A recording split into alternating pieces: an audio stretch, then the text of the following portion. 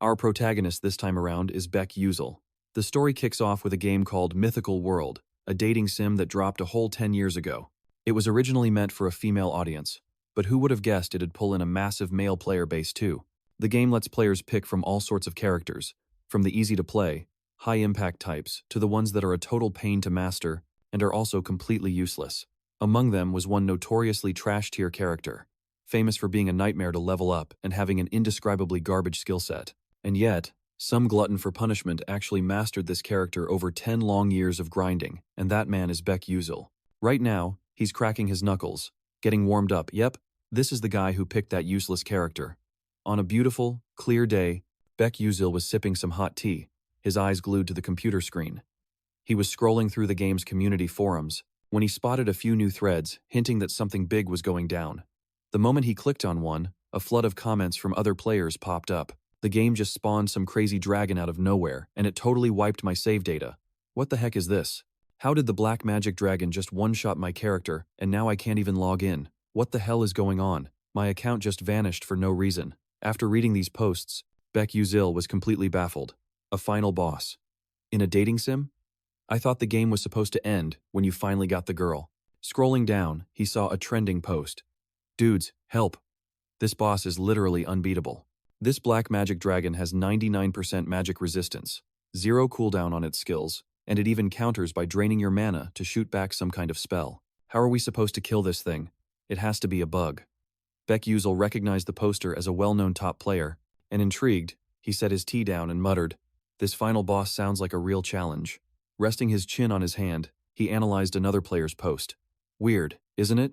A monster with complete magic immunity in a world full of mages. That makes 0 sense. Is this really a game-breaking bug? Everyone's saying their characters are getting deleted without a trace. Suddenly, a notification popped up on his screen. The Black Magic Dragon Knight of the 13th month has appeared. Beck Uzel clicked the notification and decided to brush up on the game's lore. In the world of Mythical World, there's a cult called the Black Magic Order whose goal is to help another world, called the Persona Gate, take over this one. Once they succeed, the Black Magic Dragon will emerge, and 90% of the continent will fall under the control of the Persona Gate. Reading this, Beck Uzel's jaw dropped, and he exclaimed, "I was so busy with PvP I never even bothered to read the main story. Who knew it was this insane?" He mused, "Haven't I always avoided this stuff? Maybe I should give it a shot, just for kicks." With that thought, he moved his mouse over to the status bar. "Do you wish to confront the Black Magic Dragon? Please select yes or no." Without a moment's hesitation, he chose yes. "Let me show you all what 10 years of practice looks like," Beck Uzel declared with confidence. Now, a little bit about his character. Beck Uzel is the only one in the game who can't use magic. In a game world where literally everyone is a magic user, even the most veteran players steered clear of this trash-tier character. To be blunt, he was weaker than an NPC. Still, he did have one skill, and only one. Back to the fight, the Black Magic Dragon was charging a massive fireball in its mouth. It opened its jaws wide, and launched the fireball at Beck Uzel with terrifying speed. In that hair-raising moment, he remained calm, smirked, and used his signature flash step skill. He dashed forward, landed a clean slash on the dragon's neck, and then repeated the combo. Flash, step, and flash step again. Beck Uzel's flash step skill allows him to teleport instantly anywhere from 3 to 10 meters. The catch, however, is that the destination is completely random, and poor distance control could get a player instantly deleted because of the insane speed and impact force. Plus, this skill had a completely unreasonable cooldown and mana cost, along with a 2-second immobilization penalty after using it. Anyone could learn it, but nobody ever bothered to. However, Beck Uzel was on a whole other level. He had completely mastered the flash step, with perfect control over both its direction and distance. Even more miraculously, he had negated the skill's main weakness, since it didn't cost him a single drop of mana, because his character didn't even have that stat. Unlike traditional magic, flash step was purely a movement skill. But Beck Uzel was obsessed with this character, precisely because everything came down to individual player skill. For 10 straight years, he'd only ever played this one non-magic character. And now, he charged forward, landing a long slash that tore right across the black dragon's face. With one powerful and decisive strike, he cleaved the monster in two. It was an absolutely fearsome display, standing there like a god descended from the heavens. A notification popped up. "You have defeated the final boss, the Dark Knight, 13 moons." Meanwhile, in the real world, Beck Uzel was completely stunned, muttering, "Wait, what? I just took down the Black Dragon, the final boss? I know I'm decked out in rare items from head to toe, but this is still supposed to be a trash tier character. This is insane. Man, this feeling is incredible. I gotta hop on the forums and brag to everyone about how I wrecked the Black Dragon. But before he could even post, he says you should smash that subscribe button to see what happens next. His screen was suddenly flooded with red notifications. By achieving a bugged ending, 90% of Mythic World has been destroyed. However, you are now very close to the true ending. Staring at the lines of text, Beckusel's jaw dropped as he screamed, "I'm so screwed. What is this?" Before he could even process what was happening, another notification popped up. "Please reach the true ending." In a complete panic, he screamed, "What the heck is going on?" And just like that, our protagonist mysteriously vanished from his room. When he opened his eyes, he found himself in a completely unfamiliar place. Beckusel was sprawled out on the ground. Groaning, he pushed himself up, his head absolutely spinning. Clutching his head, he mumbled, "What just happened?" A shiver ran down his spine as he looked around, and he gasped, "Where am I?" A flash of light caught his eye. He realized it was a mirror. As he walked over and looked into it, the reflection made his blood run cold.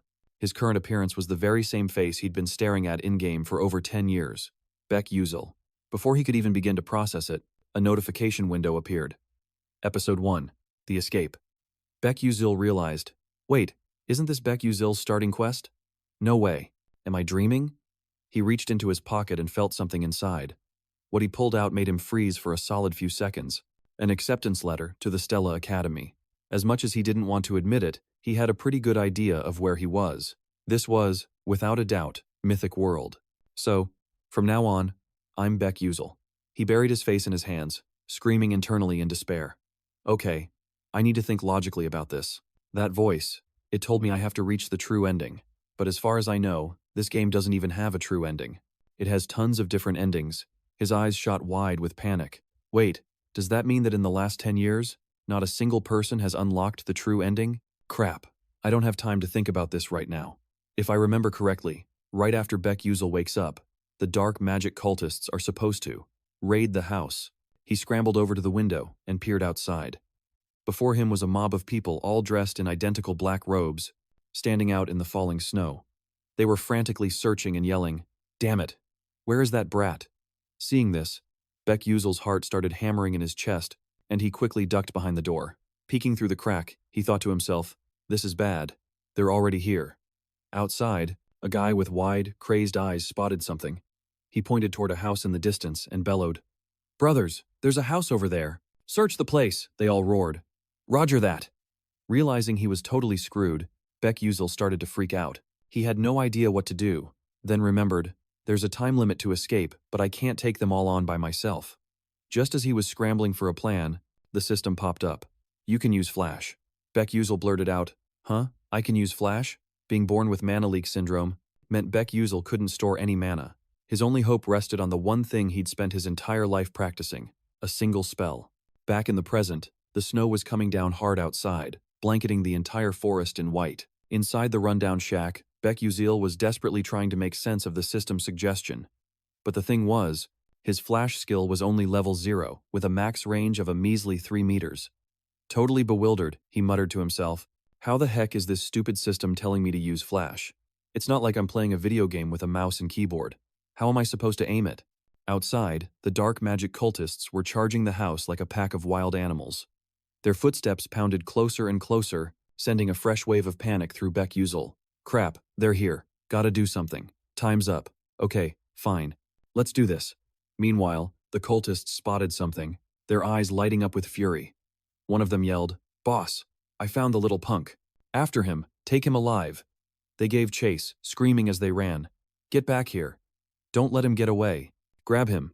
Beckusel, meanwhile, was booking it for his life. This was the tutorial's first test. Use Flash to shake the pursuers. As he sprinted, he thought, "They've got magic enchanted boots. That's why they're so fast. My only chance is to use Flash. Just stay calm. I've done this a million times. I know how to time it perfectly." The cultists were right on his tail now, roaring, "You little brat, stop running." He risked a look back and realized, oh shoot, they're way too close. But Flash had a major drawback. If you misjudged the distance, you'd slam into an obstacle and it was game over, instantly. But that's not going to happen to me, Beckusel thought as he ran. Just then, the cult leader closed in right behind him, raising his sword high. He snarled, "I'm sending you straight to the underworld. Die, you mutt." At that critical, life or death second, Beck Uzel used Flash to get away. Overjoyed, he thought, yes, it worked. The dark magic cultists just stood there, completely stunned, their jaws on the floor. What the heck was that? Flash? You're telling me that kid is a mage? Seeing his goons freaking out, the leader tried to calm them down. Don't lose your heads. Flash has a weakness. The user is paralyzed for 2 seconds right after. That's our opening. He whipped his head back towards Beck Uzel, but was completely shocked by what he saw. Wait a minute, how is that kid still moving? Meanwhile, Beck Uzel just kept sprinting, psyching himself up. He thought, gotta be careful. Even more careful now. Come on, I have to use this rough terrain to my advantage and get away. If a player can't master Flash at this stage, they're dead meat. And it was true, 99% of players who picked Beck Uzel failed the tutorial right here. The 1% who did make it through still couldn't get the hang of controlling the distance or chaining flashes together. Knowing this, Beck Uzel started spamming Flash like crazy, zipping from one spot to the next. The cultist could only stand and watch, totally dumbfounded. Whoa, he's using Flash on terrain like this? Is this kid nuts? But the leader turned to his crew and said, any of you who can use magic, step up now. We're gonna hit him from a distance. 3 of them stepped forward, looking like they were ready to kill. Noticing they'd stopped chasing him, Beck Uzel glanced back, and a new dread washed over him. Oh crap, they're gonna use ranged magic. Alright, part 2 of the noob tutorial. Use Flash to dodge the magic arrows. Are you kidding me? In the game, you've got a third-person view. You can see everything behind you, so dodging is a piece of cake. Suddenly, a system notification popped up. Skill. Mana leak syndrome has been activated. Mana leak syndrome disables your 6th sense, but massively buffs your perception speed. The moment I got the notification, I, Beck Uzel, could suddenly feel the sword/energy coming for me, without even turning around. I dodged every single attack with ease. At the same time, a massive wave of dark energy came hurtling right at me. I realized, this is it, time for the clutch flash. I barely escaped the fatal blow by a hair's breadth. An earth-shattering explosion erupted. Boom. Boom. Boom. It was like a meteor slamming into the planet. The terrifying force of the blast sent me flying, and I had to throw my hands out to brace for impact. As the smoke started to clear, the explosion had left a ridiculously huge crater. It took me a second to get my bearings, thinking, holy crap, that was a close one. I almost bought the farm, but this is no time to rest. I took off running again. All of a sudden, my eyes went wide with terror. Right in front of me was a bottomless chasm. One wrong step, and it would be game over for good. This was the third part of the tutorial. Use Flash to cross the chasm. The only way to get across, I figured, was to time my Flash perfectly. After that, I'm supposed to run into some passing mages and make a clean getaway, and that's the end of the tutorial. But to pull it off, I have to activate Flash within 0.1 seconds. If I mess it up, I'm a goner. There are 2 floating rocks, but the catch is, I've only got a 0.1 second window. Easier said than done. Seriously, what kind of psycho designed this tutorial? It's totally sadistic, but not impossible. The problem was, a shout from the cultists cut right through my thoughts. He's over there. Right ahead. They'd caught up. I glanced back, thinking, closer than I thought. They were about 100 meters away, and my Flash has a 3-second cooldown. I'm not gonna make it across in time. Only one option left. Take them all out. I ducked behind a tree, hiding myself to come up with a battle plan. This is insane, I thought. What was I thinking? Believing I could handle this right after fighting for my life? If this was a game, the system would never spawn chasers back to back like this. But this is the real world. There are no rules saying I have to follow the game's logic to the letter. Taking out one guy wouldn't even make me blink. It's not because they're my parents' enemies, like in the game's storyline. Finally, they were here. I tightened my grip on my sword, ready for a fight. A look of pure determination crossed my face. Bring it on. I'll take you all. In a flash, the cultists were on top of me. The leader, his face still beet red with rage, roared, "That's him. That damn brat. Get him." They all roared in agreement and charged forward in a fury. Every single one of them looked ready to kill. But I remained perfectly calm, completely unfazed. Seeing that I wasn't scared, one of the dark magic cultists sneered. "You think you can take us on all by yourself? What a moron. You're dead meat, kid." But I stayed laser-focused, calculating my move. I clocked the distance to my target at about 8.7 meters. Instantly, I popped my flash skill, launching myself straight at the cultist in the black cloak. The cultist didn't even have time to process what was happening before his ticket was punched. The leader standing next to him just stared, his jaw on the floor, but my face was a mask of unshakable resolve. My speed was just too fast, too overwhelming, forcing a spray of blood from the cultist's mouth that splattered all over me. Blood dripped from my fingertips, but I didn't feel an ounce of guilt. It was them or me. I had to wipe them all out if I wanted to survive. With that thought, I swung my sword, delivering the final, fatal blow, and then nailed him with a brutal kick, just to be sure. That kick looked deceptively light, but it sent the cultist flying straight back into his buddies. This, of course, just ticked them off even more. After dropping one guy, Beck Uziel immediately booked it. His flash skill was on cooldown, so he couldn't risk a direct fight. The cultist saw him bail and went ballistic, roaring, "Damn it, he's making a run for it. Don't let him get away." As Beck Uziel ran, he thought, "Okay, I got one of them, but the next time won't be so easy. What's my move? Wait a second. Why is it so quiet? Did they stop chasing me?" Just then, they appeared right in front of him. There was no time to escape, he thought. Are they seriously going to try using magic again? If I can just dodge these clowns. The leader snarled the command, "Do it!" Instantly, a dark magic spell materialized, hurtling straight for Beck Uziel. A giant bolt of fire shot towards him. He tensed up. It wasn't just one, it was countless fire arrows rushing at him. Faced with this, he had no idea how to get out of it, cursing under his breath, "Damn this freaky magic." But then he lit up. "Wait, I've got an idea." A tree branch was jutting out from a crevice in the rocks just ahead. In that split-second, life or death moment, he used flash to zip over to the branch. A terrifying explosion followed. Boom! It left a huge crater behind, with dust billowing everywhere. One of the cultists smirked smugly. Serves the little punk right. But his satisfaction was short-lived when he realized there was no body in the crater. Confused, he muttered. Where'd he disappear to? While he was still trying to process it, Beck Uziel had not only escaped their spell, but had used flash to charge straight at their boss. By the time the leader realized what was happening, Beck Uziel was right in his face. The two of them stared each other down. The ultimate flash technique requires momentum to be equal before and after use. Without a single moment of hesitation, he used flash again, landing a devastating slash on the leader. A piercing scream was the only sound that echoed through the air. The other cultists were totally stunned.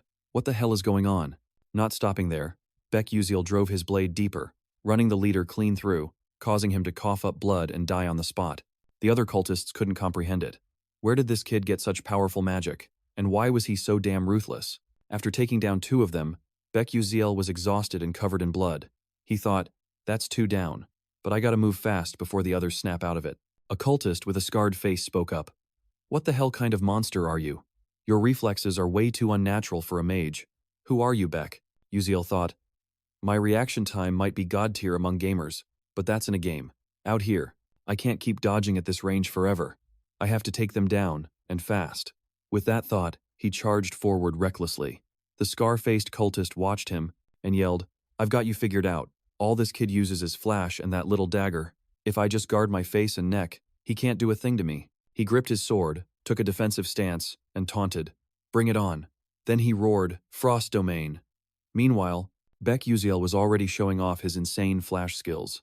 The scar-faced guy unleashed a powerful wave of magic at him, completely confident in his own strength, thinking to himself, haha, I've got you now. Let's see you squirm in pain. But his celebration was cut short. Beck Uziel flashed over to another cultist, finishing him off in an instant. The hair on the back of Scarface's neck stood on end as he trembled and panted. Damn it, a second ago you were running away like a scared rat. And now you actually dare to fight back. Drenched in blood, Beck Uziel replied coldly. Yeah, well, that was the old me. Thanks for helping me get stronger every day. Furious, Scarface shot back. You son of a dog, we were going easy on you, just die. Beck Uziel's powerful footsteps closed in on him, getting closer and closer. His face twisted with pure, murderous intent, a terrifying sight as he launched the spear straight at him. Seeing the spearhead coming, the scar-faced cultist quickly calculated. A flash step to create an opening. He's throwing the spear to bait my block, then he'll strike from behind. Heh, in your dreams. As the spear hurtled toward him, the guy casually swung his sword, cleaving it in two. With a smug smirk, he thought to himself, all right, time to turn around and end this kid. But his prediction was completely wrong. He froze, weakly muttering, huh? Before gritting his teeth, his face contorting in agony. Beck Uziel didn't attack from the rear like he'd predicted, he came straight from the front. Putting all his strength into it, he ran the cultist straight through the heart. In absolute disbelief, the scar-faced man refused to accept his defeat, letting out a weak growl. Damn it. So the kid was going for a direct attack all along. And with that, Chapter 1, Escape the Chase, was cleared. After he'd taken care of the entire group, a system notification popped up. You have acquired bonus experience and received a reward from the Constellation Project for promoting a unique narrative. Exhausted, Beck Uziel collapsed to his knees, his breath coming in ragged gasps. Asterisk huff. Huff. Asterisk. He stared at his own blood-soaked hands, then his eyes darted around the area. Just like every other protagonist who gets isekai'd, he first thought this had to be a dream. But nope, this was real. This was no dream. Beck Uziel replayed the life-or-death battle in his head. That was his first time using a flash step in this world, his first real fight, and his first time taking a life. The reality of it hit him. He had to do it to survive. After a moment, he slowly pushed himself to his feet. Brushing the dirt from his clothes, he stared down the path ahead, mumbling, "Well, since I'm stuck in this world now, I've got to get out of this place, and fast." Then, an idea popped into his head. He glanced back at the bodies of the guys he'd just dealt with. Hesitating for a second, a flicker of sadness in his eyes, he knelt down and started searching their pockets and clothes, thinking to himself, "Man, this feels kinda scummy, but I gotta be practical. I'm completely broke." After a bit of searching, he found a pouch filled with shiny gold coins. Elated, he thought, "Whoa, this looks like at least 200 gold cats, maybe more. Talk about a silver lining." But his happiness didn't last long before a new problem smacked him in the face. He looked at the path ahead, and his heart sank. A massive, bottomless chasm stretched out before him. One slip and it's game over. Standing on the literal edge of a cliff, Beck Uziel started to panic, thinking, "How in the world am I going to get across this thing?" Suddenly, a loud voice shouted from the other side, "Hello? Is anyone over there?" He looked up to see a group of people on the far side. Beck Uziel started waving his arms like a madman, shouting, "Hey, over here, I'm over here." He recognized them. They were the mages from the tutorial section. He yelled his head off. "It's me! It's me!" A voice called back from the other side. "But there's no bridge anywhere near here. Do you have a way to cross?" Beck Uziel yelled back, "Oh, really? Well, I'm on my way over." Hearing his confident reply, a girl on the other side turned to her group and said, "Let's just wait for him. He says he can make it." A skeptical-looking guy with green hair chimed in. "Crossing a chasm like this is no joke. You'd have to be at least a third-ranked knight to pull that off. You think that kid's got it in him?" The girl replied, "I honestly have no idea." And then her eyes shot wide open in astonishment. He was leaping from one rocky outcrop to the next with fluid, expert precision. The entire group just stared, holding their breath as they watched. Beck Uziel, completely focused, cleared the gaps one by one. In the blink of an eye, he was already halfway there. The onlookers, unable to believe what they were seeing, gasped, "What kind of skill is that? Is it some kind of leaping magic?" A voice cut in, explaining, "That's a flash step." The words came from a cute, blue-haired girl standing just behind them. The purple-haired girl glanced at her, then back to Beck Uziel, totally bewildered, muttering, "It's a flash step. But there's no way to control a flash step with that kind of pinpoint accuracy over direction times and times distance.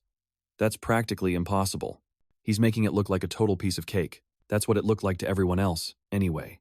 But Beck Uziel was seriously struggling. Suddenly, the purple-haired girl spotted something, her eyes widening in terror as she stammered, "Who are those two? Are they with him?" On the far side of the chasm, two figures in black cloaks were approaching the cliff's edge. While the group was still trying to figure things out, one of the figures raised a staff, which began to glow with an orange light. He took aim straight ahead, traced a sinister-looking magic circle, and then fired it directly at Beck Uziel. A shout echoed out, "Hey, watch your six!" Sensing the insane amount of power hurtling toward him, Beck Uziel cursed under his breath, "Crap, those jerks." Just as the attack was about to slam into him, he used Flash Step to warp out of the way, escaping by the skin of his teeth. A massive explosion erupted right where he'd been. Boom! Kaboom! Turning back, he saw his attackers through the clearing smoke. It was those two cloaked mercenaries from before. He thought, they respawned. This is getting way too dangerous. Flash Step has a 3-second cooldown. There's no way I can dodge all of their spells. I need to find another floating rock to jump to. His eyes shot wide with panic. Oh, you've got to be kidding me. What now? Those dark cultists weren't about to let him get away that easily. They immediately started chanting another spell, firing it right at him. Luckily, Beck managed to lean out of the way, dodging the blast. But the real trouble was just getting started. The rock beneath his feet split in two. He scrambled to keep his balance, but it was no use. He tipped backward into the open air. Even then, he refused to give up. Flailing between life and death, he thought to himself, I have to survive. I am times not times dying here, but reality was a cruel mistress. The other floating rocks were all way out of reach. He clung to a sliver of hope, praying he'd somehow land on one of them. Then, like a miracle, his eyes lit up as he spotted a rock just close enough. Lady Luck was on his side. Using Flash Step, he shot towards it, reaching out and grabbing on for dear life with both hands. He glanced back, gasping, I'm actually alive. But before he could even catch his breath, another menacing orange energy blast came flying at him. He thought, or maybe this is where I bite the dust. As it neared his feet, despair washed over him. This was it. He was a goner. But then a stream of green energy intercepted it, causing a massive explosion. K.A. boom! The force of the impact was insane, but he managed to hang on. When the dust settled, the coast was clear. Only a cloud of dust from the explosion remained. He was still alive. You really think they'd off the main character this early in the story? He wondered, stunned. What kind of spell was that? An ice lance, encased in lightning.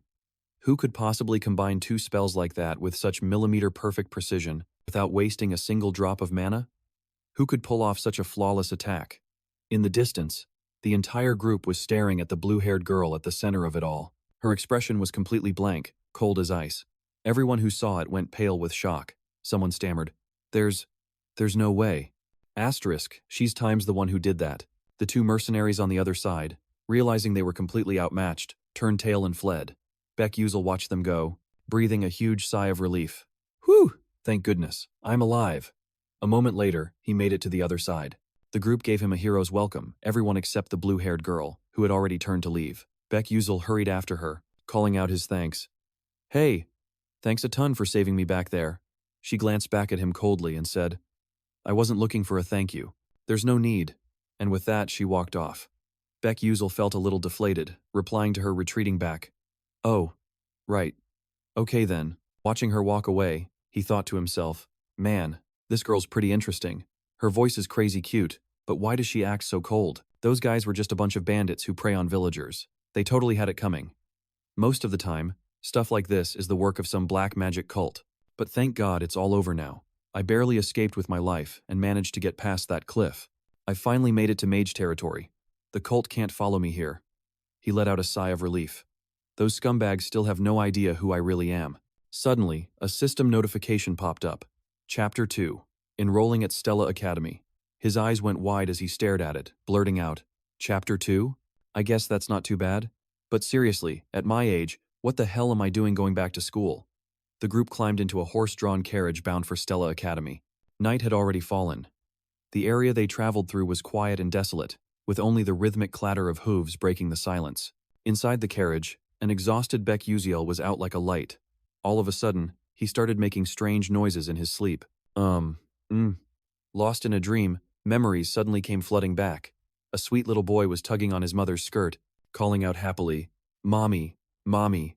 His mother smiled warmly and replied, My precious boy, when you grow up, you're going to be a great mage. I believe in you, my dearest Uziel. But according to his mother's diary, his parents had struggled immensely just to raise him. Back then, he had sworn to study hard and make them proud. Many late nights, he would fall asleep, slumped over his books, and his mother would gently drape a blanket over him.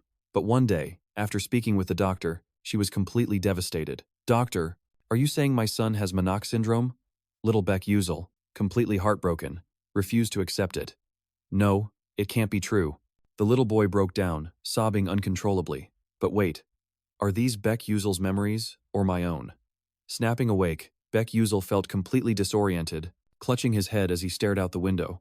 Dawn was breaking, with the sun just beginning to peek over the horizon. A fellow passenger noticed he was awake and said, Oh, you're awake.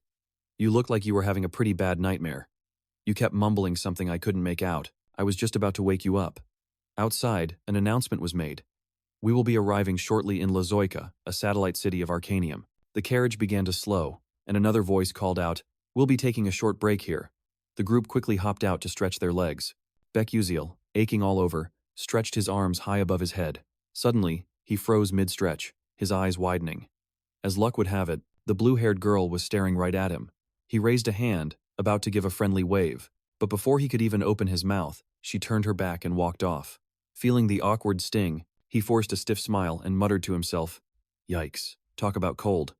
Still, all things considered, everything was going relatively smoothly. Compared to what he'd been bracing himself for, he was relieved that this world's timeline felt more modern than medieval. Sure, magic existed like something out of a myth, but in the safer cities, things like trains, airships, and even skyways had been built for long-distance travel. They'd be taking a state-of-the-art airship to get to Lazoika. Lazoika was just a stopover on the way to Arcanium. And it was in Arcanium, the city of magic, that everything would truly begin. The great magic towers, the mage conferences, and all 5 of the prestigious academies were located there. The academy boasting the most powerful mages and the most elite students was none other than Stellar Academy, a gathering place for geniuses and nobles from all over the world. However, Beck-Uziel couldn't for the life of him figure out how the guy whose body he'd taken over managed to get into such a prestigious school. Wait a minute, I haven't even checked my skills yet. He hurriedly pulled up his system menu. A status window materialized before him. Mana Leak Syndrome Level 1. Strength plus 3%. Speed plus 5%. Agility plus 10%. Sixth Sense. Consumes stamina. The power to sense mana within a 12-meter radius. Acceleration Wave. Staring at his status window, he was seriously grateful for the skills this Beck-Uziel guy had. Sixth Sense and Acceleration Wave. If it weren't for these two, I would have been toast in this game ages ago. Man, what a cursed body. He couldn't store mana. Mana Leakage Syndrome was Beck-Uziel's congenital curse. The silver lining, though, was that it let him perceive mana with his sixth sense, allowing him to feel attacks without even seeing them. Acceleration Wave, on the other hand, let him perceive the world as if time itself was slowing down, which gave him reaction speeds far beyond any normal person. These skills were absolutely vital for Beck-Uziel, since he was completely cut off from using mana, but everything had a downside. Overusing Sixth Sense would chip away at his mental fortitude, potentially leading to some seriously nasty side effects. He scrolled down to Beck-Uziel's stat sheet. Stats: Strength, 1 star, 59%. Agility, 1 star, 97%. Speed, 1 star, 81%. Balance, 1 star, 51%. Stamina, 0 stars, 97%. Mental power, 1 star, 43%. Remaining mana, 0. Skill, Lightning Flash, Level 0. Trait, Mana Leakage Syndrome, Level 1. After looking it all over, he thought, these starting stats aren't half bad. The original Beck-Uziel's agility was garbage, but in my hands, it's a whole different story. I've got to focus on leveling this up. In this game world, skill and stat levels were ranked by tiers and stars. The absolute max for any stat was 9 stars, but that was a god tier level that was practically unreachable. I grinded for over 10 years and only ever managed to hit 8 stars in balance and agility. I should pump everything into agility to max out my sixth sense and reaction time. As for balance and flexibility, I can train those up the old-fashioned way. The real issue right now is this mana leakage syndrome. If I don't find a way to overcome it, I'm not going to last long. I need to level it up to achieve the arcane true body state, and Stella Academy is the only place I can learn to get this syndrome under control. I have no other choice if I want to stop this world's impending doom and cure my own chronic condition. He sighed, feeling helpless. Ugh, I really don't want to go to that place. Somebody, please get me out of this mess. Suddenly, the system pinged. You have several unread notifications. He jumped, blurting out, "Oh, right, I haven't even checked those yet."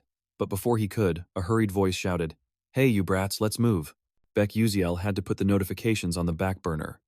The green-haired girl was still watching him, her expression as cold and silent as ever. Hovering before them was a massive, futuristic airship, and everyone on board was buzzing with excitement and anticipation. An announcement crackled over the intercom. "Attention, passengers. We are now approaching Arcanium. Please remain in your seats." Someone suddenly noticed him, letting out a gasp of surprise that quickly turned into a sneer. "Yo, check that guy out." Gawking with his mouth wide open like a little kid. Must be his first time on an airship, huh? All eyes immediately swiveled to Beck-Uziel. He was just looking around, taking in all the unfamiliar sights. They kept going, "Seriously, who is that country bumpkin? He looks like some hick who's never seen a city before." Tesk, I can't believe Stella Academy actually let a piece of trash like him in. Beck-Uziel heard every word they were whispering about him. He shot them a quick glance, but then just ignored their taunts, letting out a sigh before turning away. His complete lack of a reaction seemed to stun the loudmouth. Beck-Uziel thought, They're just a bunch of punk kids. Besides, I'm an adult. It's not worth my time to argue with them. His dismissive attitude totally humiliated the young noble, who screeched, "Hey, you! You dare look at us like that? You got a death wish or something?" Scowling and grinding his teeth, he snarled, "You worthless nobody, get back here." Just then, a soft voice cut in. "Excuse me, what's all this commotion about?" The noble flinched, whipping his head around toward the source of the voice. His eyes went wide with astonishment. Standing a short distance away was a girl with long, flowing hair. Trembling, he stammered, Princess. Princess Bayern." Beck Uziel turned around too, the name Bayern catching his attention, and he followed the noble's gaze. Before them stood a drop-dead gorgeous princess with an Ice Queen vibe. This was none other than Princess Bayern Adalabet of the Adalabet Kingdom. Without a single word, she glided past the group. As she approached the noble dude, he flashed a warm smile, placing a hand over his heart to offer a polite, "Your Highness." But before he could even finish, her frosty glare shut him up completely, and she just kept walking without a second glance. Totally embarrassed, the guy was left frozen in place. She strode inside, leaving everyone behind looking completely stunned and killing the whole vibe. As she swept past Beck Uziel, it hit him she was the story's main villainess. Bayan was a pivotal character in the game. She and the main heroine were always clashing, but her story always ended in death. In most of the routes, she either met a super tragic end or was forced to off herself after being shunned by the entire academy. She had to suffer the absolute worst public humiliations. It was like the game devs had a personal vendetta against her and just wanted to make her suffer. He mused to himself, "I heard she's actually super popular with the players though. She's a total knockout, but man, she's cold as ice. I feel like if I even tried to talk to her, she'd just erase me from existence." Just then, his stomach let out a massive growl. Rubbing his belly, he decided to deal with his hunger first. At a food stall on the second deck, he spotted some seriously delicious-looking pastries. He picked one out, but his face went pale when he saw the price. Why is this thing so freaking expensive? Still, he ate it to stave off the hunger. After finishing, Beck Uziel stepped back out, looking completely bewildered. "Geez, is all the food at Arcanium this pricey? I'm so screwed." Suddenly, an announcement came over the loudspeaker. "Attention, all passengers. We will be arriving at Arcanium in 10 minutes. Please make your way to the main deck." The announcement repeated, "We will be arriving at Arcanium in 10 minutes. Please make your way to the main deck. Thank you." Hearing that, Beck Uziel grinned to himself. It's finally starting. This is my reality now. Hyped up, he shouted. "Let's get this party started." And just like that, the group arrived at Stella Academy. Surrounded by a sea of unfamiliar faces, Beck Uziel felt totally out of place. He took a deep breath. Well, at least I've dealt with the immediate problem. The black magic cult can't follow me here. But the real question is, can I even survive in a place like this? Surviving in this world is no walk in the park. Man, I wish I had something useful for this situation. An idea suddenly sparked in his mind. I still haven't checked my system notifications. He pulled up the system interface, and a message popped up. The Constellation Project has granted you a special reward. Choose one. Option 1. A weapon you used in the game, but at a lower grade. Option 2. A skill you possessed in the game, but nerfed. Option 3. Experience points. Staring at the status window, he mumbled, "Huh? I guess this system isn't a total jerk after all, but which one should I pick? What about the Twin Thunder reflection mirror?" As if it could read his thoughts, the system responded. Based on analysis, that equipment is too high tier and would be significantly downgraded. He then asked, "Okay, what about Super Flash?" The system replied, "Based on analysis, that skill is an upgraded version of Flash and cannot be granted to you. However, you may use this reward to enhance your existing Flash skill." Stunned, he cursed under his breath. This freaking system is totally trying to corner me. Sensing his frustration, the system elaborated. Due to insufficient narrative energy, we are unable to fully materialize said items. Huh? Say what now? He asked, completely lost. The system went on. Narrative energy influences the story's progression. You can accumulate it by discovering hidden plot lines. As a newcomer, you cannot possess items that are too overpowered. He waited for more, but that was it. He asked, "Okay, then what about the crest glass?" The system replied, "Based on analysis, that item can be provided. I'll take it." The moment he made his choice, the system tossed him a pair of insignia glasses.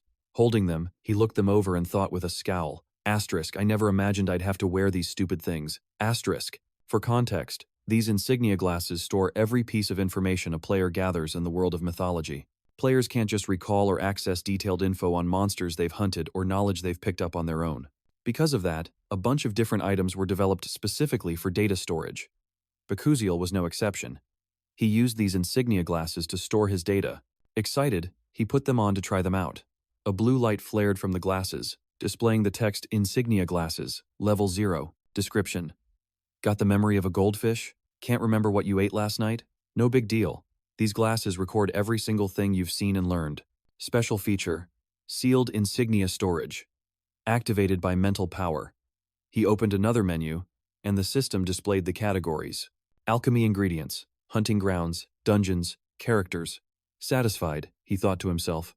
This place feels so real, so I'm not totally sure what I can do with this system, but with these glasses, I can probably get back half the power I used to have. Suddenly, whispers erupted from behind him. Hey, isn't that Ezel Moth? Oh, you mean the eldest daughter of that traitor Moth Dutch? How dare she show her face here? Shh, keep your voice down. She'll hear you. Hearing a familiar name from the main plot, Bakuziel became curious. Ezel Moth. Oh, right. The insignia glasses let me register or check character information. Asterisk. Let's see here. An info panel popped up. Name: Ezel Moth. Description: the fake female lead, an ice and lightning mage, with a weird habit of drinking pickle juice before eating pizza. Eldest daughter of Moth Dutch. Her father's death led to the family's downfall. Fate, destined to be written out of the story. Reading this, he thought, so, she's the decoy protagonist.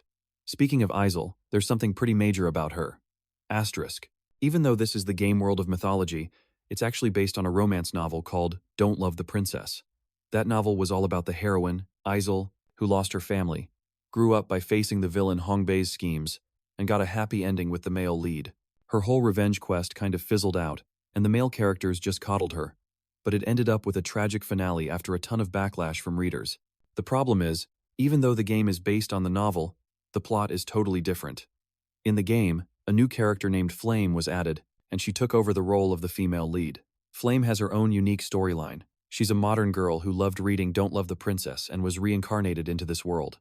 So, unlike in the novel, Ezel is the fake heroine, and Flame is the real one. No matter how hard players try, Ezel can't survive in any of the story routes.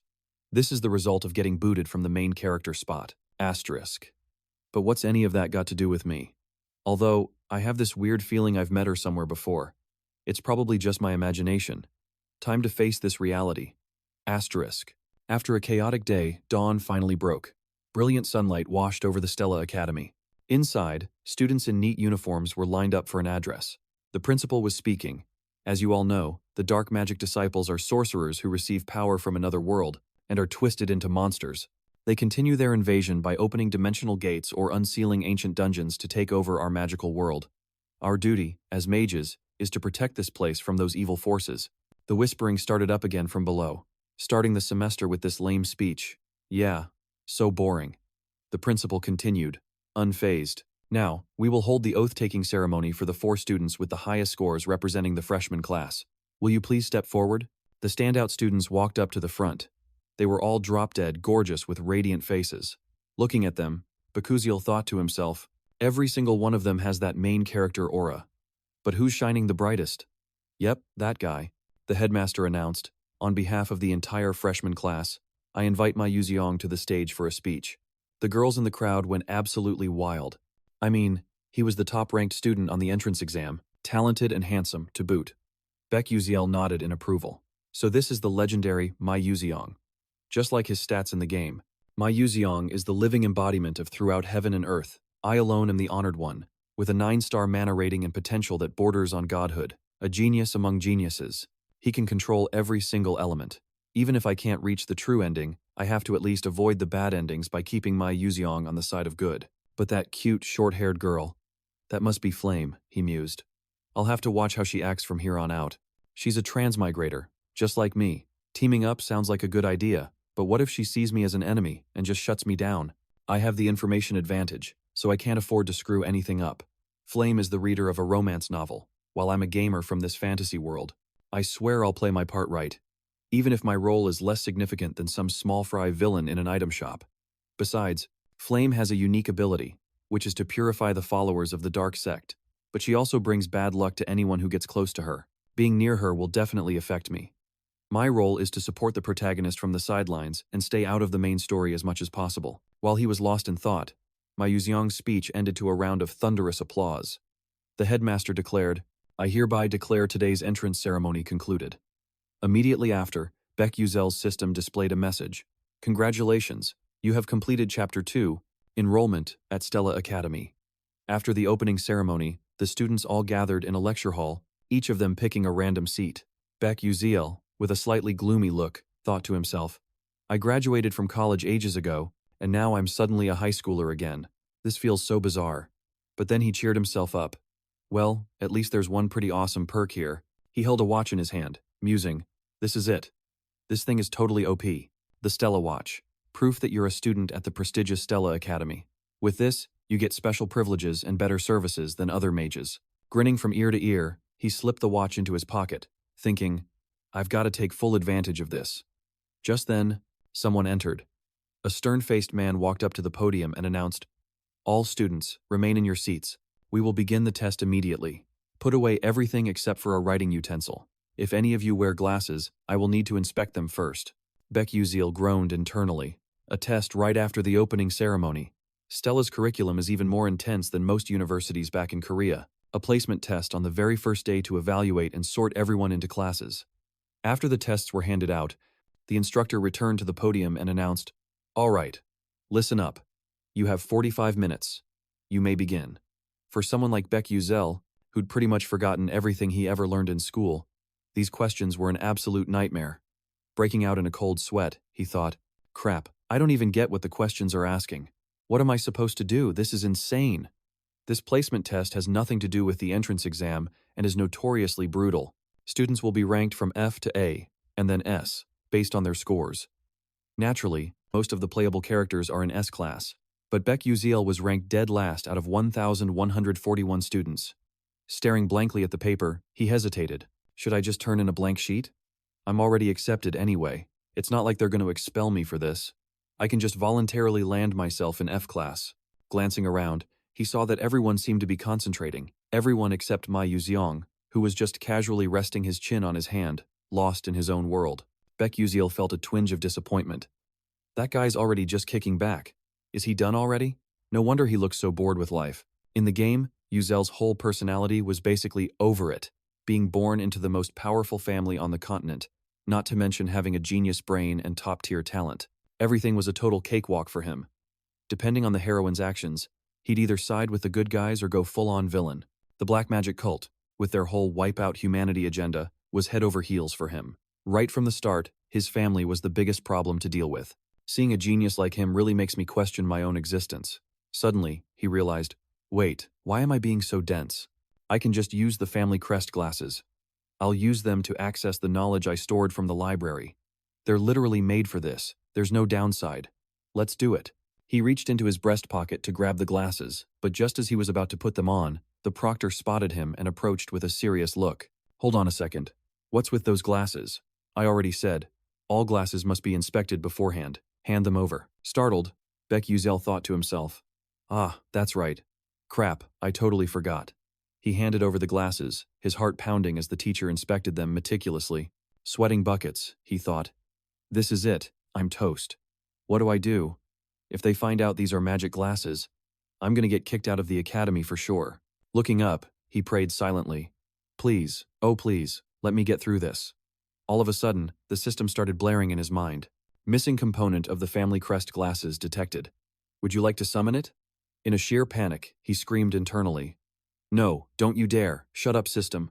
The proctor used magic to inspect the glasses, but finding nothing, he handed them back and said, no mana detected.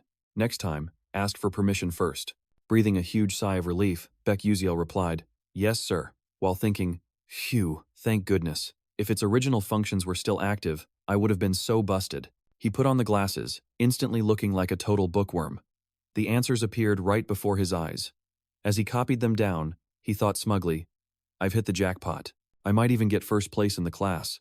At this rate, I'll get out of the dead-end F rank. I could even shoot straight up to the A rank. While he was busy copying, the teacher announced, time's up, pencils down everyone, and submit your tests. The proctor used magic to collect the papers, giving no one a chance to write a single extra word. Watching the test papers fly toward the teacher, Beck Uziel groaned. Huh? But I only answered, like, 3 questions. The teacher glanced through the stack of tests, his eyes suddenly widening in shock. Utterly dejected, Beck Uziel thought. And here I thought I was finally escaping the F rank. I guess I was getting way ahead of myself. Just as he took off his glasses, he heard the teacher notice something and then shout, "You there, hand over those glasses now." Beck Uziel froze, stammering, Yes sir?" The teacher stared intently at the glasses, muttering, "This is strange, it can't be." Turning to him, he ordered, "Get Dr. Gran in here." Beck Uziel replied, "Yes sir." But inside he was freaking out. What is this guy's problem? I was so careful not to raise any suspicion. Don't tell me I got caught anyway? A little later, in the professor's office, the teacher's urgent voice rang out, "Dr. Gran, what do you make of this?" Dr. Gran, a professor of magical engineering, held the glasses and replied, "The fact that this boy was able to answer this question is highly suspicious." The teacher pressed, "So he cheated, right?" Dr. Gran said, "Cheated? No. I detect no magical energy from the glasses or any other item. He completed this on his own." Beck Uziel immediately put on his most innocent face. Dr. Gran chuckled and clapped him on the shoulder. "Ha, how fascinating. I've never seen anything like it in all my years. Professor Lee Hanwal, you owe this student an apology and some proper guidance." Blushing, Professor Lee Hanwal said, "Yes, sir." Turning to Beck Uziel, he added, "I misunderstood you. I apologize." Beck Uziel grinned from ear to ear, while thinking, "Oh, I totally cheated. But if these glasses still had their original functions, I'd have been seriously screwed." He replied, "It's no problem at all, sir." A while later, in Professor Lee Hanwal's office, the teachers were grading the exams. When he got to a certain paper, Professor Lee Hanwal suddenly froze, stared in disbelief. A voice cut in. "Well, Professor Lee Hanwal, are these the entrance exams for the new students?" He responded, "That's right." The woman, Professor Edel Thyman, a member of the Council of Elders, chimed in cheerfully, "I hear we've got a ton of exceptional students this year." Lee Hanwal agreed, "You're not wrong. We've got prodigies from the most prestigious fire magic family, Princess Hong Bayan from the Adalabit's Fire Kingdom, Jeremy Selvin of the Scalvan Empire, who totally smoked his siblings in the battle for the throne at just 12 years old with his insane magic skills, and even War Yang, the heir to the greatest magic tower in the world, the Full Moon Tower." Edel Thyman nodded. Crafting a test for a class this stacked with elites must have been a real headache. "This year is going to be wild." Lee Hanwal responded, "I'm glad you see it that way. And you're right, this year's exam is totally different. The first 3 questions are brutal brain teasers designed to test their wits. If a student can't solve them, do they just give up? And second, how do they handle problems that you can't just find in a textbook? The days of just memorizing spells are long gone. It's all about quick thinking and creativity now. But honestly, those questions weren't really about finding the right answer. Over 1,000 of the 1,141 students left that section blank. The other 100 who tried all got it wrong. Only 3 freshmen nailed it. Ma Yuzu Xiang, a once-in-a-century prodigy from some unknown family, Flame, a commoner handpicked by the headmaster himself, with talent that nearly rivals Ma Yuzu Xiang's, and Beck Uziel, a total nobody. It's no surprise about Ma Yuzu Xiang and Flame, they're certified geniuses. But Beck Uziel's entrance scores were rock bottom. And yet, he managed to solve all 3 of those brainbusters while leaving the entire rest of the exam blank. A nearby professor noticed Lee Hanwal's troubled expression and asked, "Is something the matter?" Still stewing over the students' scores, Lee Hanwal answered, "Well, I just can't make heads or tails of a few of these results," Edel Thyman said. "That's to be expected. Formulas can't solve everything. It makes sense that most kids wouldn't get it. But do you think this boy is some kind of genius?" Lee Hanwal asked. She replied nonchalantly, "Probably just a lucky fluke." And with that, she walked off, leaving Lee Hanwal completely baffled. He sighed, pulling up Beck Uziel's file, and found a single note. "Admitted on special recommendation for exceptional control of blink magic." Reading this, Lee Hanwal had no choice but to accept it, thinking to himself, "Handpicked by the headmaster, huh? Using blink for combat magic. That's interesting. I guess we'll find out soon enough if it was just a fluke or if this kid is actually the real deal." Once the results were in, the academy began posting class assignments. Everyone scrambled to see where they'd been placed. A buzz went through the crowd. "The lists are up. I'm so nervous I could puke. My mom literally told me, don't even think about showing your face at home if you're not in Class A." Beck Uziel trailed behind them, thinking, "This is ridiculous. Who even checks a physical bulletin board anymore? Back in my day, All it took was a single click. At the bulletin board, some kid in a blue uniform was staring at him like he was a zoo animal. The whispers started up. Hey, isn't that Beck Uzel? I heard he got a 0 on the practical magic exam. You're kidding. How did a total dud like that even get into Stella? Did they lower the standards or something? Beck Uziel tuned out the gossip. His only goal was finding his class assignment. Nothing else mattered. As he pushed his way closer to the board, he scanned the lists, a knot of panic forming in his stomach. Where's my name? In total shock, he thought. Don't tell me I failed just because I only answered 3 questions? No way. I'm so screwed. The crowd kept murmuring. That Beck Uziel name has to be a mistake. Uslak from House Marquis, and even that guy from the Balin family who ranked 29th, made it into Class A. Even Kyle, who aced the theory section and ranked 17th, is only in Class A. So why is anyone even wasting their breath talking about that guy? Beck Uziel's curiosity got the better of him. What are they all looking at? Might as well go see. It's not like I can fail any harder. He started walking toward the commotion, then froze in his tracks, his eyes bugging out of his head. What the? My name's up there. No freaking way. Is this a typo? What the heck is going on? It was the most prestigious placement of all. Class S. This is where the 41 most elite students of Stella gather, a class in a league of its own. He mumbled, rubbing his head. Class S. Huh? I really hope there's been some kind of mistake. This is insane. Now I'm going to be running into the main characters from the game all the time. Getting tangled up with them is a death sentence. Can't be helped now. I guess I'll just have to fly under the radar. There's got to be a way. Outside the academy, everything seemed peaceful and quiet. But in a hidden corner, a woman furiously landed a sharp slap across Princess Byron's face. The woman scowled, shouting, You got all 3 questions wrong. Even the princess from the Fallen Lands got 2 of them right. This woman was Professor Hong Wai, a fire-type mage and also Byron's mother. She continued, You can't even answer questions that vermin could solve. That means you're worse than vermin. Byron, reflect on your pathetic self. Do you understand? The girl replied weakly, Yes, mother. Still seething, her mother shot her a sharp glare, then sighed, her voice catching.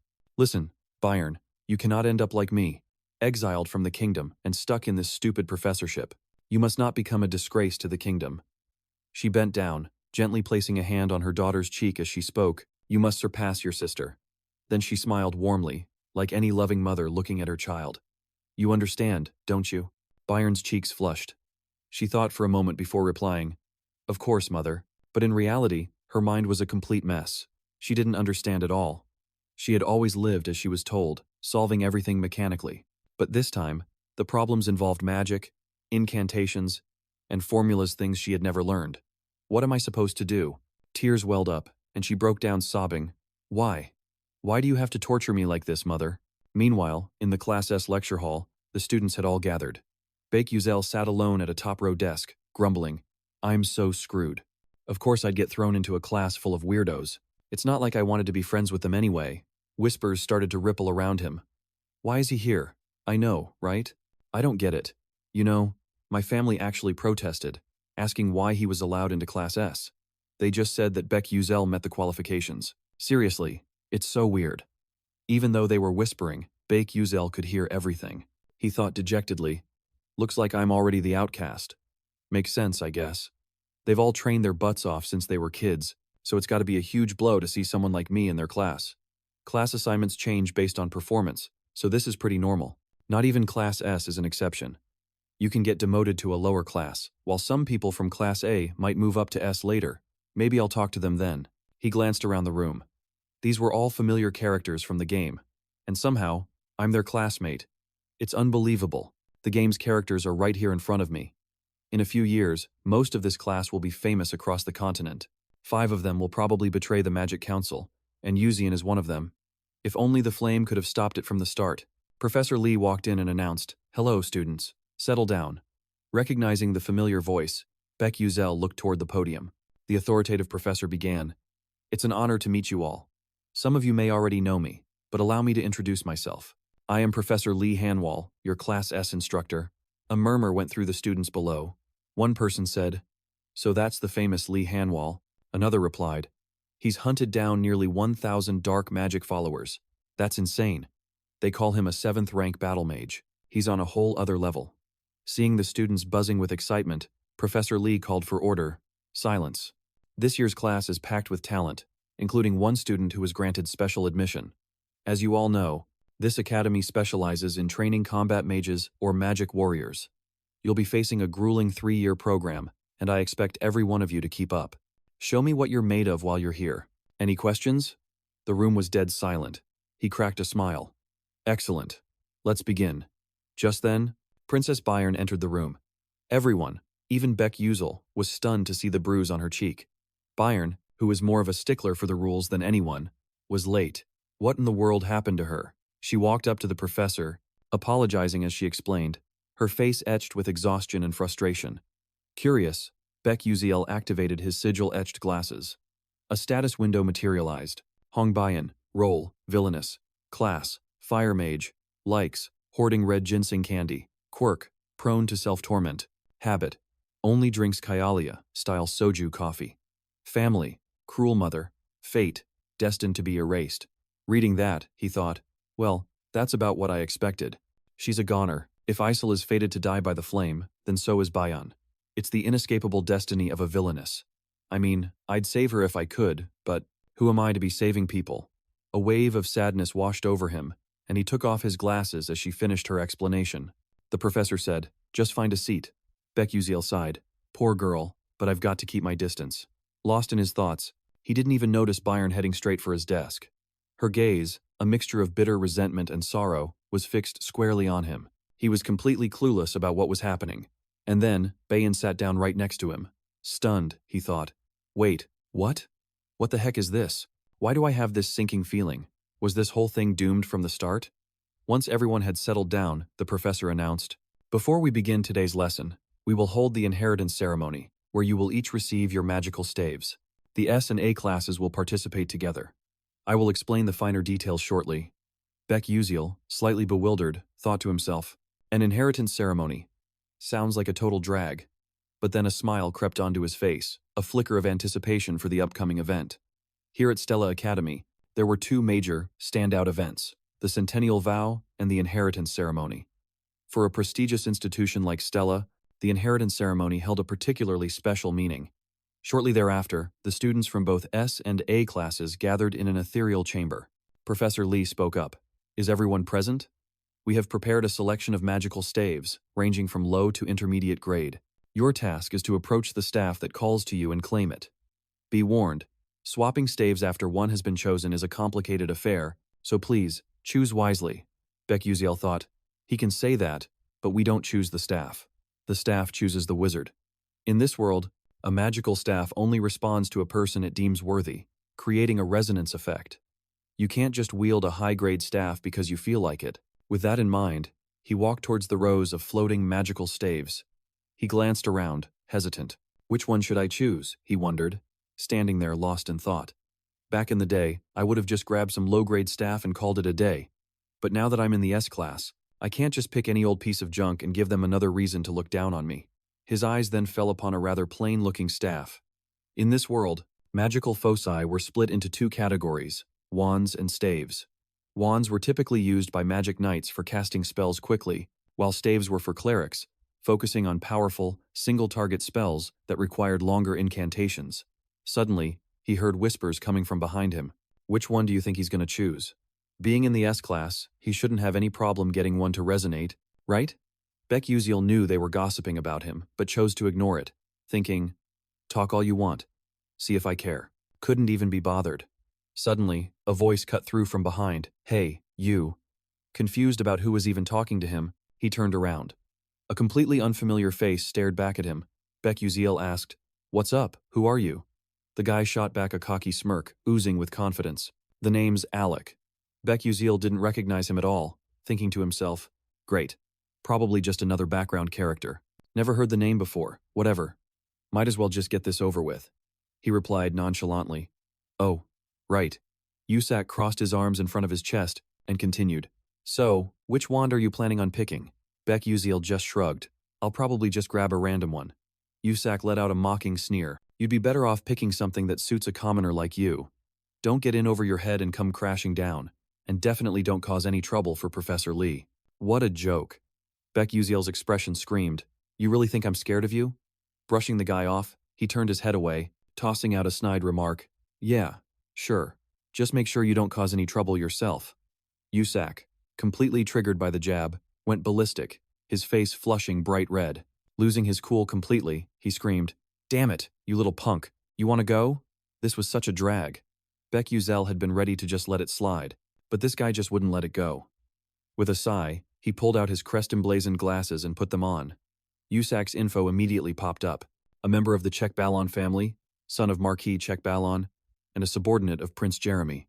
Dissatisfaction level, 3. Taking off the glasses, Beck Uziel thought with disappointment. Is that all? How mediocre. Glancing at Yusak, he sighed. Is there anything special about this guy at all?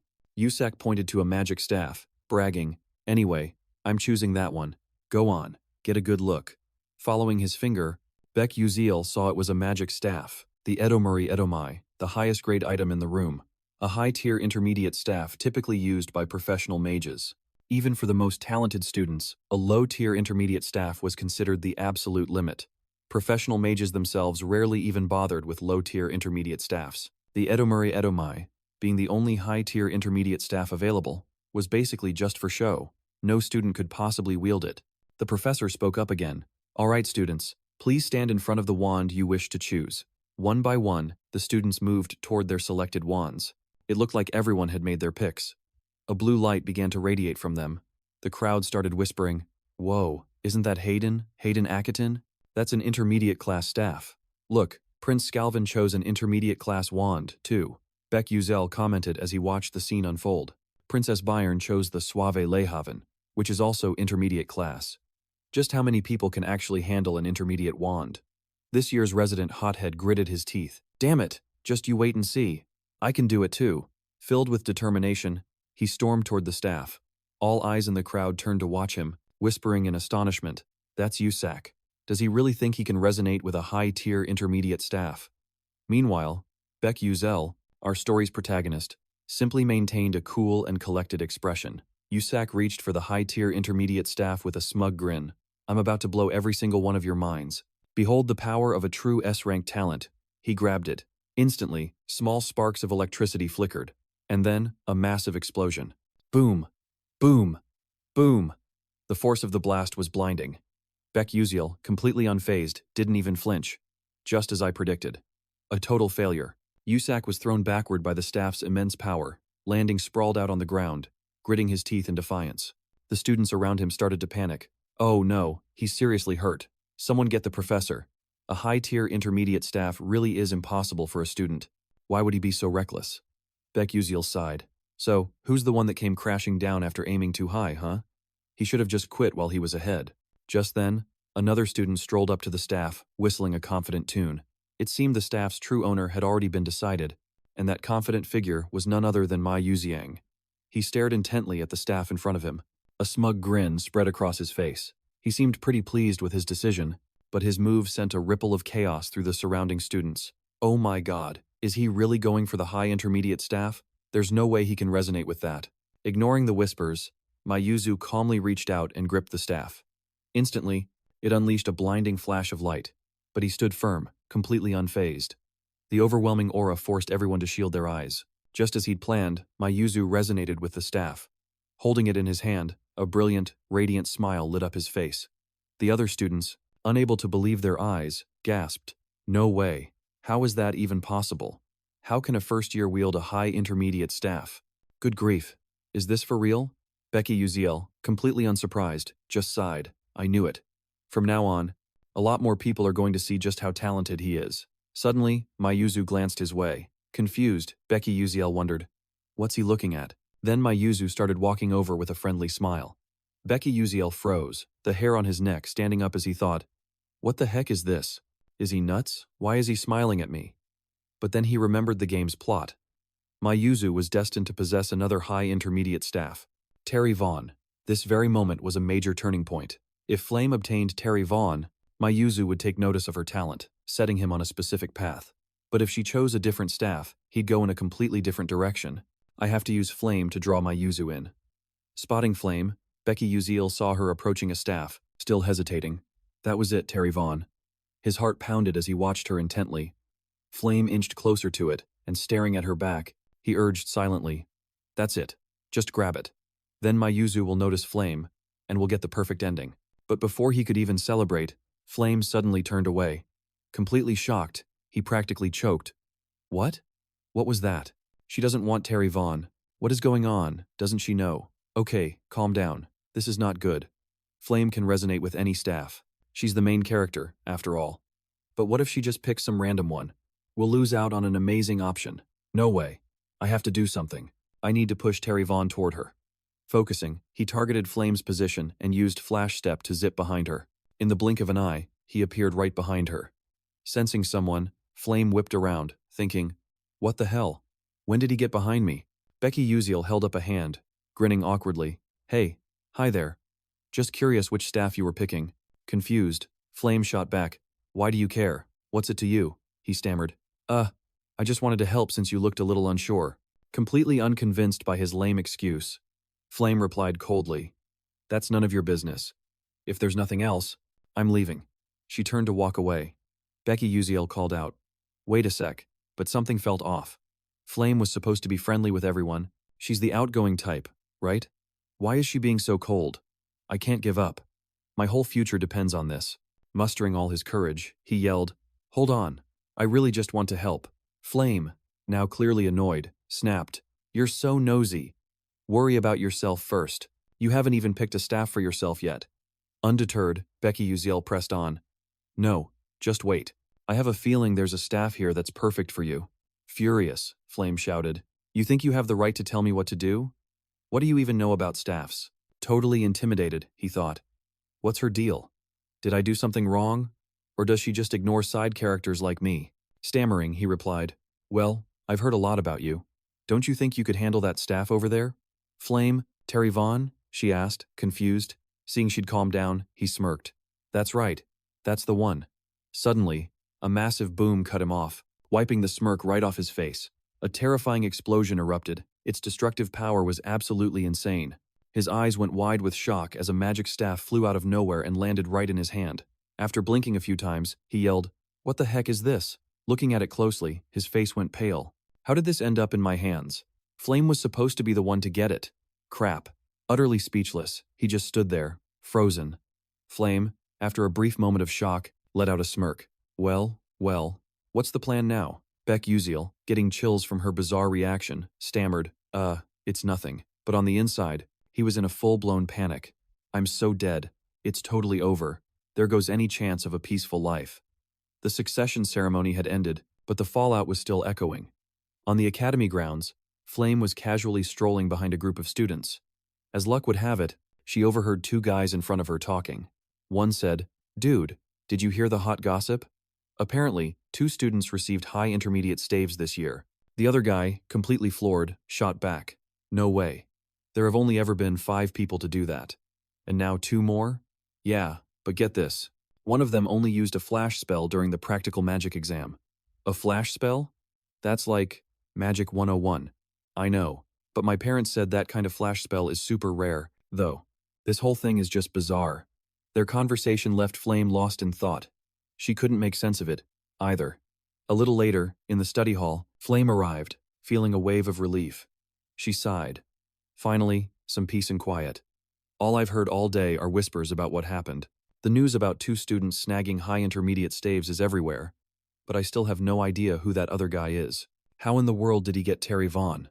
I read the original novel 3 times before I got transported here, and the name Beck Uziel never once showed up. They say no one is supposed to be able to wield Terry Vaughn, yet he resonated with it like it was nothing. No, he must have just been putting on a show for me. Whatever. Overthinking it is pointless. Suddenly, a voice called out, Flame, you here to study too? She turned around, a bright smile spreading across her face. You guys think I'm some kind of bookworm? Her blonde friend teased. Nah, but you're always complaining you're bored right before you bury your face in a book. Flame, blushing furiously, said, Hey, that is so not true. Another friend chimed in. By the way, why do you always call us you guys like that? We're all the same age, right? Flame quickly cooked up an excuse. Oh, it's just a habit. Back home, everyone always said I was an old soul. Haha. But the truth was, she knew she was living inside a novel. How could she possibly act her age? Another voice piped up. Studying all by yourself today? It was a cute girl with red hair. Flame thought to herself, Oh, that's Jackie, right? Her fashion sense is totally on my level. She replied, Nah, I'm actually heading to a meeting. Gotta run. Cool, let's grab a drink next time. Flame waved. Later. The second she turned away, her cheerful expression vanished, replaced by her usual cool demeanor. She mused to herself. It's exhausting being an adult pretending to be a student. Lost in her thoughts, she didn't see the person right in front of her and slammed right into them. Oof, she yelped, rubbing her head. A warm voice called her name. Flame? Startled, she looked up. Hey, Riang, it's you, he asked. Are you all right? What were you so deep in thought about that you weren't watching where you were going? Flame replied, I'm fine. He studied her for a moment, then said, You don't look fine. Is something wrong? His genuine concern made her eyes sparkle. He's actually worried about me. Blushing, she insisted, No, I'm okay, really. He changed the subject. All right, well, that's good. Are you here to study? She nodded. Heading to the S-class training hall again? He grinned. Gotta practice every day. Can't afford to slack off. You're so dedicated, she teased. Don't say it like that, he laughed. Oh, really? They fell into some playful cat and mouse banter. Anyway, hey, Riang gave her a warm smile and a wave. I gotta get going. I'll see you later. He grinned and walked off, leaving Flame standing there completely dumbfounded. She had been totally expecting a romantic moment, but nothing happened at all. Disappointed, she muttered. What a total bore. Suddenly, she froze in her tracks, spotting a purple-haired girl peeking out from behind a door.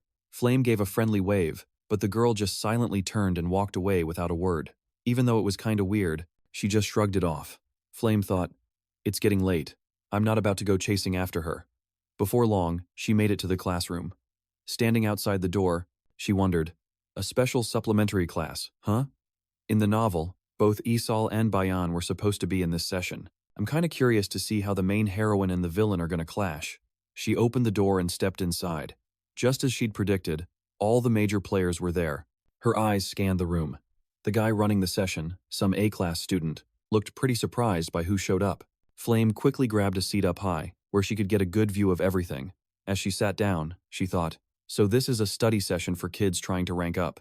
No wonder so many of the school's big shots are here. Her gaze landed on Ma Yuzhuang and Baek Yuziel, talking and laughing together, which totally blew her mind. In this world, Ma Yuzhuang was actually interested in a nobody like Baek Yuziel. Flame thought, There's no way this is just a coincidence. The fact that Baek Yuziel didn't answer a single question, except for those 3 hell-level problems, makes no sense. Maybe he knew from the very beginning that solving them would be a one-way ticket to S-class. If Baek Yuziel really can see the future, then what he did back then is actually pretty terrifying. Meanwhile, Baek Yuziel let out a tired sigh, thinking to himself, I wish someone would just drag this guy away from me. Ma Yuzhuang, on the other hand, was grinning from ear to ear. He looked at Yuziel and asked, Hey Yuziel, what are you doing here? A guy with your skills doesn't need a class like this. You got some secret reason for being here? The main character forced a laugh and said, Haha, no reason at all. Seriously, just thought it looked interesting and decided to check it out. But inside, he was a total mess. He was forced to be here. Which moron said my scores sucked anyway? He thought, staring at the other guy in complete confusion. Why is this dude so obsessed with me? A voice suddenly cut through the chatter. All right, let's have some order. Everyone, please stop the side conversations. Today, we're going to review the problems from the recent ranking exam. As you all know, this test was incredibly difficult. So difficult, in fact, that even the upperclassmen have dubbed 3 of the questions the hell-level riddles. I'll be breaking them down for you slowly. The speaker, a guy named Kai, was secretly sweating. He couldn't figure out why so many of the school's heavy hitters were in his study session. His whole plan was just to boost his own rep by helping out a few of the struggling students. Suddenly, an idea sparked in Kai's mind. He shot a look over at Baek Yuziel and thought, No, this is my chance. I heard Baek Yuziel scored the lowest on the entrance exam. If I can prove I'm way smarter than him, my reputation will be set, he thought with a smirk. All right, everyone, listen up. I'm going to walk you through the first problem. Writing on the board, he explained, This is actually a trick question. It's intentionally designed to lead you into a dead end. First, what you need to do is this. The students below listened intently, furiously scribbling down notes. Ma Yuzhuang glanced over at Yuziel, who seemed to be spacing out, and asked, So, what do you think? Is his explanation on the right track? Caught off guard? Yuziel looked up. Ma Yuzhuang was grinning like a Cheshire cat, eagerly waiting for his answer.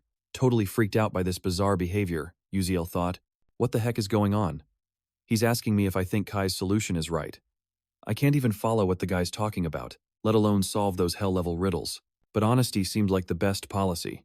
He replied, no. I have no idea. His words immediately sparked a wave of whispers from the students sitting nearby. What? Beck Uziel? Is he saying Kai is wrong? It seemed like a few people were intentionally twisting his words to make him look bad, since they all knew he'd bombed the entrance exam. Kai, who was still writing on the board, heard the commotion and stopped. His face twisted in annoyance as he clenched his jaw. Uziel sensed something was off and glanced around. Huh? What's happening? Why is everyone staring at me like that? Kai stopped writing, snapped the chalk in two, and said, That's right, my solution was wrong. Uziel was floored. What the heck is going on? Kai flashed a smug grin, adding, So, Beck Uziel, why don't you come up here and give it a shot? The hairs on the back of Uziel's neck stood on end. He panicked. What is this dude even talking about? Then he caught Miyuzong's encouraging smile, which seemed to say, You got this, go on. And then it clicked. Kai and the others were setting him up. Pulling himself together, Uziel strode up to the front of the class, thinking, All right, if you think you're going to embarrass me, you've got another thing coming. I'm about to blow every single one of your minds. Every eye in the room was locked on him. Standing at the board, he pulled something out and reviewed Kai's work. It was his pair of crest glasses. He thought back to those infernal riddles, or more accurately, those ridiculous word puzzles. A question like this was practically a gift for a mage. Oh, Mother Earth, weep your tears. Double the dust particles from the start. Why? The answer was simple. The dust is crying. It's just a state of division. Uziel rubbed his temples. What kind of lunatic comes up with this crap?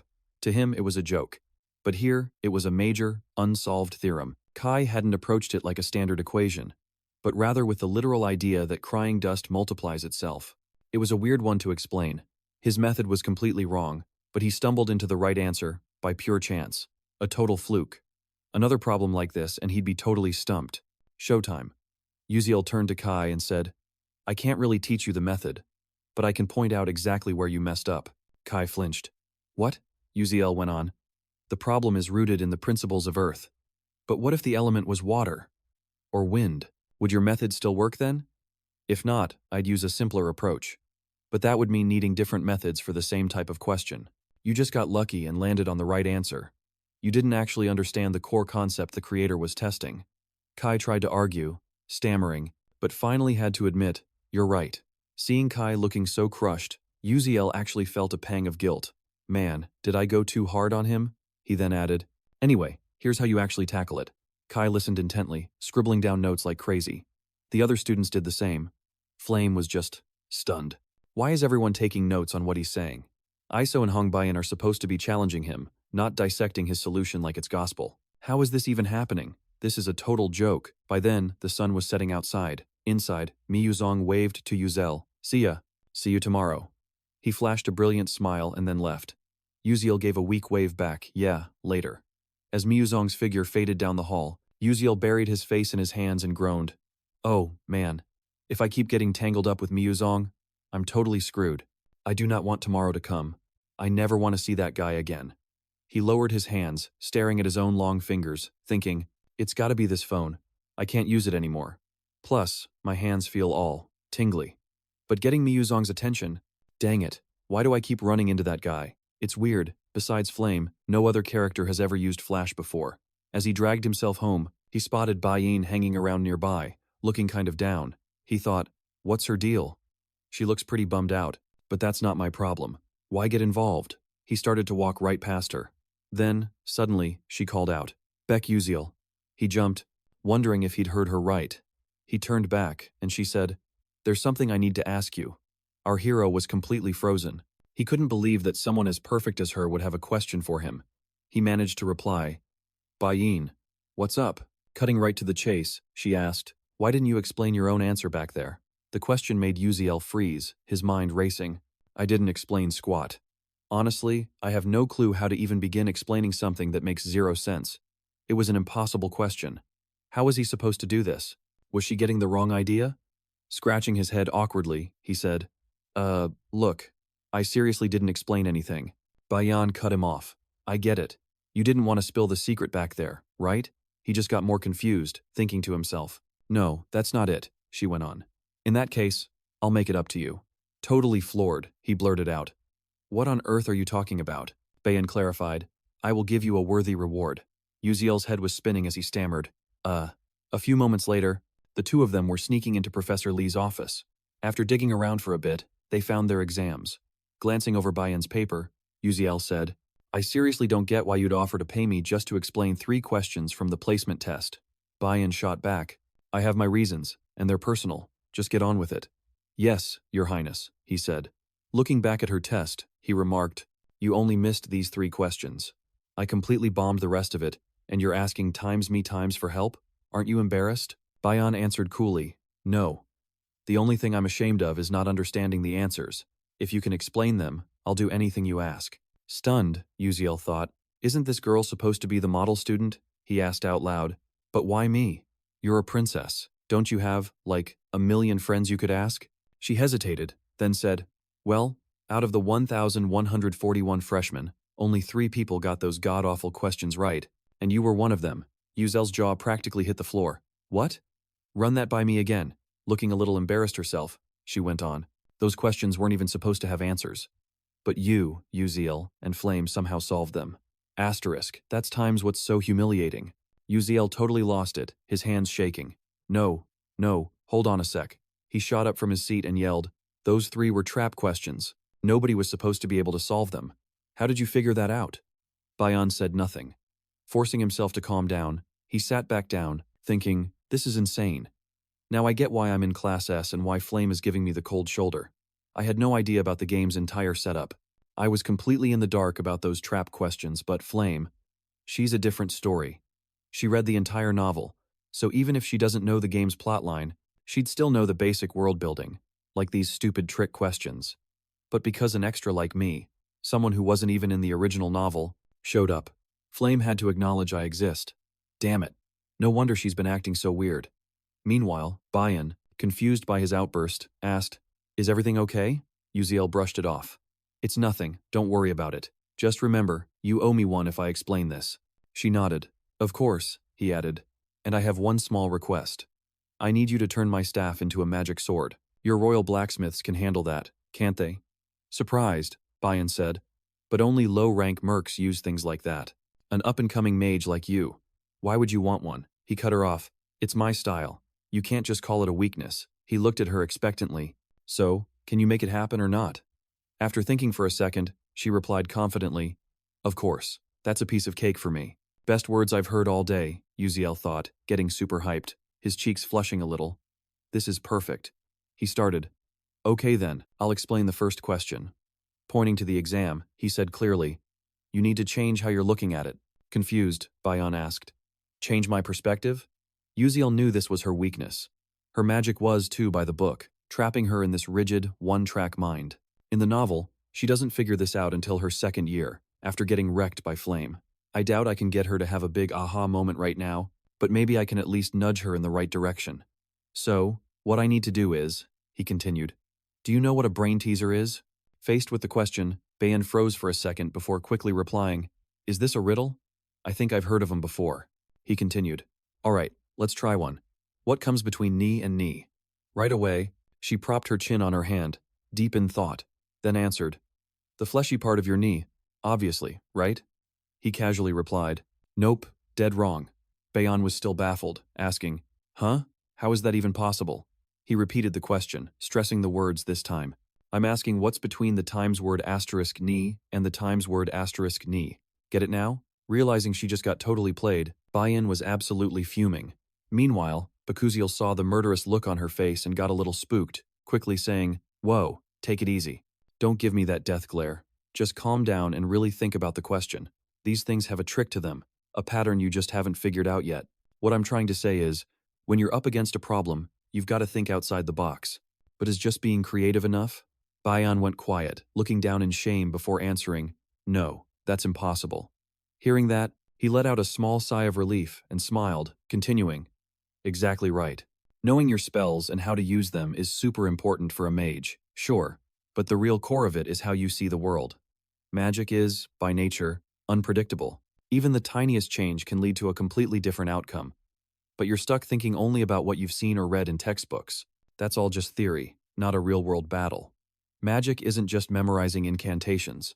You might be better than me when it comes to analysis and evaluation, but you're missing the single most essential ingredient for a mage: creativity. After Beck-Uziel's long-winded explanation, Bayan was totally silent, mulling over every word he said, unable to argue back or even control her feelings.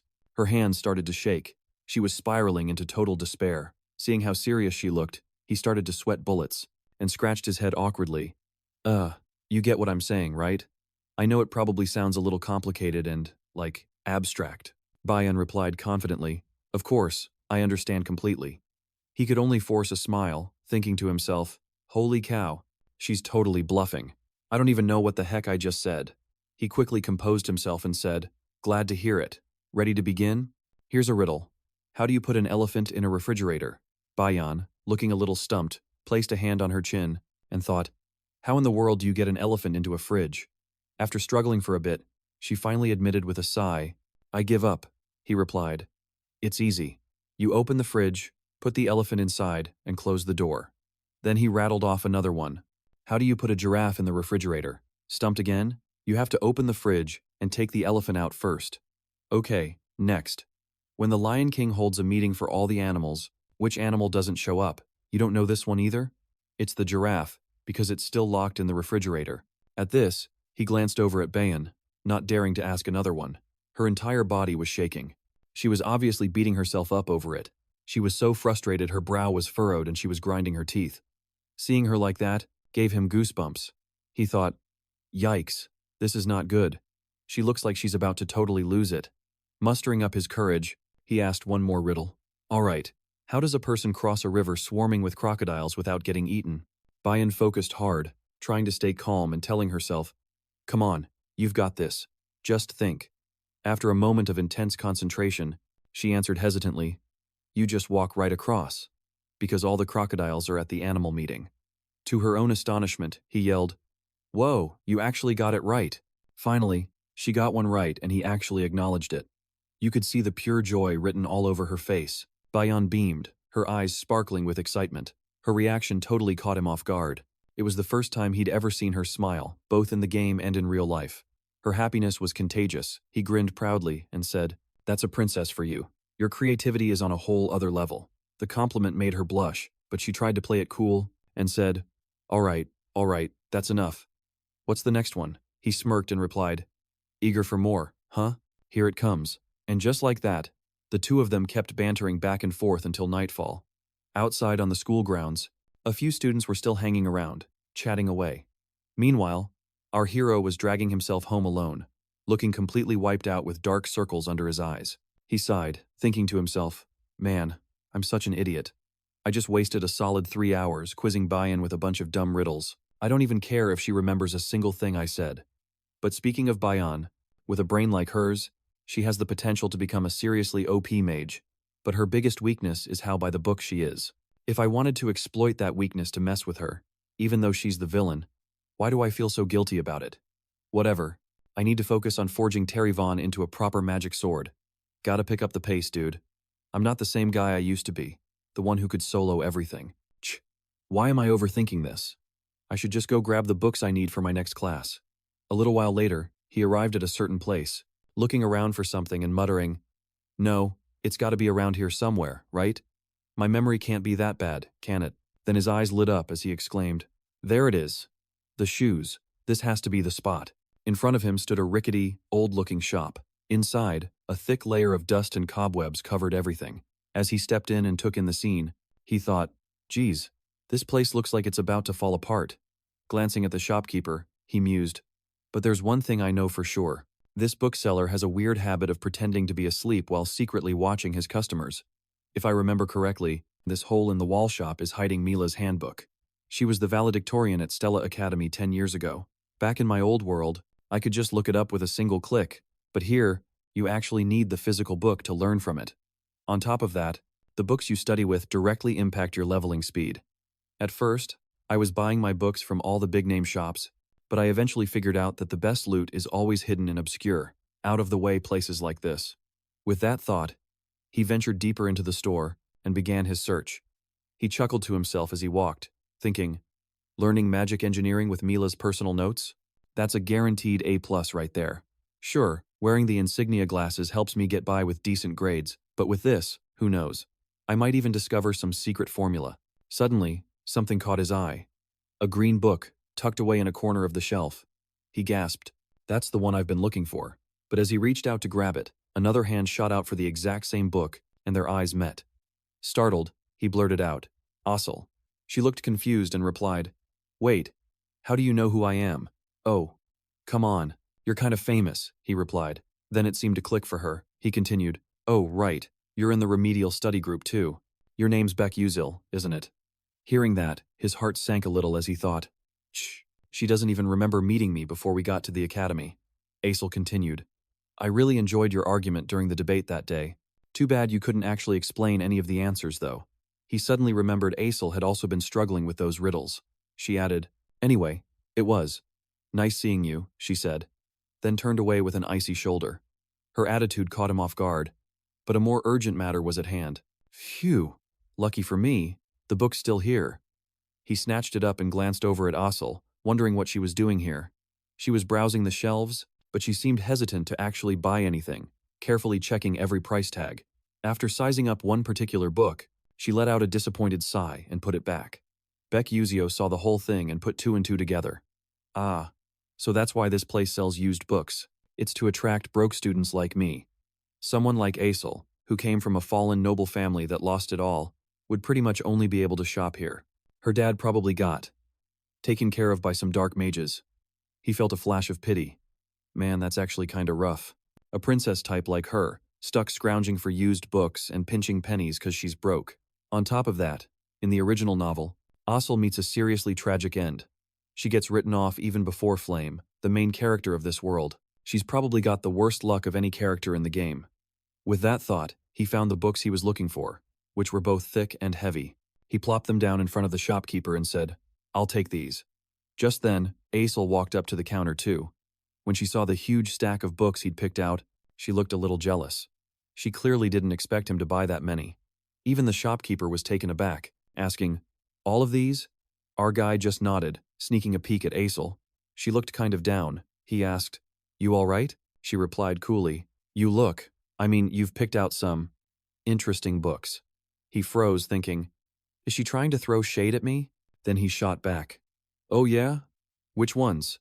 Aesel went on, "All of them. Why are you reading up on advanced narrative theory? Narrative is an ancient art that requires artifacts to even work. Nowadays, with all the high-tech alchemists and magic engineers, it's practically obsolete." He replied, "Oh, this book?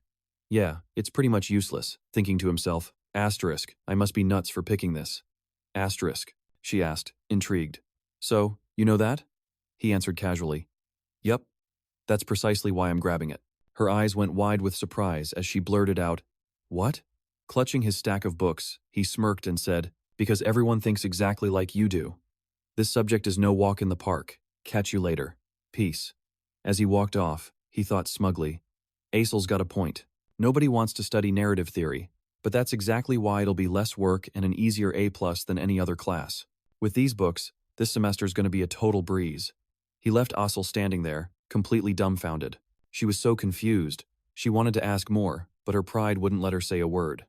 The scene cuts to the next day at Stella Academy, where Aesel was nervously walking down the hall. It was her first class on void theory, her very first lecture since starting school. She thought, this class is supposed to be an easy A. But when she got to the lecture hall, she saw it was already packed with students. As she found an empty seat, she overheard some other students nearby chatting, "Hey, you're in void theory too?" "Yeah, man, but I think I'm totally screwed. I signed up because everyone said it was a cakewalk, but I guess word got out. Now all the brainiacs are crammed in here. We're so toast."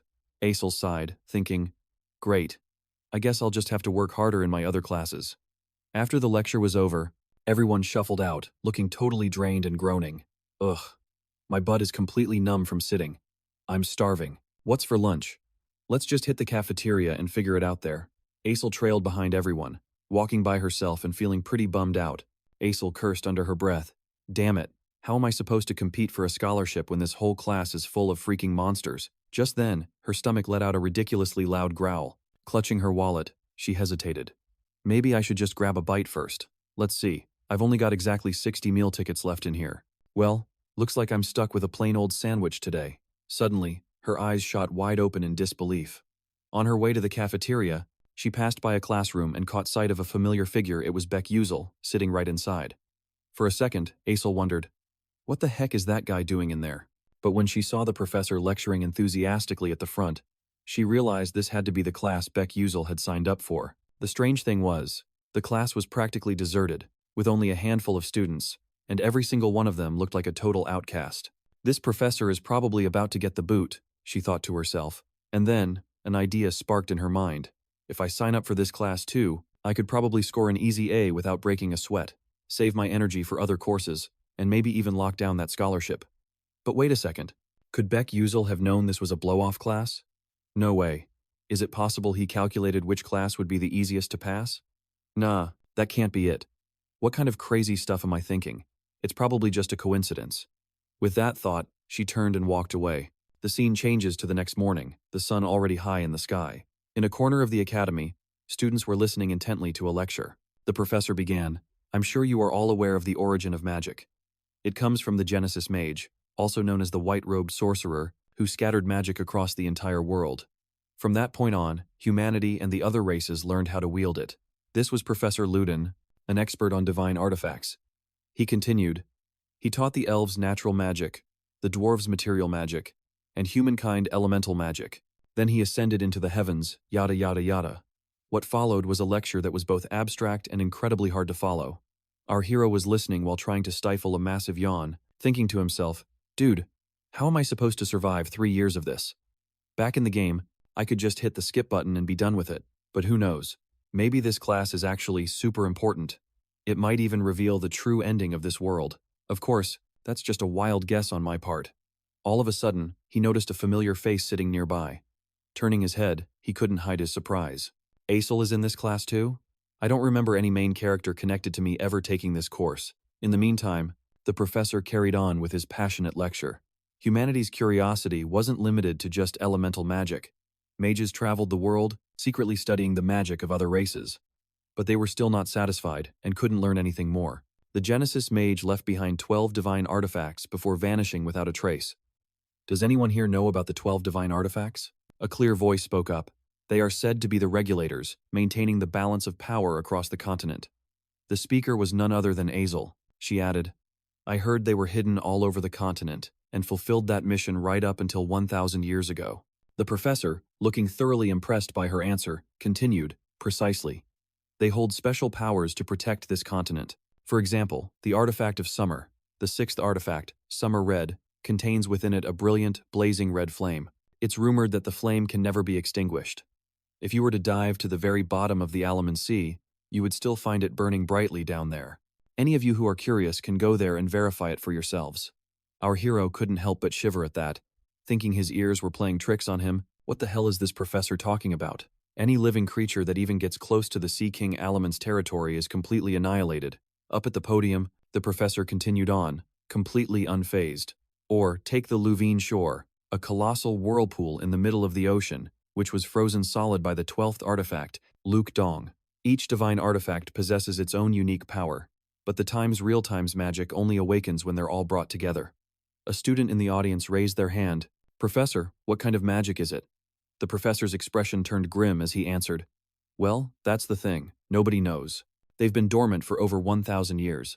Our hero sensed a hidden meaning in the professor's words, thinking, asterisk, at least, that's the story. In the game though, asterisk, asterisk. I've actually run into a few of the divine artifacts. I managed to snag 5 of them during limited time events, and I've pieced together intel from other players. Asterisk, asterisk. No other gamer has seen more than I have. If my hunch is right, the 12 divine artifacts are the key to unlocking the game's true ending. Asterisk, asterisk. It's been 10 years and nobody's figured it out. The answer has to be buried in some undiscovered content. I only managed to find 5 of them after countless near-death runs. Asterisk, asterisk. If I really want to see that true ending, I might have to start the whole grind over from scratch. Asterisk. Meanwhile, at an outdoor training session, a massive fireball was streaking towards a training dummy. A green-haired woman in a striking red dress stood observing the class, and she called out, "Power isn't everything. It doesn't matter how strong your attack is if you can't even hit the target. It's completely useless." This was Professor Hong Yil, head of the fire magic class. As she strolled through the training grounds, she watched her students put theory into practice. Suddenly, she felt a massive surge of power. A colossal torrent of fire blasted straight toward the dummy. Then, kaboom! A huge explosion rocked the field. The professor, who was initially impressed by the raw power, was left completely speechless as the smoke cleared. Despite the massive explosion, the training dummy was standing there without a single scratch.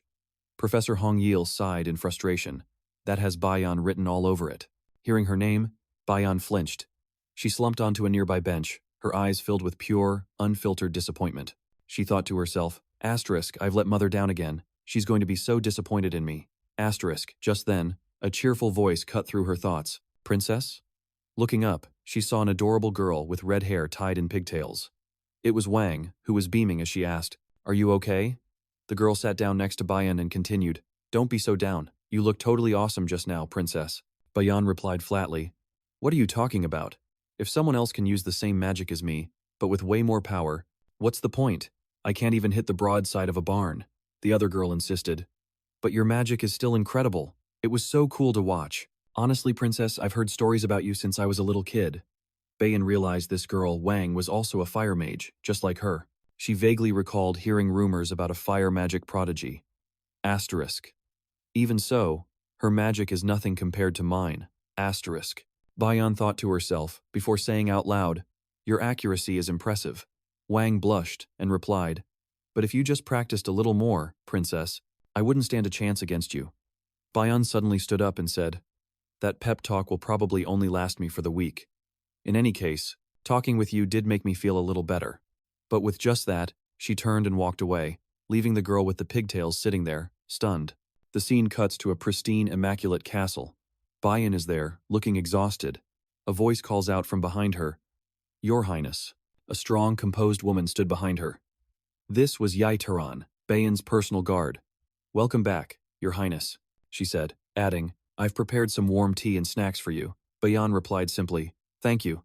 Yaitaran continued, Regarding the modifications to the wand you entrusted to me, because it's such a high-quality item, they said it could be reforged into a top-tier magic sword. Bayan, nibbling on a pastry, asked doubtfully, For real? Yaitaran hesitated. However, there is one small concern. Bayan looked up, surprised. What kind of concern? Yaitaran seemed reluctant to say. I heard it constantly drains its master's mana.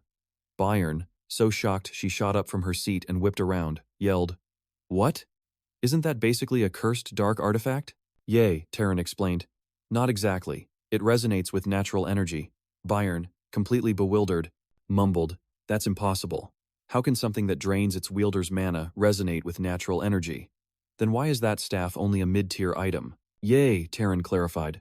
That's precisely why it's only mid-tier. What do you think, Your Highness? Its core ability is to massively amplify the user's mana, pushing it to a higher or even a top-tier level. But because it only absorbs without releasing, it gets knocked down to mid-tier. Bayan, losing her composure completely, jumped to her feet and shouted, What? Top tier? How could any student possibly wield that thing? Even Ye Terran was taken aback by her reaction. Still reeling, Bayan clutched her head and continued, I know it doesn't resonate with just anyone to begin with, but I can't imagine anyone using it unless they have an insane amount of mana, or practically none at all. I just don't get it. Any normal person would know that. After her long rant, her throat felt parched. She took a sip of hot tea to soothe it, then added, But whoever they are, they're definitely someone special. The scene shifts to a few days later at the start of the new semester. Inside a classroom, a professor was deep into his lecture. For all of you, offensive magic demands a greater depth of understanding than any other type. Our main character, Beck Uziel, was listening intently in a class taught by Professor Carly, a bald-headed mana instructor. He continued, That's why mana guidance is mandatory. From now on, during duels, you'll focus on precise casting and targeting. Aesel was also in this class, listening with rapt attention. At the podium, the professor went on, Casting means releasing magic from the caster's body. Targeting is aiming at a stationary object. Now, let's discuss trajectory formulas. From 760 meters to the north, if Kolsu is moving south at a speed of 12.6 meters per second, then what is the trajectory and distance prediction Yangi would need for a water-based spell? The entire class went silent.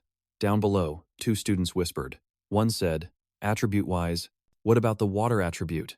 The other warned, Don't even try to answer unless you're a water specialist. Is the professor trying to trap us? Meanwhile, Beck Uzel was bored out of his mind, letting out a huge yawn and thinking, this is so lame.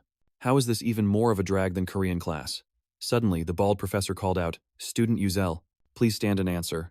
Beck Uziel, annoyed, replied, yes, professor, but cursed under his breath. Crap, he picked me again. After casually running through the explanation, he confidently finished. That's my answer. Seeing Uziel's solution, the professor was astonished, exclaiming, excellent, you solved that with incredible ease. Is your main attribute water-based? Uziel waved his hand dismissively. Nope, not at all. Well, that's truly impressive. Let's move on to the next question. Uziel's display made Asel see him in a completely new light. Soon, class ended and everyone flooded out. A clear voice called out, excuse me. Turning toward the voice, Uziel replied, yeah? You talking to me? It was Azel. She continued, yes, I have a question for you. Azel couldn't help but be curious about Beck Uziel as she observed him. It wasn't about his rank, but his sheer intelligence, even when compared to the top-ranked students. He had solved the professor's problem so quickly and accurately. It was almost unbelievable. That question was at least at a university level. No, it was professor level. Even here at Stella, a hub for geniuses. Who times is times this Uziel guy, for real? At first, I wasn't sure, but now I'm totally convinced he's got a whole strategy for picking his classes, she thought. With that thought, she spoke up. So, what's your next class? Caught off guard by the question, Uziel kept a straight face and shot back. Why? You got a crush on me or something? Azel, totally annoyed, snapped, are you out of your mind? You think I'm some kind of creep? Gross. Uziel, seeing red, fired back. Yeah, well, I'm the one who's grossed out right now. But then he thought, wait, I'm the adult here. What am I even saying? Awkwardly scratching his head, he asked, so, why do you really want to know? Azel replied, her tone serious. I've been looking into your course schedule. They all look like easy A's. I'll just cut to the chase. Where did you come up with this strategy? This is really important to me. Uziel thought, ah, so that's what this is about. He waved his hand dismissively and laughed. Haha, what are you talking about? My classes? It's just a coincidence, okay? If that's all you wanted, I'm bouncing. With that, he turned to leave. Stunned by how casually he blew her off, Azel blurted out, what? As his back got smaller in the distance, she yelled, hey, wait up, but he just kept walking. Mustering her courage and swallowing her pride, she sprinted after him, shouting, please, just wait a second. Hearing her desperate plea, Uziel finally stopped. Asel, catching her breath, said, please, just hold on. Uziel turned, looking annoyed. What now? Why are you tailing me? Go ask someone else. This place is full of geniuses. Or hey, just copy me. You said you already looked up my schedule, right? Asel stammered. But in the Divine Artifacts class, everyone gets an A+, so it doesn't really matter. If I join your other classes, though, it might mess up your grade. A flicker of sadness crossed her face. She felt a pang of guilt, thinking that if he lost his scholarship because of her, it'd be a huge deal for him. Even now, she's worried about my times grades? Looking at her pathetic expression, Uziel thought, man, this girl is a pain, but I guess the main heroine's gotta do what she's gotta do. All of a sudden, Azel switched on the cute, innocent act and said, couldn't you just give me a hint for one class? Just one easy A? Come on, I'm begging you. Uziel's lips curled into a smirk. You really think that little act is gonna work on me? She touched her cheek, feigning confusion, and said, that's strange. Usually, whenever I look in the mirror, all my troubles just melt away. Her insane level of self-love made Uziel cringe, and he said with a completely deadpan expression, are you for real right now? Azel's cheeks flushed, and she broke into a laugh. Haha, I'm just messing with you. I totally knew you'd make that face. Anyway, I have something to make it up to you, Uziel thought. Make it up to me? Shocked, he mumbled to himself. No way. Are kids these days really this bold? Just making a move like it's no big deal. Azel continued. Have you ever heard of the seventh magic? Uziel flinched, then answered, yeah, I have. She added, really? Not many people do. It's about a lost tower, and there are these powerful barriers that keep people away from where it once stood. But as she was getting into her explanation, she paused, noticing Uziel's weird reaction. A little concerned, she asked, hang on, are you okay? Uziel clutched his head, trying to keep it together, thinking, oh, I'm so screwed. This is huge. This is the info Flame uses to get more influence over the main protagonist. In the original story, Flame was the only one who knew this, and Asel was only supposed to tell the hero, not some random side character like me. Trying to dodge the subject, he waved his hand dismissively. Sounds like some spooky ghost story. I'm not interested. Sounds lame. Then he turned and walked away in a fluster. Asel called after him. It's not that scary, you know. You're this old and still such a chicken? Uziel reluctantly gave in. Fine, fine. I'll tell you. She teased. Oh, look at you, playing hard to get a second ago. Wow, you sure flip-flopped on that one fast. Hey, I do what I want, he shot back, thinking, besides, throwing Isel a bone is good enough for me. He spoke up. This won't boost your grades or anything, but it's seriously useful. You should sign up for the Void Journey Meditation elective. Isel looked confused. Meditation is an elective? Are divine arts and meditation, like the fast track for training or something? Not exactly, Uziel replied. Not quite sure how to explain it. Thinking on his feet, he fibbed. My master used to be a bishop, just like you, and through meditation, you can totally level up your magic skills. Isel, completely floored, was like, just by meditating? Seriously? Channeling his 10 years of all-night gaming experience, he explained, it's still kind of an undiscovered secret, but for bishops who use massive, large-scale magic, the really destructive kind, meditation is the key to casting with pinpoint accuracy using formulas and equations. After all, it's your mind that controls the mana. I haven't told this to anyone else, but I'm making an exception for you because, well, you're pretty cute. Flustered, Isel wasn't sure if she should trust him. Didn't you just say I was ugly? She asked. But hey, a compliment's a compliment. A huge smile spread across her face as she added, well, thanks anyway. Even if it won't help my grades, I'll sign up. Uziel just shrugged. Suit yourself. Do whatever you want. Mission accomplished. Isel bounced off happily. Watching her leave, Uziel felt a pang of anxiety, thinking, I've told her everything. I'm kinda worried about how this is gonna mess with the future. But if I do nothing, Isel is doomed to face some serious tragedy in this world. If meditation can actually help her, then it's worth it.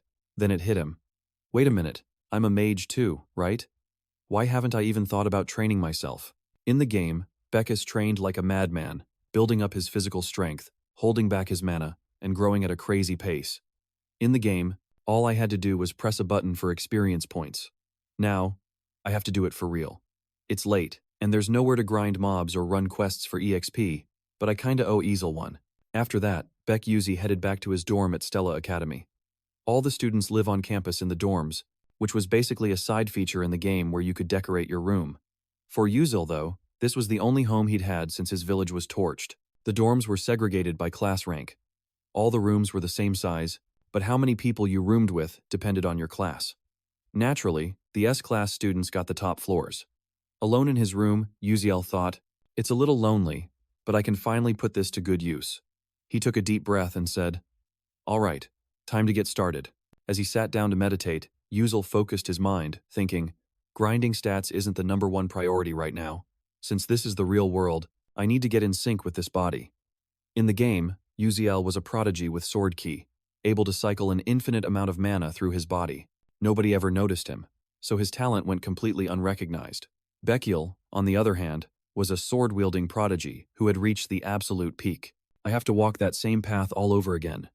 My breath controls the flow of mana within my body. If I can just gradually increase the amount of mana I draw in with each breath, eventually I'll be able to gather enough in a single inhalation. Skills don't just level up from collecting EXP, they improve through constant use. That means I have to grind, and so, he trained all through the night. By 4 in the morning, just as the sun started to rise, Uziel was still going hard in his room. A shimmering, golden light began to radiate from his body. Suddenly, his eyes flew open. He raised his hand, feeling an invigorating surge of energy coursing through him. Stunned, he thought, so this is what it feels like to be Uziel. As someone who's had mana leak syndrome since I was a kid, it's super faint, but I can actually feel it. And right on cue, a system notification popped up. Mana leak. Syndrome skill leveled up. Flash step leveled up too. Checking his status window, Uziel grinned. Awesome. I'm one step closer to my goal. I'll find the true ending, no matter what it takes. The scene melts away, replaced by a tranquil landscape of rolling green meadows and crisp, clean air. A picture-perfect spot right inside Stella Academy. Flame, just soaking it all in, thought to herself that even though the grass and wind were totally artificial, it felt surprisingly real and relaxing. Stella's dorm system was basically a pocket dimension located right on campus, which allowed everyone to customize the environment and its properties. That's why everything from sports events and club activities to dungeon crawls, teleportation gates, and even monster training all happened here.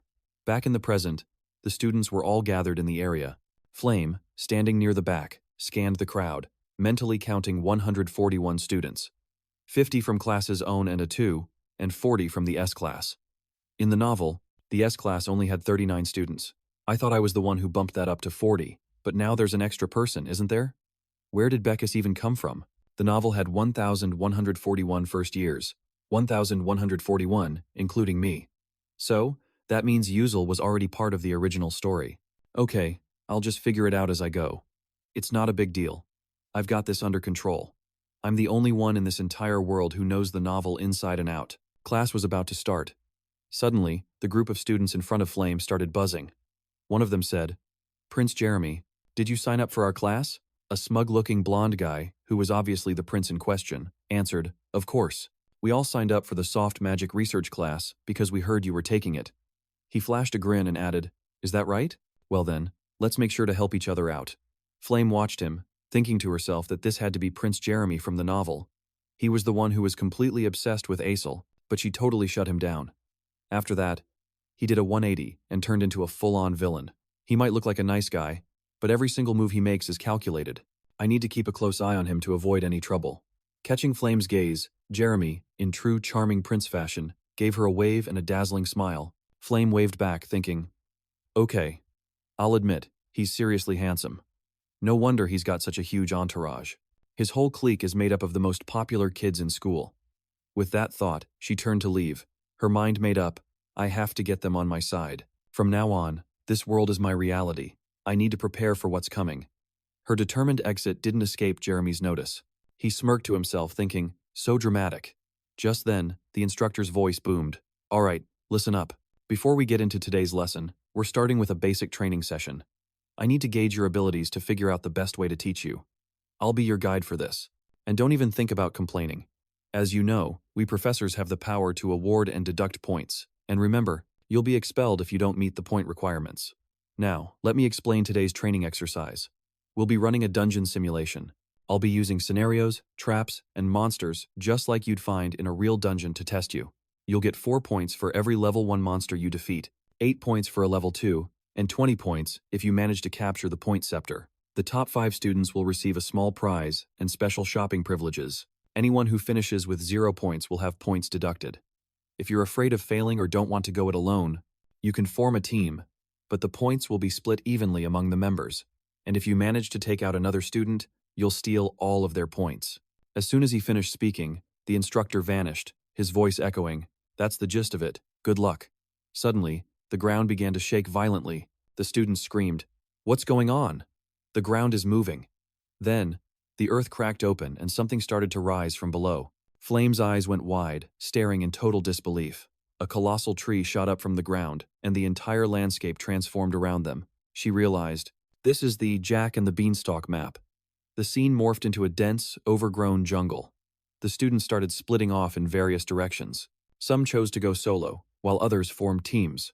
Off in the distance, Flame walked alone, her hand gripping her magic staff tightly as she thought, "All right, I'm so ready to crush this." Suddenly, a voice called out, "Flame." Turning to look, she saw the red-haired girl Ja walking over. "Going solo for your training?" Flame replied, "Oh hey Ja."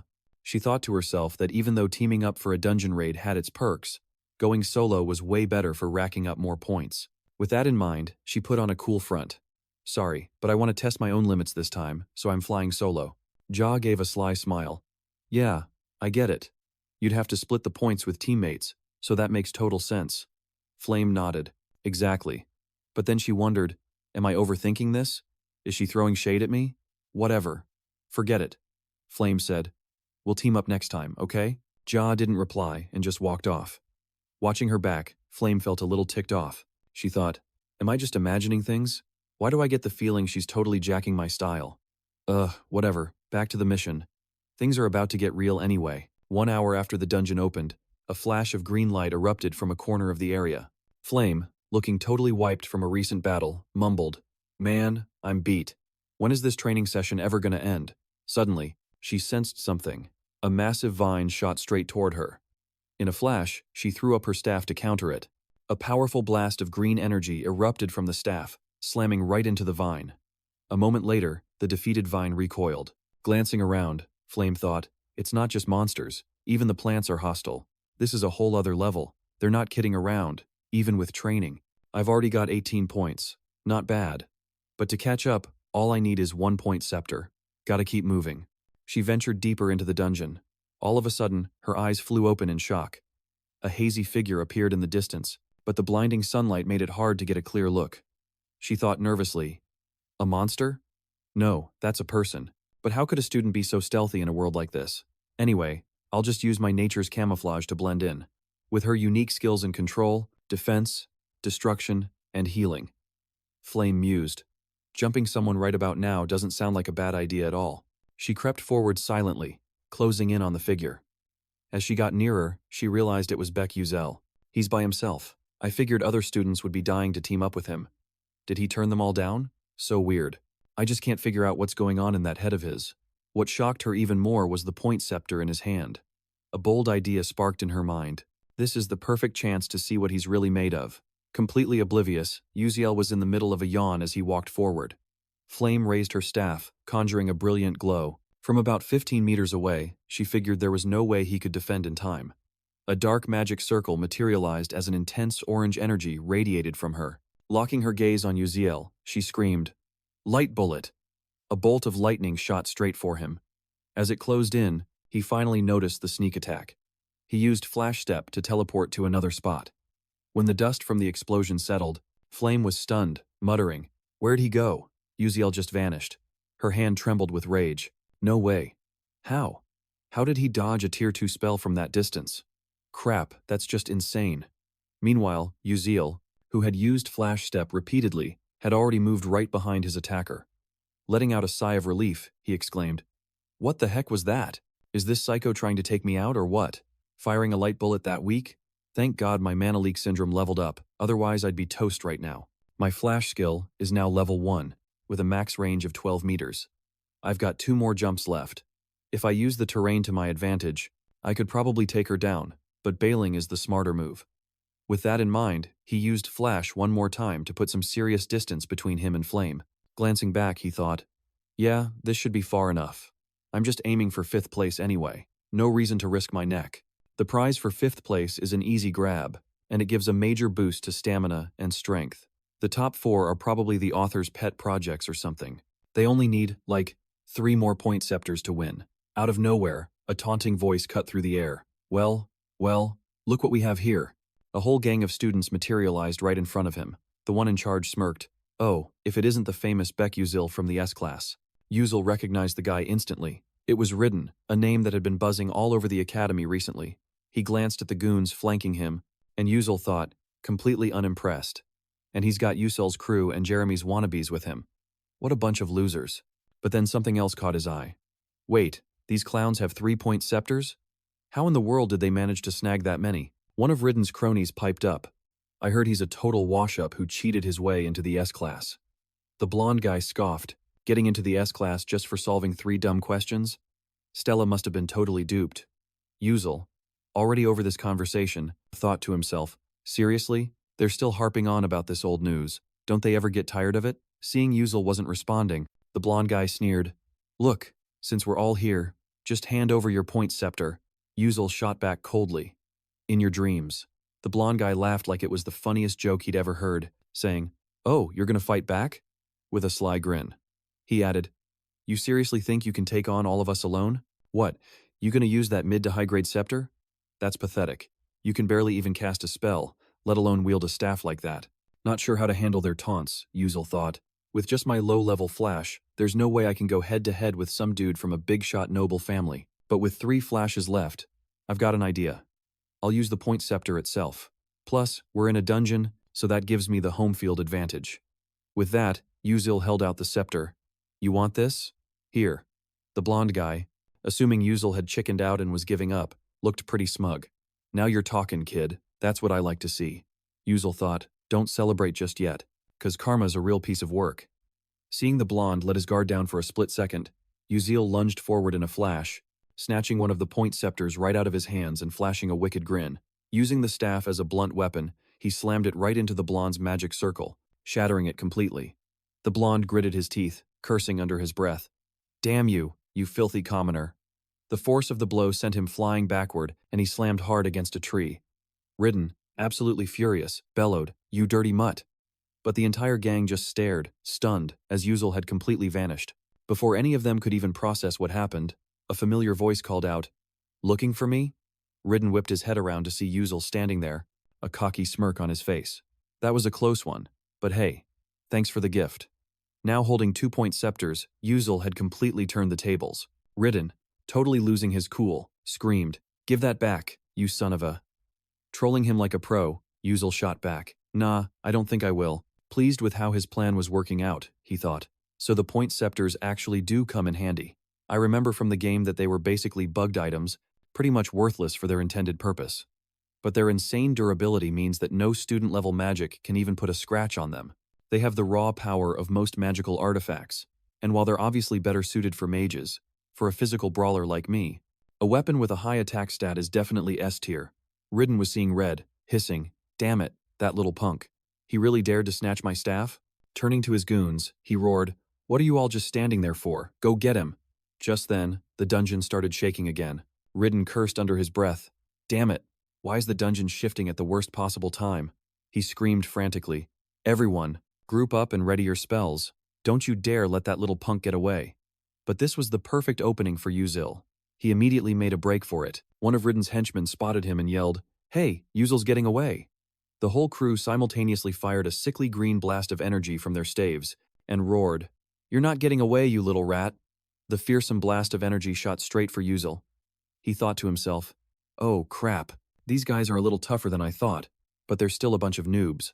The very instant the energy blast was about to engulf him, he used Flash to dodge it. Ridden's crew was furious but totally helpless. One of them muttered, "That damn punk." He used Flash again. "Damn it. He's way too fast. I've lost sight of him." While the whole group was gawking ahead, Yuzil had already zipped around behind them in a flash.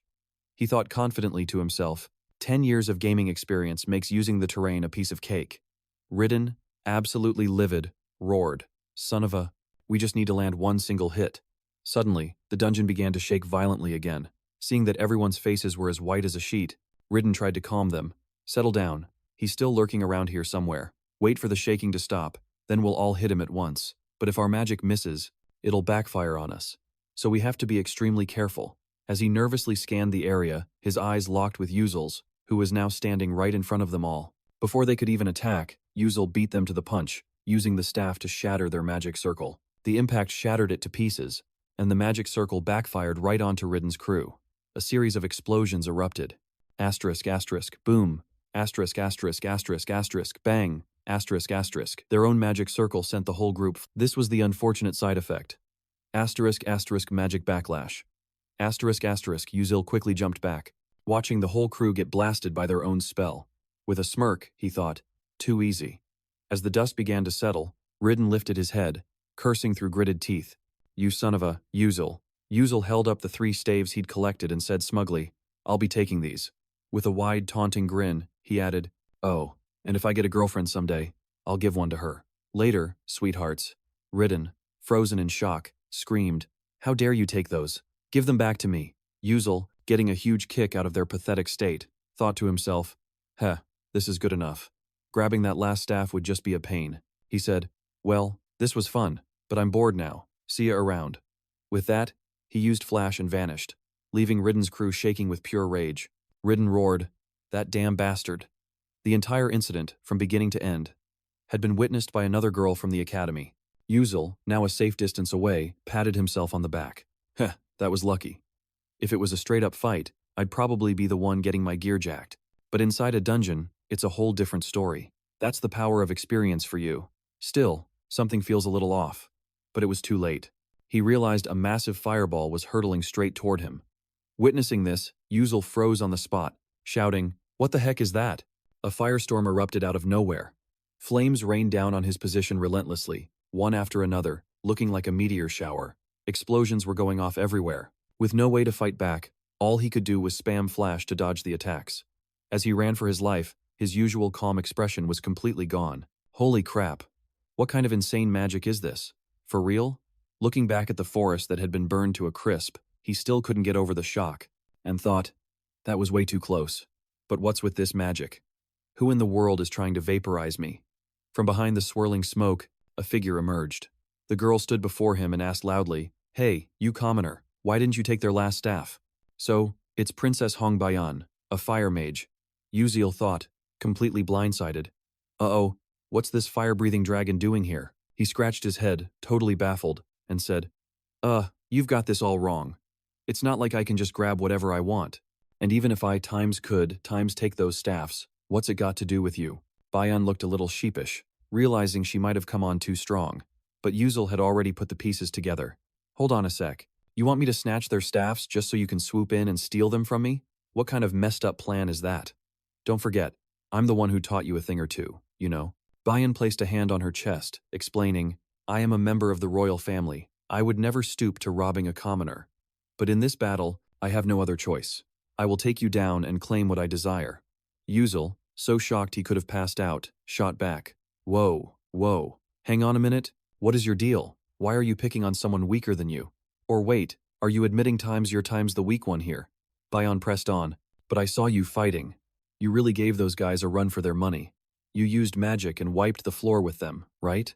Even as she said it, she thought, I've got to make my move, and fast. If I don't want to get an earful from my mother, I need to score big. All of a sudden, she sensed movement nearby. It was Ridden's crew, and they'd finally caught up. One of them yelled, Yuziel, where'd that guy go?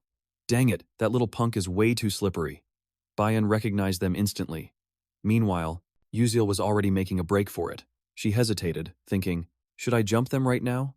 I mean, I'm strong, but there's no way I can take on all 6 of them alone, right? I'll just wait until their mana is running low, then I'll strike. But Yuziel, who was never one to just sit back and take it, launched a surprise attack on Ridden's crew from behind, slamming his staff right into their magic circle. Bayan, watching from afar, was absolutely floored. She never would have guessed that this commoner knew any moves besides his flash spell. Sure, that crew is weaker than me, but they aren't exactly pushovers. They should have had the upper hand against this hick, right? With that thought, she bit her lip, her resolve hardening. A magic circle materialized around her, blazing with fiery energy. She thought, time to bring out the fire arts. A powerful blast of magic shot forward. Yuziel felt the terrifying surge of magic and instantly used flash to get out of the way. The pressure from the attack intensified, growing more and more ferocious as it closed in. A massive fireball was hurtling straight for him. He spammed his flash spell, teleporting up and then down in a chaotic scramble. Bayan, pouring all her focus into the flames, watched the chain reaction of explosions. Boom, boom, boom. Letting out a sigh of relief, Yuziel thought, man, this girl's magic is seriously OP. Good thing my instincts are sharp, or I'd be toast right now. But I've already burned through 2 flashes. How am I supposed to fight her now? Bayan called out, why don't you try using your staff this time? Yuziel, at a complete loss for words, shot back. Maybe because you're holding it? What about that standard issue staff you got when you enrolled? Bayan pressed. It was like a light bulb went off over his head. Oh, yeah, that thing. I completely forgot about it. Seeing his me expression, Bayan scoffed. How long are you going to play the fool? Her eyes suddenly flared like embers, glowing a menacing, fiery red. Staring daggers at Yuziel, she thought bitterly, I'm putting my all into this fight, and this commoner is treating it like some kind of joke. Furious, she snarled, fine. If you're not going to take this seriously, then I'll just have to end you right here. A chill shot down Yuziel's spine as he thought, I am being serious. I'm not messing around here, I swear. Bayan continued, her voice dangerously low. If you don't get serious, you might not walk away from this. An inferno erupted behind Hong Bayan, a literal sea of flames. Her face was illuminated with grim determination as she thought, today, I'm going to completely crush him. As the thought finished, she sent the wall of fire surging towards Yuziel. Completely panicked, Yuziel started dodging like a madman, weaving left, then scrambling right. After a desperate struggle to hold on, he collapsed to his knees, completely frozen by the sight in front of him, and thought, this is it. Even with flash, her attack range is just insane. What am I supposed to do now? Then, all of a sudden, he heard a noise. A quick glance back, and a crazy idea sparked in his head. He activated his flash skill, blasting upwards like a bolt of lightning. The fire hadn't reached this high yet. Peeking down, He saw the inferno growing more vicious, spreading like crazy. Tucked behind a boulder, he'd barely escaped with his skin intact. He thought, got lucky that time, but man, this is still a total grind. Even if I manage to get close to Hong Baian, the flames around her will just erupt to protect their master. All my experience grinding fire mages tells me that much, but her level is way higher than I expected. If this was an open field, I'd be toast in less than a minute. No comeback potential, none at all. Watching the flames rain down like a meteor shower, another idea hit him. What if I use this point scepter in my hand? His gaze hardened with resolve. Let's see who's really getting taken down here. With that thought, he fearlessly charged straight into the blazing inferno. Countless fireballs shot toward him. His mana leak syndrome kicked in, activating his sixth sense and heightening his perception of time. Time itself seemed to slow to a crawl, allowing him to effortlessly slice through Bayan's magic. Seeing her powerful flames get dismantled by some random guy, Bayan couldn't believe her eyes. She cried out, "No way! How is he using a weapon to fight against magic? That's insane!" Uziel, deep in the heat of battle, felt the moment with crystal clarity. This isn't just about clicking a mouse and keyboard anymore. This is about controlling my own body, going head-to-head with a real mage. The mana around me is surging. My sixth sense is as sharp as my sight or hearing. Meanwhile, Bayan was totally freaking out, thinking, how is this even possible? In a dense forest like this, my fire magic should have the absolute upper hand. She muttered, "Fine then, let's just crank the magic output to max." Pouring every ounce of her power into the scepter, she unleashed it all. Uziel desperately hacked his way through the torrent of magic, fighting for his very life. He dove behind a rock to catch his breath, thinking, I can't just play defense forever, can I? I've got to shatter Bayan's magic shield with this point scepter. He charged through the sea of fire, closing the distance between them. His footsteps grew faster, more frantic. As he neared Bayan, he used flash to zip right on top of her. She was stunned, gritting her teeth in fury. Uziel had breached her personal circle of fire magic. Their eyes met, and sparks flew. He calculated, when you get into a fire mage's personal space, their magic detonates, knocking back any enemy within a 2-meter radius. A smirk crept onto his face as he thought, that trick might work on anyone else, but not on a guy with 10 years of experience. I've seen this play out way too many times. Her magic blasted him backward, leaving Bayan's jaw on the floor. Completely unfazed, Uziel charged forward again, decisively slamming the point scepter into her shield. Cracks spiderwebbed across the barrier. Bayan, in total disbelief, thought, what the heck? How is he doing that? Uziel didn't let up, relentlessly hammering the shield until it completely shattered. The force of the blow sent Bayan flying backward, leaving her badly injured. She groaned, ah. Uziel walked over, a brilliant smile spreading across his face. He crouched down. I win. Bayan was utterly humiliated. A princess, defeated in such a disgraceful way. She asked bitterly, just who in the world are you? Uziel stood up and replied, just your average student. Then, with a knowing tone, he added, but the person hiding over there can come on out now. Realizing she'd been found out, Flame cautiously stepped out from her hiding spot. She approached them hesitantly, a look of surprise on her face, and said, you didn't really need to be hiding, did you? But how did you even know I was there? Uziel, not sure how to explain it, just gave an awkward laugh. Let's just call it a hunch. In reality, he knew the reason was simple.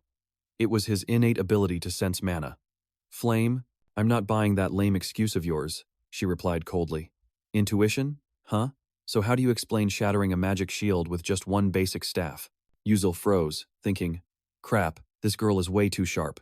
Flame pressed on. So, are you going to explain? Or was that just intuition, too? Uziel thought, I knew it. This kind of stuff would never happen in the original cheesy romance novel. It makes sense that she's curious, but there's no way I can spill the beans. An idea sparked, and he pointed to the point staff with a massive grin. Oh, this thing. This staff is just really, really hard.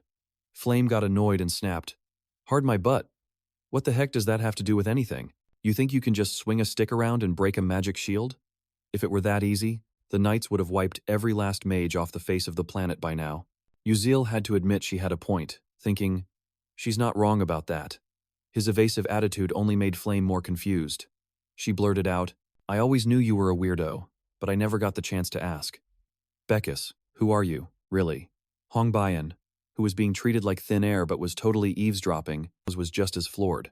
Faced with Flame's rapid-fire questions, Uziel started sweating bullets, thinking, is the gig up already? It's been less than 1 month, and my identity is already being questioned. Should I just tell the truth? Nah, way too risky. Flame doesn't trust me one bit. He said, even if you're suspicious of me, I'm not a bad guy, you know. Flame was taken aback. Huh? What is that supposed to mean? Uziel forced a smile and continued. It's exactly like I said. I'm just trying to help you out. This just made her even more baffled. Help me with what? Why are you being so cryptic? It's driving me crazy. But Uziel didn't explain any further, and instead, turned to walk away. He waved, I'd love to chat, but I'm out of time. Catch you later. His quick escape left Flame absolutely fuming, so mad that steam was practically coming out of her ears. His actions that day completely changed how Hong Bayan saw him. She looked like she was already hatching some insane plan. Uziel thought, all right, time to bounce. Hopefully, they'll just let this go. Then, out of nowhere, asterisk, whoosh, thwack, asterisk, several point staves were chucked right at him. The one who threw them was Hong Bayan.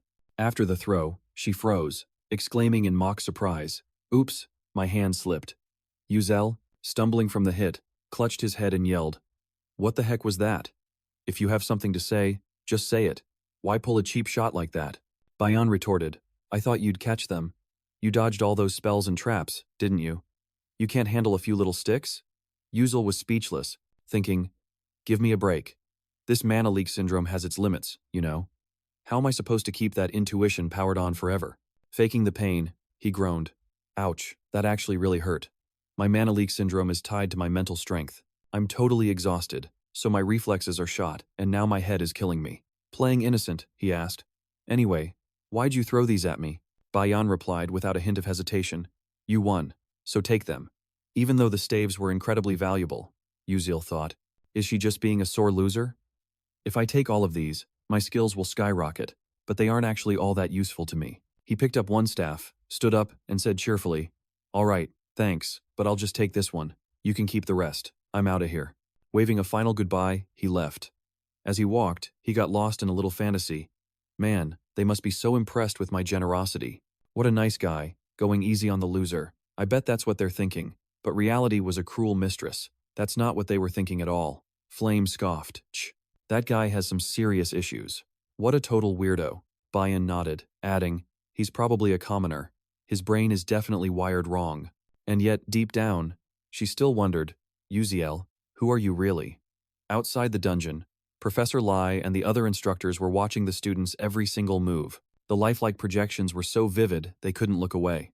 Someone exclaimed, wow, this year's batch of freshmen is filled with some exceptionally rare talents. Stroking his beard, Professor Li Hangen turned and remarked, hey, this is actually pretty entertaining, isn't it? The speaker was Tellys, an elder from the Magic Council. The woman beside him agreed, it certainly is. Quite captivating, in fact. A small smile played on her lips as she thought, when I was their age, I was way more impressive. Heh, and that's Zarina Aeon for you, a member of the Council of Six Towers. Their presence caught Li Hangen by surprise.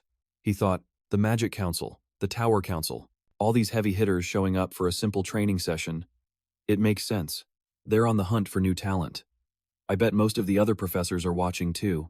Suddenly, a collective gasp erupted from the crowd. Look over there. Li Hangen's eyes shot back to the screen. 2 male students were squaring off, about to charge. The crowd instantly recognized them, roaring, it's He Wanyang versus Muzu Xiang. He Wanyang struck first, unleashing a powerful spell from his staff. Muzu Xiang, completely unfazed, calmly watched its approach, then launched himself into the air, evading the blast with 3 consecutive leaps. The crowd was absolutely floored. Zarina Aeon gasped. My god, 3 consecutive third-tier mana jumps? At his age? Unbelievable, Telly said, just as shocked. Precisely. He's only 17 and he can already pull that off. Professor Li, his eyes glued to the monitor, thought to himself, an average mage doesn't typically reach the 3rd tier until they're 25. Yet Muyang, at just 17, is using 3rd-tier magic with such mastery. It's just incredible. Someone in the crowd yelled, look, they've both mastered 3 elemental attributes. The fight was getting more and more intense. 2 perfectly matched rivals were clashing. Li thought in astonishment. Most mages can only handle 1 element. Controlling 2 takes an insane amount of effort, but to control 3, that's the mark of a true prodigy, a gift from the gods. Abruptly, Li's eyes shot wide open. What the hell? Is that the final bug-type boss? A colossal eagle materialized, its eyes glowing with a murderous intent. Mu Yang and He Yang were frozen solid, their duel forgotten. Before either could react, the eagle let out an agonized screech that echoed through the entire dungeon. It plummeted from the sky, crashing down in front of them with a heavy thud, utterly lifeless. Both boys were speechless, completely baffled by what they'd just witnessed. A soft voice drifted down. "Oh, were you two in the middle of a fight?" It was Aisel, perched somewhere above them. She added sheepishly, "My bad for interrupting." Lee, lost in thought, wondered to himself, who is that girl? A hidden boss like that only spawns under very specific conditions. They're incredibly difficult to find, let alone defeat, and yet, she took it down all by herself. But despite this incredible feat, the professors seemed disappointed. One of them spoke up, the traitor's eldest daughter. "It's a real shame. If her father hadn't committed such a heinous crime, her talent could have truly flourished." Another professor looked on in shock. "Wait, what? The Princess of Attalus? But who's she fighting? I don't recognize his face at all." Lee, losing all composure, blurted out, "What? That magic. Don't tell me that's Theme Quang. For centuries, Theme Quang has baffled scholars. Every attempt to master it has ended in either failure or crippling injury, yet this kid wields it as if it's a part of his own body." Tellys, equally stunned, was thinking the very same thing. In the dead silence that followed, someone finally asked, "Who is that kid?" Lee replied, "That's Baek Uziel, the one and only student to use Team Kwang as his signature magic." The entire room was floored. Another professor's jaw dropped. Impossible. Theme Kwang as his signature magic? That's on a whole different level than the natural-born talents of Mu Yang, He Wan Yang, or Asel. Tellys, looking bewildered, asked, "Is that for real? But then why is he just toying with her instead of using a different spell? A single proper spell would have finished this fight already. I don't get it." A newcomer who had just entered the room added, "No, he's fighting seriously." Everyone turned to see Lemon Elwyn, which sent another shockwave through the room. "Wait, you're Lemon Elwyn?" The newcomer continued. "He has been serious from the very start. Can't you see it? It's absolutely captivating, his fighting style." "It reminds me of the ancient knightly order," one of them exclaimed in awe. "The knightly order? No way. How is that even possible?" Telly said, stunned. "You mean the order that vanished into legend along with their archaic weapons?" A quick note, archaic weapons are those without explosives or gunpowder. And yet, a kid that age actually recognized the style. His eyes were glued to the screen. So that's it. The knightly order was anything but ordinary. They were warriors who wielded swords against the evils of this magical world. Heroes from a bygone era, wielding enchanted blades. But fighting with an actual sword? Seriously? That should be impossible. And yet, this kid is swinging his scoring staff like it's a genuine sword. If even Lemon Elwyn, the headmaster of Stella and one of the 10 great sages of the continent, thinks so, then Uzel must be a once-in-a-generation talent. And with that, the first dungeon training session came to a close. Over at the class practice grounds, one student was training relentlessly, unleashing blasts of mana from his staff at a training dummy. Exhausted, he gasped for breath, realizing the mana in his staff was nearly depleted. Still, it wasn't enough. "Damn it," he thought, "this isn't good enough. I'm still so far behind." Out of the 141 students in the dungeon training, 39 had failed. Aisel, the one who took down the final insect boss, had taken first place. He came in second, and Mayang placed sixth, but it didn't feel like a victory at all. Thinking back to the dungeon battle, he remembered the moment the final boss appeared. If Aisel hadn't jumped in, I could have unleashed the true power of my Yuzu Sang. Gritting his teeth, He Wan Yong seethed. "I couldn't stand that guy from the moment I met him. He's always so annoyingly laid back, yet everything he does is completely unpredictable. I had all my magic circles set up and calculated every single move, but Mayang just effortlessly blocked and countered everything I threw at him. Why can't I beat him? Is his natural talent just some wall I can't break through? No, I can't make excuses. I just have to train even harder." Just then, Hong Bayan walked into the training hall. She saw a male student using his staff to conjure a massive vortex of energy. "He Wan Yang," she thought. "Mr. Cool and Collected is really going at it like a maniac today. But that's not why I'm here." She began to chant a fire spell, her body erupting in orange flames. Taking aim at a target, she unleashed a torrent of firepower, causing a devastating explosion. Boom! Crackle. She was clearly in a foul mood, as if she was just blowing off steam. The flames continued to rage violently. The explosion grabbed He Wan Yong's attention. He stopped his training, turning to see who could unleash that kind of power. Bayan, fuming, thought to herself, "Damn it, only third place. Even with the bonus points, Mother will only be barely satisfied." But if I don't get my act together, I'm definitely going to be punished. All these commoners, acting like they're so special. It's infuriating. She launched another powerful attack, and a brilliant flash of light erupted. Exhausted, she panted for air. He Wan Yong, a bit wary, thought, "Whoa, what's with the princess today? Is she just in a bad mood, or has her magic actually gotten more precise?" The destructive power of that fire spell is insane, and her control over it has improved so much in such a short time. Bayan, surprised at her own progress, thought, "Damn it. I hate to admit it, but Uziel's special lecture actually worked. My magic has improved a ton thanks to those stupid word puzzles. He's just some commoner with terrible scores and an irritating personality, but he was the only one who knew how to fix my biggest flaw. So why am I still so freaking annoyed?" Just then, a voice called out, "Your Highness." Bayan looked up. "Oh, Terran. What is it?" The woman replied. "The Terran scepter you requested is ready. Shall I inform Uziel right away?" Inspecting the scepter, Bayan said, "It looks good." "Very well," Terran replied. "I'll be on my way." But Bayan, as if suddenly remembering something, put a hand on her shoulder. "Wait a second," Terran asked, confused. "What's going on, Your Highness?" A little later, at the second main tower, Bayan clutched Beck Yuzel's staff tightly, her mind a tangled mess. She thought to herself, "I heard Yuzel was here, so I came. This is the second main tower, where the professor's research labs are. But what's he doing here? Meeting a professor?" Suddenly, she jolted, her eyes widening as she hesitated and started to turn away. "Wait a minute. Why did I even come all the way here? I could have just given this to him at the training grounds. Oh, geez. This totally looks like I'm following that commoner around. No way. I gotta get out of here." As she was lost in thought, a voice cut through her spiraling. Well, what is the princess doing here?" Startled, Bayan looked up and stammered, "Professor Heyman." "Good day, Professor. It has been a while," Heyman replied. "It feels like just yesterday I was teaching you magic, and now look how much you've grown. Time really flies.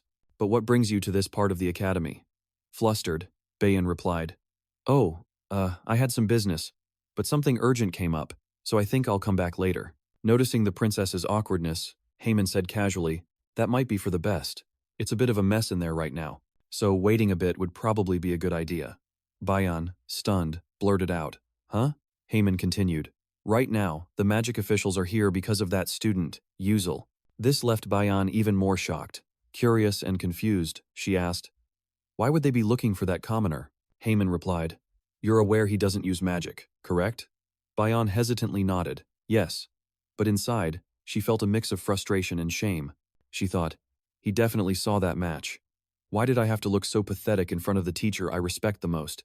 So embarrassing. Seeing the change in Bayan's expression, Heyman consoled her. "Princess, there's no need to blame yourself. You gave it your all." Bayan mumbled, "But he didn't even use magic." Heyman chuckled, "Ah, yes. But that, my dear, is his ironclad conviction." "Ironclad conviction?" Bayan asked, surprised. "Indeed." Heyman explained. "The headmaster, after watching the training session, believes he is trying to revive the lost nightly orders." Bayan couldn't believe her ears, exclaiming, "Professor, what did you just say? Yuzel and the nightly orders? How is that even possible?" She stood frozen for 5 seconds, replaying Yuzel's fighting style in her head. "It's unbelievable, but it's true. He uses a staff like it's a sword. He shattered my shield with just a simple point staff, even with this magic sword." Feeling defeated, she stammered, "But not using magic in a magic academy comes with a huge penalty, right? During practicals, you get points deducted and worse." Heyman's voice turned serious. "Yes, he knows that, and yet he still chose this path. Isn't that admirable? Despite being so skilled with the lightning bolt spell, he's pushing himself this hard.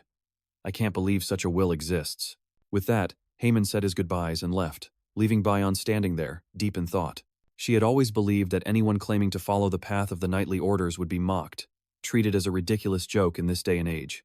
But Yuzel wasn't kidding. He seriously wants to bring it back. She had even angrily told him to stop his foolish games. Suddenly, Yuzel's voice broke through her thoughts. "What are you doing here?" He was casually chewing on his 5th-place prize, the edible herb. Flustered, Bayan's cheeks turned pink as she snapped, "I didn't come here looking for you." "Uh-huh?" Her unprompted denial made Yuzel smirk. "Who said you came looking for me?" Her icy glare shut him up instantly. Bayan shoved a box into his hands, saying coldly, "Whatever, just take this." Seeing the box, Yuzel's eyes lit up. "Oh, the prize. Thanks a lot." Opening the box, He marveled at the beautiful sword inside, thinking, whoa, the invisible sword. Adelvis's craftsmanship is just insane. Helping the princess was totally worth it. I could never afford something like this, he asked. So, can I keep this box? His real motive couldn't be more obvious. This thing's gotta be worth a ton, but whatever. Uziel was ecstatic, thinking, sweet, I'm about to make bank. This is awesome. Bayan just shook her head, totally unimpressed. Classic commoner, only thinking about cash. But she was hesitant to ask him something straight up. Finally, she worked up the nerve and called out, Hey, Uziel. He jumped. Huh? What's up? Bayan got right to the point. Do you really not use any other kind of magic? The question caught him so off guard that Uziel just froze for a solid 5 seconds, totally blanking on what to say. Realizing she might have crossed a line, Bayan's face turned beet red as she looked away.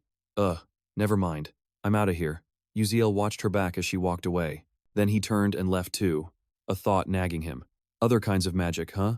Professor Lei Hang had said something just like that. He seemed to respect my choice though, but I still don't get it. What's the big deal about this mana sword anyway? Sweet, he muttered to himself. Oh, that's right. I've got to test out just how ridiculously strong this thing is.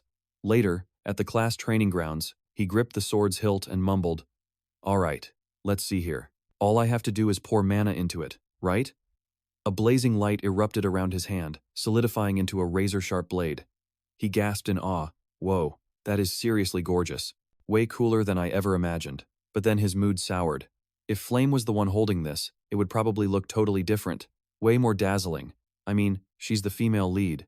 The girl's a special case. Even though she's human, she can use elf, dwarf, and spirit magic. Just that alone is a massive mana drain. Most people couldn't even dream of pulling it off. But Flame?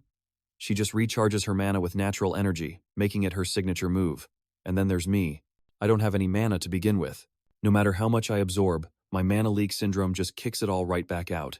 In other words, the mana in my very breath is the key to Terran. Remembering the system he'd been ignoring for ages, he pulled it up, muttering, Guess it's time for a status check. A stat window popped up. Uziel's stats. Strength, 77%. Senses, 29%. Agility, 87%. Stamina, 55%. Accuracy, 97%. Spirit, 43%.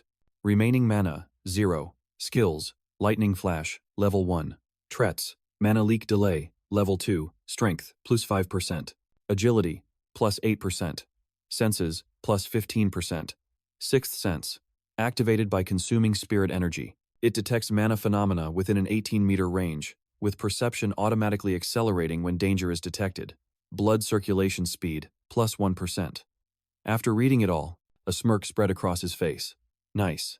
That grade 5 herb gave me a decent little power-up, and with this weapon, I can gain EXP directly. Looks like I've got a new sword training regimen. Things are about to get real busy. The scene shifts to the next morning at the academy, where a professor's voice is echoing through the classroom. Starting today, we will begin our formal magic practice. Everyone, please spread out and raise your staves to begin. The instructor was Professor Barina, the defensive magic teacher. After he finished his little speech, he started walking around, watching the students practice. They were all super focused, chanting, Magic Shield, Magic Shield. Barina, looking pleased, smiled and thought, this year's students are quite promising. Separating them into ranked classes was definitely the right call. But then, he stopped dead in his tracks, completely bewildered. While everyone else was practicing their hearts out, Uziel was just standing there, doing absolutely nothing. Barina thought to himself, is that the S-rank student everyone's been talking about? A commoner with some generic staff who somehow placed 5th in the dungeon training? Tesk. The kid's an absolute eyesore. Plastering a fake smile on his face, Barina walked over. Hey now, you're Uziel, aren't you? Why aren't you practicing? Not really sure how to answer that. Uziel just laughed awkwardly. Oh, Professor. I'm actually researching a different kind of defensive method.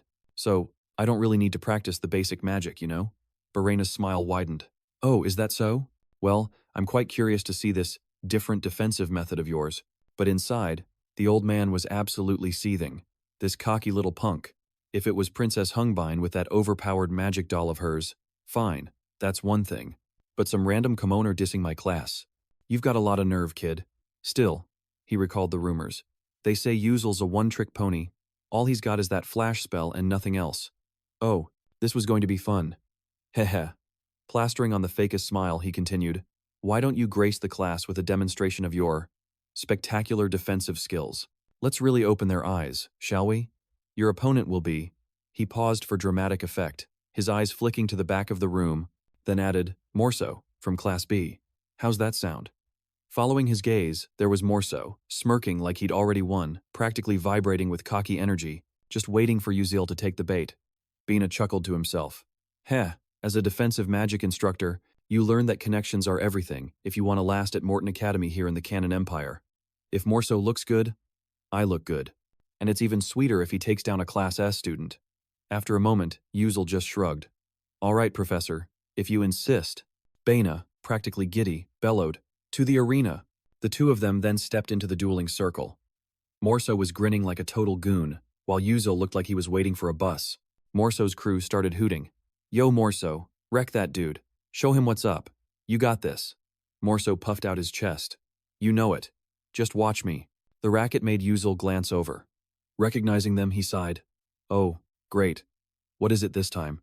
It was Ushil and Ridden's crew from the other day. A bunch of pains in the neck. Whatever, it's a mandatory class anyway. It's not like I can use my real magic, so there's nothing better to do. Guess if they want a show, I'll give 'em one. Then it clicked, and he remembered. Bana's had a rep for being a snake since first year. How pathetic. A smirk played on his lips as he thought, then again, this is a perfect chance to test out my new training. The professor's voice cut in. This will be a match of pure offense versus pure defense. No other spells are permitted. Morso immediately settled into a combat stance, ready to go. The students started murmuring. Morso's got the edge here, right? I mean, defense is just defense. And isn't he an earth-based offense mage? Yeah, that stuff is super tough to break through. But Prince Jeremy Kelvin just watched, his expression unreadable. Bina's voice boomed. Ready, give it everything you've got. Morso instantly whipped his staff around, a magic circle flaring to life as he summoned a massive boulder. The crowd gasped. Whoa, that's a Tier 2 spell.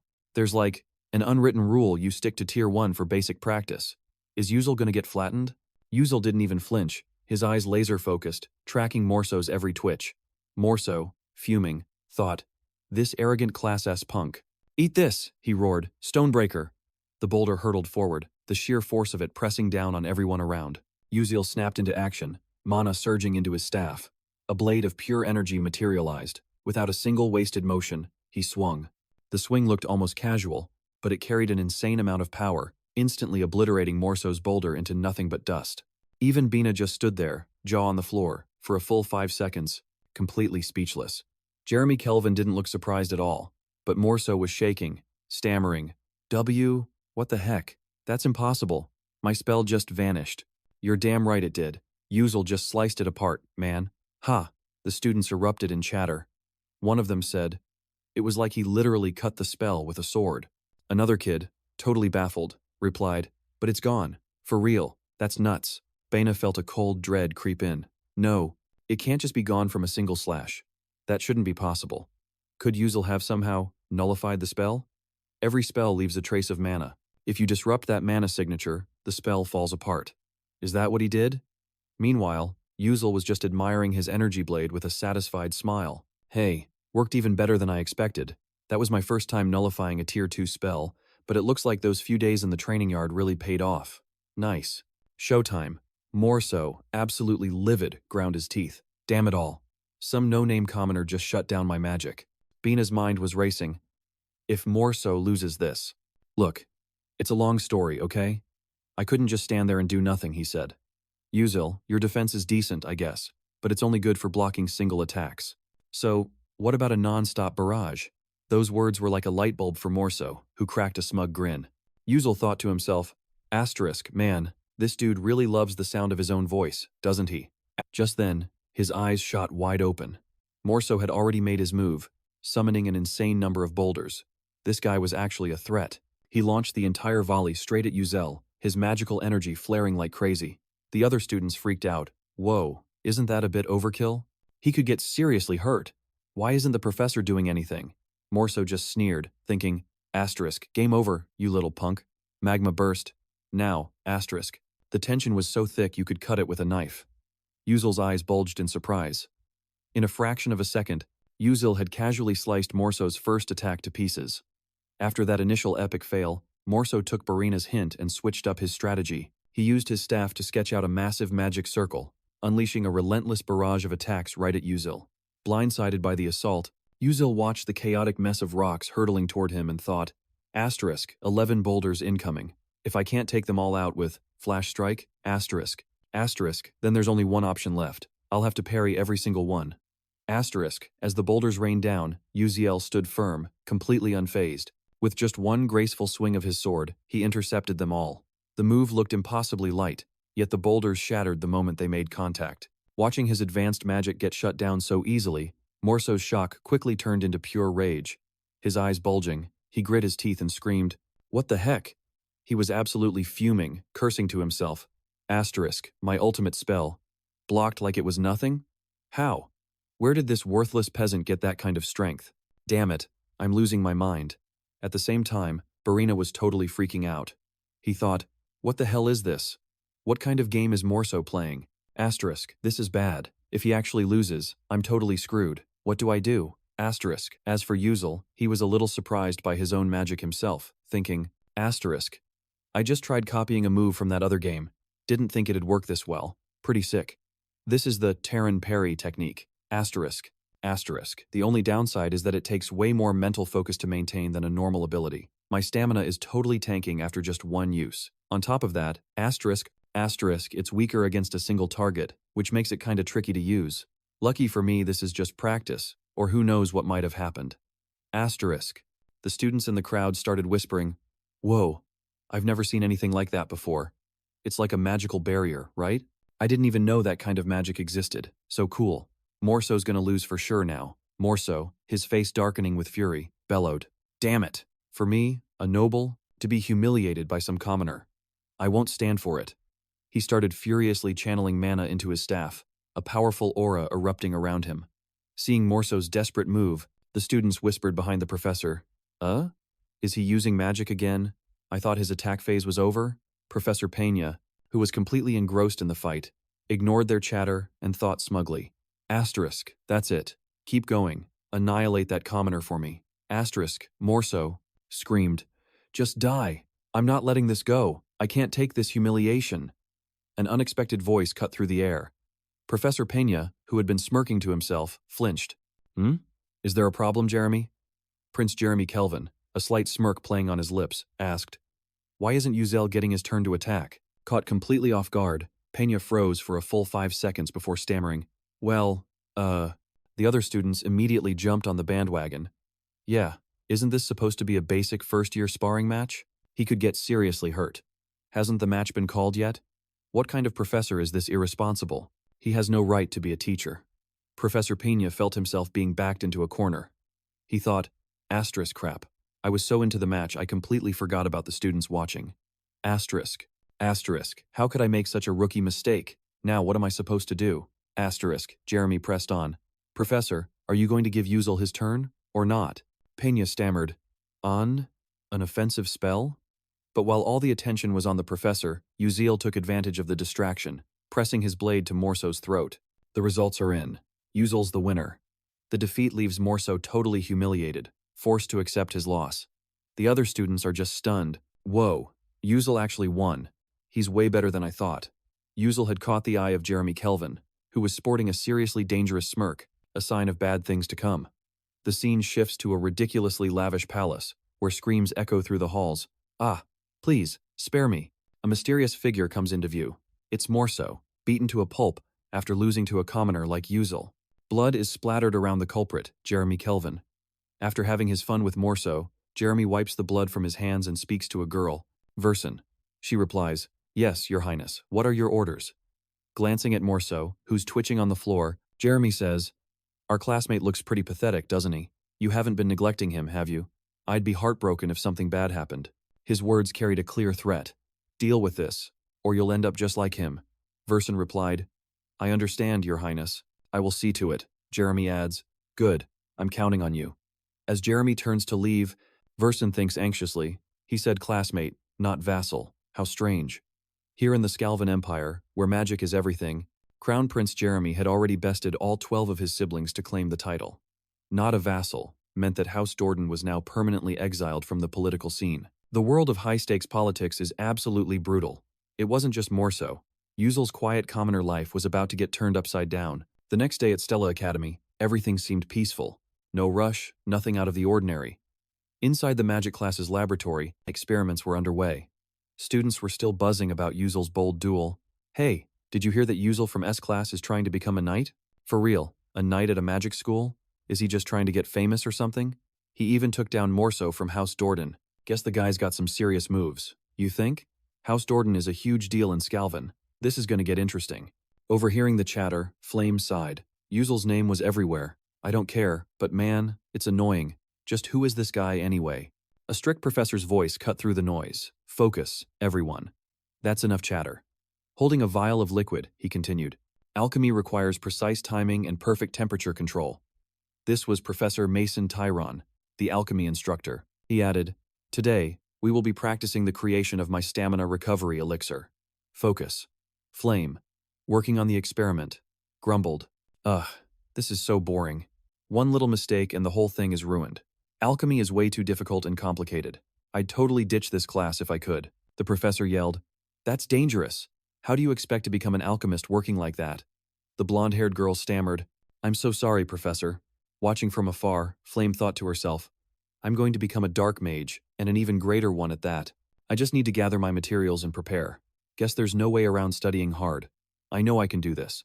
A self-satisfied laugh suddenly caught Flame's attention. Heh heh. It was Yuzel, who had succeeded, grinning from ear to ear with pride. Haha, absolutely perfect. This is it, Flame thought.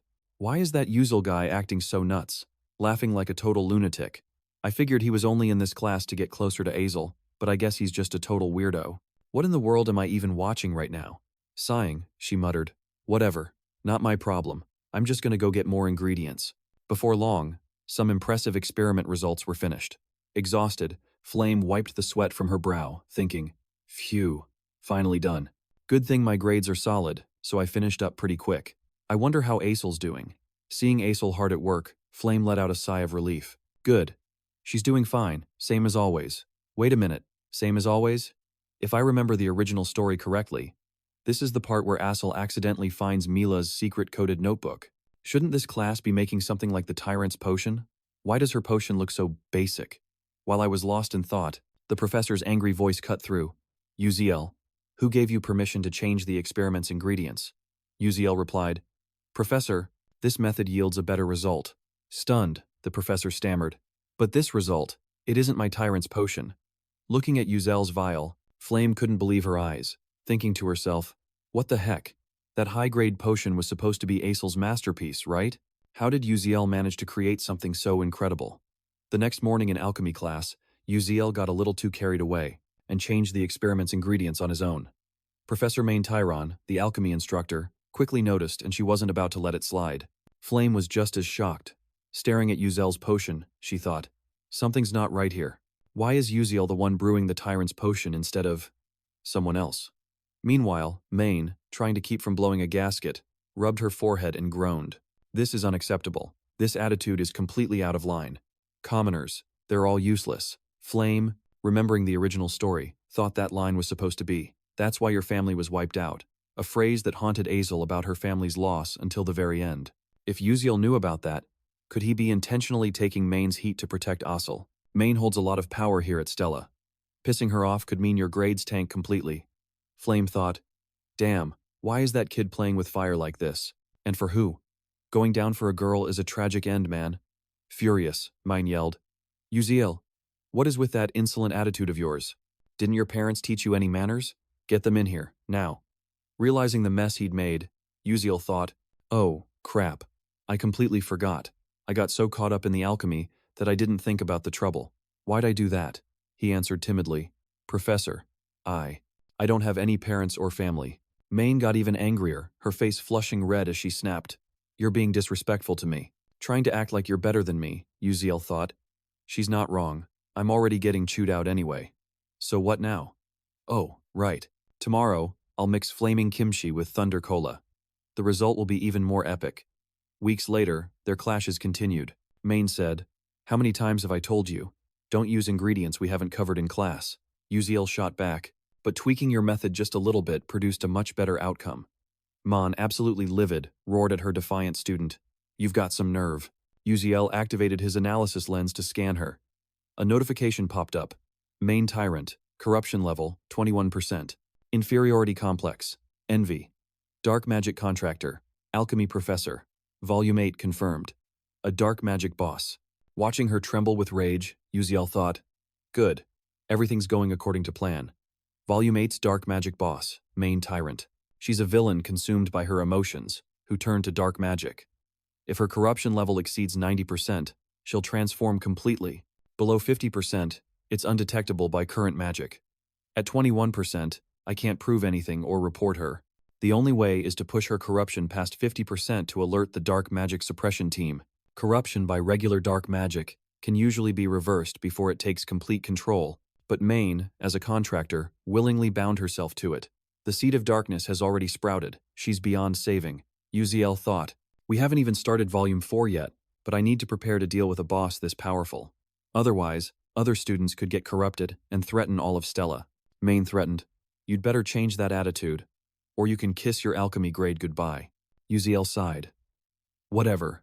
If I draw all the attention, no one else will get hurt, right? Or maybe I should just hit the gym during homework time. Haha, I've just got to find a way to make that old hag lose her cool. Anyway, after that, Maine split the class into groups. Uziel, stuck with his team, just buried his face in his hands, thinking, a group practical? You've got to be kidding me. This sucks. Every single one of his new teammates looked just as miserable as he felt. Feeling the tension thick enough to cut with a knife, Uziel awkwardly thought, geez, why is everyone so gloomy? Does it really have to be this serious? He let out a nervous laugh and decided to speak up. Hey, I'm Beck Uziel. The others introduced themselves one by one. I'm Kasun, Maliwan, and I'm Aesel. Maliwan sighed. We are so totally screwed. Why'd we get stuck with her? Maine is going to tank our grade for sure. She totally despises her students, so it doesn't even matter how well we do. Uziel thought, completely bummed. Crap, this is all my fault. I feel so bad for these guys. But Aesel piped up. Hey, come on, lighten up. We're not just gonna roll over and quit before we even start, are we? Someone started to stammer out a protest, but Aesel just talked over them. Look, for the practical exam, we'll have at least 3 different alchemists grading us on compatibility. There's no way Maine can sabotage our grade all by herself. Hearing that, Kasun and Malawan's faces instantly lit up. They were beaming, a new spark of hope in their eyes. One of them said, all right, let's go all out, team. I'm actually kinda pumped to give this a shot now. Uziel stared at Aesel in complete admiration, thinking, you are my absolute hero. Aesel, completely ignoring him, continued. Devitality Forest isn't that hard based on what we've covered, but we're going to need some top-tier ingredients. So who's going to get the main ingredient? A crested lizard's tail? Without a second of hesitation, Uziel's hand shot up. Leave it to me. I'll go get it. Monster components are a huge deal in alchemy, right? The fresher they are, the better the potion turns out. The whole group nodded in agreement. Someone piped up, sweet, sounds like a plan. He's got it covered, Aesel thought. He seems pretty confident. I think I can count on Uziel. Uziel just grinned from ear to ear, crested lizard tail. I'm heading straight for Sword Mountain. Meanwhile, in the alchemy professor's office, a student entered. Professor? You wanted to see me? The professor held up a single sheet of paper. Could you deliver this notice to all the first year, Class C alchemy groups? All of them except for Group 12. The student replied, yes, Professor. The practical exam was set to be judged by professional, third-party alchemists. A bad showing could completely derail a student's future career in the field. The professor thought with a smirk, you're about to learn what happens when you cross me. Back at the class training grounds, Flame was in the middle of practicing her spells when a voice called out, Flame. A male student handed her a piece of paper. Hey, someone told me to give you this alchemy announcement. Here you go. Flame took it. Thanks. The guy added, oh, and one more thing. Don't mention this to any of the other students. You'll see why. As he walked away, Flame let out a long sigh. Other students? He obviously means don't tell Uziel's group, Group 12. As if I'd go out of my way for him. But as she read the notice, her eyes went wide. Notice, the practical exam assignment has been changed from Devitality Forest to Tyrant before. Please prepare accordingly. Her eyes widened in shock. Hold on a sec. If Uziel knows the original story, he should be able to handle this, right? Instead of the lizard's tail needed for Devitality Forest, we'll need a Talic spider shell for Tyrant before. This is the perfect chance to see what that kid's really made of. A few days later, to gather the ingredients for his practical exam, Uziel traveled to the Duri Coliseum by way of a teleportation gate. The second he stepped through, he grabbed his head with a grimace. Man, teleportation gates are super convenient, but the motion sickness is a killer. My poor brain. A cheerful voice immediately greeted him. Welcome, Mage Uziel. It's a true honor to host you here in Derry. The warm welcome came from a member of the staff. Uziel, feeling a little awkward, replied, Oh, I'm not an official mage yet, I'm just a student. The staff member just smiled. As a student of the prestigious Stella Academy, you're afforded the same privileges as a fully fledged mage. The moment he mentioned Stella, nearby students started whispering, Hey look, that's a Stella student. For real? I've never seen their uniform up close before. I'm so jealous. He looks so cool. The staff member added, So, how about it? Is there anything I can help you with? Don't hesitate to ask. Uziel broke into a wide grin. Thank you so much. As he headed inside, he thought to himself, with this Stella all-access pass and this pocket watch, man, everywhere I go, I get the full-on VIP mage treatment. Stella is seriously the best. I even get to use the teleportation gates for free, and that usually costs a whopping 100,000 credits. I'm so lucky. For real. I've been checking out all the nearby cities every weekend, and this world is just awesome. Venturing deep into the forest, he scanned the area and mumbled, All right, this has got to be the spot. Today's target, the fire lizard.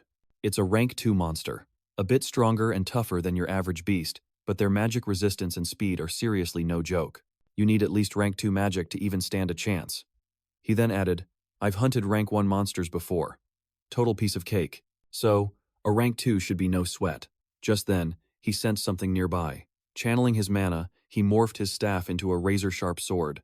He thought to himself, Showtime. Standing alone, he was completely focused. Across from him, a pair of glowing red eyes locked onto its prey. The vicious fire lizard charged forward, but Uziel was no rookie.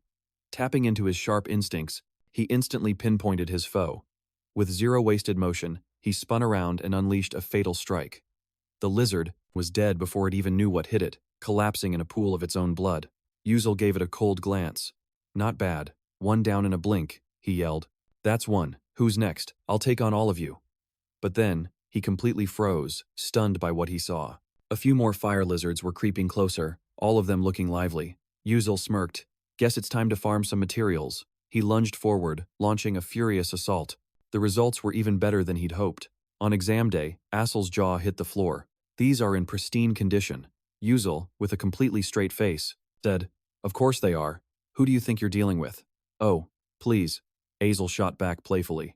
Okay, don't get a big head. You really do have a knack for picking out the best ingredients. Uziel shot back, just stating the facts. Azel, getting hyped, said, Awesome. Now all we have to do is brew this thing up. Let's get to it. The whole team's eyes lit up with excitement. Professor Main and Tyrant announced, Is everyone prepared? Standing beside her were 3 master alchemists who would serve as today's judges. She continued, As we've already announced, this exam is being conducted under the direct supervision of the Alchemists Guild. Perform well, and the path to becoming a certified alchemist will be wide open for you. You may begin. Today's assignment is a Tyrant's Booster Potion, Type B. Uziel's entire team just froze, completely floored. Wait, what? Is she seriously messing with us? Main asked. Did you all prepare the necessary ingredients? Azel, panicking, stammered. Professor, I'm sorry. We thought the assignment was a Vitality Potion, Type D. A smirk spread across Main's face. That was the original plan, yes. But I clearly announced the change to the Tyrant's Booster Potion, did I not? The harsh reality was, the entire class knew about the change. Everyone except for Uziel's group, who had been kept completely in the dark. A wave of anger and betrayal washed over them. Uziel thought, She's totally setting us up. I can handle it, but if my team fails because of this, that's messed up. Was this part of the original story? Flame shot a quick glance at Uziel's team, a flicker of guilt in her eyes before she looked away. Her anxious expression didn't make any sense to Uziel. Flame thought, What's going on? Is it possible Uziel doesn't know the original plot? Why didn't he do something to stop this? Main's voice cut in. Azel, did you prepare the incorrect ingredients? Azel hesitated. Well, Main snapped. An alchemist? A seeker of truth? Being so careless as to mistake ingredients and lose focus? That is utterly unacceptable. With a cruel little smirk, she added, I suppose this means Team 12 will have to forfeit. Uzil raised his hand. Wait a second. Making a tyrant's booster potion is no big deal. Main, completely taken aback, could only say, what? Overflowing with confidence, Uzil declared. I'll craft it using different ingredients. My version will be even better than your recipe, and I'll do it my way. His sheer arrogance was infuriating, but mine was speechless. She thought to herself, the tyrant's booster requires the essence from an acid spider's shell, and this little brat thinks he can use a fire lizard's tail instead? He's completely lost his mind. This is the perfect chance to publicly destroy any future he has as an alchemist. Just you wait, you cocky little punk, Main declared. Fine. You all have 1 hour to complete the tyrant's supplement potion. Azel stared at the lizard tails in a panic. Dude, are you insane? What are we supposed to do with this times junk? Uzil just forced a wide grin. We're already backed into a corner, so let's go all in. Just trust me and do as I say. It's better than getting kicked out, right? Who knows, maybe Lady Luck will be on our side. His words fired up the whole team. They cheered, I'm in. Let's give it a shot. We'll show him what we've got. And with that, they dove right into the work. Uzil said, all right, listen up. Here's the plan. Come to think of it, alchemy was the one area where Uzil was totally OP back when he conquered the game world. He had meticulously noted every single recipe, down to the last tiny detail. The formula for the Type B Tyrant's supplement potion was no exception. He hadn't planned on using this one, since it was the very potion that the future tyrant version of Main would spend years researching and inventing herself. Brimming with confidence, Uzil began, Italic spider shells are packed with nutrients because they're vital for reproduction. Well, the fire lizard's tail has a similar organ. Pointing to a spot on the tail, he continued, this is a blood vessel. See it? I heard the Elisir tribe in the southern desert uses these fire lizard blood vessels as a health tonic for their chief. They live for a super long time, so this should be a perfect substitute for the Italic spider shell. Molly raised her hand. I actually know a bit about the Elisir tribe's processing techniques. Let me handle this part, okay? Uzil beamed. Absolutely, that's perfect. Now, this mistletoe needs to be dried using a special desert method. Anyone know how to do that? Kasahun spoke up. Solar desiccation, right? My dad taught me. With this many blood vessels, I can get it bone dry in 5 minutes. Before he could even finish, Azel volunteered. I'll handle the next step. Uzil smiled. Thanks, it's all you. The whole team got to work, everyone focused and diligent. Each person tackled their task, giving it everything they had, knowing this was their one and only shot. Failure simply wasn't an option. Watching them, Uzil smiled to himself, thinking, man, they're actually pretty awesome. Way better than I even hoped, he said. Okay, let's brew it exactly as I say. Let's do this. A few moments later, Main Tyron was absolutely speechless, her eyes wide in disbelief at the potion Uzil's team had created. Uzil, full of confidence, presented it. Professor, here is our Type B Tyrant supplement potion. Please, give it a look. The other alchemists watching couldn't believe their eyes, thinking, no way. There's no way those kids actually pulled it off. Even though the results weren't confirmed, Main was fuming. This is ridiculous. It took me years to develop the Tyrant's supplement potion. How could these brats whip it up so easily? A curious alchemist spoke up. Let me be the first to test it. After absorbing the potion's energy, she could feel its power and gasped in amazement. In all my years as an alchemist, I've never seen a concoction quite like this, another alchemist asked. So, what's the verdict? She replied, it has a few minor flaws, and some ingredients were wasted, but its effect, it completely surpasses my own Tyrant supplement potion. The entire team's eyes lit up, absolutely ecstatic over their unexpected success. Lady Luck had really smiled on them. The other alchemists tried it too, and were full of praise, absolutely brilliant. These kids are bringing some truly fresh ideas to the table. But one person was absolutely seething. Damn it, Maison's face twisted in frustration. You almost had to feel sorry for her. But, whatever. Mun snapped. Give me that. I'll test it myself. Taking the team's potion in her hand, she was stunned. She thought, there's no mistaking it. This potion uses my own signature technique to convert monster nutrients into energy for humans. A flawless Tyrant's supplement potion. How on earth did they create an even better version this fast? It's completely impossible. But then, a wicked thought popped into her head. Screw it. I'm the one with all the power here. Hey, I'll just claim their missing ingredients and fail them on the spot. But life rarely goes according to plan. Her little scheme went up in smoke when another alchemist spoke up. A score of +4 for Group 12 seems a little low, wouldn't you say, Professor Mason? Mason cursed under her breath. These meddling old fools. Gritting her teeth, she was forced to concede. Group 12. Passes. The whole team went from nail-biting anxiety to pure ecstasy. Yes, we did it, Pepsi. We totally killed it. They had officially aced the practical exam, but someone else was probably fuming hard enough to have a heart attack. Damn it. Maisen's face twisted into a nasty scowl as she thought, I'll deal with you later, Beck. And as for you, Uziel, just you wait. Her dark magic corruption level was on the rise. A few days later, on the class training grounds, the students were all training hard. Flame, totally wiped out, groaned, Ugh, finally done.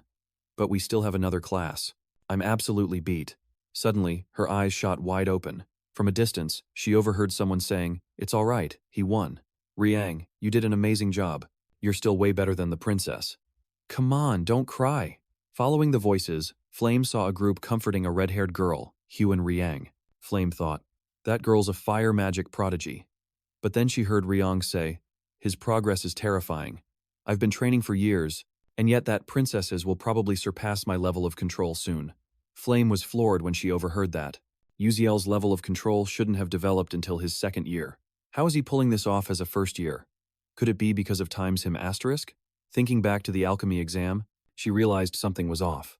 The formula for the Class B booster potion, Tyrant, was supposed to be a future invention by Easel, which Maine was meant to steal and perfect. And yet, Uziel somehow knew a formula that wasn't in the original story. This plot point never happened.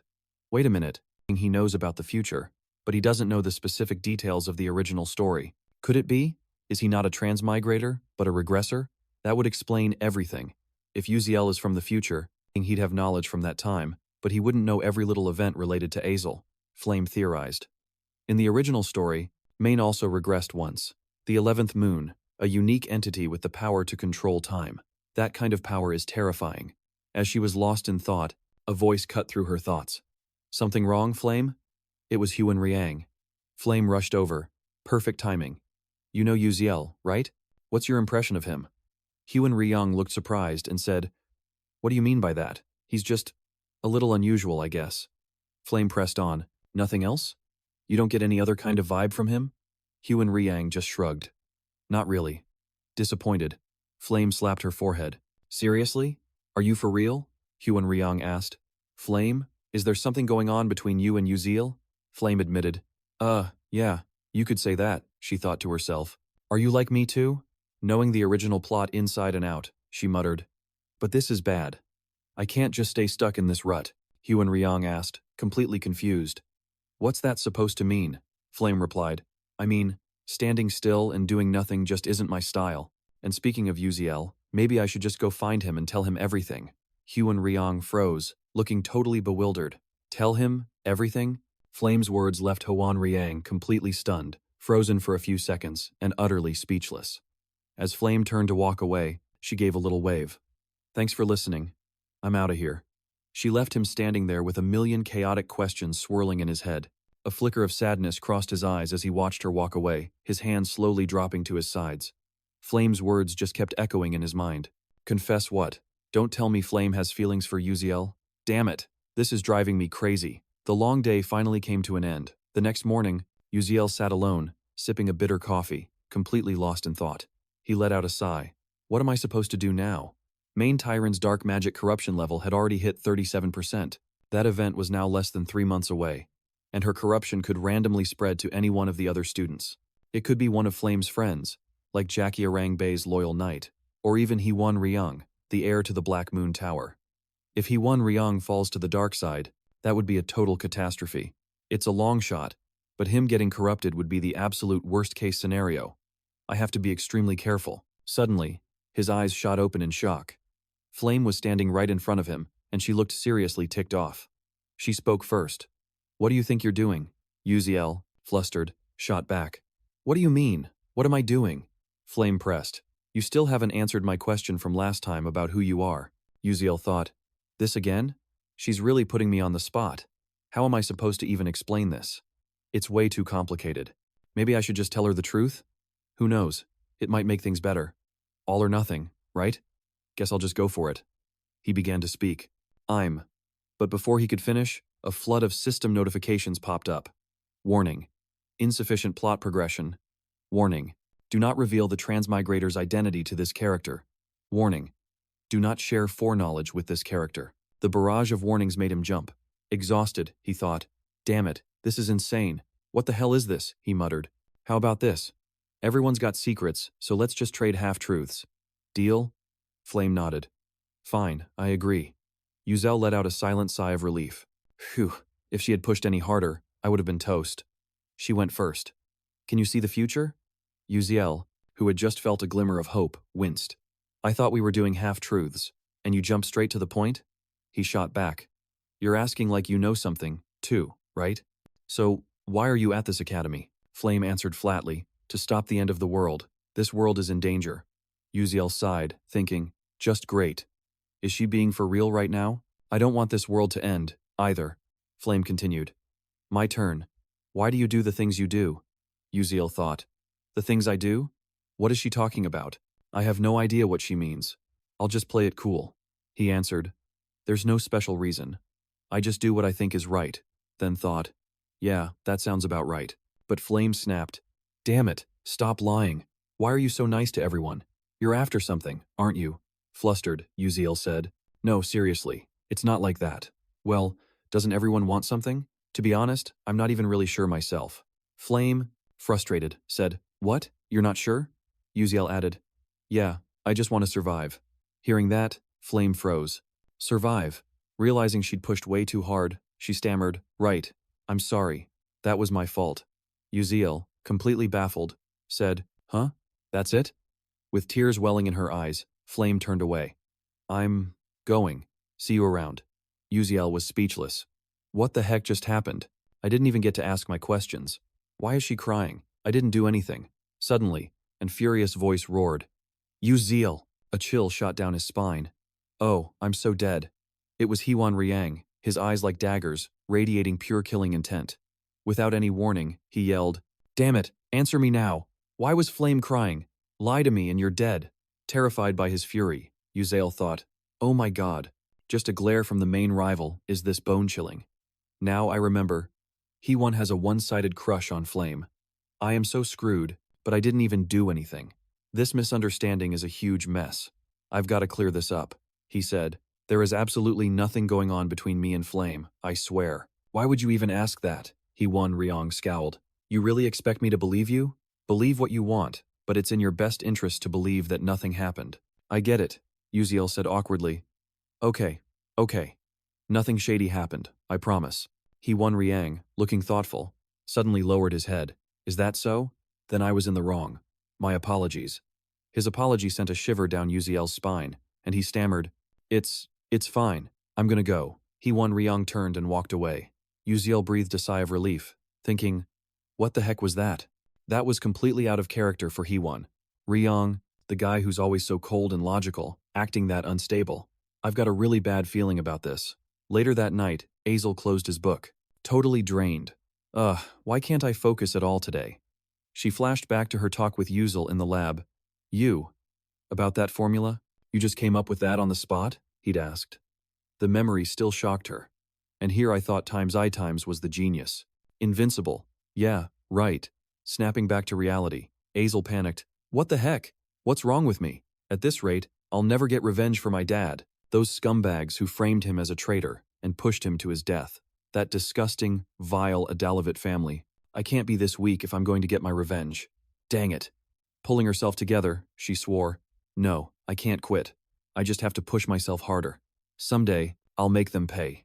The next morning, warm sunlight streamed through the window, right onto Flame's bed.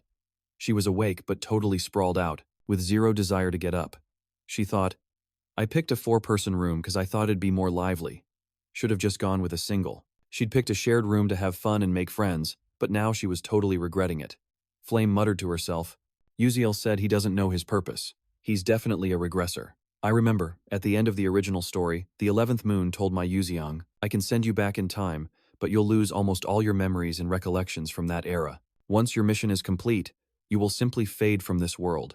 No one, not your friends, not your family, will ever remember that you saved it. Do you accept this sacrifice to start over? My Yuzeong had replied. If it's my destiny, I'll save the world all over again. But Assel, in desperation, had cut in. Wait. I'd rather watch this world burn than live without you. Let's just go together. Her plea melted Yuziang's icy heart, making him give up on the whole regression thing. And in the end, the world was destroyed, ending in total tragedy. Bolting upright, Flame thought, if this world is different from the original story, and my Yuziang doesn't know Yuzil regressed through the 11th moon, then after the mission, he'll just disappear. No one will ever know he existed, and with most of his memories wiped, he's only driven by a sense of duty, just trying to survive.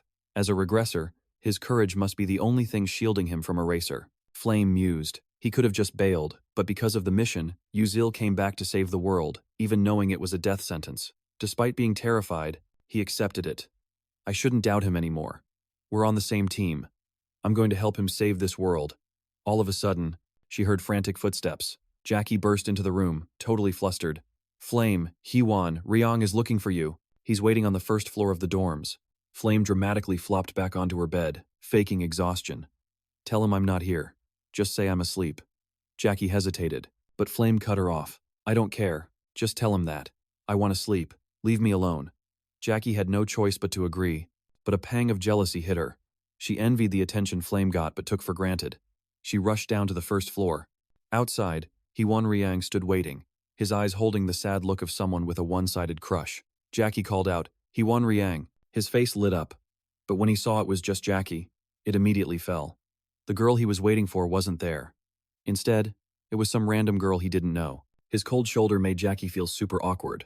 Her eyes had been sparkling with the hope of a brand new crush, but he just asked icily, "Who are you?" His words were like a slap in the face, yanking her back to reality. Her heart shattered. Crap. When she didn't answer, he asked, "Where's Flame?" Jackie replied, "She's tired and sleeping." He thought to himself, she probably confessed to that useless loser and got shot down, so now she's moping. What's that guy got that I don't? Coldly, he said, "Got it. I'll come back later," he said, then turned and walked away, leaving Jackie just standing there, stunned. Heartbroken. Jackie thought, why? I'm in love with him, but he probably doesn't even know my name. It's always the same story. All eyes are on Flame, with her dazzling talent, soaking up all the glory and adoration. She's practically an angel. Even my crush, Ryang, is secretly in love with her. And me? I'm just a nobody. Life is so freaking unfair. A wave of jealousy washed over her. She balled her fists, fuming. Ugh, this seriously pisses me off. The next morning, inside the first main tower of Stella Academy, a man's voice cut through the air. I heard a rumor that Professor Main Tyron was publicly humiliated by a mere student. Main Tyron bit her lip. I'm sorry, sir. It was my incompetence. I have no excuses. The man turned to face her. You know I have such high hopes for you, don't you? It was none other than Vice Principal Aki Hyen. He continued, by the way, how is our little research project progressing? The one on fusing alchemy and magic with the healers from the Black Moon cult. Main Tyron's confidence returned. It's going very well, sir. I promise I won't let you down. Aki Hyen placed a hand on her shoulder, whispering, Excellent. You're the only one I can truly count on. She replied, Of course, sir. You can leave it to me. Now, if you'll excuse me. The moment she was gone, Aki Hyen let out a contemptuous smirk. What an absolute brainless, pathetic fool. She has no idea she's just a pawn in my game. And even if she did, she probably wouldn't care. She's completely blinded by her obsession with status and fame. How ironic. A mage who specializes in countering dark magic is secretly working with it. Heh. I can't wait to see the fruits of this alchemy and magic fusion. Elsewhere, a slight figure was practically buried under a mountain of paperwork. She was visibly trembling, but everyone around her just pretended not to notice. Suddenly, a kind soul appeared at her side. It was Uziel. He shot her a grin. Hey, Miss T.A., you all right? Let me give you a hand with that.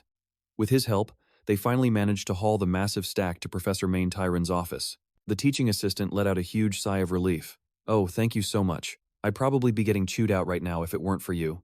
Uziel smiled. Don't mention it. It was no big deal. Seizing his chance, Uziel quickly scanned the room. It was a complete disaster zone, with crumpled papers littering every surface, from the desk to the floor. Yikes, this place is a war zone, he thought. Then his eyes lit up, locking onto a large board on the wall. Whoa, what's all this? The teaching assistant glanced over. Oh, that? That's the formula Professor Main Tyron is working on with some other healers. It's for some kind of random spatial teleportation spell, I think. Uziel's blood ran cold. Random spatial teleportation. That was the very first formula for fusing alchemy and magic. In the original story, in Main Tyrant's villain arc, the Dark Mages finished this with her, unleashing absolute devastation and plunging the entire world into a sea of flames. A tiny seed of hope began to sprout in his mind. But what if she could solve this before the Dark Mages ever get their hands on it? He thought. She's the one ray of light in all this darkness. With her natural genius and out-of-the-box ideas, she created things the Dark Mages couldn't even begin to imagine. An idea sparked. He said, "Hey, teaching assistant Altera." She jumped. "Huh? Oh, are you asking me out for coffee or something?" Uziel couldn't help but laugh. "No, not exactly. Professor Main Tyron is a real piece of work, isn't she? What if I told you there was a way to get some sweet, sweet revenge? Would you be interested?" Altera looked completely baffled. "I'm just a nobody TA. How could I possibly get revenge on a professor? If I'm not careful, I'll get fired on the spot, and then I'd be out on the street. What would I do then?" Uziel leaned in. "So what? Don't you have any ideas of your own? You have the potential to be a way better alchemist than Professor Main." Altera was stunned. "What?" Uziel pressed on. "Imagine it. No one would ever dare to look down on you again." His words struck a chord, sparking a flicker of hope in her eyes. She whispered, "If only I could." Just as Uziel had guessed, Altera was completely fed up with her job, exhausted from basically being Main's servant in this dusty, cramped office. Her dream, the one she'd held onto for so long, was to become a real alchemist and create something revolutionary, and she had the talent for it. In the future, Altera was destined to become a legendary alchemist, a true genius known for her incredible inventions, someone who deserved the absolute best. But right now, her harsh reality had forced her to shelve that dream.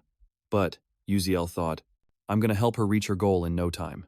After the first preliminary exam at Stella, Uziel visited Altera to offer a few suggestions. She caught on super fast, saying excitedly, "Oh, you think so too? I was already thinking about adding a color-changing button to the magic pen, plus an eraser, just like a mechanical pencil. It'd be super convenient." Uziel thought, satisfied. Awesome. Altera's invention is coming along, but the core formula is still missing. I need to guide her to surpass even my own Yuzong. That's not going to be easy.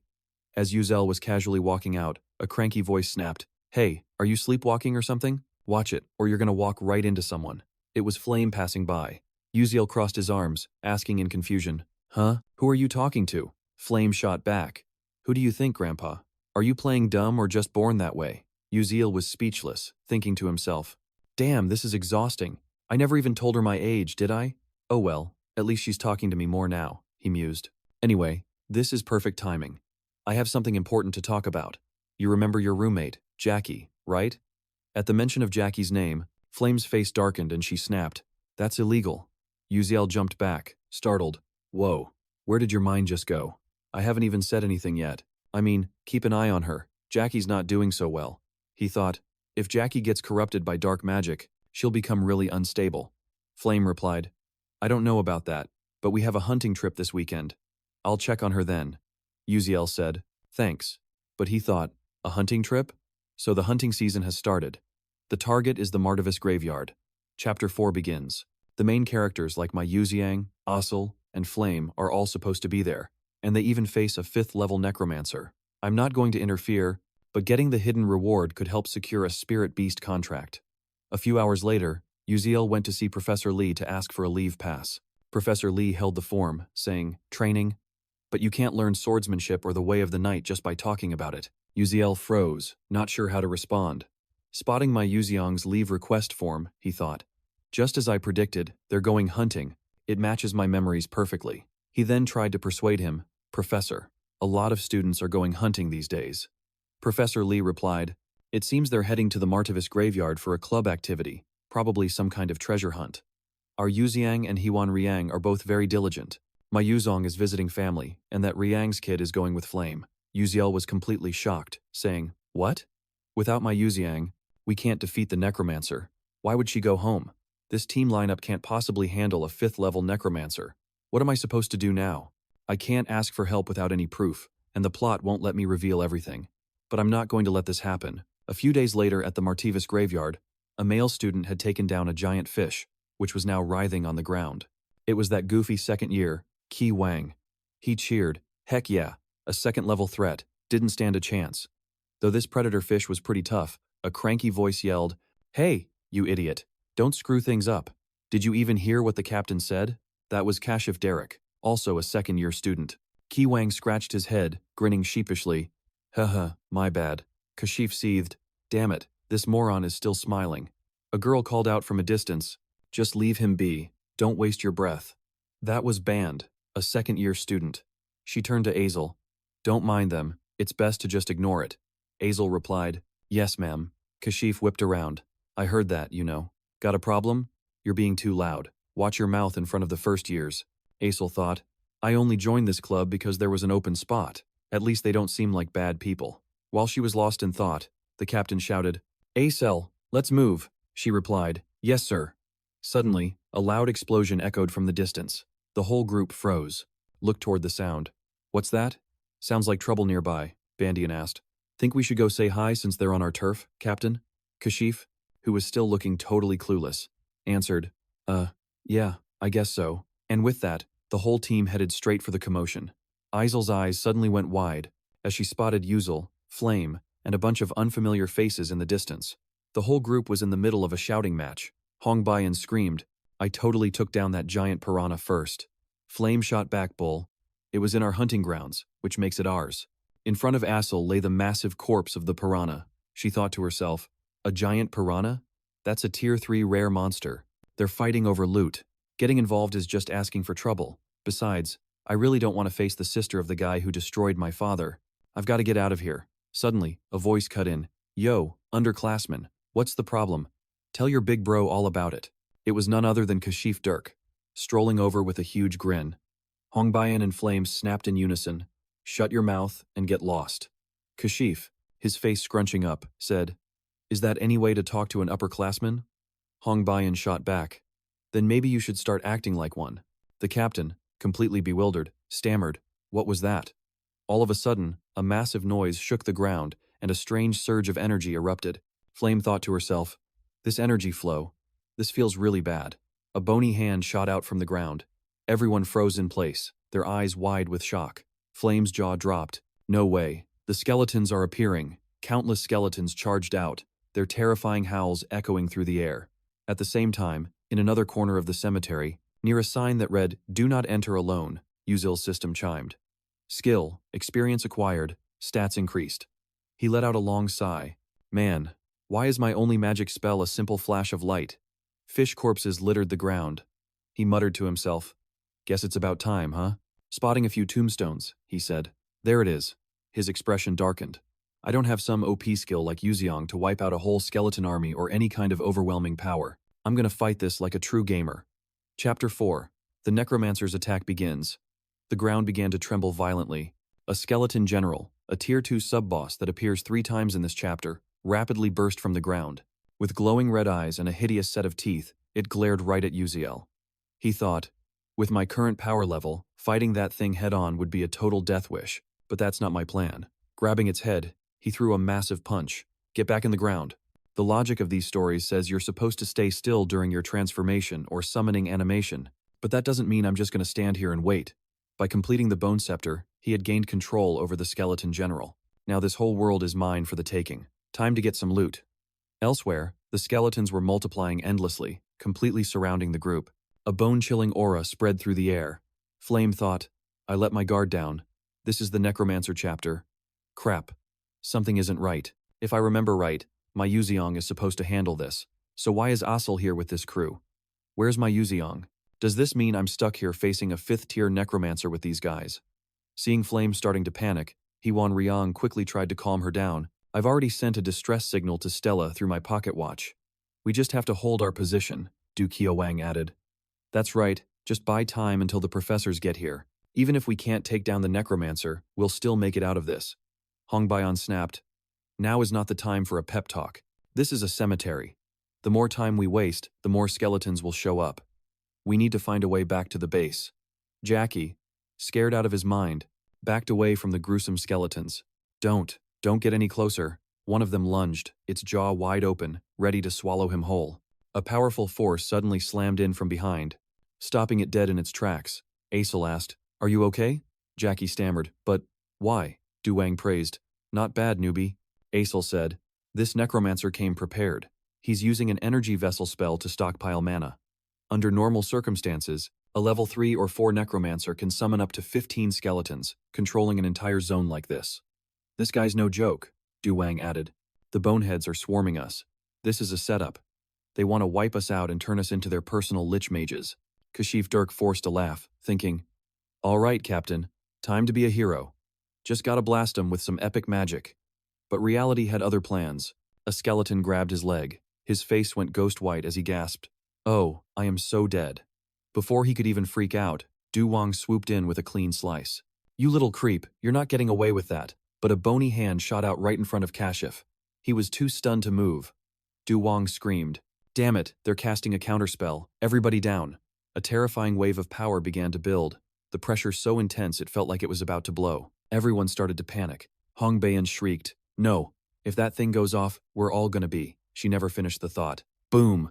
A massive explosion rocked the whole cemetery, leaving a giant crater in its wake. A lot of people got hurt, but luckily, Flame was completely fine. But the necromancer's horde just kept on coming. Flame thought to herself, this is really bad. I think I've hit my limit. I'm totally drained, and this is looking hopeless. My mana's on empty, there's no time to recharge, and the enemy is practically an army. A skeleton's jaw unhinged with a roar as it lunged. Terrified and dizzy, Flame muttered, oh, crap. This is it for me. Clutching her staff, she scanned the absolute chaos. Am I really going to check out here? But then, all at once, the skeletons just stopped. Like someone hit a pause button. Flame couldn't believe her eyes. Huh? They stopped moving. What in the world is going on? In the distance, Yuzel appeared, looking like some kind of hero straight out of a legend. Flame was totally floored. What's he doing here, of all times? Her eyes locked onto the skull in Yuzel's hand. It belonged to a skeleton general, way tougher than the regular grunts, the kind that's always surrounded by an elite guard. And he took it down. By himself? No way. That's insane. Du Wang hurried over too. Thanks, man, you saved our butts. Yuzel just shrugged it off. It was nothing, Aesel asked. But how did you even get a skeleton general's skull? Yuzel smirked. Fished it out of some bone broth I was making. Internally, he thought. Probably shouldn't mention I ambushed it the second it was summoned. His lame joke left Aesel totally speechless. Yuzel, cool as ever, said, anyway, we need a new game plan, like yesterday. If the necromancers start controlling the boneheads directly and just ignore the general's absence, we're in some serious trouble. Things were getting dicey. Kyo Wang asked, you got something, kid? Yuzel nodded. On my way here, I spotted the necromancers pulling the strings from near their main camp. There's zero chance we can fight our way out of this encirclement. Our only shot is a direct strike on the casters themselves. The others just stared, shocked by his guts. Someone stammered, hold on. You're saying we should? Yuzel just shrugged. Isn't this, like, basic stuff from class? Necromancers are beasts when they're puppeteering an army, but their actual bodies are squishy as heck, Bandandy said, looking worried. But he's got a whole personal guard detail, Yuzel countered. His control radius is massive. If we don't go for the source, we're just going to be stuck here getting picked off. He thought to himself, the necromancer's guard has 1 skeleton general, 6 elite skeleton soldiers, and 50 grunts. And those numbers are only going to go up. It's now or never. But how do I get them on board with this crazy plan? Then, someone else spoke up. The kid's a little nuts, but when it comes to fighting and strategy, he's got way more field experience than any of us. Yuzel jumped back in. Look, let's be real. In this total disaster, we're not breaking through their lines. The last thing those necromancers will expect is a full frontal assault on their position. The 2 upperclassmen glanced at each other. This might just be our only way out of this mess. I have no idea what you're banking on, kid. But we can't split up. I'm in, Bandian exclaimed. All right, let's do this. We still have a shot before those necromancers figure out what's happening. Meanwhile, in another corner of the Martivus cemetery, a shadowy figure emerged. His voice broke the silence. Running into Stella's freshmen out here. What a stroke of luck. Once I turn them into bone mages, not even the Dark Alliance will dare to look down on me again. This was Sabhuk, a 5th-level necromancer from the Dark Tower. He let out a booming laugh. 7 long years I've spent storing my mana in this flask. 700 skeletons lie resting in this place. Now, no one will ever look down on me again. Haha, suddenly, he froze. What in the world? I've lost the connection. Could my general have been defeated? A loud crack echoed as a powerful force slammed into the shield on his back. He stood there, completely stunned. My 4th-level magic shield. It's cracked? How is that even possible? Roaring with fury, he screamed, "You wretched brats, you won't escape!" But it was too fast, like a flash of lightning. He had no time to react. Boom! A massive explosion completely wiped out the horde of skeletons. That blaze was the combined power of Yuzul's team. Sabhuk stood in a daze, utterly stunned. Damn it, I got way too arrogant. I never expected them to come directly for me. Even if they're just rookies, Stella is still Stella. I can't afford to underestimate them, he thought to himself. I hate to admit it, but this is getting too dangerous. It's time to summon my elite skeleton legion. He bit down on his finger, drawing blood. He spread his arms wide. Oh, wicked spirits of this land, heed my call. The ground cracked open, and skeletal warriors clawed their way out, their jaws fixed in malicious grins. The army quickly swarmed and surrounded them. But Sabhuk coughed up a mouthful of blood, the summoning taking a heavy toll on his body. Wiping the streak from his chin, he cursed. Damn it. He thought bitterly as he wiped away the blood. Summoning that legion inflicted some serious backlash on me. But it'll be more than enough. Keep them occupied. Kill every last one of them so I can claim my reward. The skeletons let out a collective roar and surged forward as he watched from afar. A wicked smirk crept onto his face as he said, "Excellent, just keep fighting amongst yourselves. Now I can finally relax." But his R&R was cut short. Yuzul suddenly appeared with a flash teleport, materializing right behind the necromancer. Sabhuk sensed the presence, whipped around, and shrieked in panic. "Damn it, who are you?" Yuzul just offered a sly grin, not even bothering to reply. Sabhuk, feeling the presence right behind him, had spun around and was now shouting in a complete panic. "Who the hell are you?" Yuzul just smirked, still not saying a word. The necromancer, now thoroughly terrified, began to panic internally. I was tracking the positions of all 12 of those Stella Academy brats through my skeleton's eyes. So then, how in the world did this kid manage to get so close? Suddenly, his eyes widened in utter shock. He couldn't believe the object Yuzul was holding, and he blurted out, "That's impossible. Isn't that my skeleton general? How did it get into your hands?" But then, Yuzul casually let the skull drop, and it hit the ground with a heavy thud. Without missing a beat, our hero brought his sword down on it with a powerful strike. As the skeleton general was shattered, Sabhuk's internal injuries flared up violently. He coughed up several mouthfuls of blood, his face paling as he clutched at his chest. Damn it, he thought, his anger rising. I was far too confident. So this is the true power of a Stella Academy student. Meanwhile, Yuzul, panting and covered in sweat, was thinking to himself, Dukiel Wang and Bandian were supposed to take out the skeleton general and back me up, but that elite skeleton legion has them completely tied up. Am I really going to have to fight this guy by myself? I'm the weakest one in the group, after all. Maybe I should just make a run for it? The thought didn't sit right with him. Just then, Sabhuk coughed up another spray of blood. Yuzul's eyes widened as he finally took in the necromancer's condition. He muttered to himself, he actually looks pretty messed up too. He must have overdone it when he summoned that elite skeleton legion, causing some major internal damage. I think I can pull this off. A confident smirk spread across his face. All of a sudden, Jackie came sprinting over, totally freaking out. Princess, we're totally screwed. That necromancer is going one-on-one with Yuzul, and he's winning. Ryong was shocked. What did you say? She gazed forward, where Yuzul and Sok were locked in a brutal fight. A powerful aura pulsed around them.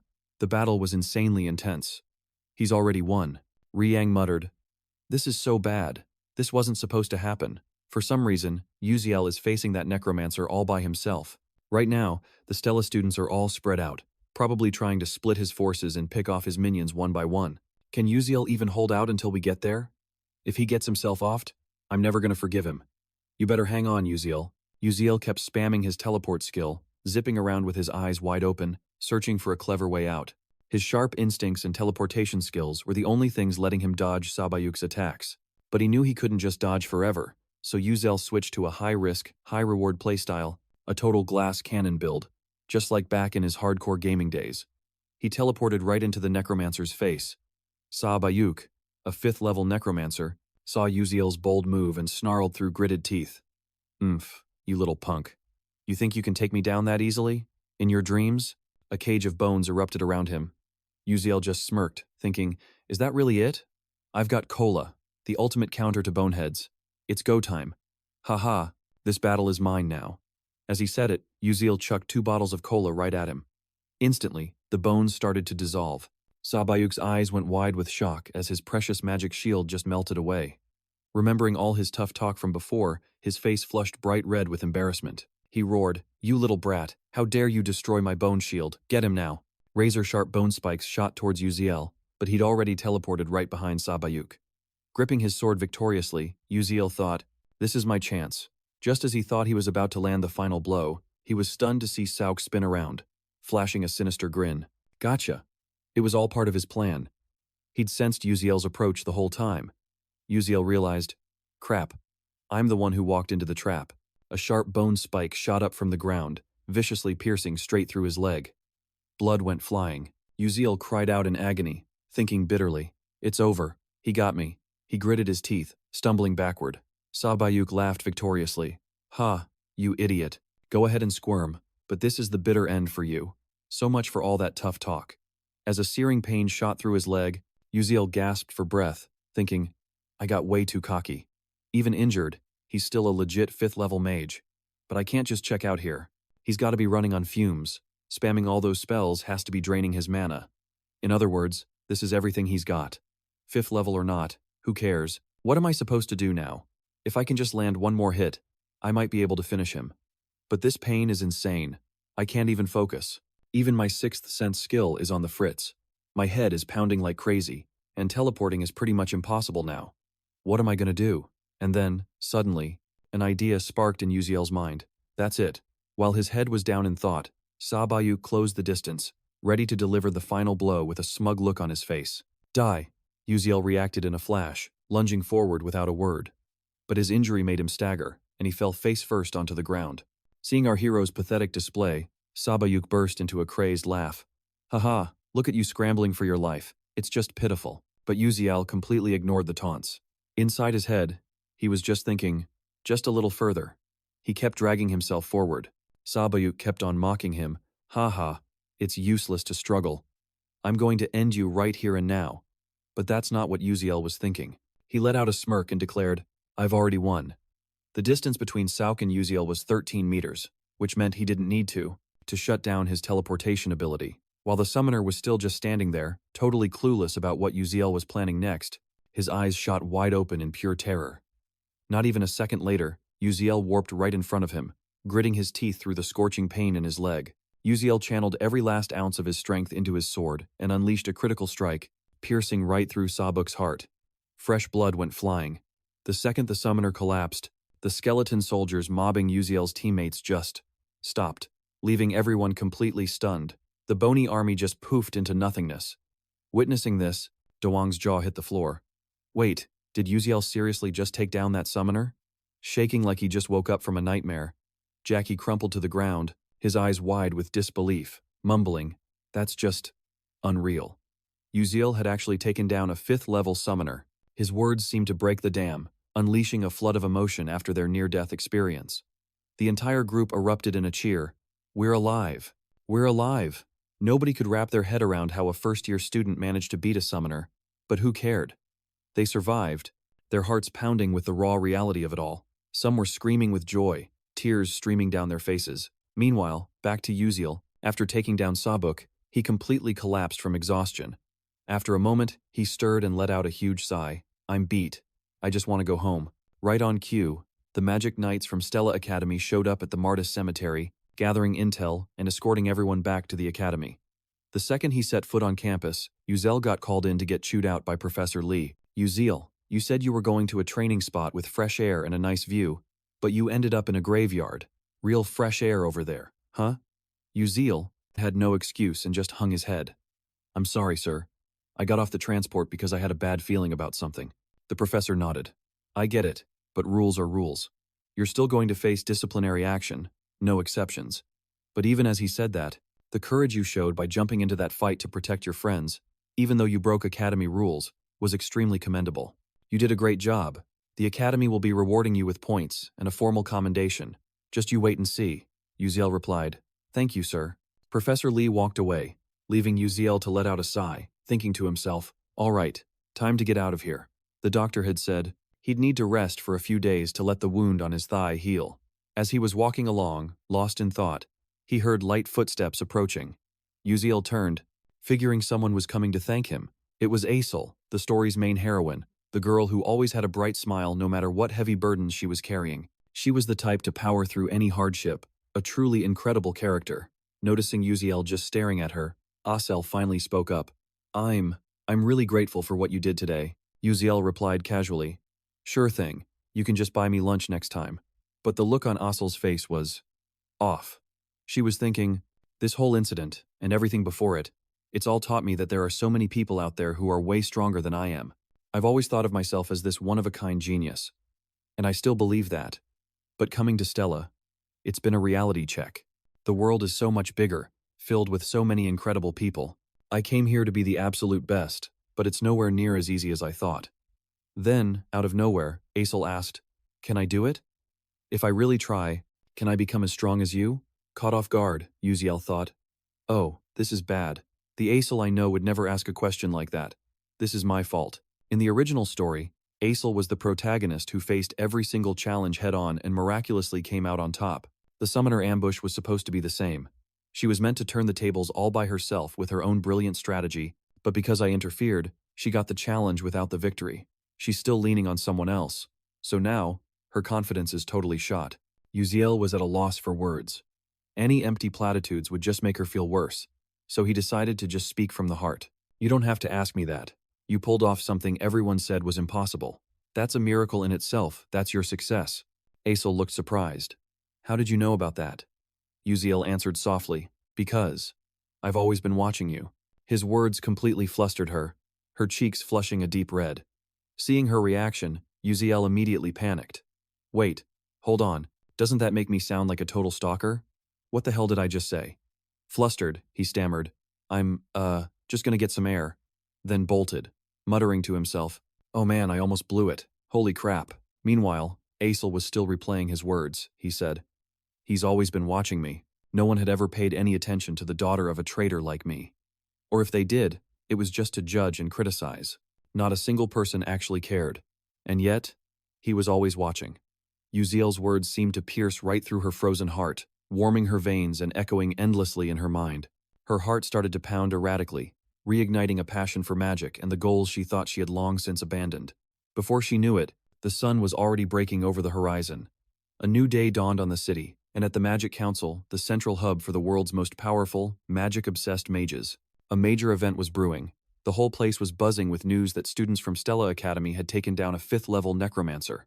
That's insane. A necromancer in this day and age? I thought dark mages were a thing of the past. But as sensational as it sounded, the news was 100% true. Listening to the chatter, Uziel thought, it's just an awards ceremony, for crying out loud, but they've got magic reporters and even nobles here. They're blowing this whole thing way out of proportion. Hold on. Why does Princess Hong Baiyan look so hyped up? She's practically glowing.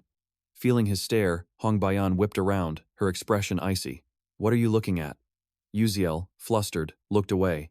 Nothing. Professor Lee addressed the crowd. All right, everyone, settle down. Today, we are here to honor the 13 brave students who stood against a dark mage. Their rewards will be presented by the headmaster himself. All 13 students were stunned. The headmaster was going to present the awards personally? Uziel never expected Elman Elwin, a 9th-level mage, and basically the pinnacle of humanity, to actually show up here. In the game, he was practically a main character.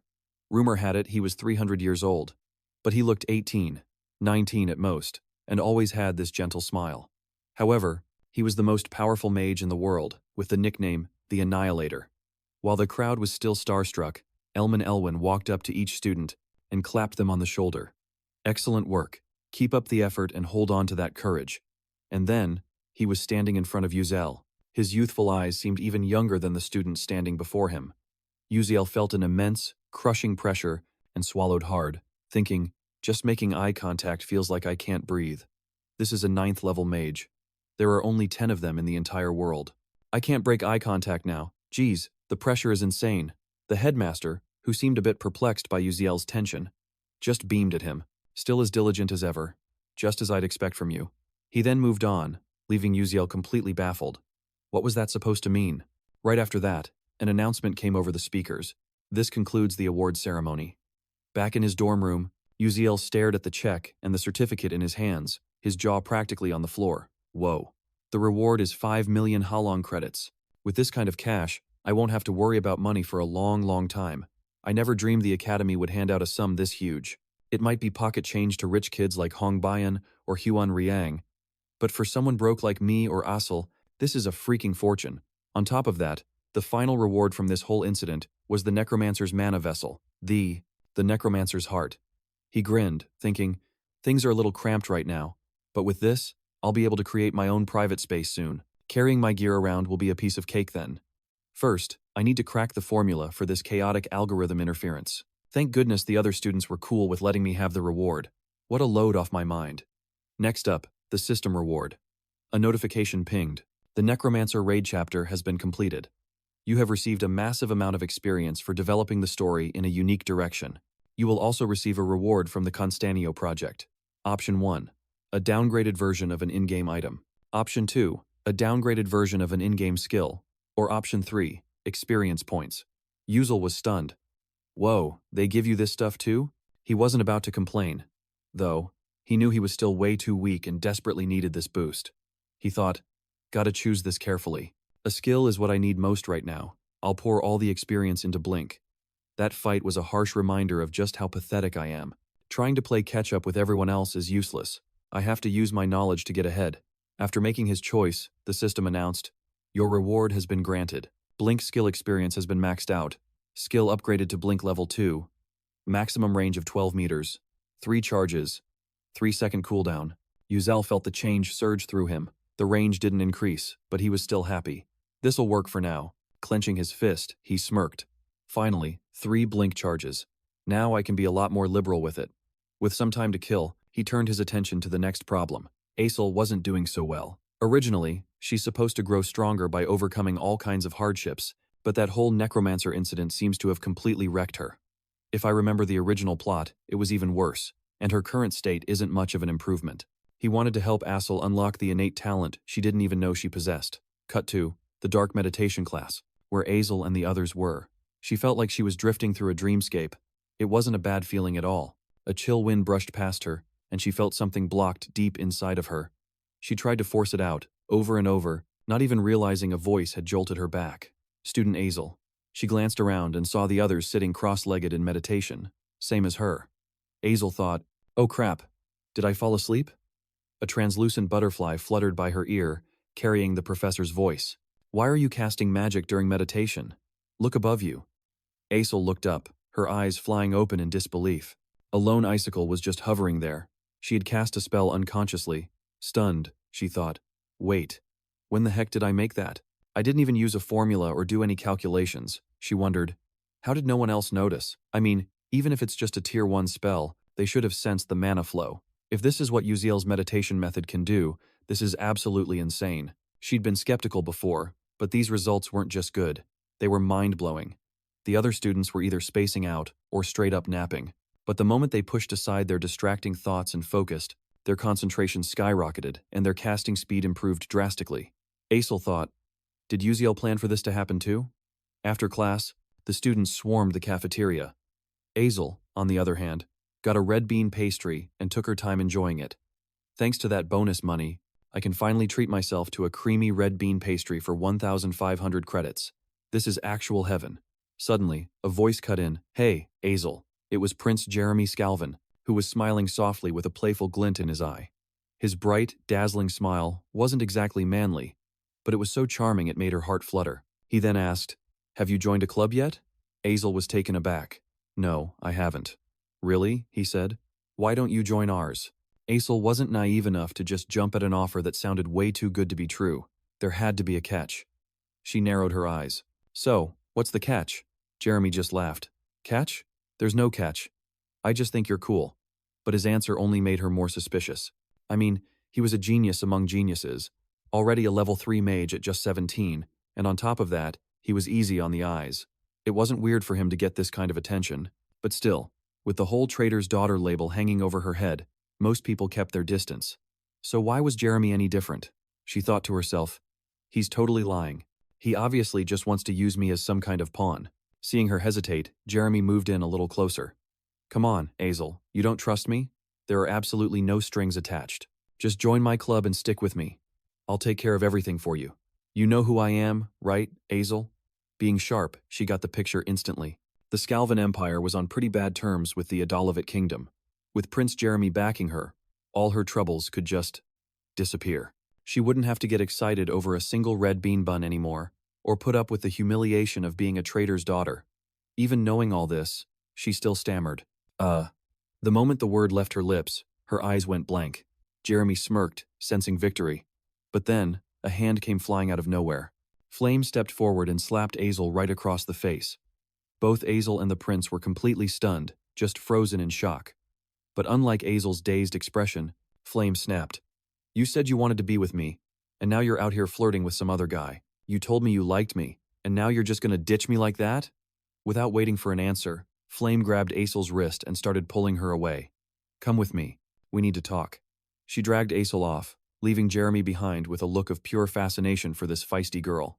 A little while later, behind the school campus, Flame let out a huge sigh of relief. Phew, that was a close one. Azel, still totally bewildered, asked, What is going on? What did you need to talk about? Flame replied, You should be thanking me. If you turned him down without a good excuse, he would have hounded you forever. Sorry about the slap, by the way. All right, I'm out. Waving a hand, Flame walked off, leaving Azel completely speechless. As she walked, Flame thought, was that really the right move? If Azel had followed the original storyline and joined his club, Jeremy would have absolutely destroyed her. He'd spread the kind of humiliating rumors no girl could ever live down, and all her accomplishments would have been completely ignored. Her depression would have just gotten worse and worse.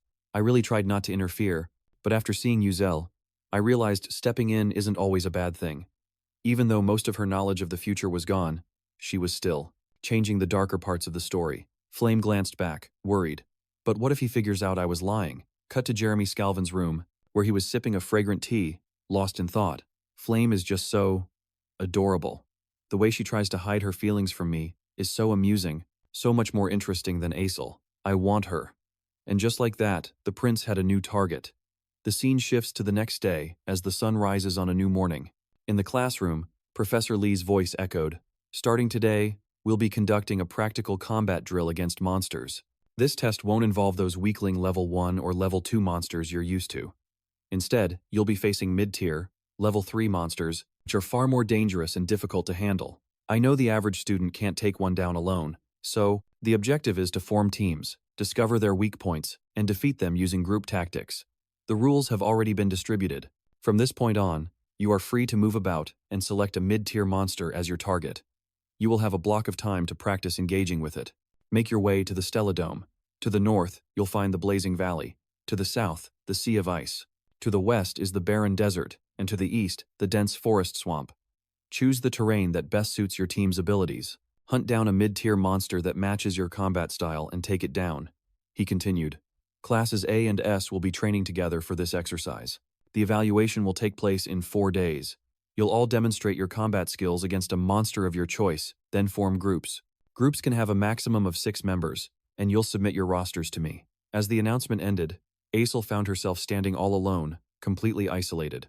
Nobody wanted to be on her team. Feeling a wave of frustration, she thought to herself, I seriously hate group projects. This evaluation is everything. If I screw this up, I'll lose my scholarship, and without that money, I'll have to get a part-time job on weekends and during breaks.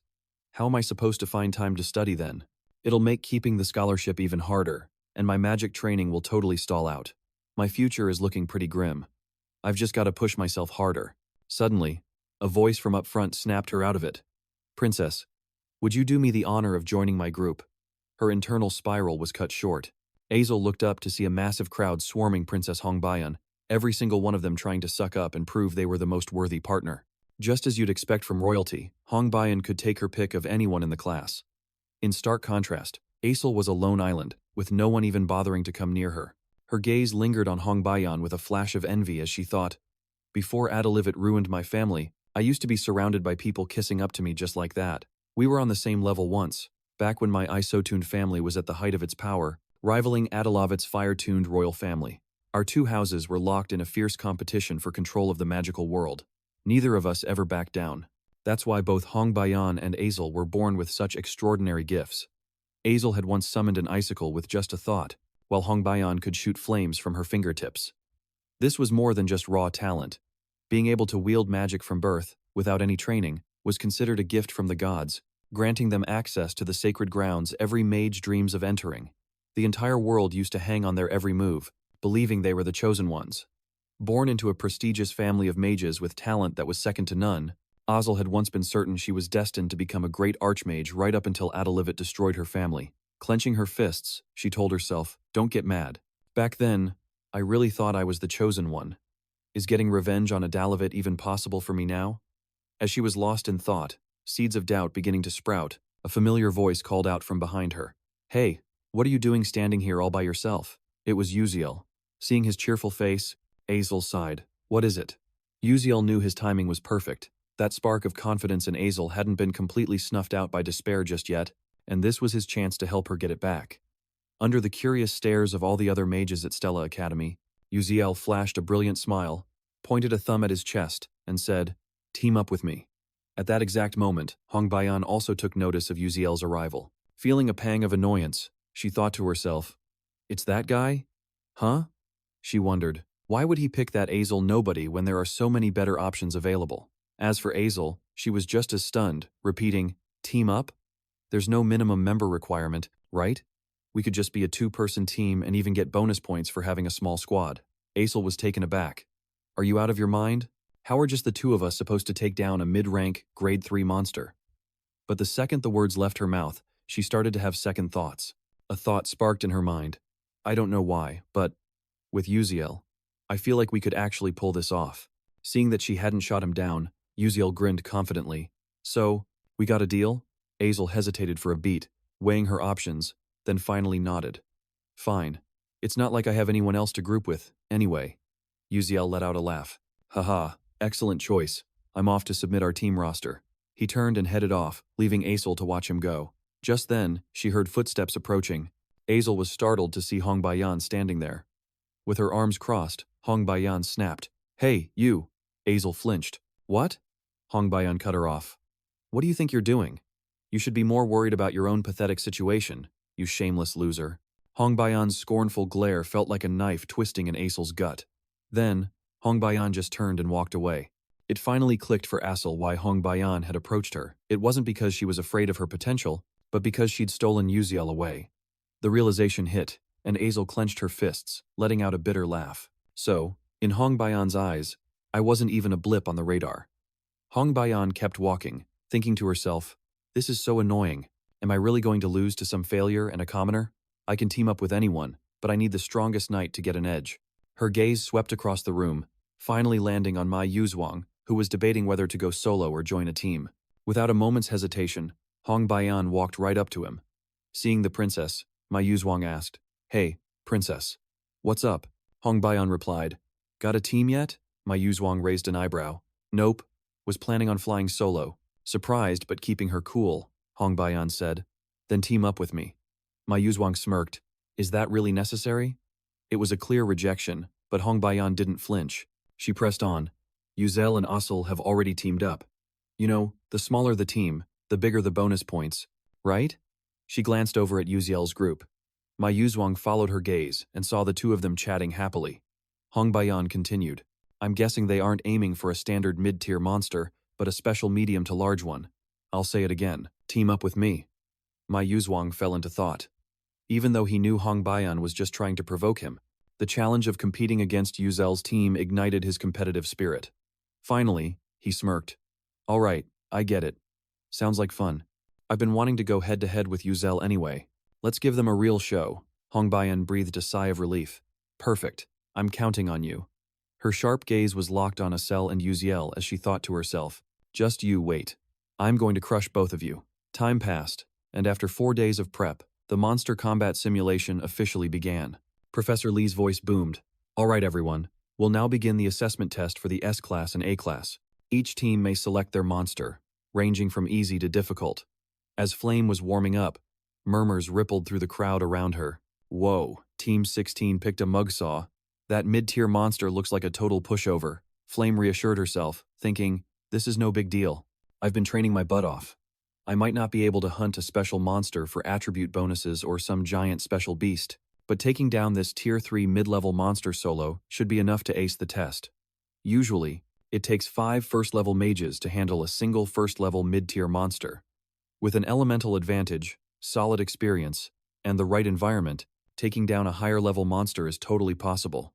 Flame thought, my light magic doesn't have a type advantage against anything, so I'll just have to face it head-on. She decided to steer clear of the Tier 2 special monsters and focus on scoring high with her own skills. While waiting for her turn, she spotted Aesel. In the original novel, Aesel had been pressured by Hong Baiyan and her little clique. Unable to train or form a team, she was forced to compete alone and ended up with a really low score. Without a scholarship, she had to get a part-time job, endure all sorts of humiliation, and her magic stagnated as her spirit broke. But now, things were different. Flame and Uziel, time travelers from the future, had changed the original storyline. Uziel had teamed up with Aesel, even though he didn't remember a thing about his past. Thanks to his care and patience, Aesel's future was looking a lot brighter. Just then, a loud explosion drew Flame's attention to the arena. A monster had been defeated. Professor Lee announced, Team 16 has completed their test. Excellent work, the crowd cheered. Flame knew her turn was coming up, and her heart pounded with a mix of nerves and determination. After congratulating the previous group, the proctor yelled out, Group 17, prepare for your exam. Flame shouted, Roger that, I'm on my way. She hurried toward the arena, zipping past Uziel and Aesel. She strutted forward confidently, but in a stroke of bad luck, she tripped on an untied shoelace and pitched forward. Just in the nick of time, a hand from behind snatched the collar of her shirt, saving her from a major faceplant. The sight of this tiny girl getting picked up by her collar was hilarious, and the whole crowd burst out laughing. Ha ha, she's adorable. She's even smaller than my little sister. The one who caught her was Uziel. A bit awkwardly, he asked, You okay? Flame, beet red from being picked up like a kid, just froze. Uziel immediately let her go. She shyly turned to thank him, but he just pointed down at her feet. No problem. You should probably tie your shoelace. Looking down, Flame saw that one of her shoelaces had come completely undone. She remembered Jackie tying them super tight for her earlier. Seeing her fumbling with it, Uziel offered to help, but she quickly refused and fixed it herself, thinking, Good thing I noticed that, or it would have totally wrecked my test. After tying her shoe, Flame stepped into the arena, her confidence radiating. Seeing she was all alone, the crowd started whispering, Is that kid going in by herself? Looks like it. No way. Is she seriously planning to solo a mid-tier monster? A few students started gossiping about those who couldn't form a team. It's because they don't have connections. In this world of magic, who you know is a big deal. Flame's test began, her opponent a massive, mid-tier monster. She looked like an ant in front of it. The size difference was just insane. The whispers continued. That monster doesn't have any special attributes, so it can't be countered by an elemental weakness. The proctor's voice boomed.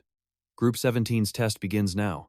As soon as the signal was given, the monster charged straight for Flame at a terrifying speed, but she just stood her ground, focusing on her incantation, ignoring the crowd's worried gasps. Look at that reckless stance. How's she gonna handle it alone? Finishing the spell, she whispered, wind-riding petals. A golden magic circle materialized beneath her feet. With eyes full of determination, Flame trusted in her own abilities. Instantly, powerful vines shot up from the ground, wrapping tightly around the monster and immobilizing it. She continued chanting a transmutation spell, hardening the vines into solid rock, weakening the monster as it trembled with rage, but Flame knew that wasn't nearly enough to take it down. She summoned 3 brilliant halos of light above her head. Just as she was focusing her energy for the final blow, the monster suddenly went berserk, shattering the stone vines in an instant. With eyes glowing blood red, it lunged forward, in its massive jaws wide open, ready to swallow her whole. At that exact moment, Flame's magic activated.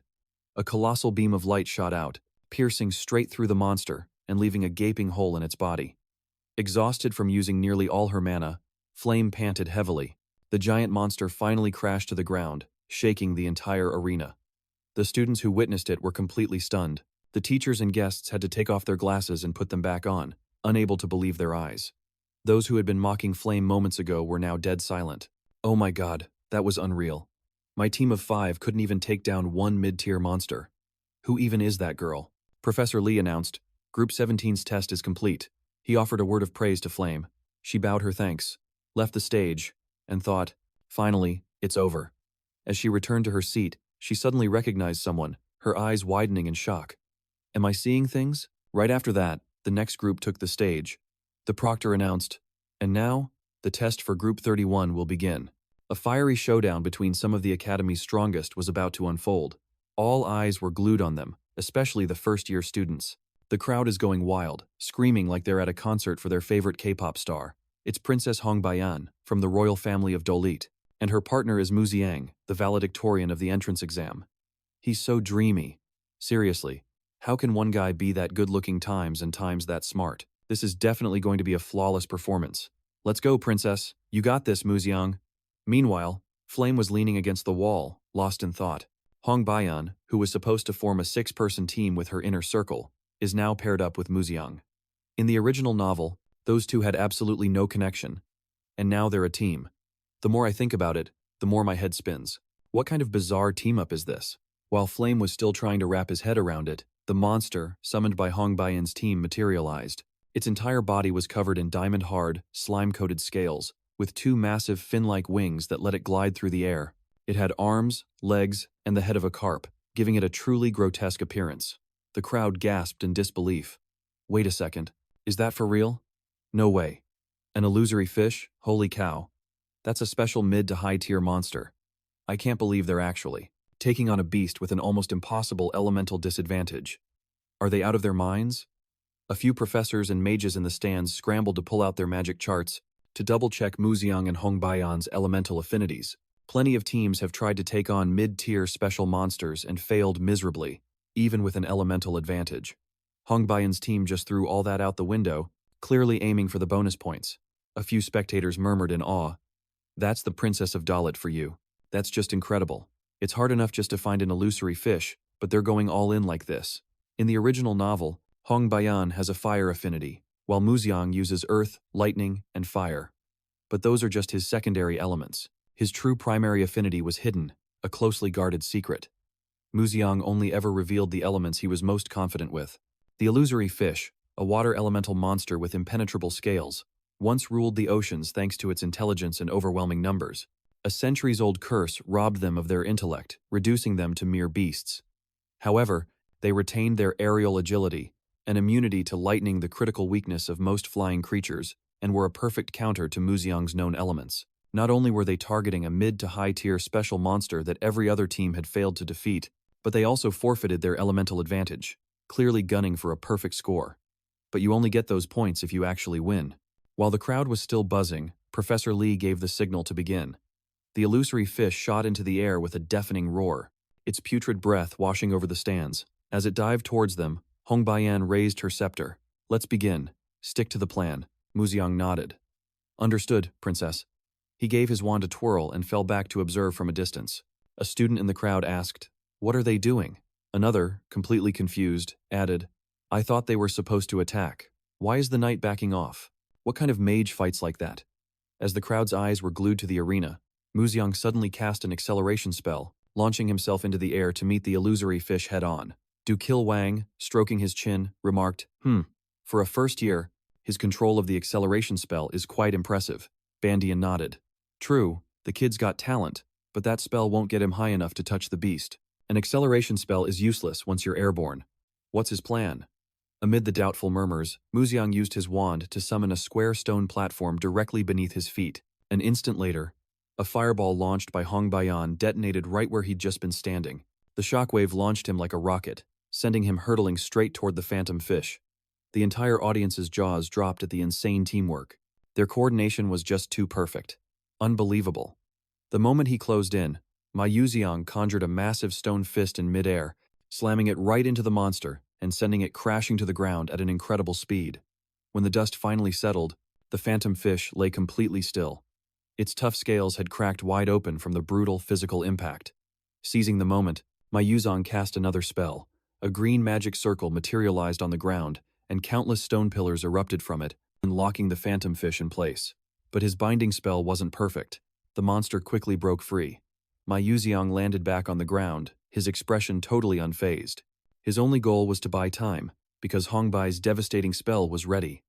A massive fireball, looking just like a miniature sun, smashed right into the phantom fish, making it roar in agony. The explosion engulfed the entire area. The spectators just couldn't believe what they were seeing.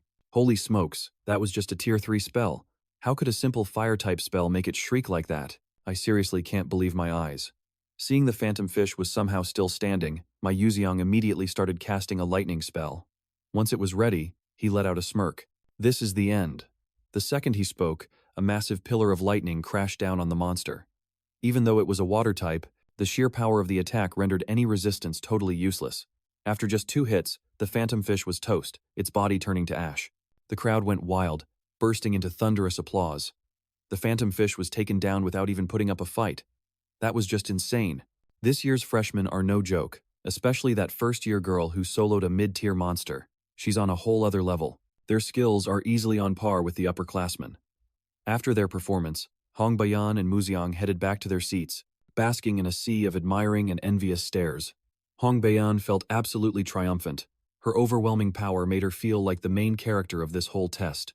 Glancing over at Yuzil and Isil's team, she thought to herself, "You think you can top that? No matter what kind of monster you guys pick, there's no way you'll shine brighter than we did."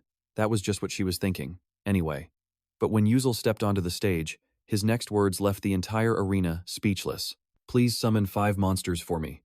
The crowd went dead silent, and the shock was written all over Princess Hongbai's face. In contrast to her stunned silence, the other students erupted into frantic whispers. Did I just hear him right? Aside from Hongbai and Flame's group, every other team needed a full 5 members just to barely handle a single mid-tier monster, and now these 2 are asking to fight 5 of them at the same time.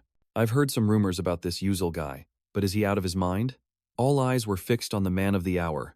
A flash of green light enveloped the pair, and the summoning was complete as 5 mid-tier monsters materialized in the arena.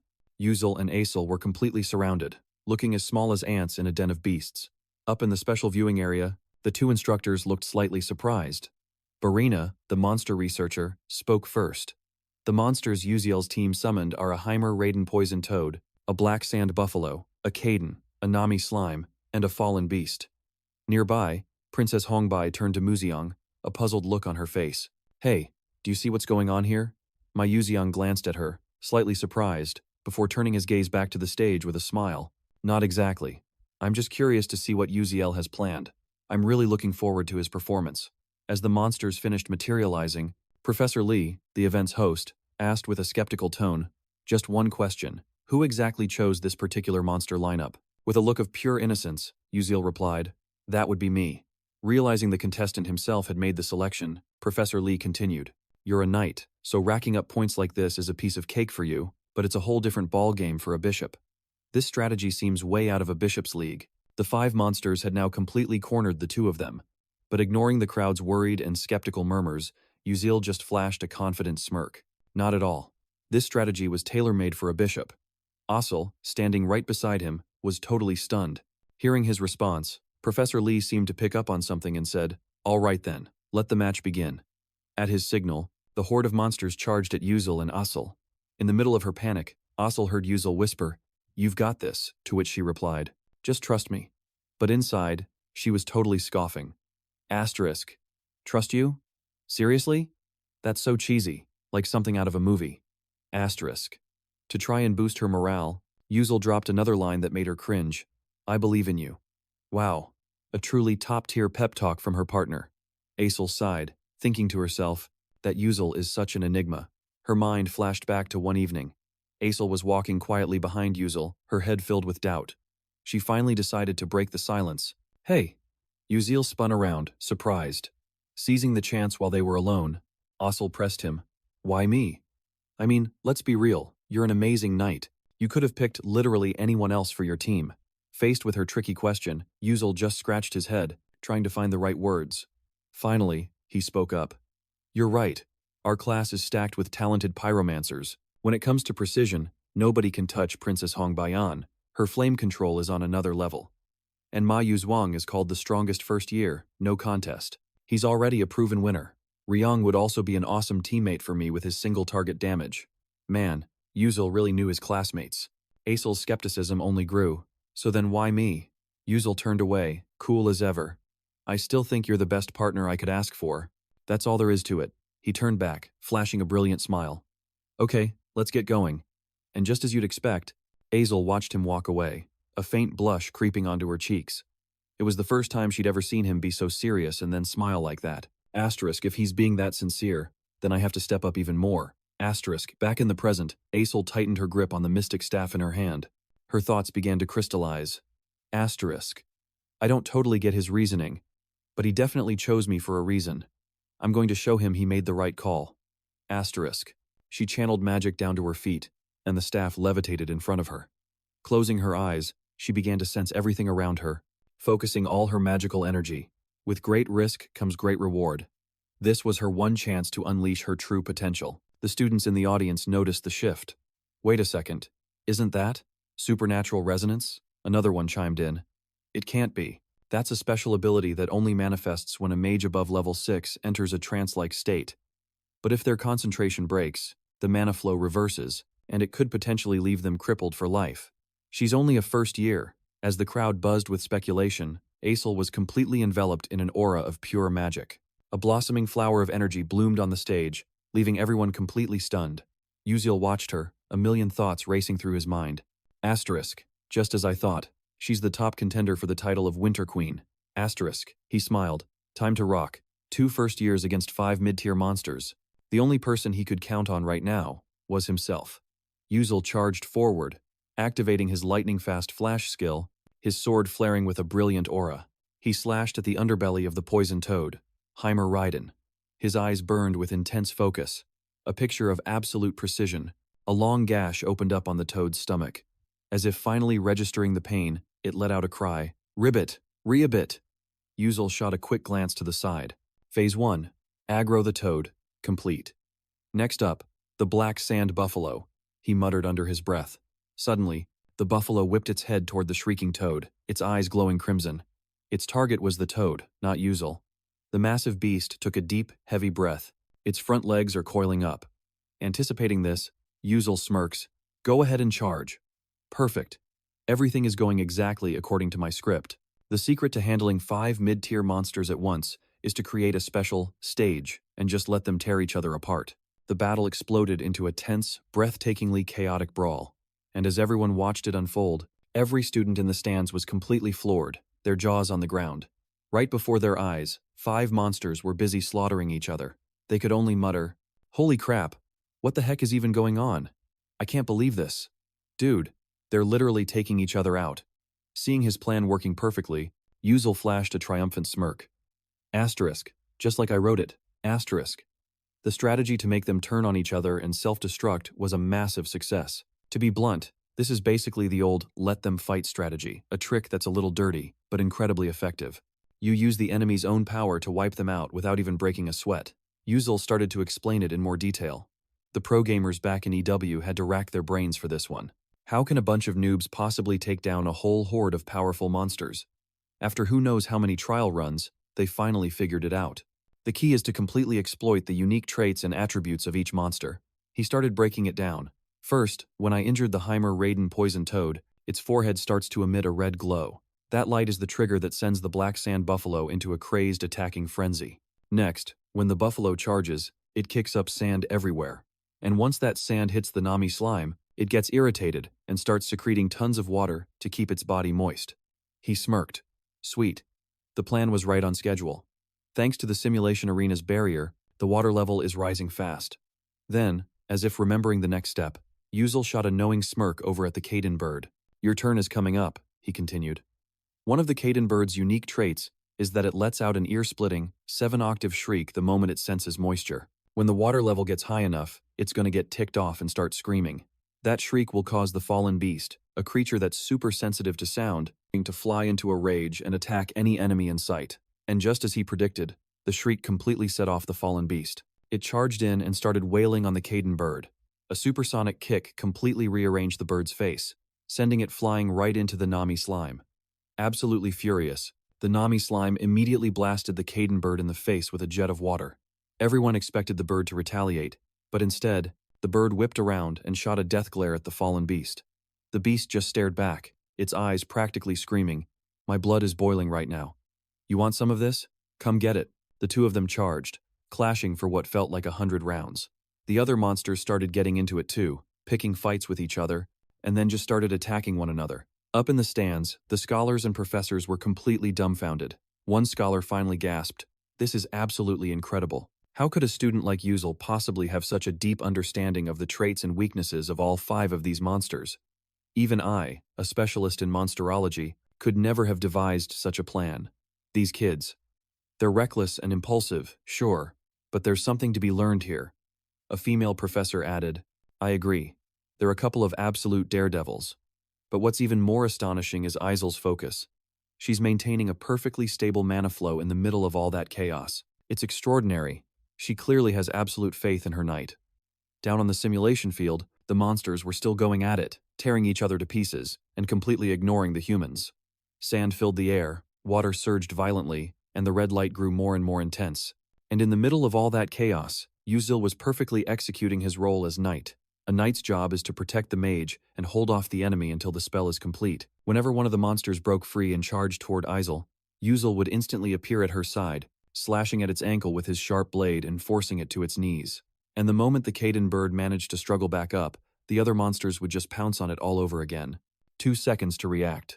Yuzel realized his attacks were just pissing off the monsters. He quickly zipped back to his position, resuming his duty. Suddenly, his 6th sense screamed, danger. His eyes flew open as he saw a massive boulder hurtling toward Azel, who was locked in a state of mana resonance, completely immobile. Without a single moment of hesitation, Yuzel used Blink to shield her with his own body, cleaving the boulder in 2. Seeing that, Miyuzong giggled, hey, Princess Hongbayan, doesn't Yuzel look like a total knight in shining armor? Straight out of a fairy tale, protecting his princess. Hongbayan's eyes widened. Her ruby-red gaze sparkled as she followed Yuzel on the battlefield. He moved with his sword like a warrior of light, his blade and the afterimages from his blinks looking absolutely mesmerizing. He was all over the place. This wasn't a performance. This was a knight from a storybook, shielding Azel from every angle. Under his absolute protection, Azel remained completely unscathed. As the battle raged on, the monsters began to tire, their bodies riddled with wounds. All at once, a magic circle materialized around Azel, glowing like a meteor or a single drop of water in a silent void. Her sapphire eyes opened, and gripping her staff, she declared, Crystal Bloom. Instantly, the water at her feet froze solid. A colossal ice flower blossomed in the sky, radiating a chilling aura from its petals. The crowd was utterly captivated by the dazzling magic, completely forgetting they were watching an exam. They wondered, could any work of art possibly be more exquisite than this? No one saw it as a trainee's spell anymore. They were witnessing the masterpiece of a true mage. Azel's magic was simple in concept, yet it was on a whole other level, unmatched by any other spellcaster. As time ticked by, the water spread to the monsters, and was flash-frozen by Azel's spell, immobilizing them. Worn out from the fight, they couldn't break free right away. But soon, they would shatter the ice and go on a rampage. Knowing this full well, Azel unleashed the spell's 2nd stage. The brilliant flower shattered into thousands of ice lances, piercing the 5 monsters like giant spears. Their flesh was ripped to shreds, frozen solid, and then began to necrotize. The more they struggled, the deeper the shards embedded in their flesh, making them howl in agony. The crowd buzzed. What in the world is going on? I have no idea. Hold on. Do you really think they defeated 5 mid-tier monsters with just 2 people? Suddenly, someone yelled, no way. Look! All eyes shot toward the Caden bird as the ice encasing it began to melt. Its eyes glared, steam pouring from its body. Just as Azel's defiant cry echoed and faded, a bolt of lightning struck the ground from the heavens. Thunder roared through the starry dome, making everyone's ears ring. The entire world was bathed in a brilliant golden light. A flower had bloomed. Not a phoenix flower, or any other famous type, but one that was more radiant, dazzling, and magnificent than anything imaginable. In the stands, people murmured, can the pure beauty of magic be considered art? If it can move the human soul like this, then no one can deny that it's an exquisite masterpiece. Then, countless currents of electricity erupted, morphing into a storm of lightning that slammed into the 5 monsters, causing them to shriek as the raw power ravaged them. Witnessing the ice and lightning fusion magic she herself had created, Azel stood in absolute awe of the majestic spectacle. Disbelief shone in her eyes. Is this my magic? I actually did it, just like he said I could. The memories came flooding back. She remembered her utter shock at Yuzel's insane plan, and how she'd asked, are you crazy? She'd expected him to get annoyed, but he had simply met her with a genuine smile. You can do this. I believe in you, so just trust me. I've always trusted you. His earnest words made Azel clench her fists with resolve. Asterisk, she thought. Asterisk. Uziel's smile was dead serious. His tone, his expression, nothing about him was joking around. A heavy feeling settled in her chest. I've never really had anything for myself. No confidence in the path I chose. Not a single friend to tell me I was doing the right thing. I've just been living scared and worried all the time. I was just clinging to this tiny sliver of hope. And right when that hope was about to flicker out, Uziel showed up. He was the first one who ever reached out to save me. Asterisk. Can I really do this? Asterisk. She felt like she was lost at sea, tossed around by a storm with no idea which way to go. But that question didn't even matter anymore. Far off on the horizon, Uziel was already leading the way, leaving a trail of glowing footprints across the endless water, like a star guiding a sailor or a lighthouse keeping ships from crashing. Azel felt that light whispering to her, "Follow me. I'll show you the way." Professor Lee's voice boomed. "The test for Team 32 is now over. Congratulations on an outstanding performance." Standing in the center of the arena, Azel beamed. All her self-doubt and anxiety had melted away, leaving only a confident, happy Azel, even if she was still a bit lost in thought. To the south, Uziel hovered in the air, thinking, asterisk, geez, asterisk, asterisk. That was way too close. A little heads up would have been nice before you bust out a spell that dangerous. Asterisk. The next day, the results for the monster combat simulation were posted. First place, Team 30. 2, 199 points, Uziel and Azel. Second place, Team 30. 1, 127 points, Muzhuang and Hong Baiyan, followed by third, fourth, and so on. Staring at the scoreboard, Muzhuang said bitterly, "We lost." Hong Baiyan nodded. The point gap is insane. Breaking 100 points is practically unheard of, especially against a special mid-tier monster when you're at a type disadvantage. No one's ever pulled that off before. But Uziel's team scored 199 points. We got crushed. No two ways about it. Muzhuang was shocked the proud ice princess was actually admitting defeat. He teased her. "Wow, didn't think you'd give in that easily." Hong Baiyan snapped back haughtily. "Shut your mouth. Nobody asked you," Muzhuang added. "Look, I hate to admit it, but you're a better vanguard than I am, and Azel is a better long-range mage than you are." And even though a part of her agreed, Hong Baiyan just couldn't stomach losing to Azel. As she looked at Muzhuang's handsome face, an image of Uziel flashed through her mind. She tried to console herself, thinking that if Uziel had been times her times night, things would have gone differently. He protected Azel the entire fight, came up with the strategy, positioned his mage perfectly, and set the stage for her to shine. Asterisk, I know Muzhuang is talented. Asterisk, she thought, but Uziel is the best knight at Stella. With his support, I could have cast spells just as powerful as Azel's. Why is that commoner so dedicated to times her asterisk? If a perfect knight exists, he should belong to me, the perfect queen. The more she stewed on it, the more she couldn't stand the idea of someone so perfect serving anyone else. Her expression darkened, a menacing look on her face as she wrestled with her thoughts. Admitting defeat was just a lie. I can't accept this. It doesn't make any sense. I need to find out more about this, Uziel. With that, she bid Muzhuang a quick farewell and walked off. As she was walking, Hong Baiyan's eyes went wide. She spotted a woman with black hair and a stone-cold expression, her eyes crystal clear, about her height, and wearing the insignia of a third year. It was Sun Orson, heir to a duchy and best friends with the current queen of the Adalid Empire. As Sun Orson walked past, Hong Baiyan fumed asterisk. Is she here just to rub it in that I lost to a commoner and a traitor? Asterisk, asterisk, so annoying. Asterisk, Sun smirked. So young, so naive. Don't you realize how pathetic and weak all your petty little schemes are? You've still got so much to learn. As the princess's silhouette faded into the distance, Sun glanced toward the Stella library with a look of pure disdain. Flame wrote in her journal, thinking, asterisk, I can't believe Azel pulled off Radiant Blossom this early. That's her signature spell. Her ultimate trump card. Asterisk, after going through hell and back, she finally perfected it and performed it for everyone. In the original story, Azel was supposed to be completely broken by the shock of the mock battle, get locked up by Prince Jeremy, Orson's son, and just waste away. But that whole dark future got erased, and it was probably all thanks to Uziel. Her mind kept racing. In the original romance novel, Mai Yuzong and Azel were the ones who faced the end of the world together. But what if there was some secret, unrevealed side story? What if Uziel was just some nobody who was secretly in love with Azel right up until the apocalypse? Man, that's just wild. After binging who knows how many romance novels, all these bizarre theories were swirling around in Flame's head. Then, an answer just clicked. He rewound time to find his love again, to protect the world where she could live happily. even if the price was his own existence. Would Uziel even regret it? Thinking about his final moments made her chest tighten, her emotions all tangled up. It's insane that I'm watching a real-life tragedy unfold, not something out of a movie or a book. I wonder what it's like to trade your own existence just to turn back time. Meanwhile, in Uziel's room, he was glued to the system screen. Chapter 5, the monster combat simulation, was officially over. Congratulations, host, on acquiring a massive amount of experience by steering the narrative in a positive direction. The Constel project will grant an additional reward. Uziel let out a breath. Okay, what's the play here? I've already mapped this out, but I'm still on the fence. Flashstep got an upgrade last chapter, so I need to prep for what's coming next. Man, so many choices. Suddenly, an idea hit him. A smirk spread across his face. That's it.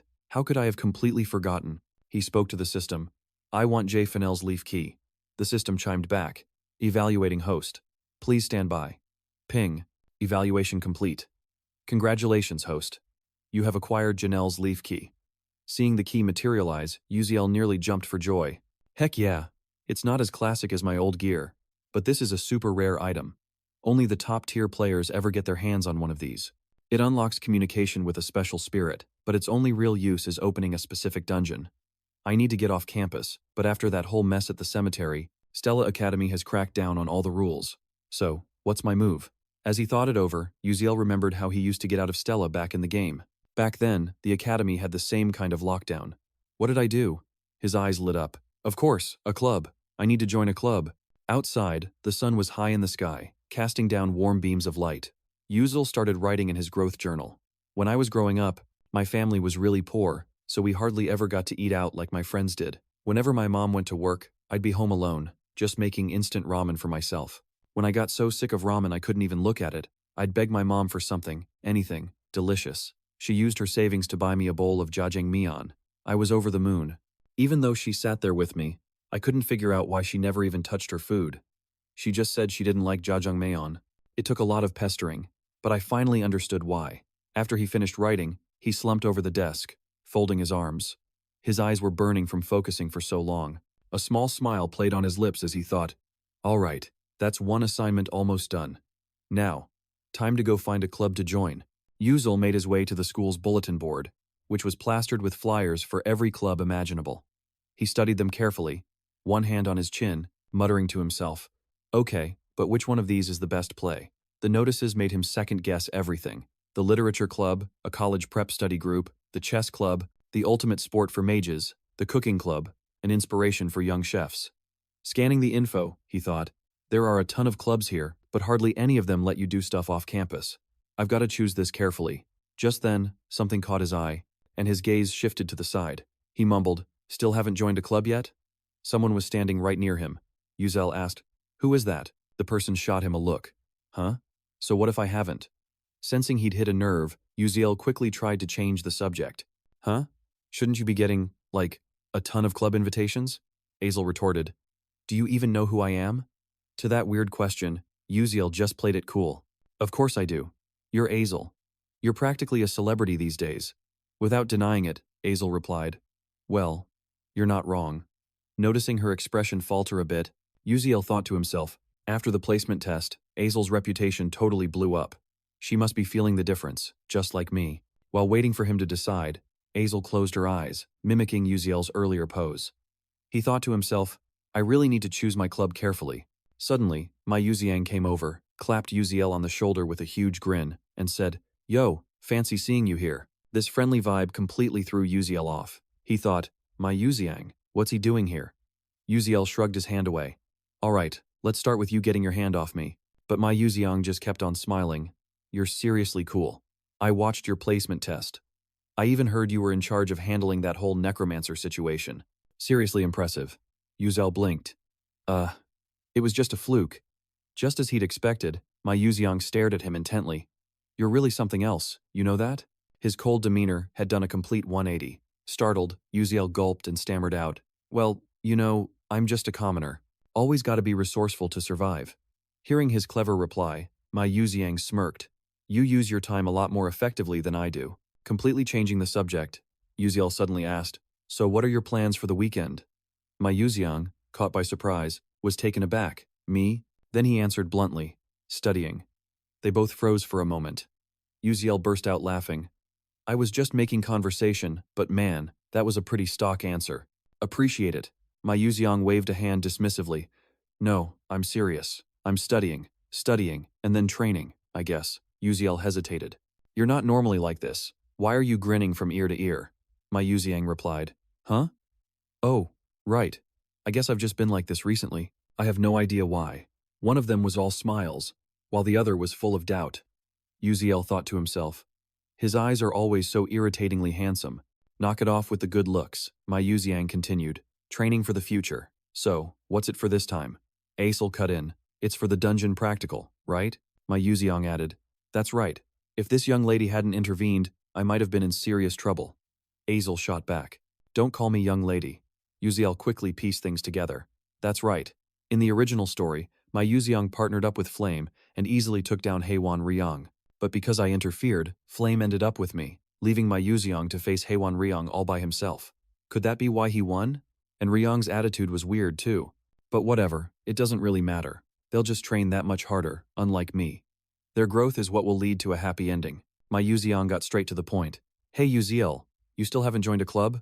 We've been enrolled for a while now. He sounded a bit impatient, probably because he's so busy. My Yuziang grinned, pointing to himself. In that case, you should join my club. Uziel glanced away. We'll see. If it meets my conditions, I'll consider it. My Yuziang asked, what kind of club are you looking for? Uziel began to reel off a list. A quiet place, with very few members, no personal get-togethers, and full coverage with all 4 types of insurance, cheese and cutlets, served for lunch, complete freedom for off-campus activities, respect for our personal pursuits, and permission to go out and have fun. Aesel looked completely bewildered. There's no way a club like that actually exists, right? Uziel, knowing full well, just smirked. Of course not. I was just kidding. My Yuziang suddenly spoke up. That's an interesting idea. If I created a club like that, would you join? Both Uziel and Aesel froze on the spot, completely stunned for a moment. Uziel, trying to keep his cool, asked again. Wait a minute, you can actually create a club with special privileges for off-campus activities? My Yuziang smiled confidently. Of course I can. The gears in Uziel's head started turning. That's right. My Yuziang has extensive connections, ties to the powerful shadow organizations at Stella Academy. It's terrifying, but also incredibly useful. Freedom for off-campus activities and even health insurance. Beef cutlets every day, no more dumb rules. But he thought a little deeper. There's no such thing as a free lunch. It's not like me and my Yuziang are buddies or anything. Even with all my game knowledge and this genius-level acting, is that really enough for me to pull off my dream club? Uziel's expression turned serious. That's a great idea, but what's in it for you? My Yuziang's eyes lit up, staring at Uziel like he'd just found a priceless treasure. A lot. You're special. Uziel wondered. What could he possibly know? Then it hit him. My Yuziang's biggest problem is his soul-crushing loneliness. With no other choice, Uziel nodded. All right, fine, let's start the club. My Yuziang's face lit up. For real? Uziel replied nonchalantly. Yeah, but she's joining too. He pulled Aesel into the conversation, catching her completely off guard. Huh? Me too? Smirking at his successful scheme, Uziel thought, in the original story, those two were kind of a bland couple. With Aesel around, she can be the emotional support my Yuziang needs. He's like a pufferfish. He'll either croak or go crazy if he's out of his element, and I definitely can't count on Flame for help. That girl is practically glued to Juan's side. Ryang, my Yuziang cheered. Having Uziel is already awesome, but adding the beautiful Lady Aesel to the mix? I'm totally on board. Aesel was fuming. Stop calling me lady already. It's so annoying. Listening to them bicker like cats and dogs, Uziel wondered. Was this really the right call? My Yuziang asked. So, what's the name of our club? Uziel was already prepared. Leave it to me. In the next moment, an application form appeared out of nowhere. A club registration form. Name, the Culinary Club. President, Uziel. Members, my Yuziang. Aesel. Purpose, to explore global cuisine. Aesel hesitated. Is this even going to work? To get the special activity seal, we need at least 1 faculty advisor and 5 members. My Yuziang's lips curled into a mischievous grin. The members and the seal, you can leave that to me. But finding a faculty advisor, that's going to be tricky. But wait, you might be able to get the special extracurricular activity permit, but capturing a professor's heart is a whole other challenge. My Yuziang smirked. Piece of cake. That smile sent a shiver down Uziel's spine. Now that everything was settled, my Yuziong took the application form. I'll go get the club registration seal. Yuzil replied, awesome. I'm counting on you. Watching my Yuziong's retreating back, Yuzil thought, that special activity seal isn't exactly easy to get. If he gets it approved, then they're definitely his family's people. The scene shifts to the main tower of Stella Academy, the vice principal's office. He was admiring a porcelain vase when the door swung open. His expression immediately soured when Ma Yuziong walked in. But upon seeing that handsome face, the vice principal put on a reverent smile. Well now, what pleasant wind blew you in today? Welcome, young master. Sensing the boot-licking, Ma Yuziong grinned brightly. Yep, it's been a while. Ma Yuziong plopped down into the vice principal's chair, crossing his arms with a smug look. Wow, this chair is way more comfortable than I imagined. I'm starting to like it. Haha. Despite the brazen comment, the vice principal just smiled faintly, bowing his head respectfully. Thank the heavens. It is a true honor to receive such praise from the young master. I'm so pleased to see how much you've matured. Ma Yuziong waved a hand dismissively. You think so? Life at Stella Academy is amazing. I've met so many interesting people, way more than back home. His smile was radiant, but the vice principal was fuming internally. What is this little monster doing here? Pulling himself together, he asked. So, what brings you here today? Ma Yuziong didn't answer right away, instead sliding a piece of paper across the desk with a sly grin. This is a club application. I need your seal. The vice principal went rigid. What? His eyes were glued to the paper, his face a mask of disbelief. A weirdo like Ma Yuziong actually wants to start a club? If his family finds out about this, they'll flip out. After a moment of deliberation, he heaved a sigh and nodded. I understand. A club registration form. First off, I'll need to verify that this meets all the necessary criteria. We have regulations regarding the minimum number of members. You know, it's policy. But just as the man reached for the application, Ma Yuziong slammed his hand down on top of it. A deafening silence instantly fell over the room. The vice principal froze solid, his eyes slowly traveling upward. The radiant smile on Yuziong's face evaporated. His eyes turned into dark, bottomless pits, and his voice, now a low growl, was laced with an unseen, crushing pressure. You don't need to check anything. Your job is to put your stamp on it. The vice principal's throat felt like sandpaper, sensing something truly terrifying radiating from the teenager's gaze. Swallowing hard, he thought to himself, I can't possibly defy him. Or more accurately, I don't have the authority to refuse. As long as this boy is the heir to that man, saying no isn't an option. A cold sweat trickled down his spine as he fumbled under the desk for his official seal. Yes, of course, I'll approve it, but please, let's keep this between us, he added with a hint of pleading as he stamped the document. The moment the final seal made contact with the paper, Ma Yuziong, having gotten what he wanted, let the ice-cold mask fall away. There, thanks, I'm out. He turned and walked out of the office, the door slamming shut behind him. The vice principal remained frozen in his chair, before slumping back into his seat with a ragged breath. Damn it, some wet behind the ears prodigy has the nerve to talk down to me. He's the spitting image of his father. His hands tightened into fists, his expression grim. He's just like that man, but this won't last forever. One of these days, I'll snap that arrogant little punk's neck with my own two hands. The next day, the bell rang, signaling the end of the period.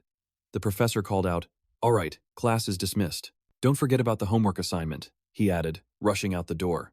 The classroom immediately erupted in chatter. Did you see that? That professor is always such a hard-ass during presentations. Yeah, especially if you're a commoner. After packing their bags, the students started filing out, leaving only Jackie, who was staring down at her presentation notes, her face a mask of regret. Ugh, I totally could have done better. I completely choked just because I got nervous. Noticing Jackie was still there, Flame, who knew her friend was beating herself up, walked over with a comforting smile. Hey Jackie, your presentation was way better today. Don't listen to that professor's nitpicking. You did a great job. Jackie snapped back.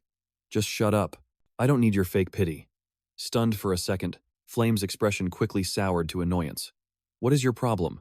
I was just worried about you and came over to cheer you up, and this is the thanks I get? Suddenly, a voice piped up from behind them. She's not wrong, you know. Flame shrieked. Could you please stop sneaking up on people like that? You nearly gave me a heart attack. She crossed her arms, scowling. What do you want? Uziel scratched the back of his head, looking a little sheepish. It's not a huge deal or anything. Do you happen to know any of the professors? See, I'm trying to start a club, and I need a faculty advisor who isn't swamped. Think you can help me out? Flame raised an eyebrow. Why don't you just ask one yourself? Uziel sighed. It kinda seems like all the professors hate my guts, so asking them directly is probably a bad idea. Flame's face was blank for a moment, and then she just burst out laughing. Huh. With your track record, are you even surprised? You argue with teachers, fall asleep in class, and you even got caught cheating. You're lucky you haven't been kicked out already. Uziel coughed and looked away. Ahem. You don't have to read off the whole rap sheet, you know. Flame closed her eyes, deep in thought. Being a club advisor is a huge pain. It's not going to be easy to find a professor willing to take that on. Then, an idea hit her. Wait a second. Aren't you super buddy-buddy with Professor Main, Tyran's assistant? I've definitely seen you hanging out in her lab before. Uziel's eyes lit up. Oh man, you're right. Why didn't I think to ask her? Flame crossed her arms and gave him a look like he was the biggest idiot on the planet. Are you serious? Dude, this is Stella Academy. Assistants can totally be faculty advisors. Uziel's jaw just about hit the floor. He couldn't believe he'd been running all over campus when the easiest solution was staring him right in the face. I was so focused on the main storyline, I must have totally missed that little detail. He waved a quick goodbye to Flame and bolted straight for the assistant professor's lab. Uziel muttered his presentation to himself as he walked, but he froze in his tracks just as he was about to reach the lab. Professor Main Tyron stepped out, clutching a stack of papers. She had a wicked smile on her face, and her sharp eyes hid something unsettling. Uziel narrowed his eyes, watching her figure recede down the hall. Asterisk, what was she doing here? Asterisk, he wondered. Shaking it off, he cheerfully pushed the door open and went inside. I'm here, he announced, but his smile died on his lips. In the middle of the room, a miserable-looking Altera was hastily wiping away tears. Oh, Uziel, you're here. Uziel walked over, his voice softening with concern. What happened? Altera sniffled, struggling to get the words out. Well, it's just that. Seeing the way she avoided his gaze, Uziel knew she was lying. His voice grew firm. Assistant, what about the research you poured your heart and soul into? Altera's hands tightened into fists as she forced a bitter smile. Oh, that. I gave it to Professor Main, for the upcoming alchemy conference. She said she'd present it on my behalf. Her eyes held a flicker of hope. Isn't that amazing? My research is going to be presented to the world's leading alchemists. But Uziel cut her off, his voice sharp with anger. I see, he said flatly. Assistant Altera, you just got your work stolen. Is your name even on it? Altera froze, her hesitation speaking volumes. Then, she let out a bitter laugh. Ha ha, it's fine, really. Consider it a learning experience. That's how the world of alchemy works. Everyone gets their research swiped at least once. It's like an unwritten rule. Uziel's blood was boiling. Asterisk, this is what they have to put up with to become alchemists? Asterisk, he had a gut feeling she was holding back even more. But then, a quiet understanding dawned on him. The alchemy community was small. Everyone knew everyone. Picking a fight with a senior alchemist was basically career suicide. Just like Altera said, everyone just accepts the dark side of academia, shackled by its cold, unforgiving traditions. The upcoming conference was her lifelong dream, her very first chance to present her own work. That's why she caved to Main Tyron's pressure. But Main had just snuffed out that hope completely. Uziel remembered Main's favorite line whenever she appropriated someone's research. Just wait one more year, dear. You'll get your chance then, won't you? And Altera had just accepted it, because that was the harsh reality of her situation. Asterisk, even if Mon is on the verge of cracking that formula, asterisk, he thought, asterisk, I want Altera to be the one who finishes it. Asterisk, asterisk, I can't just stand by and watch her work get stolen like this. Asterisk. Uziel spoke up. Assistant, what about that other research you were working on? Altera looked surprised. The one we were tackling together? You mean the random numeric perturbation technique with Xiong? She sighed. That technique is 300 years old. No one's ever been able to solve it. I tried out that unique approach you suggested, but it's still not working. Uziel grinned confidently. If we crack this, it'll be a massive breakthrough. And actually, I already solved that part. Altera's eyes shot wide open, her pupils constricting in shock. What? You actually figured it out? Uziel gave a firm nod. Yep, let me show you. Even though he didn't fully grasp the how behind it, he began writing the modified formula on the board. Altera watched, completely captivated, her eyes reflecting the intricate techniques and alchemical equations. She held her breath as he finished, and he gave her a confident look. But for her, everything was about to change. Altera mumbled to herself, stepping closer to the board. So, if we add the scattering and reflection ratios into the equation, and combine the Panu flow with the Chini coefficient, she was completely lost in the work, having forgotten Uziel was even in the room. He was in awe of her intense focus. Unlike him, who was just copying from memory. Her genius brain was probably firing off a million different ideas at once. Asterisk. I shouldn't be the one to finish this. Asterisk, he realized. Asterisk. Altera needs to complete it herself, to be its true author. She needs this to get her confidence back. Asterisk. Asterisk, my role is just to help her. I have no ambition to become an alchemist. I don't have the skill or the passion for it, but Altera, she's different. Asterisk. She's a genius, the kind who could change the entire future of humanity. Uziel slipped out of the room, quietly closing the door behind him. His part in this was done. He was putting all his trust in Alter's talent and would just have to wait patiently. A little while later, with the help of his assistant, Alterisha, and his own Yuzhuang, Uziel successfully founded the Culinary Club. As its president, he got permission to leave campus and travel through a teleportation gate. Even though the trip made every joint in his body scream in protest, and got a serious grilling from Professor Lee, he passed the inspection thanks to his meticulous prep work. Now, he had a travel pass, as long as he promised to stay out of trouble. Along the way, Uziel was completely mesmerized by the dreamlike scenery. A colossal tree, the Third World Tree, scraped the sky, its thousands of branches fanning out like a massive canopy over the sprawling garden below. The signature emerald glow of the World Tree, in what was known as the Nam Hoa Spirit Garden, gently washed over everything, bringing a sense of peace and pure joy. The surrounding area, nicknamed the Garden of Dream Trees, was open to the public, where anyone could come pick and eat the fruit. From above, the place looked straight out of a fairy tale, making it a famous resort and a must-visit photo-op spot in the game. Uziel couldn't help but gasp. Whoa, the in-game graphics don't even come close to this. Just then, a beautiful girl with pointed ears and skin as white as snow approached him. Spotting the Stella Academy crest on his uniform, she flashed a friendly smile. Welcome, mage from Stella. Human mages are always welcome here. Uziel grinned right back at her. It's an honor to meet such a lovely lady. Another passerby chimed in enthusiastically. May your sincerity reach Mother Earth. Uziel gave a sincere nod. Yes, my deepest thanks to Mother Earth and the World Tree for this incredible garden. They greeted him with a traditional elven gesture, which he recognized from his vast repository of knowledge. He thought to himself, I remember hearing that Elman and Elwyn saved them back when the Second World Tree burned to the ground. It must be true, because a lot of the elves recognize the Stella uniform and are being super friendly. In reality, very few mages actually master offensive magic, and the exam to become a combat mage is brutally difficult. So, people with that title are pretty rare. On another note, a lot of the elves were seriously good-looking, like, breathtakingly beautiful. Uziel couldn't help but admire them as he walked. Still, not every single elf was a total knockout at first glance. Their ratio of ridiculously attractive people was just higher than humans. He mentally compared it to the country of Uzbekistan back on Earth. They were all stunners, for sure, but no one was so beautiful it was completely overwhelming. Among them all, the elf queen, Hoa, was in a league of her own. Her goddess-level beauty had charmed countless players. She was the most popular character in the game, and also one of Uziel's personal favorites. He recalled that elves are born genderless. They only develop a gender through love, based on the person they fall for.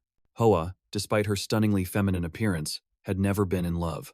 So, according to the game's lore, she was still technically genderless. Later on, after being rescued by Flame, she fell for Flame, and chose to become male to be by her side.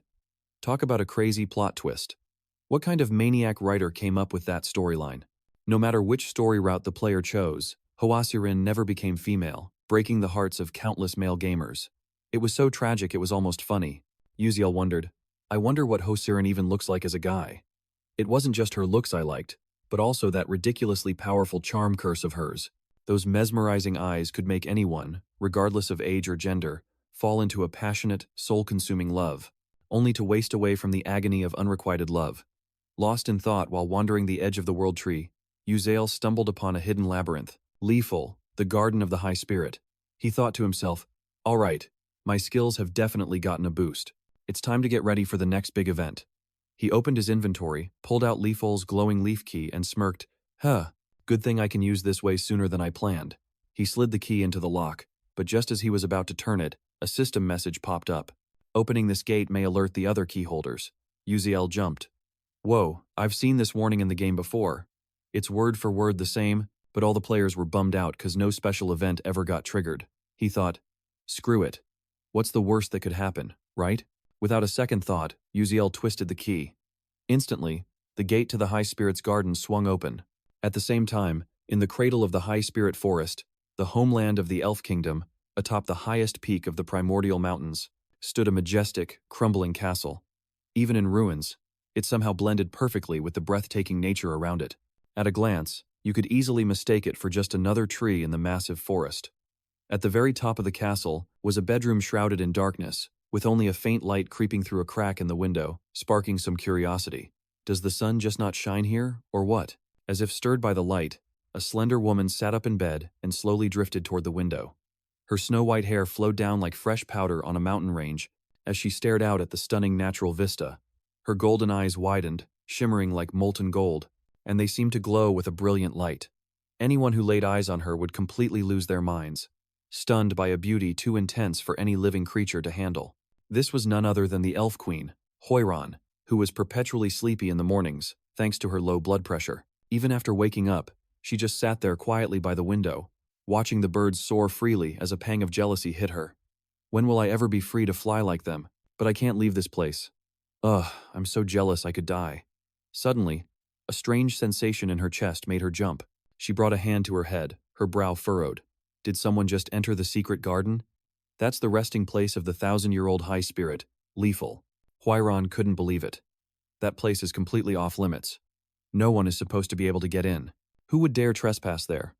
Forgetting for a second how they even got the lost key, she was super curious about who this intruder was and decided to check it out herself. Even though she knew she couldn't leave her room, she reached for the doorknob anyway. The second she touched it, her heart seized up.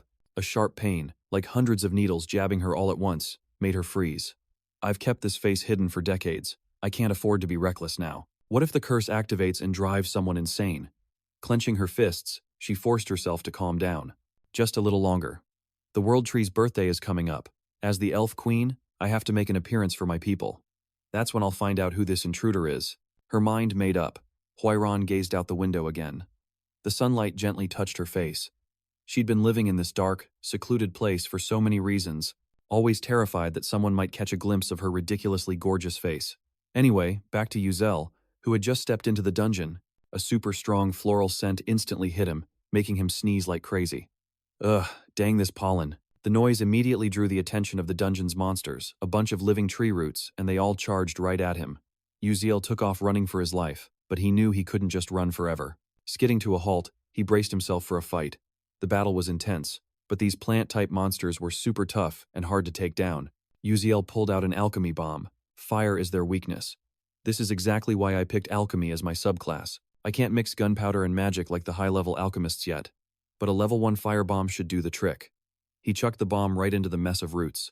Boom, boom, boom. The explosions made the beast shriek in agony. Seizing the opening, Yuzel whipped out his sword and teleported right on top of it, and instantly pinpointed its weak spot. Without a second thought, he plunged his blade straight into the root's core. The creature crumpled and dissolved into thin air. The system chimed in, "Congratulations, you've gained experience points." Yuzel let out a long sigh. Whew, at least these small fry monsters give some decent EXP. Looking ahead, he pressed onward. The real prize was just up ahead. No time to waste. A system notification popped up. You are now entering the labyrinth's boss chamber. A massive wooden door slammed shut behind him. A soft breeze drifted past. The scene that unfolded before Yuzel was straight out of a fairy tale, a mystical night sky, with a full moon shining even brighter than the one back on Earth. Watching over an endless field of flowers, countless stars peppered the night sky, adding to the ridiculously romantic vibe. Moonlight bathed the petals, making them shimmer like silver. Yuzel took a deep breath to steady himself, then started walking toward the center of the labyrinth. His eyes widened in recognition. That woman praying on the stone pillar. Could it be the celestial spirit? Lethal? The final boss of this labyrinth. Celestial spirits are the most legendary beings in the world, pure souls who, after millennia of training, reached enlightenment and evolved into a whole new kind of existence. Even in the world of ether, creatures like that are insanely rare. But the figure before Yuzel wasn't a complete celestial spirit. This woman, right on the verge of her ascension, had her heart stolen and was forever frozen in this state. Yuzel approached cautiously, on high alert with every step. Suddenly, the ground began to shake violently, throwing him off balance, his face draining of color in sheer panic. A second later, his body gave out and he collapsed. Yuzel realized what it was, raw mana pressure. Even in death, a celestial spirit is still a celestial spirit. But there was no way he was giving up. With that thought burning in his mind, he locked his eyes on the celestial spirit and charged forward. Despite the crushing weight pressing down on his legs, he kept pushing forward. The gap between them closed. By the time he finally reached her, his legs gave out from exhaustion and he dropped to his knees, panting for breath. Then the system chimed in. Trait experience for mana leak suppression has increased. Ability stats have been enhanced. Uziel let out a sigh of relief, his breathing evening out as the pressure vanished. That's right. This place was a premium training ground left behind by the celestial spirit. A once-in-a-lifetime opportunity that mages across the world would kill to have. And somehow, nobody ever found it. The mana flow here amplifies regular training by 100-fold, just by absorbing the celestial spirit's aura. My attunement with nature is about to go through the roof. To put it bluntly, all this insane effort was just to find the perfect gym. I mean, in the real world, I never even set foot in a gym, but in here, I don't really have a choice. While he was lost in thought, Uziel's gaze fell upon a branch in the celestial spirit's hand, which was radiating a purple energy. Without a moment's hesitation, he snatched it. A system notification appeared. You have obtained a unique artifact, the Branch of Resentment. Rank, high grade. Description, resentment doesn't fade with time, it only burns hotter. Special abilities. First, upon first contact, it inflicts a resentment debuff on the target. Second, upon the second contact, the resentment detonates, dealing damage. Third, resentment accumulates daily, with a maximum stockpile of 3 months. Fourth, damage is halved against targets with a threat level of 6 or higher. Single use only. After reading the description, Uziel smirked, totally satisfied with his new toy. With this, he thought, I can finally deal with Maze and Tyron, those pests from Chapter 8.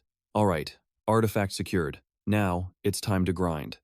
A few weeks later, thanks to his intense training in this spot, Uziel's stats had skyrocketed. Mana leak suppression was now at level 3, his muscle strength was up by 8%, and his reflexes were up by 12%. Sensory acuity up by 20%. My sixth sense kicks in when I really concentrate. I can feel mana phenomena within a 24-meter range. Perception speed is boosted, and it automatically activates when there's danger. Mana circulation in my blood is up by 2%. Checking his status screen, he let out a sigh. I'm only at the mid-tier of a 2-star rank. I've still got such a long way to go. The main characters are already past the 4-star level. There's nobody here to teach me swordsmanship, so I just have to aim for precise strikes and attack the enemy's weak spots. I've got to train until it's etched into my very bones, tearing every muscle fiber and coughing up blood. In the middle of his training, Uziel felt a change inside his body. It felt like something had just stabbed straight through his chest. He coughed violently. Ack. Ugh. His sword clattered to the ground. A system notification popped up. You have mastered a special mana breathing technique. Skill acquired. Celestial Spirit's Breath. Uziel's vision started to go blurry. His eyelids grew heavy, like he was about to pass out. Everything dissolved into a hazy fog. Then, all of a sudden, a totally unfamiliar voice snapped him back to reality. Hey, what do you think you're doing? Can you not hear me? Are you just straight up ignoring me? You'd better be. Hello? Are you gonna answer or what? I'm waiting here. Uziel jolted. Whoa, what the hell was that? Where is that voice coming from? The voice went on. Oh, so you can hear me now, huh? Trying to get a grip, Uziel turned and muttered. Are you the celestial spirit, Lifanel? A giant question mark popped up in his head. Asterisk. Did Lifanel just talk to me? Asterisk. He was so shocked, he blurted out. It's a talking mummy. Lifanel snapped back. For your information, I'm not dead, you rude little human. Uziel, still reeling, asked, but how are you able to talk? Lifanel answered, I've been talking this whole time. Your ears were just too clogged up to hear me, so why couldn't you hear me before, but you can now? Ah, it's probably because you're starting to become more like me. A moment ago, you were breathing just like I do. The more he heard, the more confused Uziel got, thinking to himself, wait a second, the system did say I got a new skill. The system displayed the skill. Celestial Spirit's Breath. Level 1. Harmonize with nature via the Celestial Spirit's Breath, dramatically increasing mana circulation in the bloodstream when active, but it triggers the Divine Beast Encroachment state. Effects. 1. Strength increased by 107%. 2. Reflex speed increased by 125%. 3. Sensory acuity increased by 147%. 4. Stamina increased by 101%. Duration. 15 seconds max. Encroachment level. 1%. Uziel thought excitedly.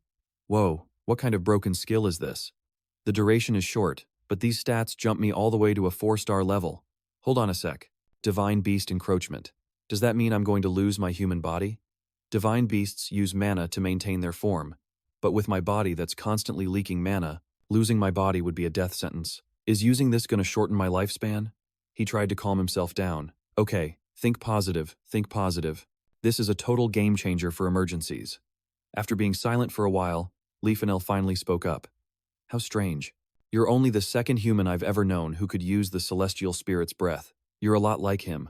Your very presence is so faint, it's almost impossible to sense. Your body is completely devoid of mana, like you don't even exist in this world. Uziel asked, surprised. Who was he? Leafanel went on. He used a sword, just like you. He could slice right through magic.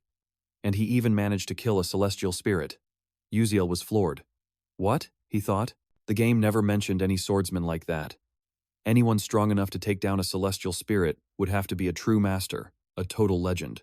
He asked, Can I meet him? Leafanel's reply was blunt. No. The first Archmage's disciple already killed him. Uziel felt like he'd been struck by lightning. The first Archmage? That old geezer died eons ago. How is he still kicking? Leafanel continued. So, do you want me to teach you? I fought against him, Uziel, and I memorized his breathing and all his techniques. Are you for real? Leafanel added. But there's one condition. I can't leave this place or speak to anyone else.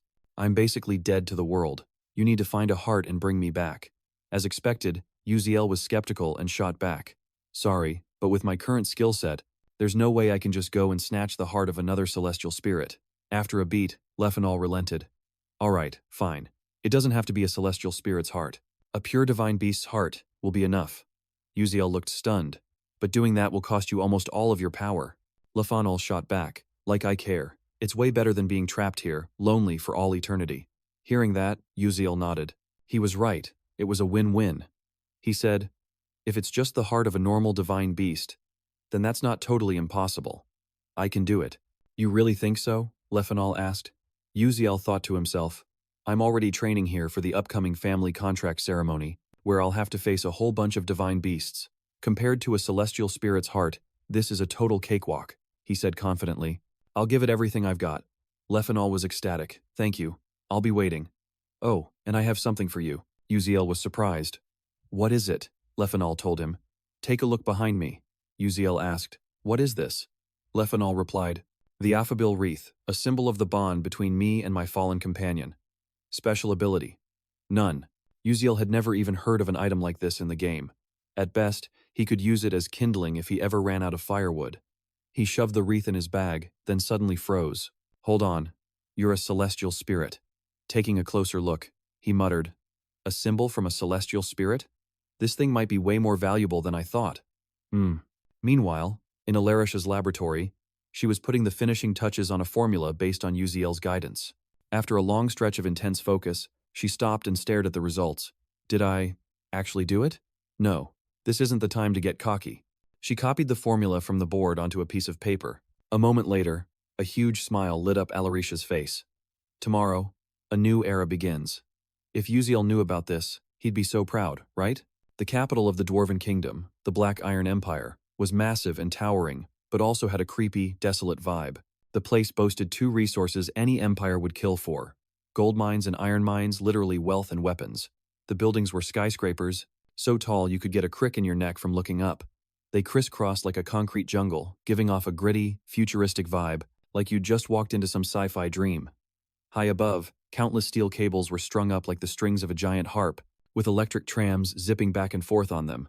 From a distance, the whole place looked like a giant spider's web, which is how it earned the nickname the Spider City. The atmosphere was gloomy, with a post-apocalyptic feel, like it's probably best to just stay home if you don't have to go out. But don't let the gloomy exterior fool you. The dwarves here were incredibly energetic, bustling, and full of life. And right in the middle of this bizarre city, our two main characters, Uziel and Alarisha, had finally arrived. The moment they stepped inside, Uziel broke into a huge grin. We made it. Alarisha glanced around beside him and nodded. Yeah, we're here. Today was the Alrum Academic Conference, a huge event held in a different city every year. This year, the conference was hosted at the Alchemic Optics Academy, one of the top alchemy schools in the world, located right in the Dwarven Kingdom. Since dwarves were the pioneers of material magic, this year's conference was rumored to be on a scale never seen before. Word on the street was that the greatest alchemist of all, Wale Suko, aka the Golden Alchemist, was also going to be there. A slightly smug thought crossed Uziel's mind. This is the perfect stage for Alarisha's latest breakthrough. But then, his eyes fell on Alarisha, who spoke up, her face etched with worry. But Uziel, is this really okay? This is the research that Professor spent half his life working on, Uziel thought to himself. Asterisk, is this girl just super nice or completely naive? Asterisk, her life's work gets ripped off, and she's over here making excuses for the thief. Sensing the mood had taken a nosedive, he cracked a joke to lighten things up. Hey, don't worry, Altera. It's not like I'm the one who plagiarized Professor Main Tyrant. You did it way better than her, Altera mumbled. Thanks. They kept walking, and Uziel added in a teasing voice. Alright, let's just get inside. That whole red carpet situation looks terrifying. How about we use the back door? Altera nodded furiously. Oh, brilliant idea. The two of them slipped through a side entrance, dodging the spotlights and the prying eyes of a bunch of ambitious, bald-headed scientists. The second they were in, a voice boomed from the speakers, grabbing the entire hall's attention. A very warm welcome to all the esteemed doctors, professors, and all you brilliant researchers of the Alchemy Association. I hereby declare the 87th Golden Ratio Academic Conference officially open. The voice was full of energy and a little too cheerful, making some of the top-tier professors raise an eyebrow. The MC continued. To kick things off, we are absolutely honored to introduce a brand new medical discovery. Asterisk, click. Clack. Asterisk. The sharp sound of high heels echoed as the spotlight landed on a figure in a white lab coat striding confidently across the stage. It was none other than Professor Main Tyrant, the very person Altera had spoken of with a mix of respect and guilt. The MC formally announced. First up, let's give a massive round of applause for Professor Main Tyrant from Stella Academy, who will be presenting her latest medical pharmaceutical. Main stepped up to the podium, her sharp eyes scanning the room before she brought up the first slide. Hello, I am Main Tyrant from Stella Academy. Today, I am here to introduce a new experimental drug, the alpha of the blood potion. She paused, clicking the remote to display an image. First, I'd like you all to take a look at this. Her presentation began, and it was long, ridiculously detailed, and so technical it required more patience than actual knowledge. The audience listened with rapt attention, though most of them had no clue what her brain-melting jargon even meant. The less patient ones had probably already slipped into a waking coma. After an excruciatingly long monologue, she finally concluded. That concludes my presentation. The entire room seemed to snap out of a trance as applause erupted, complete with some overly dramatic nodding from the front rows. A wave of whispers spread. Good heavens. Professor Main Tyrant is a true genius. That breakthrough in blood potions is just unbelievable. In a corner of the room, Uziel stood watching with his arms crossed, his sharp eyes analyzing the scene like a chessboard. He thought, asterisk, presenting Altera's thesis as if it's her own. Convincing. I'll give her that, but the real show is just getting started. Asterisk. Asterisk. There are plenty of ways to get payback, and the main course is about to be served. Asterisk. Just as he'd expected, it was time for the main event. Another figure stepped onto the stage. The MC adjusted the microphone, his voice ringing out. Next up, please welcome Assistant Altera from Stella Academy. The hall fell completely silent. Altera calmly walked to the podium, standing in the exact spot Main had just left. She scanned the crowd, took a deep breath, and began. Hello, it's a pleasure to be here. I'm Altera, an alchemist from Stella Academy, though I'm sure most of you haven't heard of me. The audience immediately started buzzing like a disturbed beehive. What was that pharmaceutical company she said she was with? I'm still reeling from Main's cell regeneration serum. Absolutely brilliant. Amid the chatter, only Uziel was hanging on Altera's every word. She hesitated for just a moment before continuing. My topic for today is... A small smirk played on Uziel's lips, as if he knew exactly what was coming. Altera's next words silenced the entire hall. A comprehensive summary and interpretation of compound variable interference diffraction. A deafening silence fell over the room. Time seemed to stand still. Not a whisper, not a murmur. Every single person turned to stare at her, their eyes wide, as if to ask, what in the world did she just say? No one dared to interrupt, but the tension was shattered when an elderly man slammed his fist down on a table. Leaping to her feet with a razor-sharp voice, do you have any idea where you're standing? The entire hall's gaze, heavy with pressure, fell upon Alterisha. She flinched slightly, her voice trembling but still firm.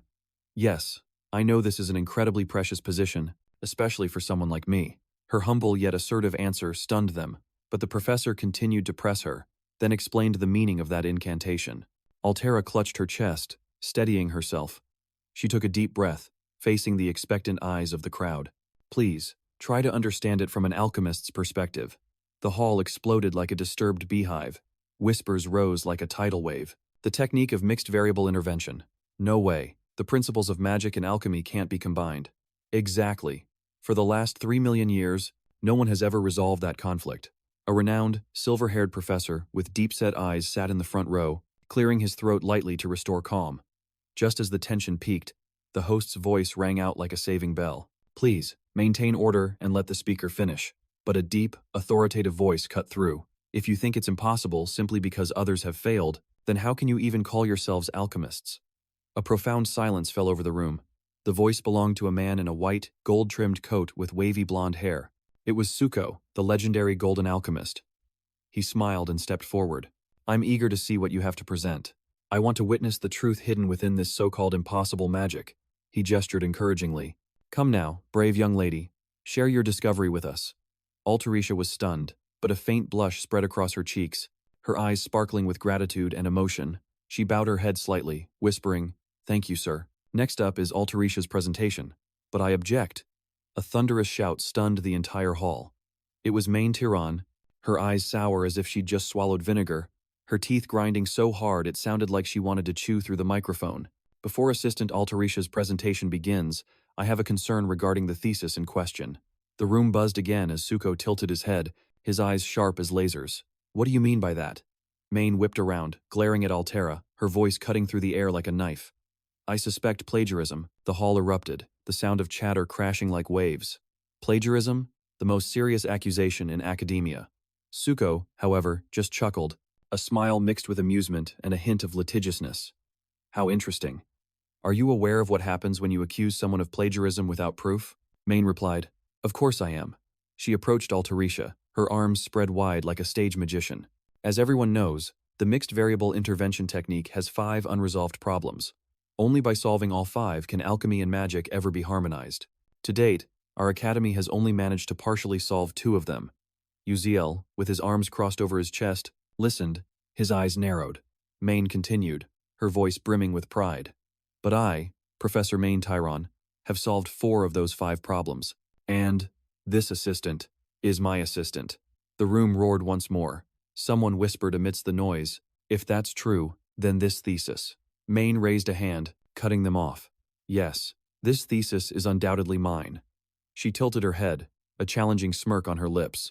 Even if my assistant somehow managed to solve the 5th problem, so what? Her ice-cold gaze stabbed straight into Altera, sharp and chilling. Main's face twisted into a triumphant sneer, her thoughts dripping with venom.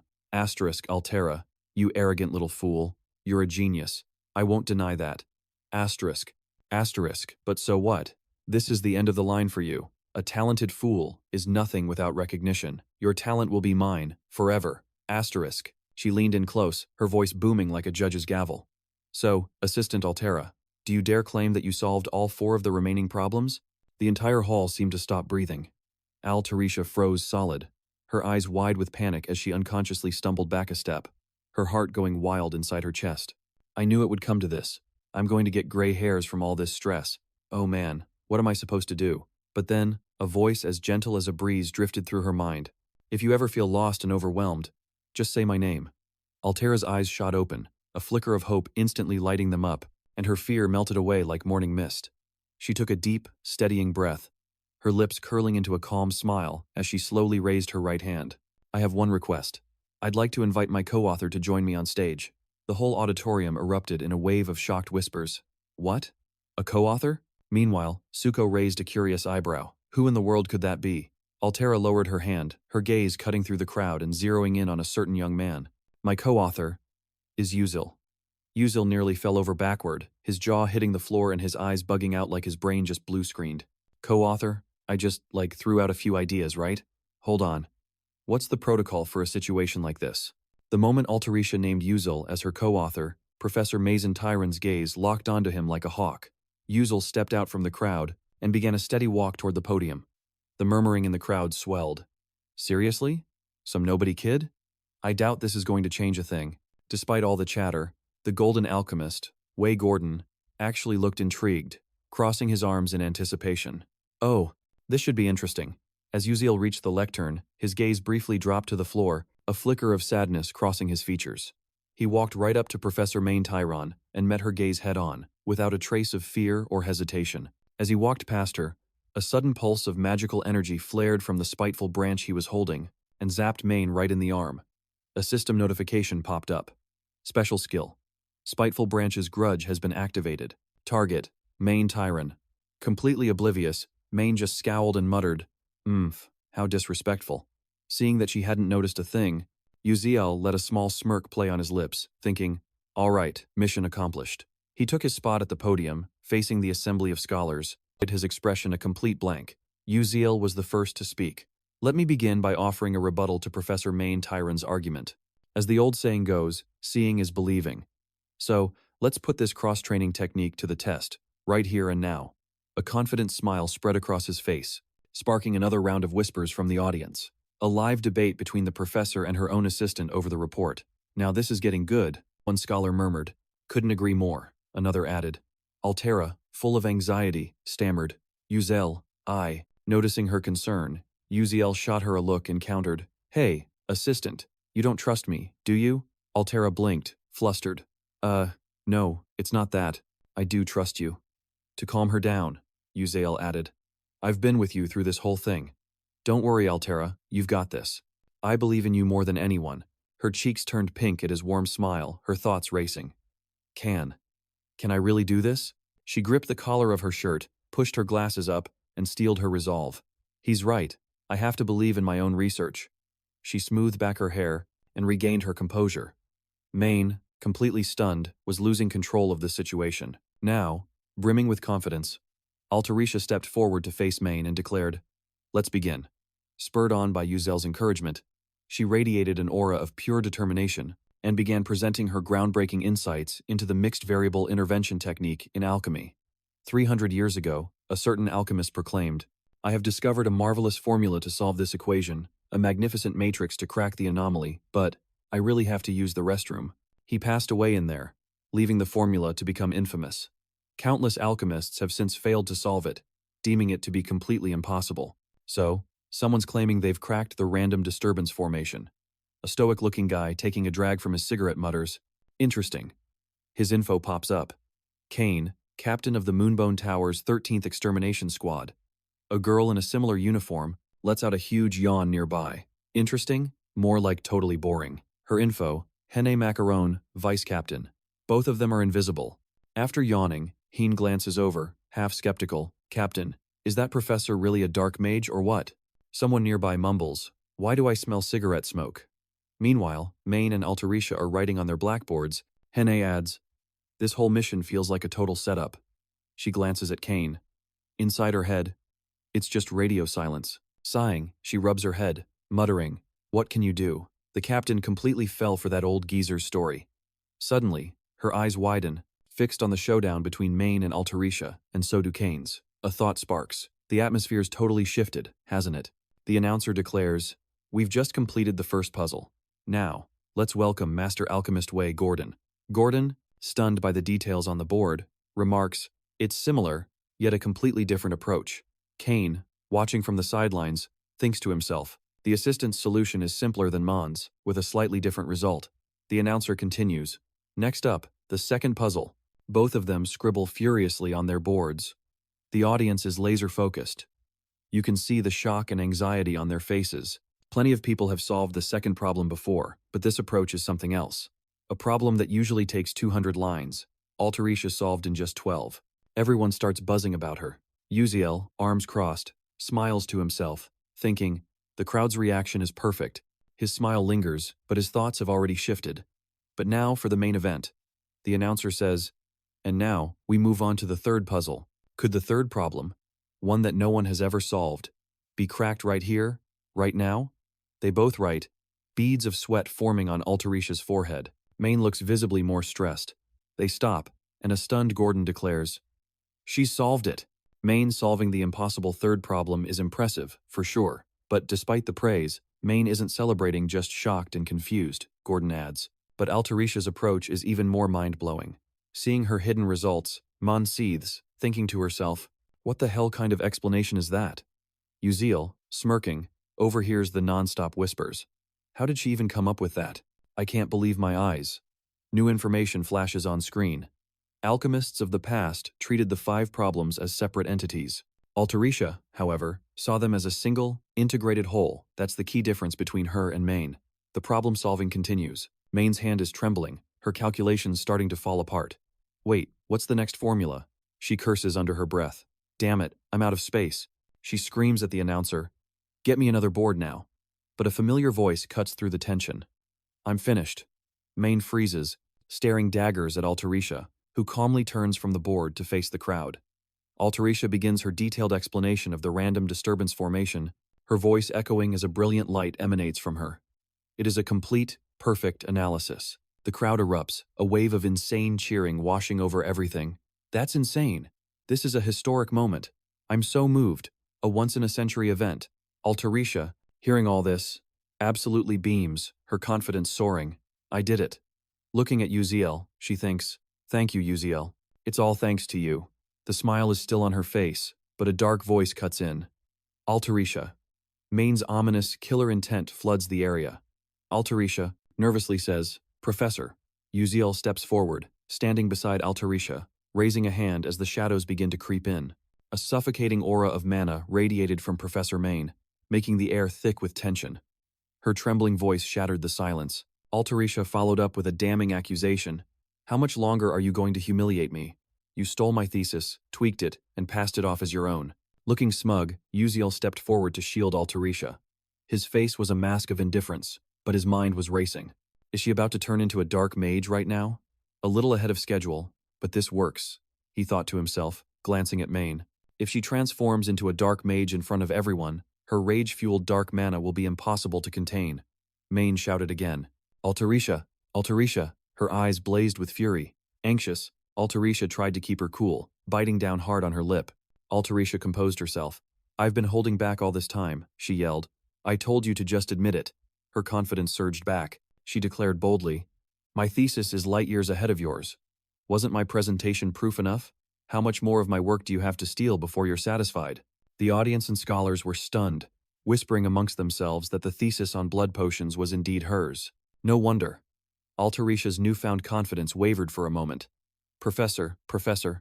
Her emotions erupted again, her voice rising. You're even more clueless than I am. Uziel froze, glancing at her as his shock spread to Kane and Haney nearby. Maine, now the center of attention, was speechless. To break the awkward tension, the alchemist Way Gordon spoke up with a chuckle. Well, this is turning out to be quite the conference. His hearty laugh, ha, how fascinating, echoed, shattering the mood. Maine snapped out of it, trembling, realizing a sliver of dark mana had just leaked out. What?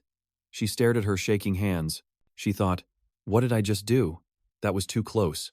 Having identified the source of her outburst, her rage and a venomous glare fixed on one person as she lunged at Altarisha. Her threat took shape. Altarisha, how dare you? Altarisha flinched and stumbled back. But the surprise shifted to Maine as a familiar figure blocked her path. Uziel. His voice was calm but firm. Professor Maine, I suggest you take a step back and look at the situation. Maine's face hardened, then twisted into disbelief, overwhelmed by an invisible pressure, as countless judgmental eyes from the audience bore down on her. The alchemists waited in silence for the outcome, a few hoping to clear the air and dispel the suspicion. Maine turned away, stammering, and no, it's not like that. Reaching her breaking point, she clutched her chest, her voice screeching. That girl stole my thesis. The crowd below, finally grasping the situation, began to murmur. Way Gordon, ever so calm, signaled for someone to escort her out. A quick, yes, sir was heard, and 2 elven proctors began to lead Maine away. She struggled, shouting, no, I've done nothing wrong. 2 members of the 13th Eradication Squad watched her go, her voice still echoing in the hall. Let me go. With the immediate threat gone, Altarisha collapsed to the floor, the weight of it all crashing down. Ugh. A hand slowly extended in front of her. Her tear-filled eyes met Uziel's confident smirk. He said, Assistant, you really went through a lot today. His words of encouragement left her stunned for a second. Then she broke into a radiant smile, all her worries melting away. Yeah. The golden lights outside created a brilliant halo, cutting to the 13th Eradication Squad of the Bone Moon Tower. The two of them were walking somewhere. Hey, Hene. Her eyes were half closed, changing the subject. In the end, we didn't get anything out of that. Kane, catching her vague remark, replied, if her emotions were about to explode like that, there should have been some kind of sign, he added.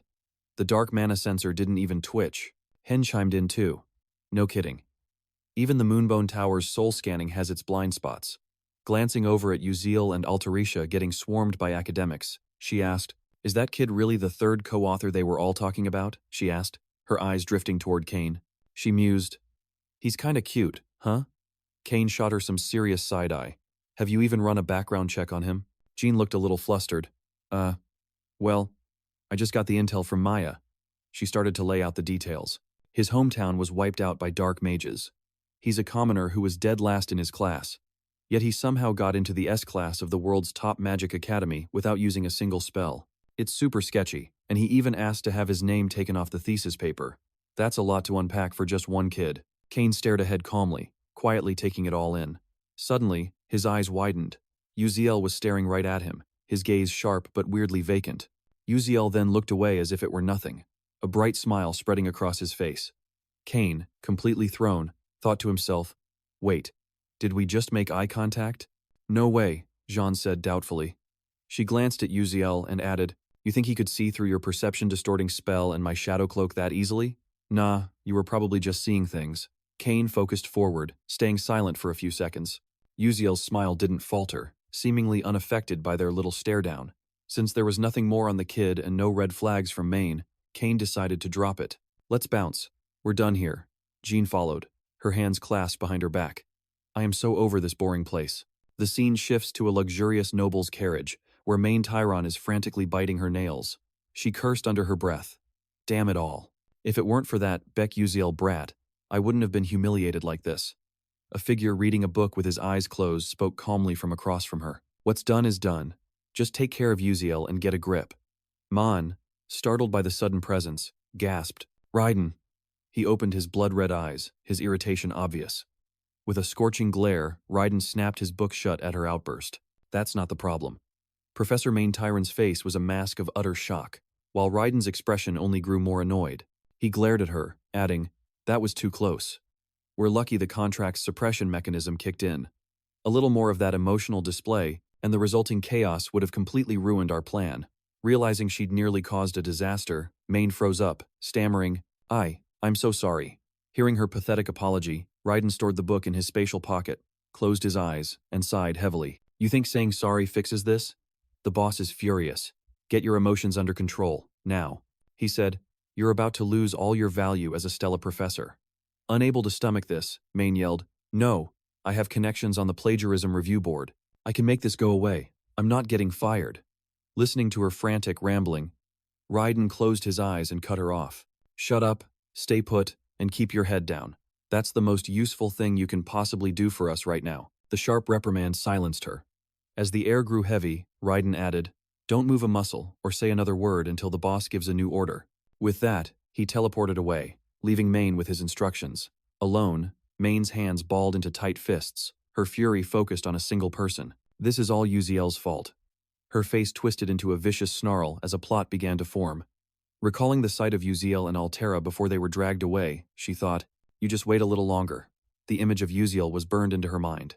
The scene cuts to Beck Uziel boarding a train, headed for parts unknown. In a train car, he sat with his arms crossed, staring at his sister, Altarisha, who looked completely out of it, like she'd just been woken from a deep sleep.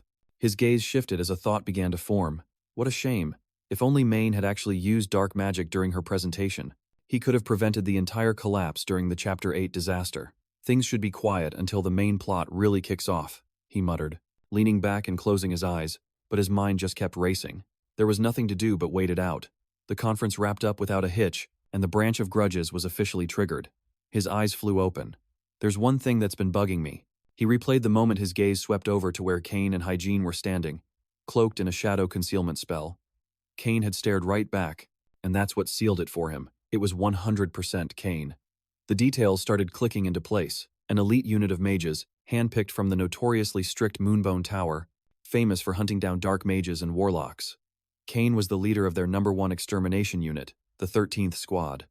If it wasn't for my sixth sense, I wouldn't have even spotted them until this was all over. I can take a pretty good guess why those heavy hitters are here, probably to keep an eye on Mon. In any case, it would be a huge plus to get on their good side. His train of thought came to a screeching halt when he noticed Alterish's sleepy expression. A new conversation began. "Pardon me, could I borrow you for a moment?" A figure appeared near Alterisha. Startled, she asked, who are you?" Before he could reply, her eyes widened in realization. "Wait a second, are you?" The man, dressed in a white suit with the pointed ears characteristic of an elf, tipped his hat with a warm smile. "It's a pleasure to meet you." His info panel materialized. Melian, chairman of the Nebula Corporation. A bit of background info dropped. As the game's story chapters expanded, so did the world itself. And as the main plot started to heat up, other characters became targets, including Melian, who was intrinsically linked to the heart of the South Crescent Plains. Melian, the guy blessed by the golden ratio of fate, was destined to become the richest man in the world. Even though he was over 50 and had a daughter, he was still considered a prime target.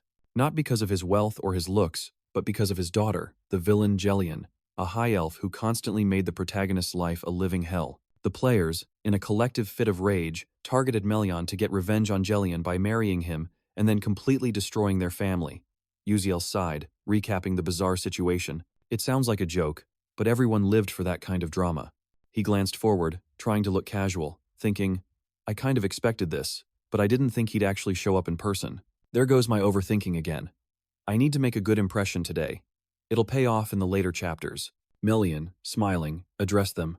"You must be Alchemist Alterisha, and this must be your as yet unnamed partner. Am I right? May I have the pleasure of knowing your name?" Uziel was ready for this. Smooth question, he thought. He replied, "I'm Beck Uziel, a first-year, S-class student at Stella Academy." "Oh, a student from Stella," Melian said, his eyebrows raising in surprise. "What an honor." He reached into his jacket and added, "The reason I'm here is," he pulled out a meticulously prepared folder, explaining, "This is a proposal for an exclusive contract with the Nebula Corporation for Alterisha's techniques. The terms are exceptionally generous. Would you care to take a look?" Uziel wasn't the least bit surprised. But Alterisha, her hands trembling as she took the folder, felt her mind go completely blank. As she opened it, her eyes lit up, her voice buzzing with excitement. Unlimited materials and technicians. I've never seen a sponsorship deal this huge before. She thought to herself. With this, I could finally create my dream inventions. Uziel is going to love this. She glanced over at him, but Uziel's expression was difficult to read. "Huh?" Noticing his look, Alterisha hesitated and then asked, could I have some time to think about it?" Sensing her hesitation, Melian added, "Is it not enough? Please, feel free to state any conditions you desire." Alterisha cut him off. "No, this is more than generous." Composing herself, she explained, "I need to discuss this with my co-creator." Uziel was floored, unable to believe he was the reason for her hesitation on this massive decision. What? His mind reeled. Melian let out a soft chuckle, thinking to himself, a co-creator? I assumed that was just a formality. He observed them, a thoughtful look on his face.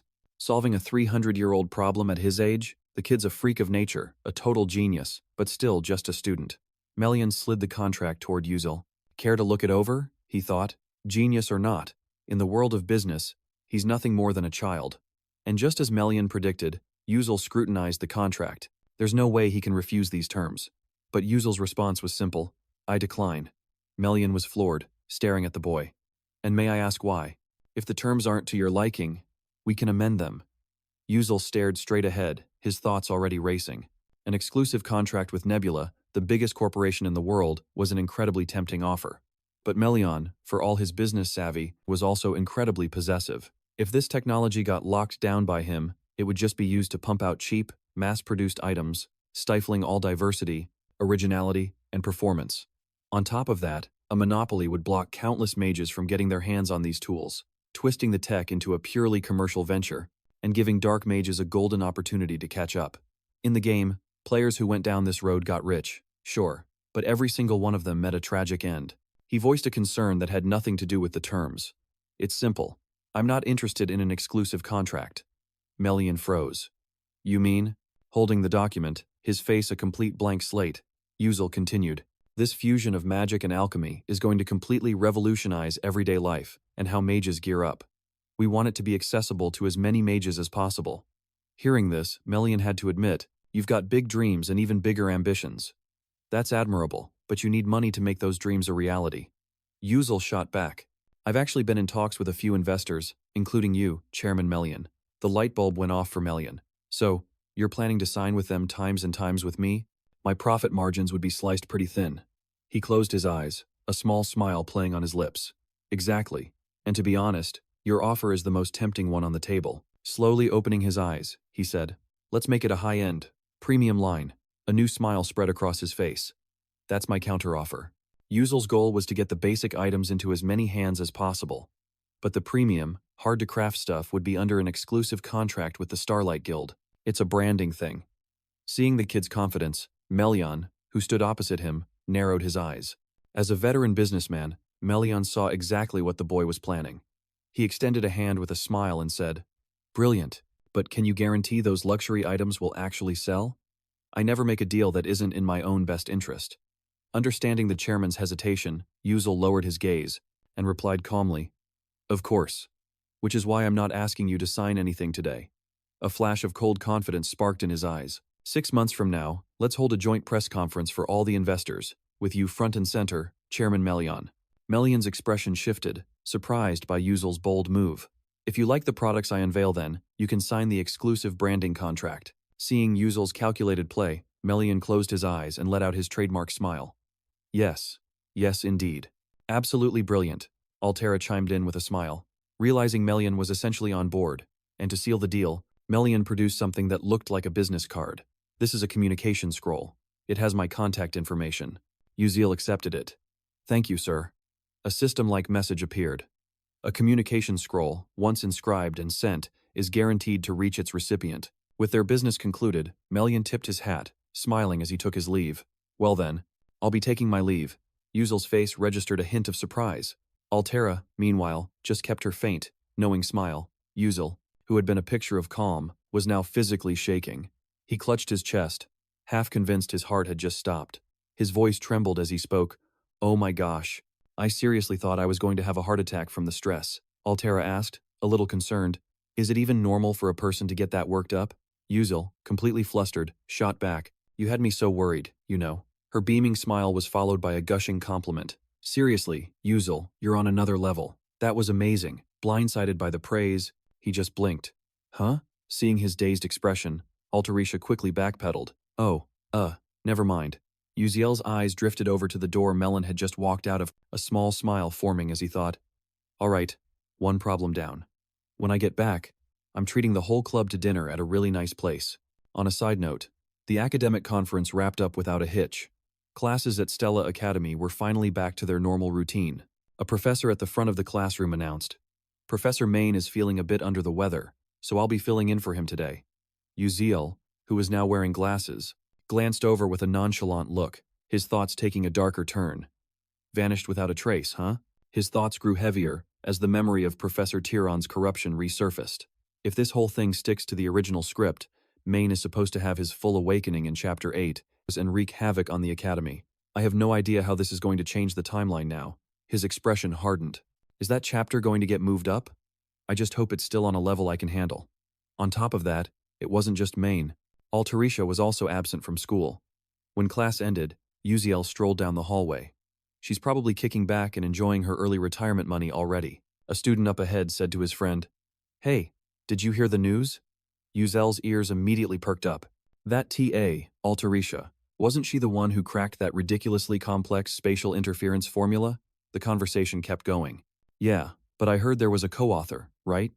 They say their identity is being kept completely under wraps. Why be so secretive? Yuzel ignored them, keeping his eyes fixed straight ahead. Who knows? Maybe the co-author is so ugly they're too scared to show their face. Haha, for real? Outside on the campus grounds, his mind continued to wander. Keeping my role as co-author a secret has definitely helped me stay off the radar at school. He stopped in his tracks. In the beginning, I just provided the key insights using the knowledge from these glasses. For things to work out best, all the attention needs to stay on Alterisha. Pausing, he noticed someone nearby. There she is. Isn't that Azel? Man, look at that human giraffe. A moment later, Yuzel and Azel were walking together. People noticed Yuzel with Azel, and immediately started whispering about her top-tier grades and her looks. Is she using a cheat code or something? She's got to be a legacy student, right? She looks like a literal doll. She's okay, I guess. All right, fine, she's pretty. Uziel put his hands on his hips and thought, seriously, can I not get one single day of peace around here? He called out to her. Over here. Azel's face lit up with a smile. Hi, Uziel. Uziel gave a wave. Sorry, have you been waiting long? Asel replied. Not at all. She then asked, so, what's for lunch? Didn't you say you were picking the spot? Knowing Asel's family had sheltered her from most kinds of good food, Uziel gave a confident smirk. You'll see when we get there. At the restaurant, the two of them sat around a table with only 2 plates. Guess we're having some kind of minimalist pizza. Twinkling lights and a delicious aroma filled the air. Asel's eyes sparkled with anticipation, her face flushing as she eagerly waited for her food. Uziel couldn't help but notice how cute she looked, her eyes completely fixated on the food. He thought to himself, according to Asel's character guide, I should order a specific drink as a side, something like pickle juice to have with the pizza. He slid a glass over to her and said, Here, give this a try. Asel just looked confused. What? Is this? How am I supposed to eat it? Her nervousness was obvious, a million question marks popping up over her head. Uziel's mind just went completely blank. Is this seriously her first time in a pizza parlor? He wondered. He answered her. Yeah, you just drink it like that. Asel took a small sip, and her whole face lit up with surprise. Whoa, this is so good. Her cheeks flushed a little. Seeing her enjoying it so much, Uziel took a sip himself, a refreshing feeling spreading through him. Yeah, it really is. Uziel stared with a completely deadpan expression, thinking to himself, okay, gotta take a picture. I need to save this moment forever. He sips his water like he's posing for a foodie magazine. After a drink, Uziel grabs a slice of pizza and says with a grin, You've got to try a piece of this. Asel eagerly picks up her knife and fork. Uziel, completely unfazed, just closes his eyes. Oh my gosh, you're not actually planning to use a fork and knife on a pizza, are you? Literally no one does that, he said, taking a bite to show her how it's done. They say it tastes way better this way. Asel hesitated, a look of pure confusion on her face. That's so strange. Isn't that considered rude? Uziel burst out laughing. Yeah, but isn't that what makes it more fun? He nonchalantly took another huge bite of his pizza. Go on, give it a shot. You'll never know till you try. Asel did as he said, taking a bite with her eyes squeezed shut. A shiver ran through her entire body, catching the attention of both boys. She placed her hands on her cheeks as a wave of pure joy washed over her. The rich, gooey cheese melted. The bell peppers seemed to dance, and the olive oil and bacon swirled with the onions to create a perfect symphony of flavor. Uziel asked, So, what's the verdict? Good, right? Startled mid-chew, Asel's face turned bright red as she looked down at her slice. Yes, it's delicious. Both boys couldn't help but smile at her. Then came a suggestion, hey, we should totally make this our regular spot. Is there room for one more? Or is this a 2-person party? Forget I said anything. The scene cuts to a field at dusk, where a bizarre crack in the air hints at danger on the horizon. Back in a classroom, Flame was walking down the hall when she stopped dead in her tracks as someone called out, Hey Flame, did you hear the news? Her eyes shifted, and a faint smile touched her lips. Yeah, I heard. The other student seemed to falter for a moment. Oh, you did? The girl quickly backed away. Well, I'll see you around then? Flame watched her hurry off before letting out a quiet, weary sigh. She was probably about to gossip about the rumor that the teaching assistant, Altarisha, solved the turbulence formula. But from what I remember, Uziel was the one who did all the work. An image of him flashed in her mind, raising new questions. How on earth did he solve that formula?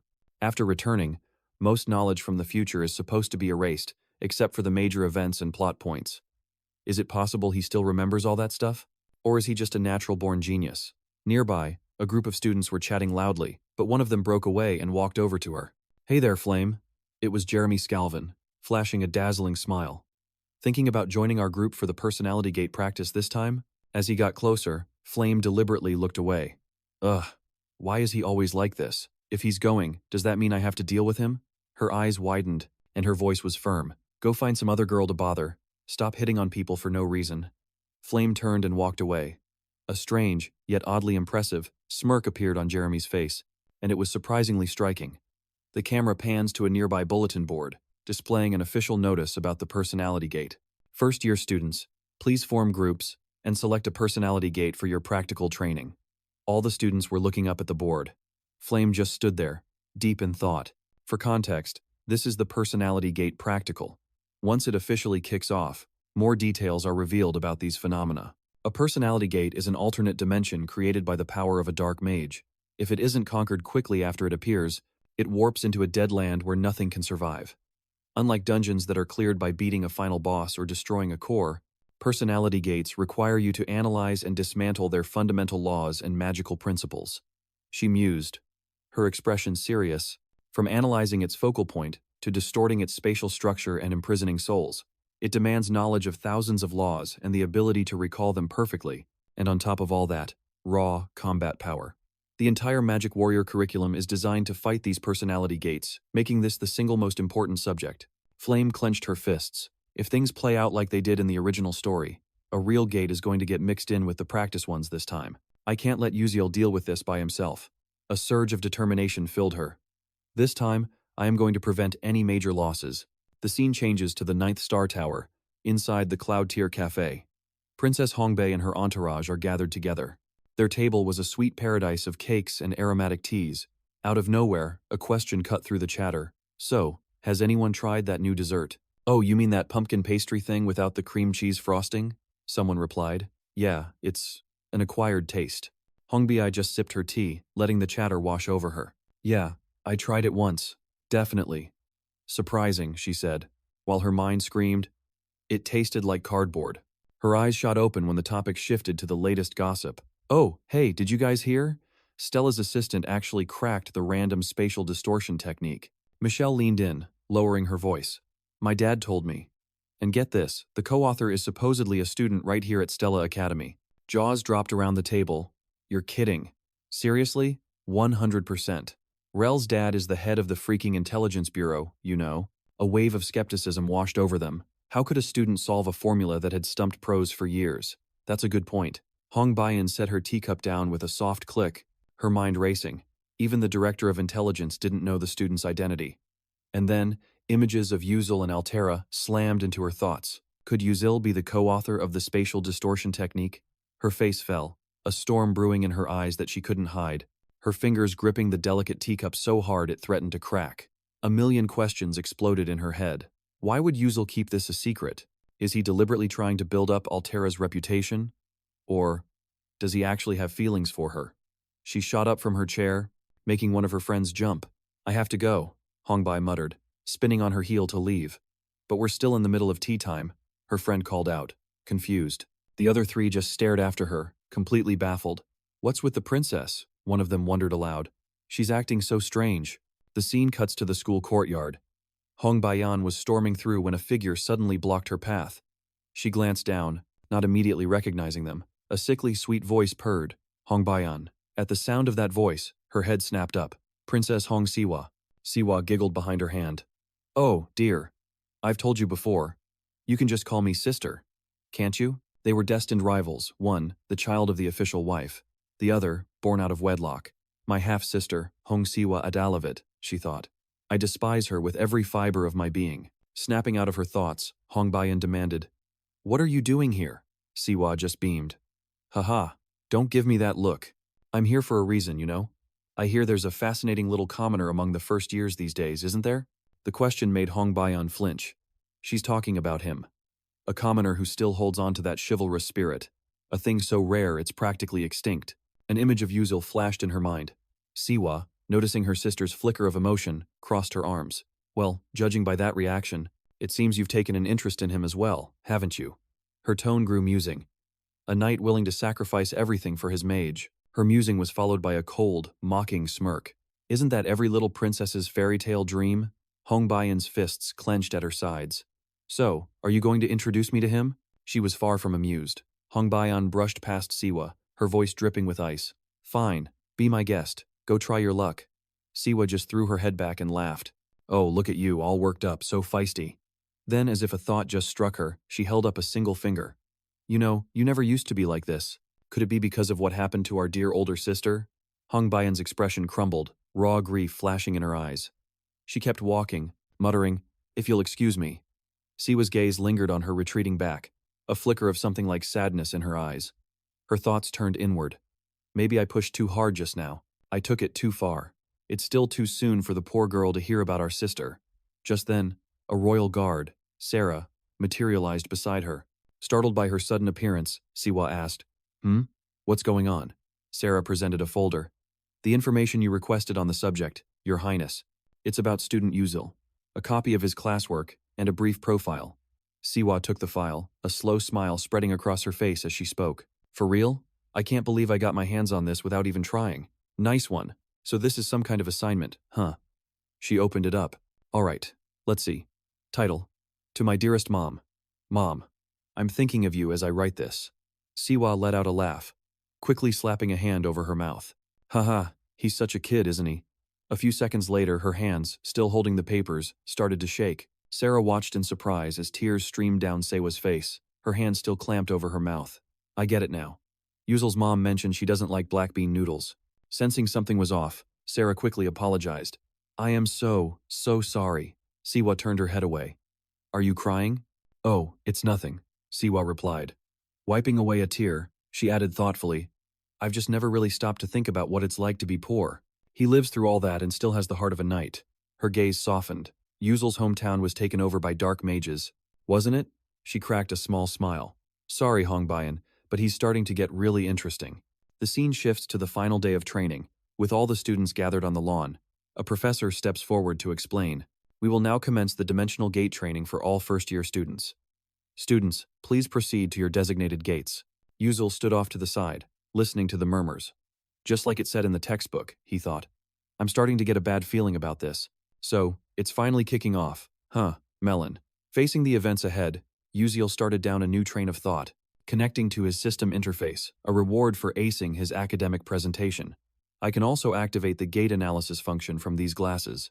I've been training in Lefanel's garden and leveled up my stats, so this should be plenty. His stats appeared on the display. Snow White's standard physical attributes. Strength, 2 stars, 61%. Perception, 2 stars, 45%. Agility, 2 stars, 42%. Stamina, 2 stars, 12%. Toughness, 0 stars, 97%. Spirit, 1 star, 59%. Mana, undetermined. Undetermined. Skill, Flash Step, level 1. His expression was grim, his eyes showing deep concentration. Just then, a nearby instructor pointed toward the gate, gesturing for them to move. Students assigned to Gate C7, please head this way. Flame, standing beside Yuzil, gave a short, right. Her captivating voice made him glance over. The rest of the group showed up, including Princess Hong Bayan and a thoughtful-looking Asil. So, this is my team. Yuzil recalled that this dimensional gate training was supposed to be done in teams of 4 to 18 people. Teamwork is the key to clearing this thing. His eyes scanned the group. First-year students at Stella Academy, with an average skill level of 2, aren't going to have an easy time conquering a gate with 3 risk levels on their first real mission. A hint of worry crossed his face. Gate C7, the mission site, can accommodate up to 16 people. Too bad we're 1 short, he thought. But with Flame, Hong Bayan, and Asil on the team, there's no way we'll fail. He started walking. Besides, I don't need to get involved with the boss strategy anyway. The gate loomed before them. All I'm after is the hidden reward. Suddenly, the enchanting petals from the tree began to swirl, teleporting him to a completely different place. A look of pure shock crossed Yuzil's face as a new interface popped up. Welcome to the Aaron Ball. A massive, golden plaza spread out before him. A crowd was gathered on the large rug in the center. Hongbayan's group headed straight for it, and Yuzil followed. As his eyes darted around, taking in the scene, a voice suddenly called out, grabbing everyone's attention. Hello there, a housemaid called out with a brilliant smile, raising her hand. I've already prepared the dresses and shoes for all of you. Hearing that, something felt off to Hong Bak Dien. She asked suspiciously, a ball gown? And shoes? What are you getting at? A thought suddenly sparked in her mind. Since when is a dimension gate setting a ballroom? She quickly shook it off. This was no time for weird thoughts. I need to analyze the spatial gate and check the guide. Complex symbols filled the interface. A creeping sense of dread washed over her. Huh? Hold on. A test for first years has a formula this complicated? The butler offered a directive. My lady, the banquet is about to begin. Please make haste. Still bewildered, Hong Bak Dien asked in surprise. Butler, why are you talking like that? Is this just some pre-programmed line? Another thought cut in. Could this be a real NPC inside a dimension gate? I've heard that entities in mage-created spatial gates don't have their own free will, but seeing the butler's natural smile and the way she spoke just now, Hong Bakdian's resolve wavered. No, it can't be. This is Stella Academy. A real dimension gate couldn't possibly appear here. It must just be some of Stella's advanced tech. The butler's smile didn't falter. Why would you say such a thing, my lady? Hong Bakdian quickly changed her tune. Never mind. Just go get the ball gown. The butler replied, Yes, I understand.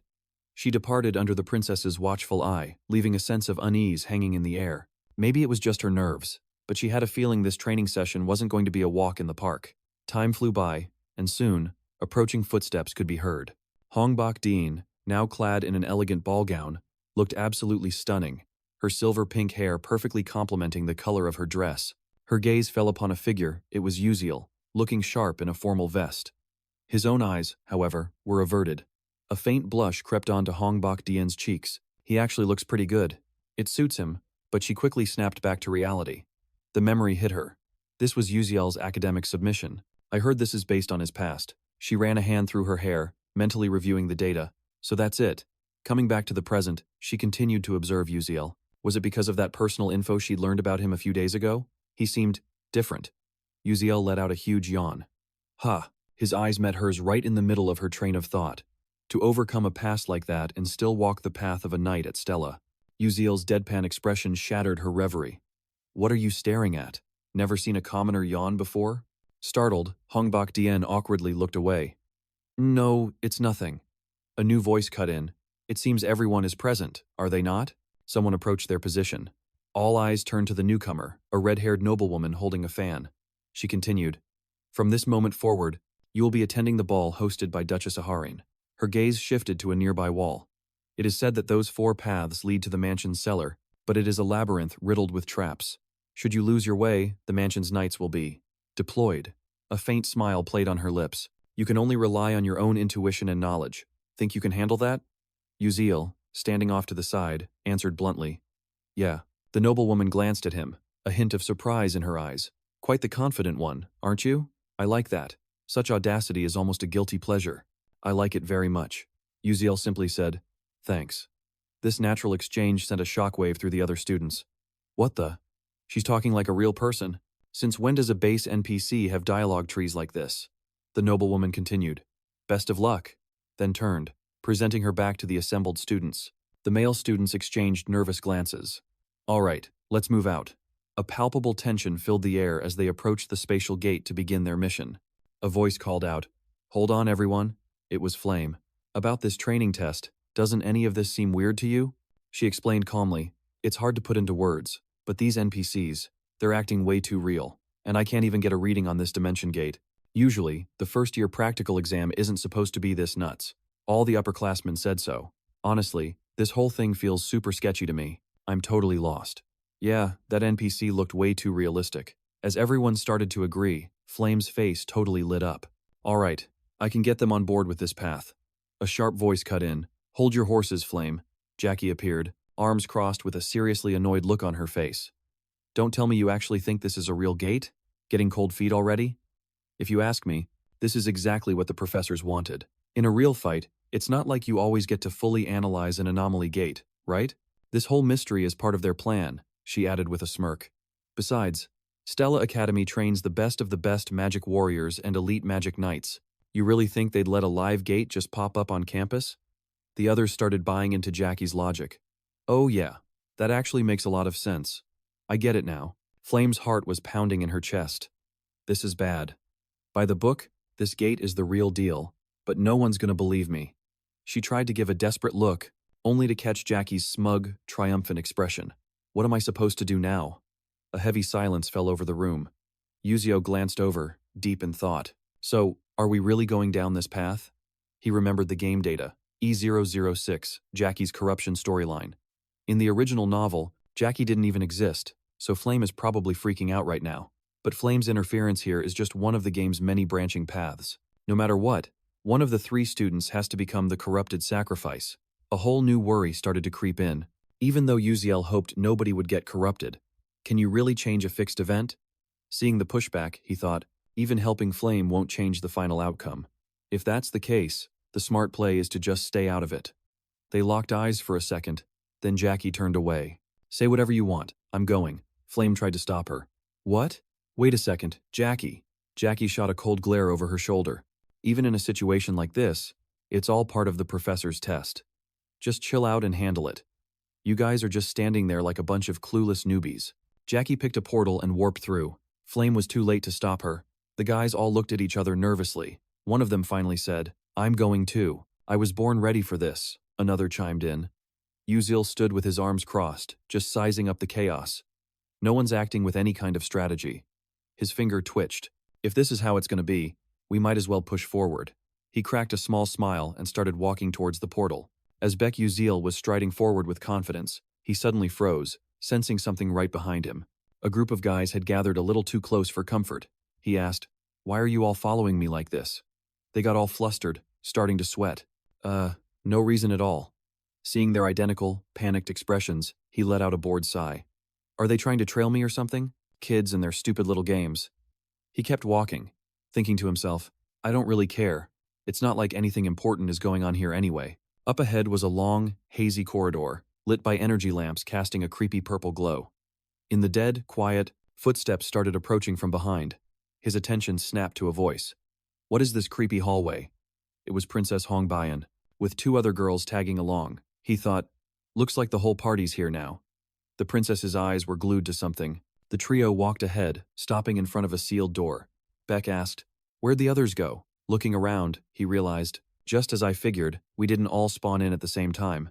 Thinking it through, the 16 students were split into 4 groups, with 4 people each, and each group took one of the 4 paths.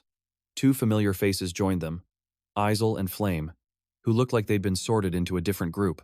Beck glanced at the girls with Princess Hongbayan, thinking he never expected to get teamed up with her. The two of them exchanged a few short words. We gotta get a move on.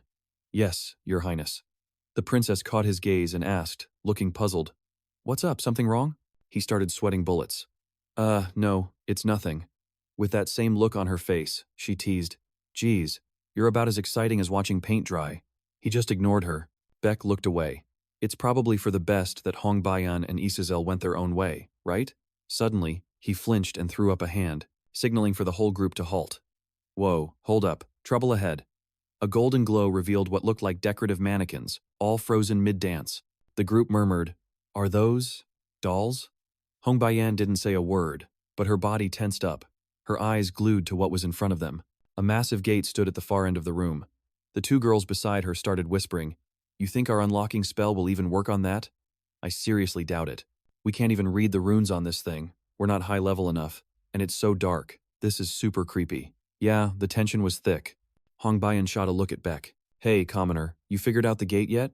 His answer was a total letdown. Not yet. The disappointment was written all over her face. Figures. Shouldn't have expected anything from a commoner. But her scowl vanished, replaced by surprise, when he added, But I've got a basic idea of how we can get out of here. Intrigued, she pressed. For real? You're not messing with me, are you? Staring intently at the statues, he pointed. Take a closer look. Each statue is in a different pose, but they're all part of the same dance routine. He asked, Do you recognize this dance? Her eyes were locked on the figures, and then, recognition dawned. Serena's spirit-calling dance, she said, recalling the tragic performance Serena gave right before she passed away. Beck pressed on.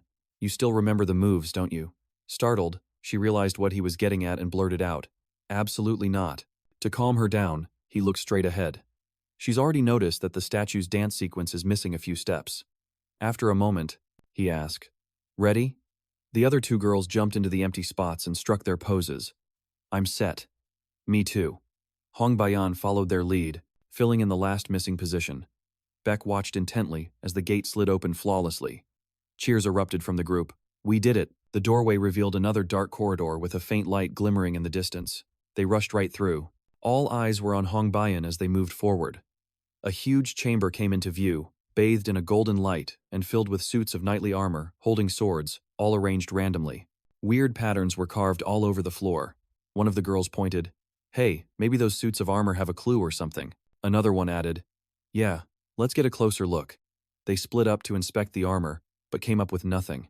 I've looked at this thing from every angle, and I've got nothing. Why is this puzzle so different? Right? There's nothing unusual at all. Hong Bayan's eyes drifted over to Beck, who was touching an embroidered tapestry with some pretty unique patterns on it. Hey, commoner, what do you think you're doing? After a moment of study, he straightened up. The suits of armor are just a distraction. The real clue is this tapestry. The whole group was floored. He explained that the dance depicted on the fabric was the key. Look closely. The figures are all performing specific moves. If we put them in the right order, we'll solve the puzzle. The girls all leaned in for a better look. One of them said, "He's right. I know this one. It's Serena's silent tango." They all spread out, studying the poses on the tapestry. Beck and Hong Bayan were examining it carefully. Suddenly, he noticed something odd. The sequence clicked into place. A light flashed, and a familiar grinding sound echoed through the room. The gate opened. A new path was revealed. Beck urged them, "Let's move." But Hong's eyes were still fixed on him. "He's really different. I was always taught to look at things from a new perspective, but I never thought it could make this much of a difference. The speed he's cracking these unreadable gates is insane. Strategy, observation, calculation, deduction. Is this seriously what a first year is capable of? It's like he's done this kind of identity gate 100 times before." As they entered the next area, her thoughts kept racing. Before he enrolled, he claimed his hometown got wiped off the map by some dark mages. He muttered, "Huh, they've got stone statues here, too." She started putting the pieces together, a remote, nameless village. Yet it was known for its brutal brawls against dark mages. Now I get why he's so clueless when it comes to book smarts, but he's a total pro when it comes to strategy and throwing down. Just looking at him, you can tell he's seen some serious action on the front lines against those guys. True or not, he's on a completely different level from the rest of the students. Up ahead, a buzz started to spread through the crowd. "Go recalibrate the weight balance over there." "You got it." Hongbei was just stunned. Everyone else was grinding their butts off for points, and yet this guy was shamelessly doodling on his exam paper, acting all smug about it. He skips assignments and acts like he owns the place in class. But then she noticed his handsome face, and she wondered, why is he suddenly trying so hard today? A shadow crossed Princess Hongbei's face. Something is definitely up. Don't tell me you've already sensed that something's off in the air? Beck Uziel turned to her, pointing to get her attention. "Hey, what are you spacing out for? Get a move on." But she immediately snapped back. "Spit it out, you commoner." Uziel just looked confused, having no idea what she was talking about. Hongbei voiced her suspicion directly. "This identity gate that we're supposed to be conquering, is any of this even real?" She paused, waiting for an answer, but was only met with Uziel's thoughtful silence. He sized her up. "You've got a sharp eye, Hong Bayan. Usually, the princess doesn't figure things out until the very last second and is constantly getting in Melian's way." A smirk played on his lips. This proved she was finally starting to grow out of her villain role. Seeing his smirk, she demanded, "What's so funny?" He just replied, "Oh, nothing." Her two friends just looked around, totally lost. "Why isn't the princess coming over? Is something wrong?" Turning away, Uziel finally answered her earlier question. "You were right on the money. This place is the real deal. You can get seriously hurt, or even, if we don't clear it, it's going to sync up with the real world. So, my plan is to just blitz through this thing as fast as possible." Hongbei froze for a second. "I knew it. That Beck Uziel. He never does anything without a reason." She bit her lip, thinking, "I'm not about to accept his charity." Her eyes narrowed as beads of sweat formed on her brow. "I'll get through this on my own." Meanwhile, elsewhere, a pitch-black room was littered with the wreckage of knights' armor. Flame and Azel were partners in this challenge gate. Spotting the two of them, someone called out, "Hey, Flame." Flame turned to see a girl waving them over. "Over here." Flame headed toward the three of them as they ran up. "Is everyone all right? Where's the last member of your team?" The other girl hesitated. "Well," she started. "Jackie just vanished." Flame's eyes went wide with shock. "What? You mean Jackie?" The girl, looking just as bewildered as the rest of her group, explained, "Jackie's the only reason we even made it this far. But right after we went through the last door, she was just gone. We've searched everywhere, but there's no sign of her." Panic began to set in for Flame. "How long were you searching?" A sudden thought struck her. So that means she cleared this gate faster than Azel and I did, and without a single scratch. Another one of them added, "But this isn't our first run-through." Flame couldn't believe what she was hearing. What? Back with Beck Uziel, he was leaning against a pillar, arms crossed, eyes closed. Someone approached him, causing him to open his eyes. "Hey, when did you get here?" Flame asked. He answered, "Just a little while ago." She pressed on, "Have you seen Jackie anywhere?" "Nope." Disappointed. Flame sighed, "Right," and turned to leave. Uziel just watched her go in silence. Even without knowing all the details, he had a pretty good idea of what went down. If I'd just gotten here a little sooner, I could have stopped Jackie from vanishing. But there's nothing I can do about it now. Well, at this point, all that's left is to help the main girls clear this stage. Back at Stella Academy, someone screamed, "What the?" A Real personality gate had just crashed the student training session. Principal Beck Uzio sprinted to the training grounds, raw panic etched across his scarred face. The gate, which was supposed to be a calm blue, was now glowing a terrifying blood red. How is this even possible? Isn't Stella's security system supposed to be the best in the world? A nearby professor stepped forward to explain. It seems someone managed to completely invert Stella's spatial wave detection system. The wave appeared at the exact same moment as the gate, so the system couldn't flag it in time. The security division is working on an upgrade now. Principal Beck Uziel snarled. To hell with that. That's not what matters right now. Another voice cut in. He's right. A figure materialized, instantly capturing the principal's attention. A completely different presence. He recognized it immediately. It was Commander Arian. Arian Black Swan, the supreme commander of Stella, the leader of the world's most powerful order of knights, the man rumored to have built a sea from the blood of dark mages, a legend who rarely ever set foot on academy grounds. Arian strode forward, his voice cold as ice. Situation report. Have reinforcements been sent in? The professor replied. No, sir, that's impossible. The students inside are trapped, facing an overwhelming trial. Arian asked, what's the danger level of the gate? The answer came back instantly, estimated between a level 4 and a level 5, sir. Arian's brow furrowed. Estimated? I need a precise figure. The professor, clutching a sheaf of documents, answered, it was a level 4 initially, but it spiked to a level 5 the second the students went inside. Arian noted, unusual, but not unheard of. The gate's emitting a false signal. Give me the roster of registered students. The professor quickly handed it over. Here you are, sir. Arian's eyes scanned the list intently. The names of the first years stood out clearly. Beck, Uziel, Hong, Bayan, Flame, Aesel, Lai. As he read the names, Arian's eyes narrowed. A personality gate with a level 5 danger rating. Even the most seasoned mages would need extensive preparation to survive that. These are all first years. Their magic skills are level 2, maybe level 3 at best. They don't stand a ghost of a chance. His voice dropped to a chilling whisper. Prepare 16 simple caskets for the students' bodies. Principal Beck Uziel roared in protest. Commander Arian! But Arian had already turned his back. I'm leaving. This is just a matter of efficiency. With a dangerous glint in his eye, he added, surely you don't actually believe those first-year rookies can conquer a true level 5 gate. That's like saying an ant can take down a tiger. And with that, Arian vanished, leaving the principal to worry even more for his student, Lee Hanwall. I know it's an insane long shot, he murmured, but I have to hope the kids make it out of there alive. The red gate loomed. On the other side, Aesel and Flame's heads snapped in the same direction at the sound of a voice calling out, Hey guys! Jackie was back, her clothes covered in dust and grime, and she said, Oh, so this is where you all ended up? Uziel stood with his arms crossed, lost in thought, while the others cheered in relief. You're okay. That's great. Where did you just disappear to? You totally scared the crap out of us. Uziel just turned away, his mind already elsewhere. Now that everyone's accounted for, the only thing left is to take down the final boss. But as he was thinking, Uziel's attention was snagged by something materializing nearby. A series of red notification windows began to flash, reading, You have reached the Dancing Clock Tower. Proceed down the staircase to the grand ballroom. The party is just getting started, so don't be late. The group cautiously moved toward the stairs leading down. Well, I guess this is the way down, one of them said, as the rest stared intently at the path below. Flame glanced up nervously, a sudden sense of dread washing over her.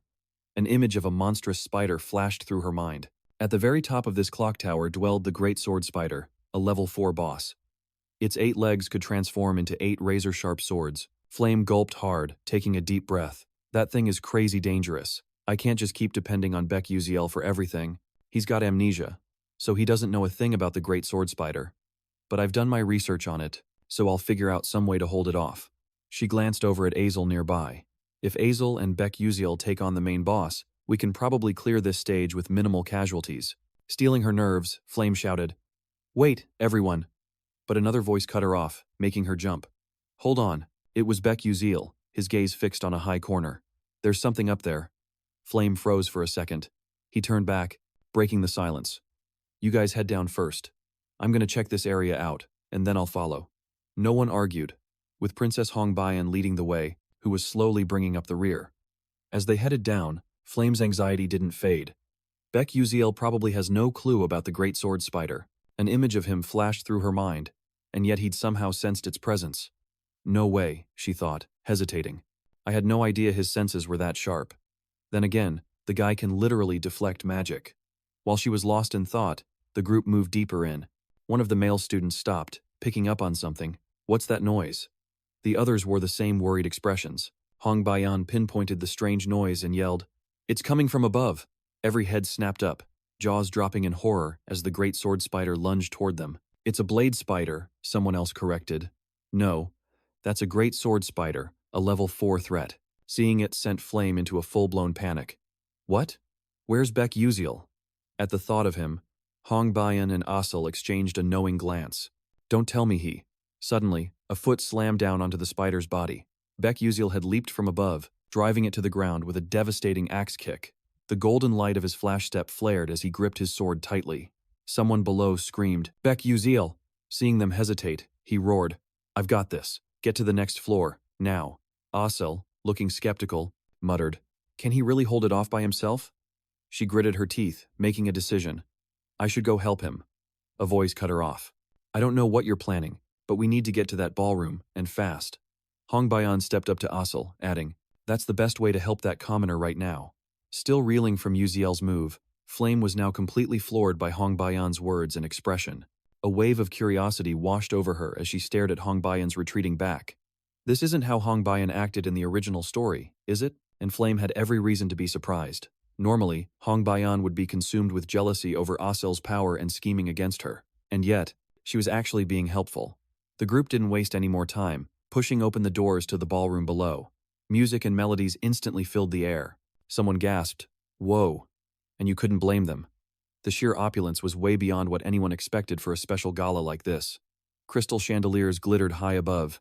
Masked nobles danced arm in arm in the vibrant atmosphere, and a grand red carpet cascaded down the staircase, captivating everyone's attention. Right in the middle of the festivities, the lights suddenly dimmed, and the music ground to a halt. A heavy silence fell over the room. The nobles stood frozen, waiting for a central figure to appear. Slow, deliberate footsteps emerged from the shadows, making everyone gasp. Hong Baiyan was the first to speak, directing everyone's attention. "Someone's coming down the stairs." Flame guessed, "It's probably the final boss, Duchess Aiharon." "Everyone, stay sharp." But something shattered her theory, leaving her completely stunned. Huh? Standing there, in the center spotlight, was a single figure. "Hello there. It's so lovely to meet you all. I'm Jackie Aiharon." It was Jackie, the student who'd gone missing, and her smile was deeply unsettling. In stark contrast to the student's dread, the nobles began to cheer. "Duchess, you look absolutely radiant today. Grant me just one smile, and my heart is yours to command." Even though she knew the original plot inside and out, Flame couldn't have predicted this in a million years. How is this even possible? This twist wasn't in the original romance novel at all. In the original story, Jackie wasn't even supposed to exist. And seeing the way Hong Baiyan was freaking out, Flame realized there was no way a normal person could just become an NPC, much less the final boss. Isel's expression pointed to only one terrifying possibility. Jackie is a warlock. Flame bit her lip, finally getting why Beck Uziel's warning had been so cryptic. So that was his way of trying to warn me about Jackie. But I can't give up now. Pushing through her rising panic, she screamed, "Jackie! If that power consumes you, you'll turn into something horrible. Please, snap out of it." Jackie cut her off. "Huh? What nonsense," she declared. "I am Aiharon now." A wicked smile played out from behind her paper fan. She posed a question, and the nobles below responded in chorus. "My head belongs to Aiharon. This chest belongs to Jackie. This heart is Jackie's." Her face flushed an unnatural shade of red. "This is so exhilarating. It feels like everything is just melting away." Hong Baiyan realized it was too late. "Her mind's already been corrupted by the dark arts," Asel added. "At this point, the only way is to clear the gate and get her back." Flame gripped her staff tighter, golden mana flaring to life. "Got it," she said, her focus sharpening. "Just hang on, Jackie. I'm going to save you and make this right." A bolt of crimson lightning crackled near Jackie. "That's enough chit-chat," she sneered, her grin widening as her magical energy surged. "Let's get this party started." A system notification popped up. The final boss battle, Temptation in Disguise, has begun.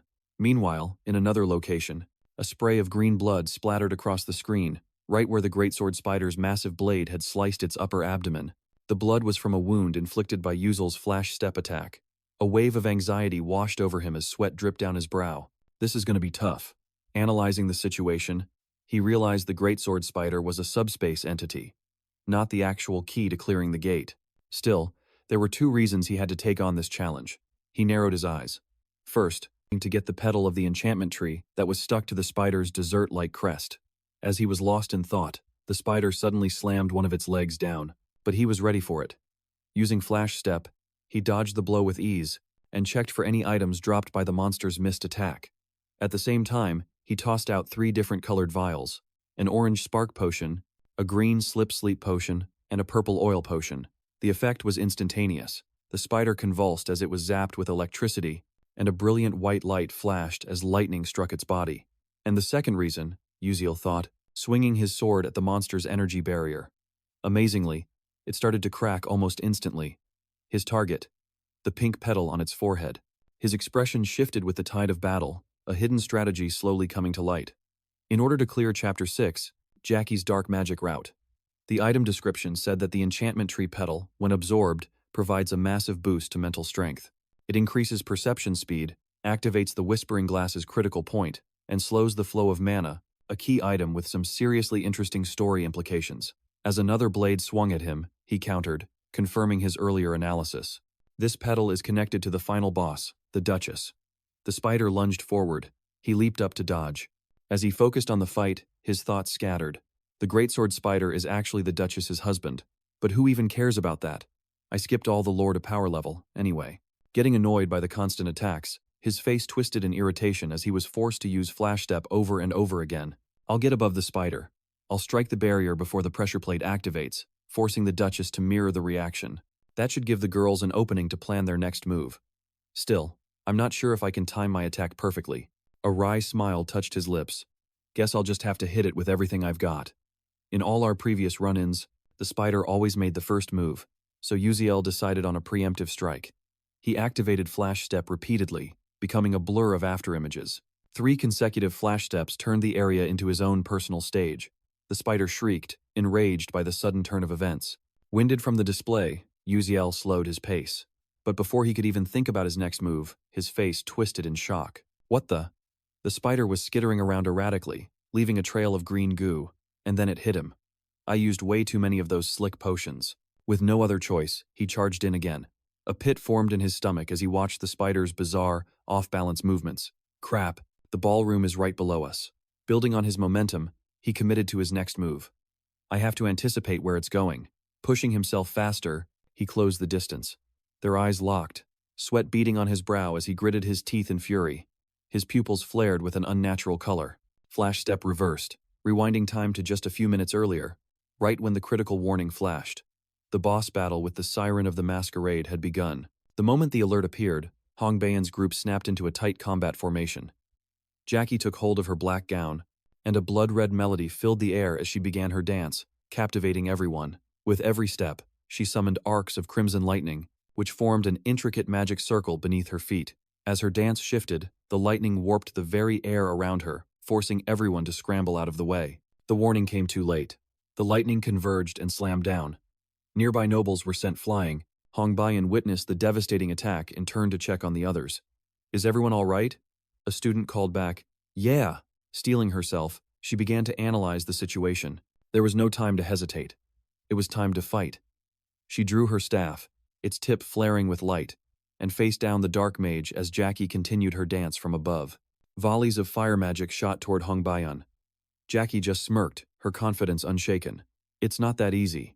An arcane black sigil materialized in front of her, effortlessly deflecting the flames. But more attacks followed. Aesel summoned 3 shards of ice, which shot out as massive ice pillars. The other students joined in, unleashing their own spells. Unfortunately, her identical magic circles appeared and blocked every single one. The students were floored. Our magic has no effect. While the group was on the offensive, Jackie transitioned into a new dance move. Red lightning crackled overhead, making them flinch. She's attacking again. Watch out. 2 exclamation points flashed in Flame's mind. Incredibly, she'd woven a complex magical matrix of her own. Jackie's eyes narrowed, noticing something was off. Mimicking Jackie, Flame took hold of her own gown. A new melody began to play, and with a look of pure nonchalance, Flame began the required dance. The others just stared, completely bewildered. Assel finally blurted out, "What are you doing? Why are you dancing?" Flame didn't answer, and just kept going. A moment later, she stopped, her eyes half-lidded, glaring at Jackie from within her own magic circle. A blast of golden light shot past Jackie, grazing her, who stood frozen in shock, fan in hand, her eyes wide with disbelief. Flame smirked to herself. "It's working, just like in the book." She yelled, "Everyone, you have to dance." Hong Bayan and Azel just looked dumbfounded, so Flame explained, "We got hints about this from the earlier stages. This isn't just a magic fight, it's a dance-off. We can only cast spells by dancing." The realization dawned on Hong Bayan instantly. "So the Duchess's dance can't be countered with normal magic," Azel added. "This dance is the counter to Serena's. The silent dance, the one tied to Serena's farewell." Without a moment's hesitation, Hong Bayan began to move to the somber melody. Others familiar with the dance joined in. The notes themselves seemed to blend with their movements, and in no time, volleys of magical energy shot towards Jackie. Stunned, shielding herself with her fan, Jackie faced a massive explosion that erupted right on top of her. The music still hung in the air, and Azel, swept up in its rhythm, felt a fresh wave of anxiety crash over her. Did that even do anything? But then the music took a sudden, sharp turn, almost as if it was mirroring her own unease. Huh? Wait a sec. Through the blood-red melody, a dark silhouette emerged from the smoke of the blast, stirring up brand new fears. The tempo of the music was picking up speed. Two other students noticed the same thing Assel did. "Hey, look over there. What is that?" One foot stepped forward, revealing two more legs emerging from beneath Jackie's skirt. Her eyes were glowing a creepy red. Someone shouted a warning. "She's got 4 legs now, doesn't she?" The legs, blackened and grimy from the blast, started dancing again, moving with terrifying speed to the beat. With the new rhythm of her 4 legs, Jackie began to form an even denser magical array, and more intricate, right behind her. "All right, let's get this started for real," Jackie said, her expression twisting into something truly sinister. Seeing her like this, Flame couldn't hold back and screamed, "Stop it, Jackie.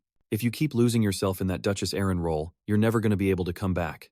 Jackie shot back, "What exactly do you want me to stop? Just look around you."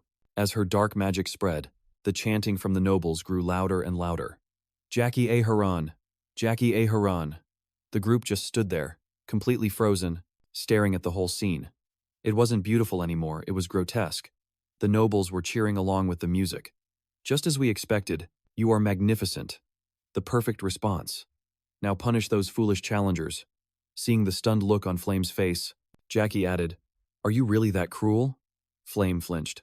"What?" Old memories came rushing back, mingling with strange, selfish thoughts. This sweet, thrilling feeling. You hogged it all, kept it just for yourself. Flame was always the one smiling, while Jackie, right beside him, was the one holding all the sadness. Now, all her pent-up rage was finally exploding. "I will never let go of this heart. This feeling." Another bolt of red lightning ripped through the air. Sensing the massive surge of mana being unleashed, Hong Bayan yelled a warning. "It's coming. Brace yourselves." Jackie moved like lightning, beams of energy blasting from her array. Thanks to the warning, Hong Bayan and Azel threw up protective shields, blocking the attack. But out of nowhere, a student right next to Azel got hit. Azel saw it happen but couldn't do anything.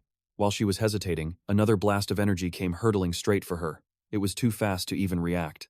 She squeezed her eyes shut, bracing for the impact, but opened them when nothing hit her. A brilliant light filled her vision, and confusion washed over her. Hong Bayan, using her own power, had thrown up a massive wall of fire, shielding Azel from the blast. After saving her, Hong Bayan turned back with an urgent look. "Hey, you idiot. Why were you just spacing out like that?" Azel stammered. "Huh?" Still in a daze, Hong Bayan raised her voice. "It's more efficient for me to defend with fire magic, so just let me handle it.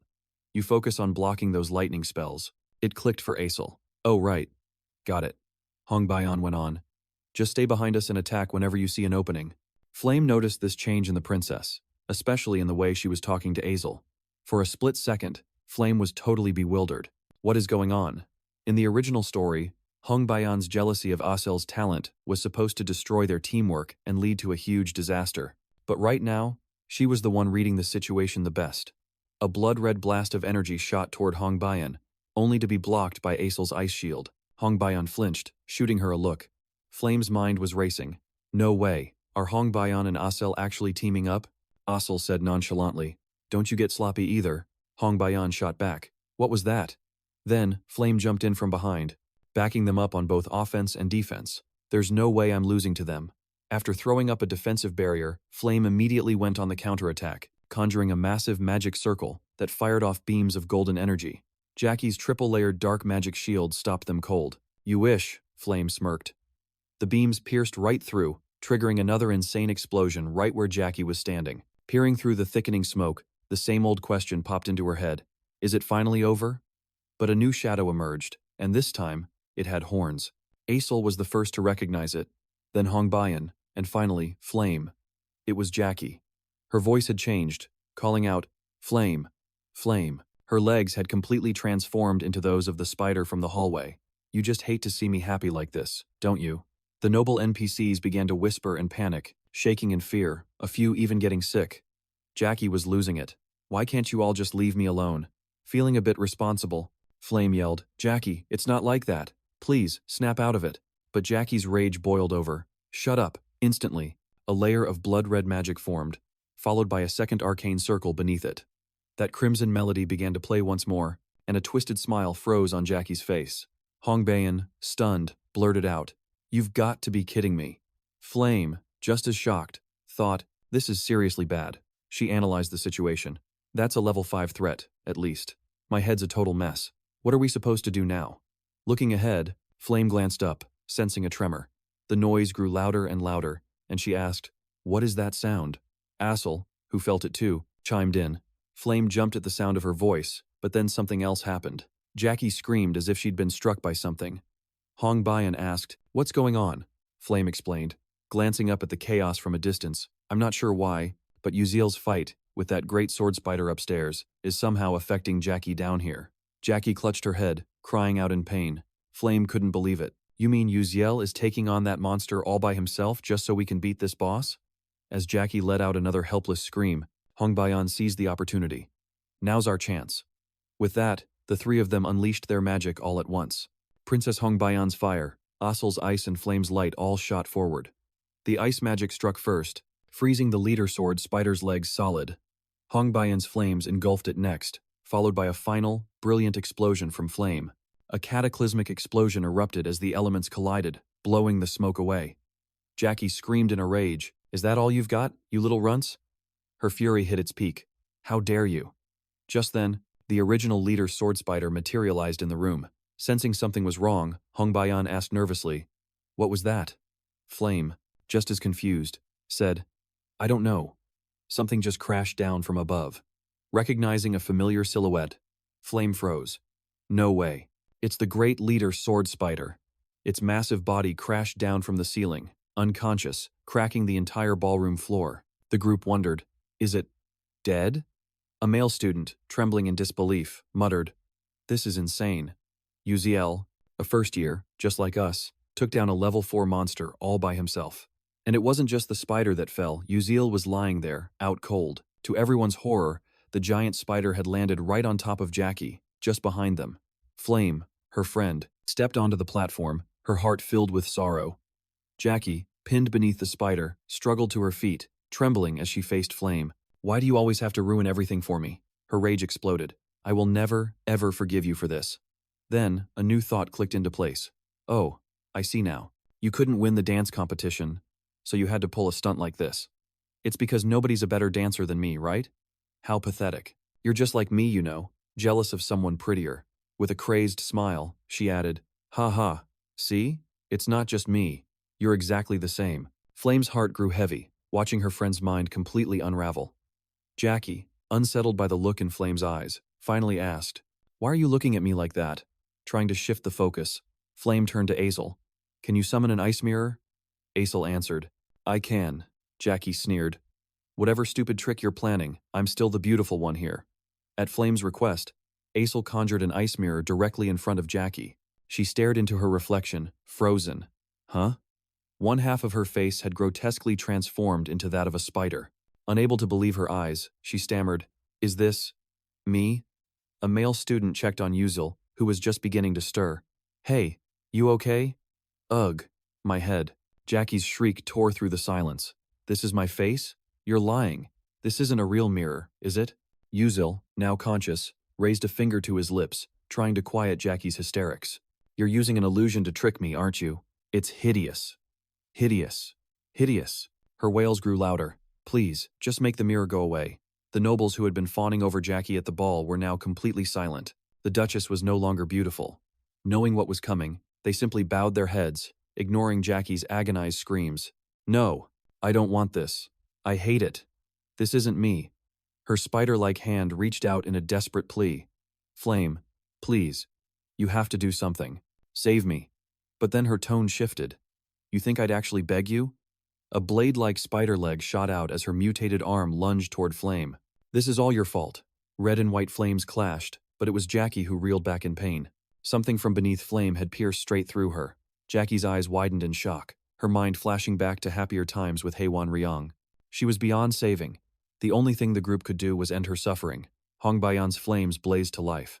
Asel lowered his head, guilty for his part in it, and Hong Bayan was filled with the same regret. But Flame, the most heartbroken of all, knew she also carried a share of the blame for this. As Jackie's form dissolved into nothing, Flame whispered, I'm sorry, Jackie. I'm so sorry. And with that, she collapsed. A system message appeared. The tale of Duchess Erin, who attained the pinnacle of beauty and fame, has now concluded. You have successfully cleared the ball of temptation. Congratulations. Outside, where the teams had first entered the gates, another announcement echoed. Team A6 has completed the simulation training. Students, please exit. The simulation training for Team B3 has also concluded. The students emerging from the gate were met with Instructor Yuzil's sharp command. Evacuate them immediately. A teacher responded, Yes, sir. All personnel are accounted for. Yuzil's eyes were locked on the final gate, his concern palpable. Is C7 the only team left? Suddenly, the red gate beside him began to flicker erratically, with arcs of red lightning crackling around its frame. Sensing the imminent danger, Yuzil turned to an aide. The energy signatures are unstable. Get on it now. Yes, sir.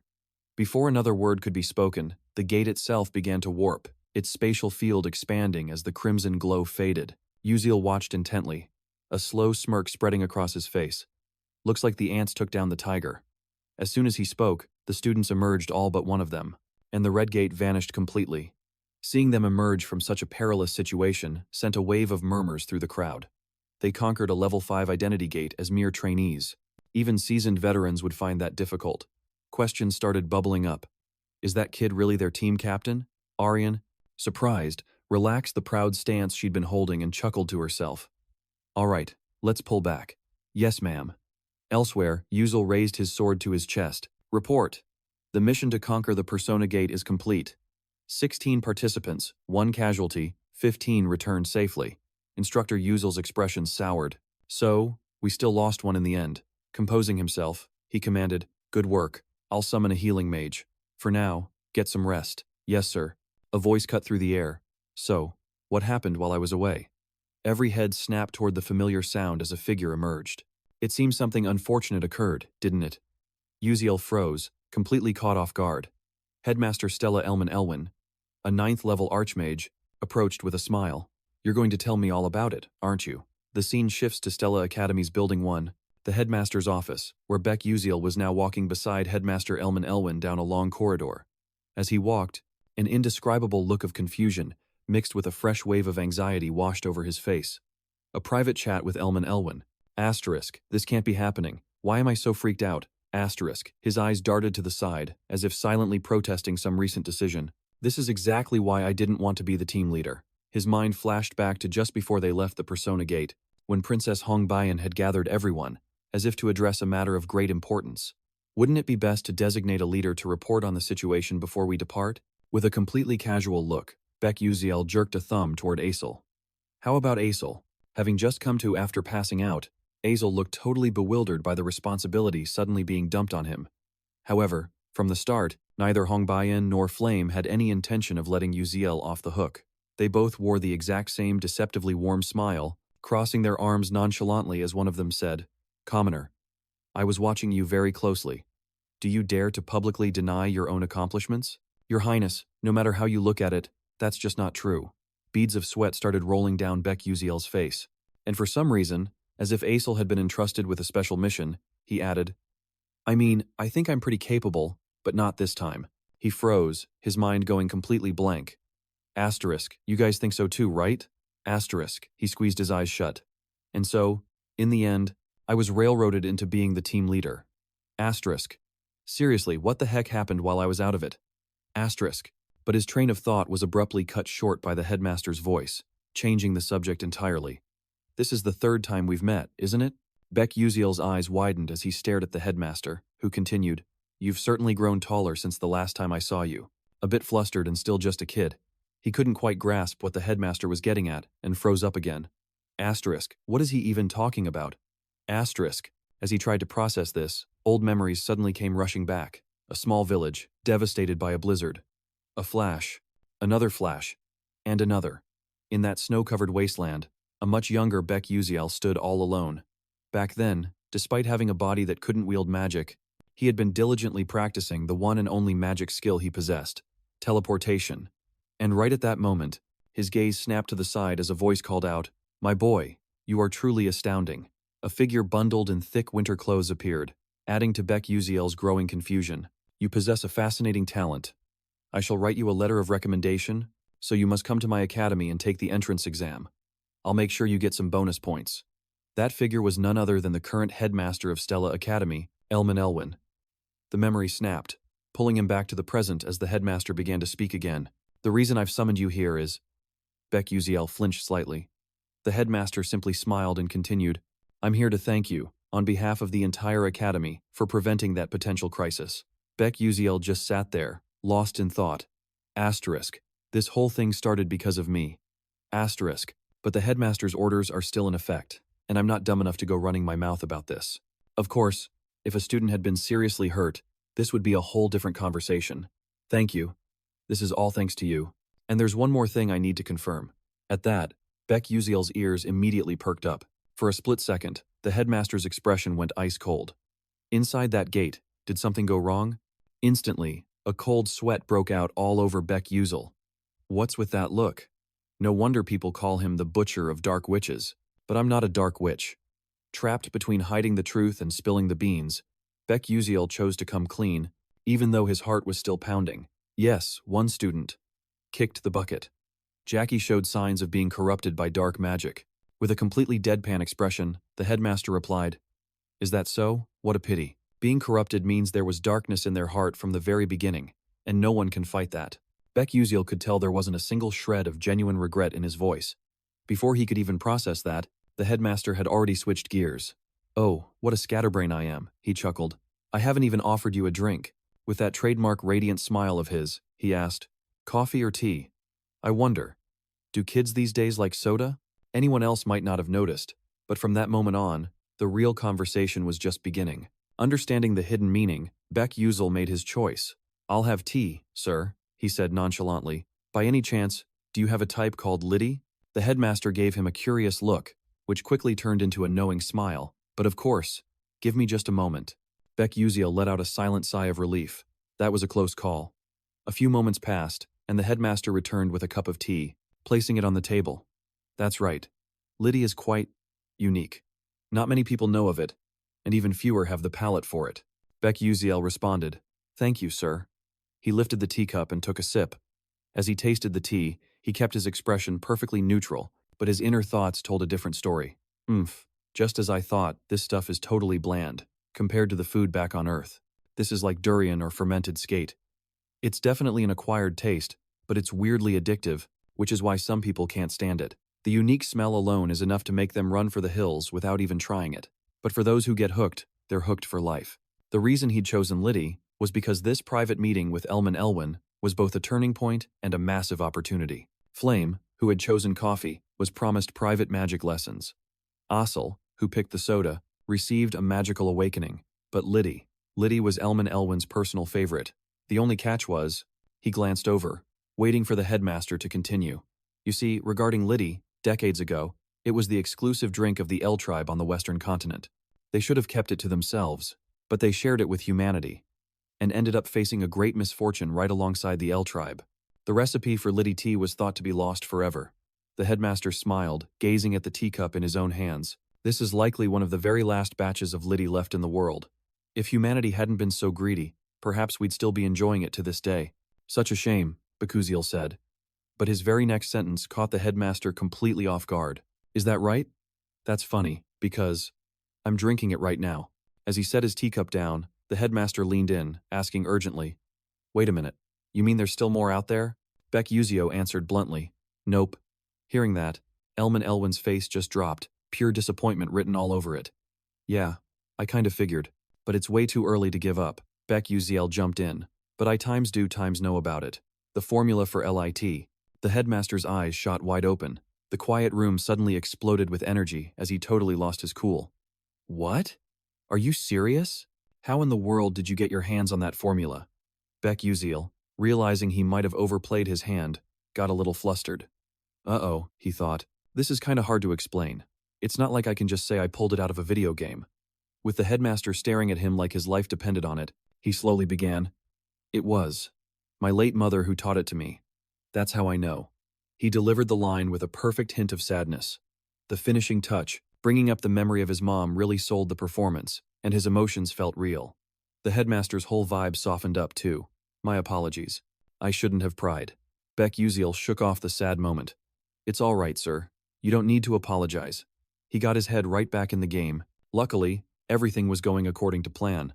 The headmaster, getting his composure back, cleared his throat and asked again, So, would you consider selling that formula to me? I'll pay you very, very well for it. Elwin couldn't even pretend to be chill about it, but this was the exact moment Bakuziel had been waiting for. Finally, he took the bait, he thought, immediately seizing the opportunity. Actually, headmaster, there's something I want from you that's worth way more than money, he continued. And the headmaster, surprised yet again, asked, Oh? And what might that be? Bakuziel laid out his demand. Your spatial magic technique. I want you to help me with it. Just one time. Totally floored by this request, the headmaster shot back. What? Are you sure you don't want to rethink that? The LIT formula has been off the market for ages. You could sell it for a fortune. My magic technique, on the other hand, it's not exactly practical. You get what that means, don't you? Bakuziel said softly. I'm well aware of Elwin's spatial magic and Antares's alchemy. And by using a mana vessel controlled by a mage's soul, I can create an incredible multidimensional space. We're talking about a personal storage dimension, a pocket dimension that only a master of 8th rank spatial magic could even dream of making. That's why almost no one in the world can pull it off. But with the help of a 9th rank mage like Elwin, I could create the most insane, next-level storage space imaginable. A huge grin spread across his face as he continued. That's worth way more than a little pocket change. As an alchemist on a quest for the truth of all matter, to truly understand the nature and principles of magic, I'd consider that the greatest gift I could ever receive. So please, sir, I'm asking for your guidance. Hearing one mind-blowing statement after another, the headmaster let out a sigh, and then a smile broke through. With Bakuziel looking on eagerly, he answered, All right then. If that's what you truly want, we have a deal. Bakuziel couldn't hide his excitement. Awesome. Meanwhile, over at the first tower, Vice Headmaster Aki Haydn was sitting across from someone. He clenched his fist and said to the other man, I heard a little something. The Gate of Identity is a pretty big deal, and you completely failed to open it. Isn't that right, Raiden? As the Vice Headmaster spoke, the person he was talking to was Professor Raiden from the Crescent Magic Department. Professor Raiden closed his eyes and replied, Yes. I'm afraid the higher-ups will absolutely lose it if they find out what really happened. The Vice Headmaster straightened his jacket, cutting him off. You tried to play it by the book, and that's exactly what landed you in this mess. I'm not shedding any tears over your failure, but there are always other methods. Professor Raiden maintained his indifferent expression, as if he'd already sensed something was off. Under Aki Haydn's menacing glare, Raiden finally voiced his suspicions. Are you planning to push Professor Main over the edge? A chilling silence filled the room, and the conversation ended with Professor Raiden taking his leave. If there's nothing else to report, I'll be on my way. The professor walked silently down the long hallway. As he walked, his mind began to piece together a new theory. The only logical reason for opening the Persona Gate this time was to handle a few students who were likely to attend the upcoming Aslan seminar. Even though they opened a gate with a level 5 danger rating, which was way beyond their capabilities, who would have guessed that the Flame Wielder, Asl, Princess Adelovit, and even Hong Bayan would all walk away without a scratch. Glancing out a nearby window, the professor made a silent assessment. None of this was part of the plan. Lost in thought, the professor suddenly turned as a voice spoke up. Professor, it's been a while. Raiden turned slowly to see a student's polite smile. It was Mong, who continued speaking with his arms crossed. You know, when I was a kid, you looked like some kind of dangerous wild animal. Seeing you looking so human now, I almost didn't recognize you. Before Raiden could even respond, Maong cut to a much more serious topic. Is that so? My friends nearly got into some serious trouble recently. Could it have been planned by some old geezer who's too slow on the uptake because of all the weight on his shoulders? Hearing this, Professor Raiden turned to Mong, his expression turning to ice. I don't care if you're some rich kid. You'd better watch your disrespectful mouth and your actions. Friends? Maong's expression darkened. The professor finished with a pointed question. Are you getting a little too invested in this whole student act? But Raiden froze as Maong's tone shifted completely. So, it seems it's not just your appearance that's changed. You dare speak to me with such arrogance and insolence. An invisible, yet palpable pressure began to crush the professor's body. He gritted his teeth, trying to fight it, but his face tensed up as beads of sweat started to form on his brow. Maong's entire demeanor and aura had completely transformed. Raiden could feel the overwhelming presence of a sovereign radiating from him, along with a warning. You would be wise to know your place. A smirk followed. You people are so damn annoying and an eyesore. Until next time. Maong walked away slowly, each footstep echoing with an unsettling finality. The professor lightly thumped his own chest. Only when Maong was completely out of sight did Raiden finally gasp for air, sucking in a deep breath to calm his nerves. If this is for the Moon Shadow cult, then a little pressure like this is nothing. Scene change. The scene shifts to Princess Hongbayan's group, standing somewhere on campus. Two of her female classmates, their faces etched with worry, said to the princess, Your Highness, we're so relieved you're safe. We heard the Academy totally messed up the settings for the Persona Gate. Is that really what happened? Seriously, what kind of sloppy work is that? Hearing this, Princess Hongbayan glanced down, her thoughtful expression unsurprising. So, as I thought, the other students don't know what really happened. Considering the Academy's official stance, I guess that makes sense. Just then, an attention-grabbing voice called out her name. The princess turned to see who it was. Senior, a male student said with a smile as he approached. It was Edmund Adelac, a third year at the Academy. Keeping that same bright smile, Edmund continued, There's no need to be so formal and stiff with me. He felt a little, despite the slightly awkward vibe from his way too formal way of talking. But hey, regardless of his sudden attitude shift, Princess Hongbayan played it cool. Because in this academy, the pecking order is everything. Hearing her icy tone, Edmund quickly tried to change the subject. Haha, well, I'm just glad you're okay. I was seriously freaking out, worried something bad might have happened to you. Still rocking her usual stone-cold expression, the princess gave a blunt reply. I'm fine, Senior. You don't need to concern yourself. A thought suddenly sparked in her mind. This old fox isn't worried about me. He's worried about his precious investment. In the Adelaide Kingdom, there were two major powers. Duke Orkan's family, which backed Princess Hongbayan, and the family of Duke Adelac, the only force strong enough to challenge and keep the Orkans in check. And Edmund just so happened to be the sole heir of the Adelac family. His endgame was probably to help her become queen, then swoop in and marry her. Seeing his usual tactics weren't working, Edmund shifted gears again. Oh, right. You up for a game of spirit chess? There's a tournament for students coming up soon. Princess Hongbayan couldn't care less about spirit chess, but she nodded anyway. Sure, whatever. Game on. Seizing the chance to get closer, Edmund put a hand on her shoulder, speaking in a know-it-all senior voice. All right, I'll teach you a thing or two today. Pay close attention and try to keep up. Startled by his sudden move, Hongbayan pressed her lips together, refusing to look weak. She quietly followed Edmund, who was busy greeting other people up ahead, closing her eyes and thinking calmly. The harsh truth is, I can't become queen without the help of a snake like him. If only I had some kind of power of my own, or even an ally with as much influence as Duke Adelac on my side. Just then, the princess's gaze drifted out the window. Bake Yuzio. By pure chance, he was walking by outside and caught her eye, but she quickly looked away when Edmund called out, Hongbayan, what are you doing? Let's get a move on. Still hesitating a bit, she glanced back towards the window. It looked like he was already gone. Princess Hongbayan started walking. Yes, Senior. The scene cuts to Bake Yuzio, who was holding a flower petal and had stopped in a hidden corner, one hand on his hip as he examined it, muttering, Let's see. Should this be enough? The world around him turned a shade of pink, and the petal in his hand began to float. A status window materialized. Absorbing the petal of the enchantment tree will increase spirit power by 65% and permanently grant a small amount of resistance to charm-type magic. Bayek Yuzio status window. Strength, 2 stars, 73%. Perception, 2 stars, 57%. Agility, 2 stars, 42%. Stamina, 2 stars, 19%. Endurance, 0 stars, 99%. Spirit power, 2 stars, 24%. Mana, not applicable. Seeing the update, he smirked. Not bad at all. More information popped up. The Constellation Project grants you a special reward. Bakuzio rubbed his chin, making a new assessment. So, I get a special reward for clearing a new stage. In that case, what should I grab this time? Maybe another growth item? Suddenly, an idea struck him. Could I get Merkin's necklace? The system responded. Possible. He nodded, satisfied. All right, I'll take it. New information appeared. You have received Merkin's necklace. Rarity, exquisite. Description: a necklace crafted by Machin, a future alchemical engineer. It's designed to generate a shield at a critical threshold to protect the wearer's life. Special function: Merkin's shield automatically defends against attacks of level 6 or lower. Can only be used one single time. Without a moment's hesitation, he put the necklace on. Too bad it's a one-time use item, but hey, it's worth it to stay alive.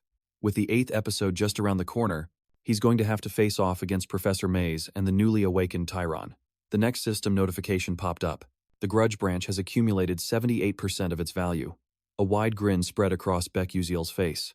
Awesome, the plan to deal with Maze and Tyron is going off without a hitch. Alright then, for the rest of it, I guess I'll have to count on Altarisha. The scene shifts to the International Alchemy Organization.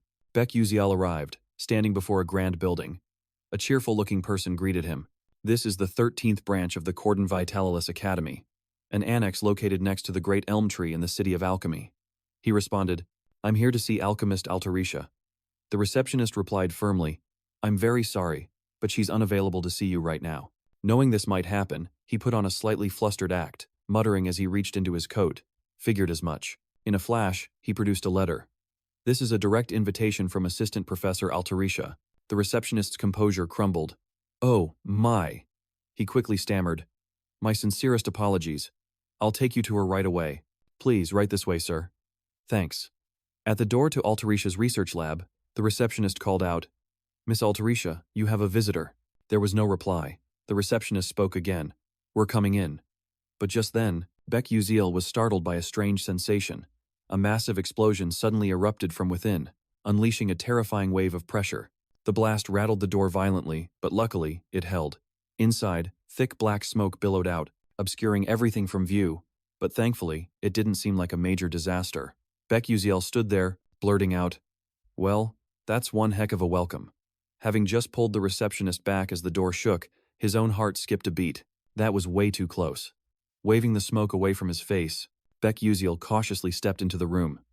Through the lingering haze, he called out, Assistant Professor, are you okay? A voice answered immediately. Hey, is that you, Bakuziel? Despite the chaotic aftermath of the explosion, Assistant Professor Altarisha was completely unharmed, greeting him with a brilliant smile. Welcome, I've got something to show you. At the same time, a familiar figure appeared at her side. It was none other than the Golden Alchemist, Wei Gordon. Bakuziel hadn't noticed him yet, but he did catch Altarisha's expression and thought to himself, that explosion didn't even faze her.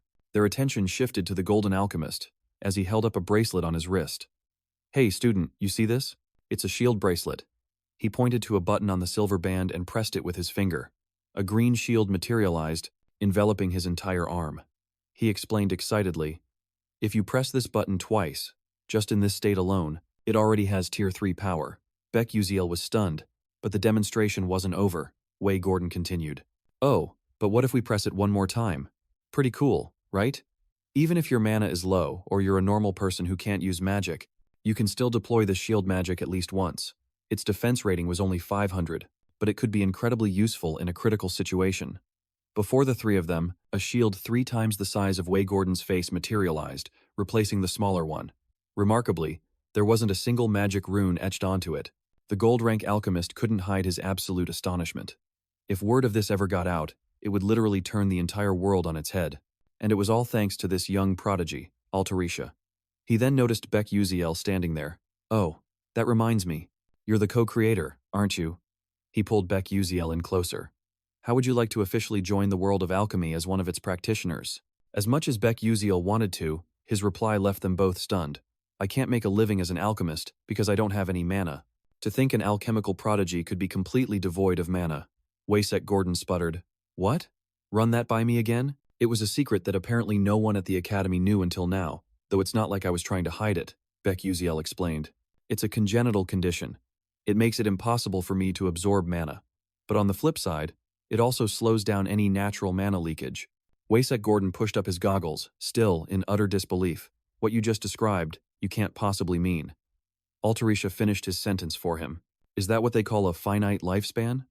Beck Uziel calmly accepted the diagnosis, but his eyes darted away as he thought to himself, yeah, it's a pretty big deal. But is that the whole story? To cut the tension in the room, Beck Uziel added, my time might be limited, but I have no intention of kicking the bucket anytime soon. I'll figure it out myself, so don't you worry. Hearing that, Altarisha let out a quiet sigh of relief. Oh, right. To break the heavy mood, Beck Uziel held up his hand. Anyway, could I get a closer look at that shield bracelet? Waysek Gordon was taken aback for a second. Huh? Oh, of course, you can. After taking the silver bracelet, Beck Uziel began examining it with his encyclopedic glasses. Information about the bracelet materialized before his eyes. He remarked, it's definitely still in a prototype phase, with a lot of rough and unnecessary components. Smiling over at Altarisha, he asked, hold on a sec, can I borrow your magic soldering pen? Though surprised, she didn't object and handed it over. Oh, sure, here you go. Waysek Gordon's eyebrow twitched, uncertain of what Beck Uziel was planning. Now, what is this kid up to? The silence was broken by Altarisha, who knew exactly what Beck Uziel was about to do and didn't want anyone getting in his way. Beck Uziel took the magic soldering pen and carefully touched its tip to the silver bracelet, which held all of its unique data. His thoughts were focused, channeling the connection between the magic soldering pen and his encyclopedic glasses. I'll inscribe the complete, future state schematics for the shield bracelet right onto it, overwriting the original to create a more efficient structure and vastly improve its quality. And just like that, it was done. When he activated it, a shield far larger and more powerful than the original materialized. Waysek Gordon's jaw hit the floor as he checked it with his measurement goggles. No way, he exclaimed, a mix of excitement and disbelief on his face. He announced its defense rating had skyrocketed to 800, making it nearly 1.5 times more effective. He shouted in sheer admiration, his face flushing red. No wonder she calls you the co-creator. Have you ever considered working alongside me as a peer? Don't even worry about the whole no magic thing. I'll have a few of my alchemists craft some magic conduits just for you. Beck Uziel appreciated the offer, but he had to turn it down. Haha, I'm sorry, sir. I've got my own reasons for chasing my dream of becoming a magic-wielding warrior. Waysek let out a disappointed sigh. Ah, what a shame. Beck Uziel then added, but there is one favor I'd like to ask. He held up a purple orb, a mana vessel. Could you create an artifact using this? Altarisha took it from him, asking, some kind of protective charm? Taking his time, Beck Uziel managed to stun them both once again. It's for spatial magic. The headmaster of Stella even said she'd lend a hand. The two of them were completely speechless, with Altarisha being the first one to recover. What? The headmaster? Hold on a sec. Gordon was speechless. Oh, so the old man decided to help you out, huh? You really are a magnet for trouble. Alteria hesitated. I want to help you, but I've never actually worked with elemental properties before. Beck Uziel smiled. I know. I'm not expecting you to nail it on the first try. Just take your time and get the hang of it until you've mastered the skill. In his mind, he figured it would probably take a few months. They both agreed. All right, leave it to us. It's time to create a masterpiece. Back in the classroom at Stella Academy, Aisel sat at her desk, her thoughts all tangled up. Something felt off. She glanced over at Beck Uziel, who was just spacing out nearby. Seeing him yawn, Aisel hesitated. Should I go talk to him? But before she could make a move, someone else beat her to it. A familiar voice called out, Commoner Beck Uziel. Princess Hongbayan had appeared at his desk. I have an important matter to discuss. Do you have a moment? Aisel watched them, confused. Another important matter? Beck Uziel replied, yeah, I'm not doing anything. Aisel watched as Princess Hongbayan led him out of the classroom. After they were gone, Aisel was overcome with gloom again. Whatever they're talking about has nothing to do with me, right? So why do I feel so weird about it? The two of them walked down the hall in silence. The air was a little awkward. Finally, Beck Uziel broke the silence. So, what did you want to talk about? Princess Hongbayan stopped walking and replied, word in the alchemy circles is that a new piece of alchemical technology has been developed. She turned to face him, thinking he was actually kind of handsome, before getting straight to the point. I heard you were the co-author of that alchemy paper. He froze. Well, Considering the Adalit royal family's intelligence network, this was bound to happen. Keeping his cool, Beck Uzel responded. So, what do you want? A direct line to the ink business through me? Seeing that he'd already figured her out, Princess Hongbayan crossed her arms. She closed her eyes and spoke with a cool, regal air. I won't deny it, but don't get the wrong idea. That item is important, but forging a relationship with someone like you is even more so. Beck Uzel was floored. Oh, well then. His train of thought completely derailed. I never expected her to rate me this highly. This is definitely a deviation from the original plot.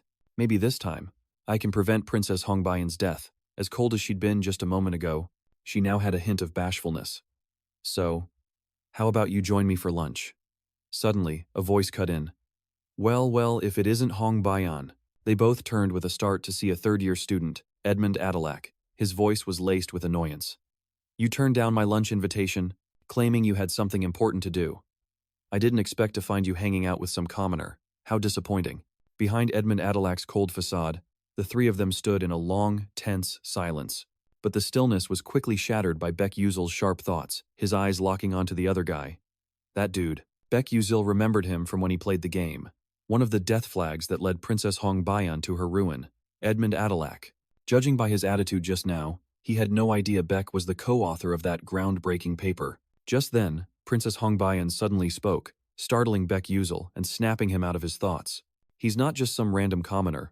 I am considering establishing a connection with the alchemist Anarissa through him, so please, do not interfere right now. However, Edmund Adelac wasn't about to let it slide. A nasty smirk crept onto his face. Seriously, Hongbayan? You actually think some random commoner has the juice to help you out? Aren't I leagues above him? Beck Uzel overheard the insults directed his way, but like always, he was completely unfazed. He even found it a little amusing. Glancing over at the princess next to him, his thoughts drifted. Man, I'm so used to getting dissed for being a commoner. Even knowing the guy had some serious backing, Princess Hongbayan shot back at Adelac's comment, her voice ice-cold. Senior, what exactly are you trying to say? Noticing the princess's ticked-off expression, Beck Uzel, not wanting things to escalate, jumped into their conversation. Okay, you know what? Let's just forget we ever talked about trading items. Princess Hongbayan flinched and whipped her head around to face him. What? Meanwhile, Edmund Adelac looked pretty pleased with himself. Smart move. The commoner knows his place after all. But just as he was about to walk away, Beck Uzel suddenly brought up another crucial point. Oh, and by the way, about that item deal? I'll make sure to let them know that Duke Adelac flat out refused to provide supplies for the Adalvit kingdom. At that, Edmund Adelac's expression went cold, though that nasty smirk of his didn't fade. Hey, you're getting a little mouthy now. Do you have any idea what happens when a first-year punk tries to step to a third year? Beck Uzel shot back without missing a beat, and, not my problem. Worried about his head-on confrontational attitude, Princess Hongbayan found herself stuck in an awkward spot. Hey, commoner, you realize, the pecking order here at Stella is super strict.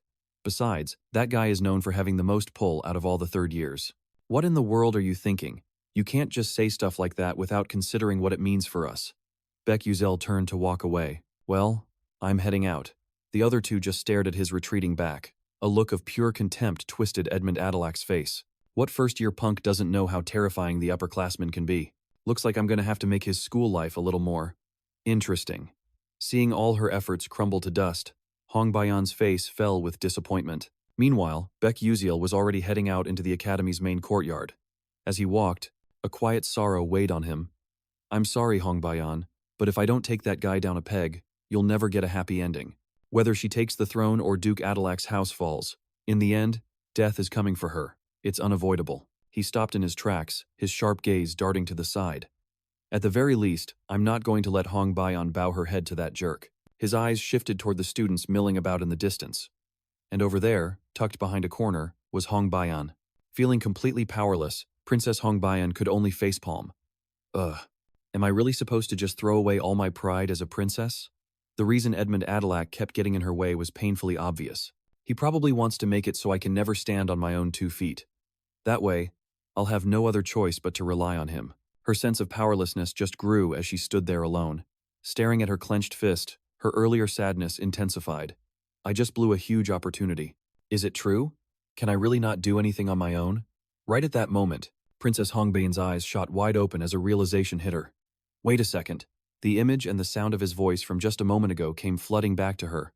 I've got to report back that Duke Adalok straight up refused to provide supplies to the Adalvat kingdom. But thinking about it, for a commoner, why on earth would he say something like that? Normally, he should be trying to fly under the radar. But instead, he went and provoked the old man directly.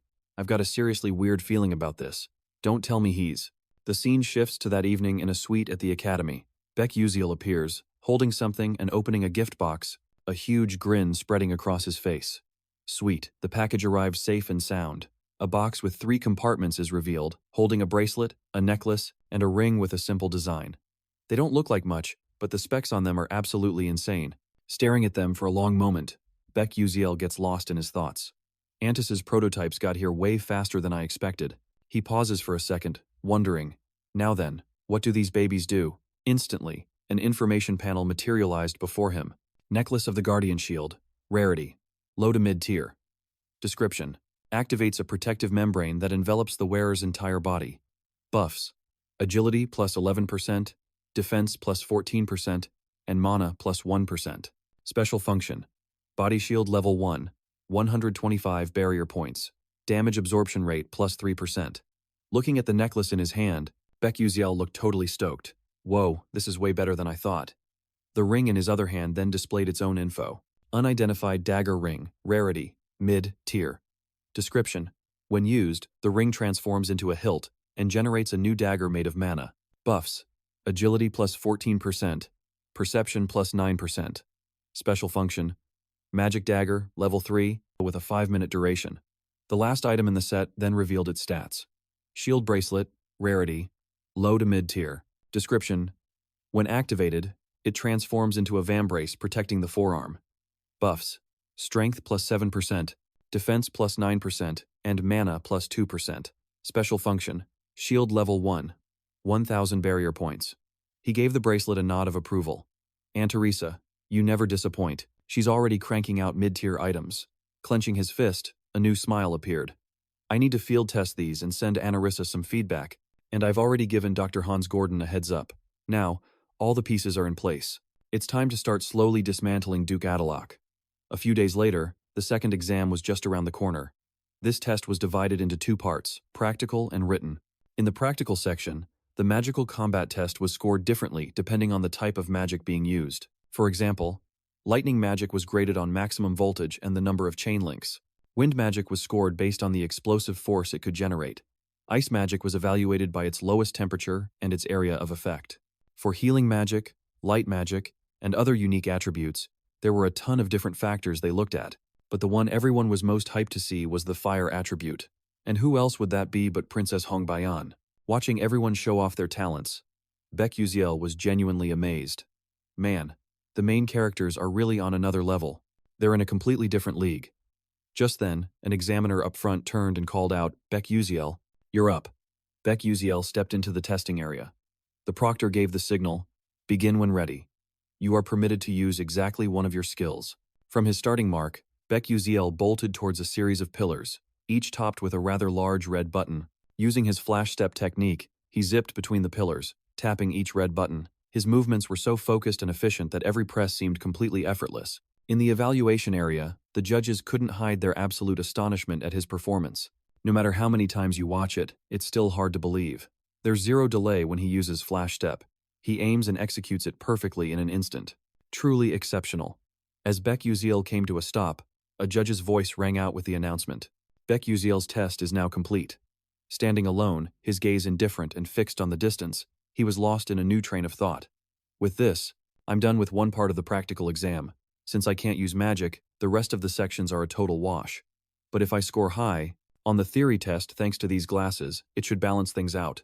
Just then, Beck Uziel froze, turning around in confusion as someone approached and called his name. So, you're Beck Uziel, huh? A group of students drew near, their tone dripping with mockery. Heard a first-year punk like you dared to talk back to a third-year senior. You've got some serious nerve. If I were a freshman, you couldn't pay me to pull a stunt like that. Watching the group approach, clearly looking for a fight, Beck Uziel's eyes narrowed slightly, and he thought to himself, so it begins. Adel's lackeys. Just as he predicted, one of them got right in his face and spat. Oh, look at this little punk. He's even got the guts to glare at us. The guy's expression then seemed to falter, seeing that Beck had no intention of looking away. Huh? Despite the taunts, Beck Uziel remained calm, thinking, I knew this was coming. Even so, a flicker of annoyance still crossed his face. He was a little ticked off about having to take a beating from these small fry. Maintaining that sharp, piercing gaze, Beck Uziel silently watched the guy who was stepping up to provoke him even more. The guy curled his lip into a perfect sneer. Whoa, check this little brat out. I told you to lower your eyes. Beck Uziel calmly listened as the other guy continued to spew insults. This damn brat is even cockier than I thought. A commoner, huh? And I hear you don't have any parents, right? If you don't want to get your face rearranged, get on your knees, you bastard. Just then, Diane, a second-year senior passing by, noticed the commotion. Since she'd already seen what was happening, she paused for a moment, thinking, what's all this? A fight? They weren't far away. So, Diane quickly recognized the group as Edmund's cronies. More importantly, she also realized Beck Uziel was there. Huh? Isn't that the first-year kid we met at the Mage's Cemetery? His name was Beck Uziel, if she remembered correctly. After thinking it over, she put her hands on her hips and called out loudly, what in the world do you all think you're doing over there? As she approached, the guy turned to Diane and said, can't you see I'm teaching our junior a lesson? Mind your own business, Diane.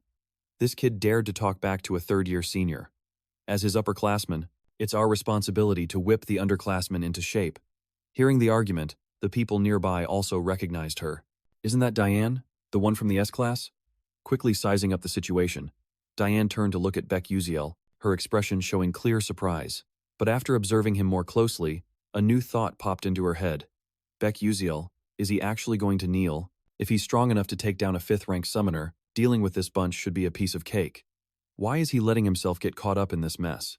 There was no way she was going to hesitate a second longer. Diane decided to intervene. No, don't do it. The guy was stunned by her decision. What? Diane calmly continued, closing her eyes for a moment. If, as you say, a first-year student defied a third-year senior, then this is no small matter. In a Mage Corps unit, an act like that would be considered insubordination. Therefore, what I'm proposing is this. Why don't we set up a special training session for the underclassmen? At that, both sides just stared at each other, completely stunned. A training session like that would need approval from the student council president. Having made the suggestion, Diane decided to take the lead. I'll go get the permit. So, let's do this by the book. Suddenly presented with a more legitimate way to handle things, the other guy flashed a perfect smile. With a hint of a threat, he looked Beck Uziel dead in the eye and said, all right, sounds like fun. Then he and his crew took off, leaving the scene behind. Both pairs of eyes watched them go, leaving just Diane and Beck Uziel. Diane spoke first, sorry for jumping in, but if I hadn't, they wouldn't have let you off the hook that easily. Beck Uziel didn't say a word, but the surprise on his face was obvious. Huh? She thinks they weren't going to let me go? Without getting a response, Diane boldly made a guess. You were planning to use this humiliation to land a devastating counterblow, weren't you? Someone smart enough to defeat a summoner doesn't just pick a fight for no reason. There's only one logical explanation, and that's to put an end to Stella's ridiculous tradition, the senior hazing ritual. You chose to make yourself the sacrifice. Beck Uziel stood there listening in silence, looking utterly bewildered. Me? What? Who am I? And where am I? How did I get roped into this? Anyway, back to the matter at hand. Watching the group that was still in sight, Diane continued to break down her earlier point. But you have to understand, among them, there are a few who have no choice but to follow Edmund. They're basically forced into it, tied down by their family circumstances. No matter how right you are, you can't let people like that get punished. She placed a hand on his shoulder encouragingly. That's why, I'm going to set the stage for you. You just fight however you see fit. I'll personally go and convince the student council president. Hearing this, Beck Uziel felt a wave of dread wash over him and started sweating bullets, totally at a loss for what to do. A helpless smile spread across his face. Huh? What in the world has this girl been rambling on about? Time flew by, and several vibrant green diagrams were sketched out on the board. It was a different kind of format, one created by some professor. This was the magical protocol deciphering exam.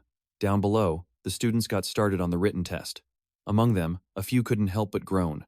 Ugh, I don't get a single bit of this. Is there any chance I'll actually finish today? However, one student stood out by abruptly getting up and leaving his seat. It was none other than Beck Uziel. The moment he put on his encyclopedic glasses, his knowledge became sharper than even the most absent-minded professors. You just add them up, and it's done. The proctor took his test paper, looking a little confused. Huh? It's only been 20 minutes. Are you giving up already? Beck Uziel, already on his way out, glanced back to explain. No, sir, I'm finished. That sounded so absurd that the proctor looked down at the exam paper. What do you mean? You're finished? His initial confusion quickly turned into total, jaw-dropping shock. This is. Tucking his glasses into his jacket, Beck Uzel walked off coolly, muttering, didn't study at all. But man, it feels good to be done. Things got a bit complicated, though, when he stopped in his tracks, looking towards a group of students gossiping about him. Isn't that Beck Uzel? Word is he's the freshman who dared to go against Edmund Adelac. Yeah, sounds like he's about to get a serious reality check. He froze for a couple of seconds, recognizing that familiar feeling of impending doom. Great. It looks like the entire school knows by now. His shoulders slumped. And now, that Diane girl was also. It's all about the special training session for the underclassmen. To be blunt, it's a place where the upperclassmen can directly challenge the newbies. They go head-to-head in one-on-one duels. At Stella Academy, upperclassmen are strictly forbidden from humiliating or attacking the underclassmen. But during this training, seniors can legally educate the first years through challenge matches. But let's be real, it's just a free-for-all where the older students use magic to absolutely wreck the younger ones. That's why it needs the student council president's approval to prevent any abuse of power. However, S-class students can take their proposals straight to the council.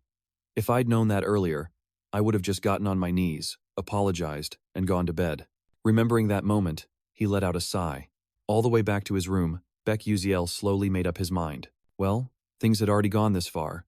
He opened a box containing a special item, a teddy bear. Holding it in his hand, a confident smirk flashed across his face. If you can't avoid it, you might as well lean back and enjoy the show. The scene cuts to the Stella Student Council meeting room. Inside, someone reviewing documents noticed the commotion coming from outside. This was Maro Yun, the second-year S-Class Student Council president. And just as expected, the person who'd had a run-in with Beck Uzel earlier was now here, looking dead serious. The president immediately asked, Dion, what brings you here? Without a second of hesitation, Diane slapped a paper down on the president's desk. Her voice, however, was a bit softer. I'm requesting approval for a special training session for an underclassman. The target is Beck Uziel, an S-class student. The president looked surprised and replied, Huh? I thought you absolutely despised these ridiculous rituals. Why the sudden change of heart? Showing no emotion at all, Diane replied, That's the exact reason I'm doing it. Since this was a serious matter, the president gave a warning. I don't know what you're plotting, but no matter how talented he is, a freshman has no chance of beating a second year. The experience gap isn't something that can be closed by stats alone, and yet you still want to request this training session? Waving the form in her hand, Diane smiled and said, If you want to know why, just come and watch. It's going to be a lot of fun. Seeing her sudden shift in attitude, the president narrowed their eyes and sighed. Honestly, what on earth are you scheming now? At that moment, a voice from outside got closer. Oh, student Maro Yoon. The figure of the proctor from Beck Uziel's earlier exam entered, holding a file. Could you take a look at this report? It's a paper a student just submitted. Recognizing the man, the president greeted him. Ah, Professor Gerald, welcome. Did this exam produce any papers actually worthy of the academy? However, there was a hint of annoyance in their voice. Last time, the paper you submitted wasn't quite up to par, but you insisted on sending it up anyway. The professor just laughed.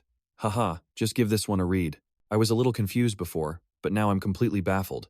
The president finally understood why. Isn't this Professor Proy's circuit stacking design? This is incredible. It managed to cut the inverse model analysis loop formula in half with just one simple equation. Looking closer, a thought sparked in their mind. The circuit stacking theory had already been perfected by countless scholars, and yet, here it was, elevated to a whole new level. This could only be described as genius. Unable to wait any longer, the president asked, Who wrote this? Holding up one finger, the professor smiled. It was the student, Beck Uziel. At this level, that kid could get an invitation to the Olan Symposium. The entire room suddenly fell dead silent. Holding the paper, the president stood there, completely stunned for a long moment, piecing the two events together and realizing they both involved a single student. They muttered, Beck Uziel, huh? This just got a lot more interesting than I thought. Grabbing Beck Uziel's exam paper, Professor Gerald marched straight to the vice principal's office. Mentoring a student who produced such a brilliant thesis wasn't just about boosting Stella Academy's reputation. It was a matter of his own professional honor and achievement. He placed the paper on the desk. The vice principal's brow furrowed as he asked, Are you proposing student Beck Uziel for the Aslan seminar? Professor Gerald beamed in response, Yes, sir. As you can see, it's truly remarkable. However, the vice principal's tone suddenly went cold, cutting him off. That's going to be a bit complicated. Professor Gerald. Almost unconsciously, Gerald replied, Sir, the vice principal composed himself and began to explain his earlier statement.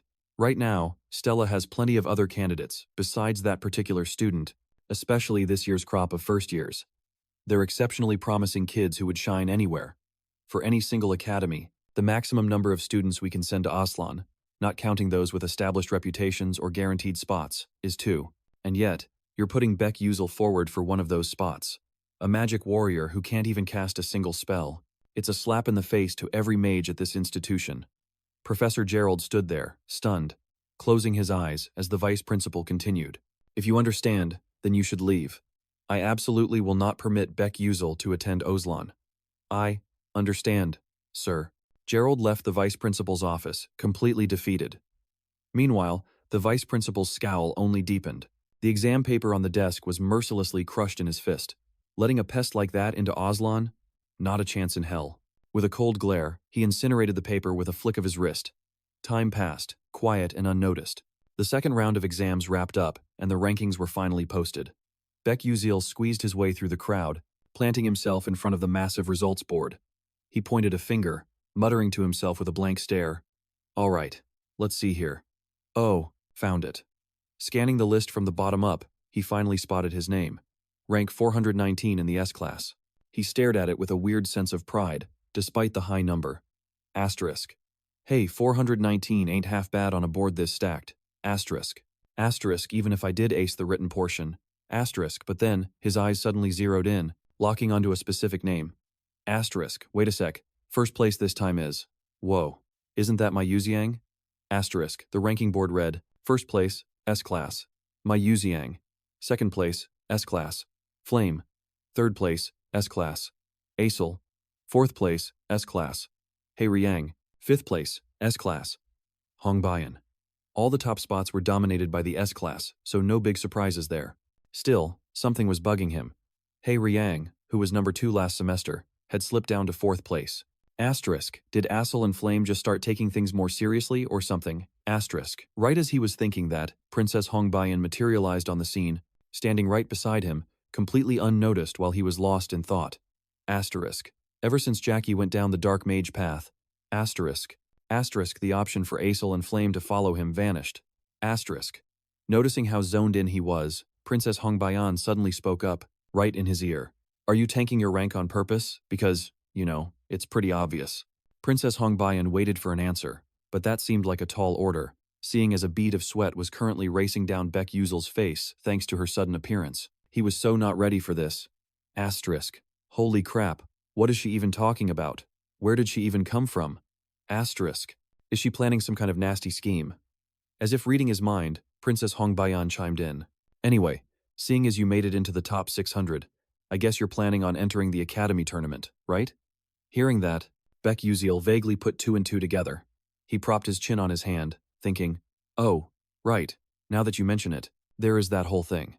The academy tournament was an event where chosen students would face off against those from other prestigious magic academies.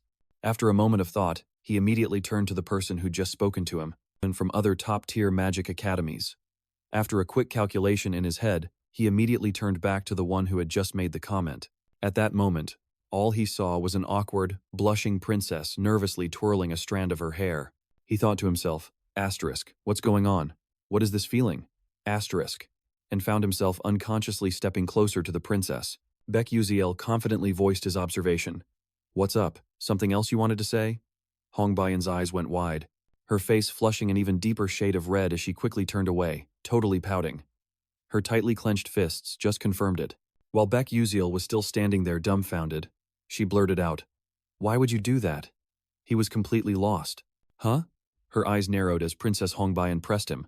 Why did you have to go and pick a fight with Edmund like that? He's got connections, and he holds a serious grudge. He's definitely going to make your life miserable until the day we graduate. Her voice turned serious as she raised another point.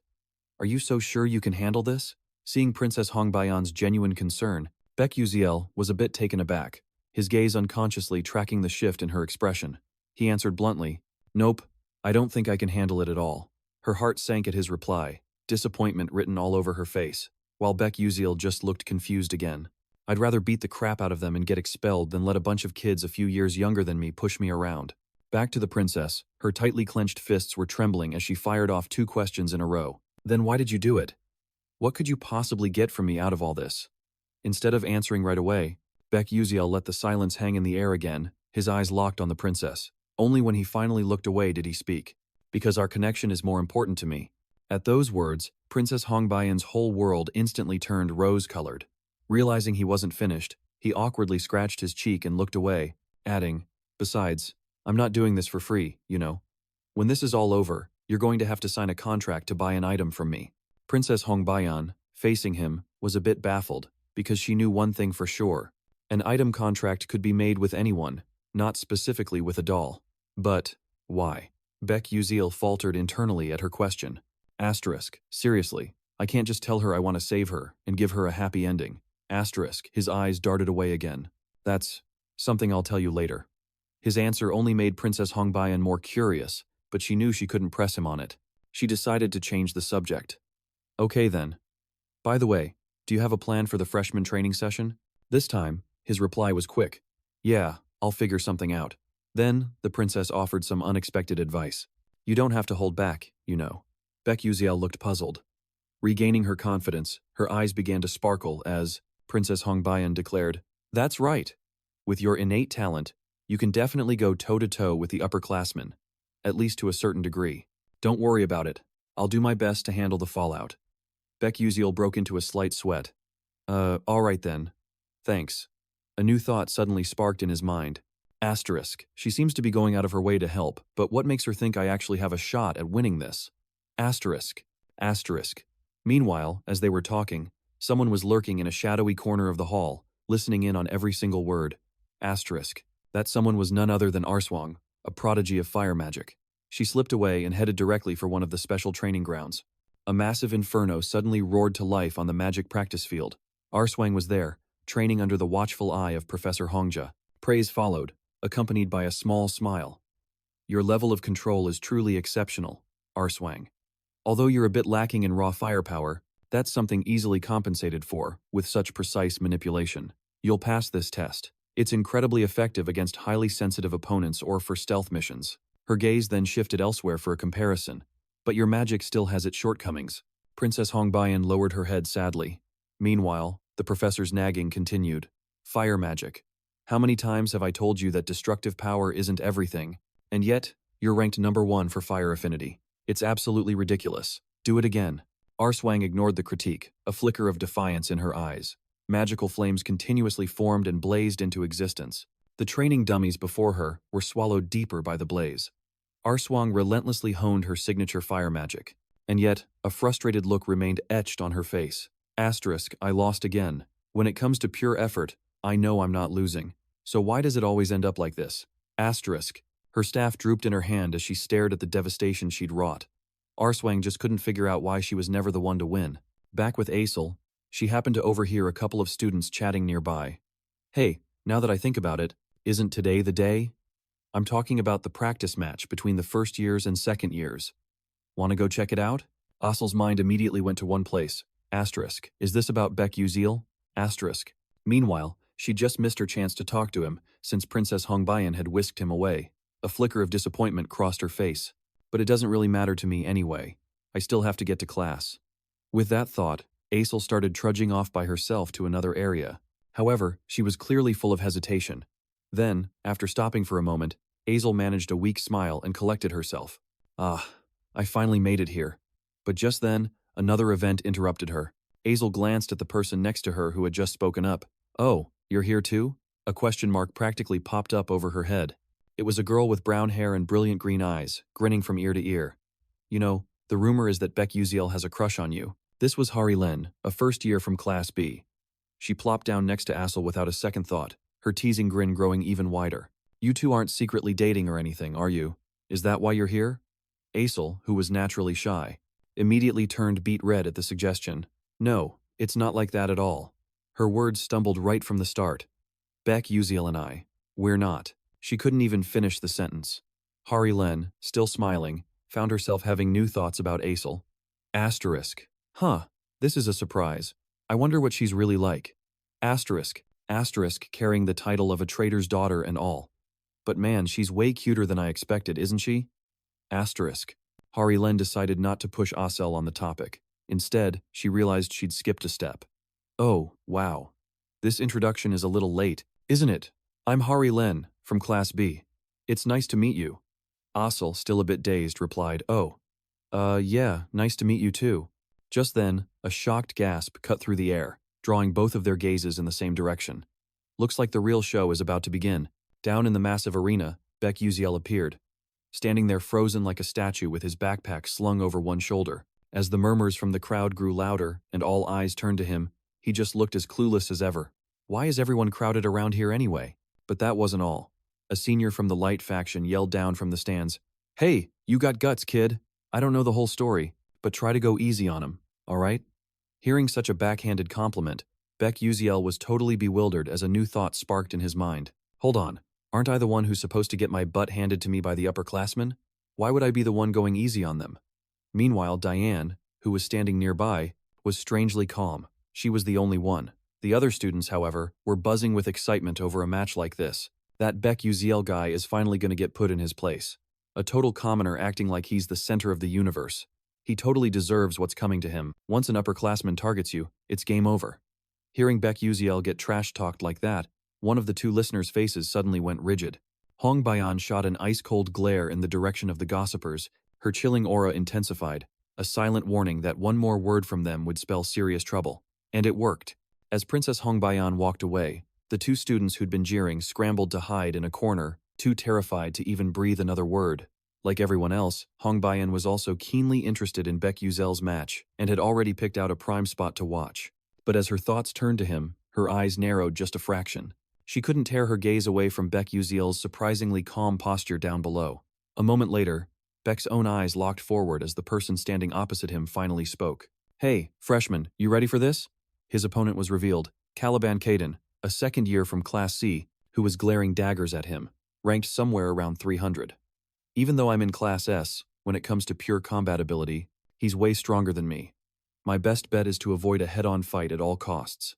Beck Uziel replied casually, yeah, I'm ready, I think.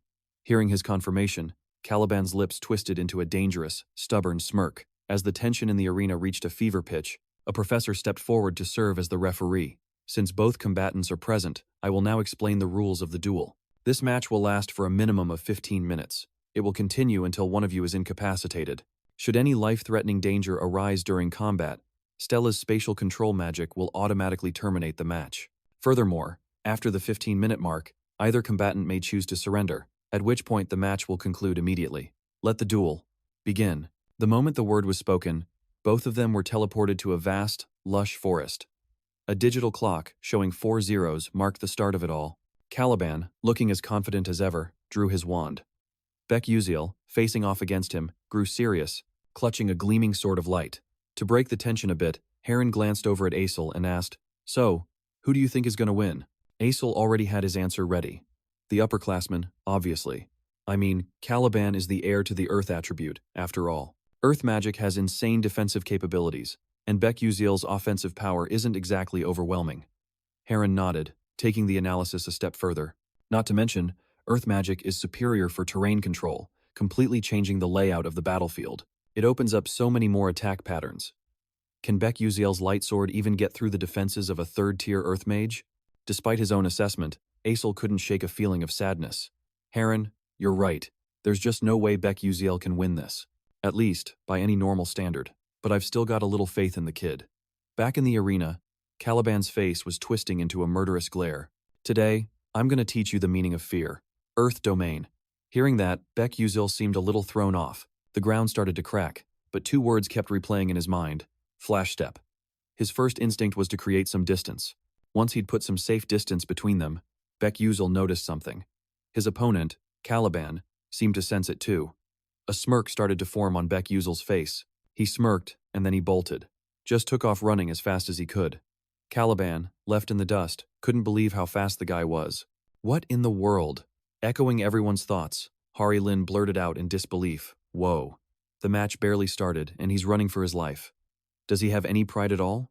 Asel agreed. Well, it's not an illogical move. but she was still worried about Beck Uzel, even if, in this situation, it might have been the smart play.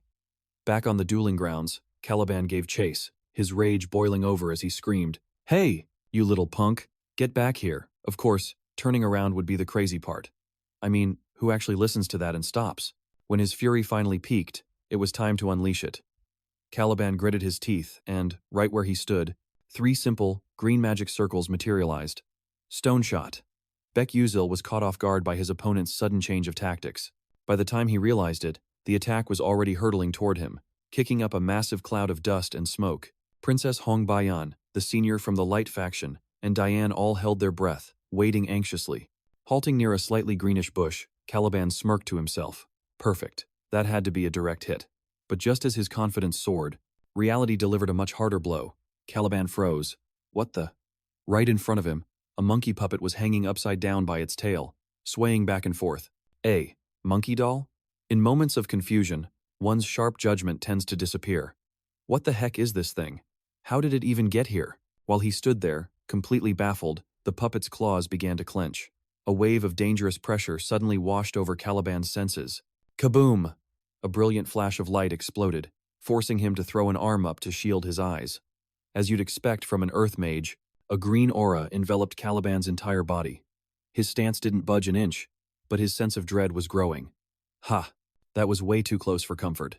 Good thing I'd already increased my body weight to match the planet's gravity, but that hardly mattered now as his instincts screamed at him about a sudden change. An earthen wall shot up right behind him. Just as Caliban expected, a sharp whoosh cut through the air, and Beck Uzel was there, bringing his light sword down in a powerful slash. There was a loud crack, but unfortunately, the blade couldn't break through. Caliban spun around, a smug grin on his face as he raised his staff high. Perish, Rockbreaker! The earthen wall he'd summoned instantly dissolved, replaced by the raw energy of an imminent explosion. Caliban was certain there was no way he'd miss this time, but another slap of reality was about to change his point of view. Right where the explosion should have been, there was nothing at all. Not a single, unusual trace. Absolutely nothing. Caliban scanned the area, a sneer on his lips as he started to taunt his opponent. Hey, freshman, is running away all you know how to do? All that garbage you spouted about knightly honor was just hot air, wasn't it? Huh? And the next slap of reality came when he stepped on something. Weird. And holy cow, his body suddenly started reacting in a bizarre way. A moment ago, he was heavy as a boulder, but now he was being lifted off his feet, staggering as he stammered in confusion. Huh? Why is my body so stiff? Losing his balance, he staggered to the side, his eyes darting wildly toward the distant bushes. Beckus watched intently. A confident smirk played on his lips, but to Caliban, it was a blatant provocation. Ugh, that little punk. He's laughing at me. Pouring all his energy into the spell, Caliban crouched down, gritting his teeth. Earth's gravity. His wand shot toward where the kid just stood, but he had already vanished. Frustration, annoyance, and self-loathing washed over him. Caliban's eyes scanned the area, trying to find him. So this annoying little brat wants to play hide-and-seek, huh? Show your face. Whether it was the angle or not, another strange, tennis ball-like object came flying in from a distance. Spotting the movement, Caliban dodged and sliced it in two with his wand. Cut it out with these petty tricks. You picked the wrong guy to mess with. A blinding flash erupted from the bisected ball. He thought it was an explosion, but it turned out to be a smoke bomb. Arg, smoke. What now? My eyes are burning. And just like that, Caliban was temporarily blinded. With tears streaming down his face, the match seemed to be over. But no, Caliban was still on his feet, looking a little pathetic.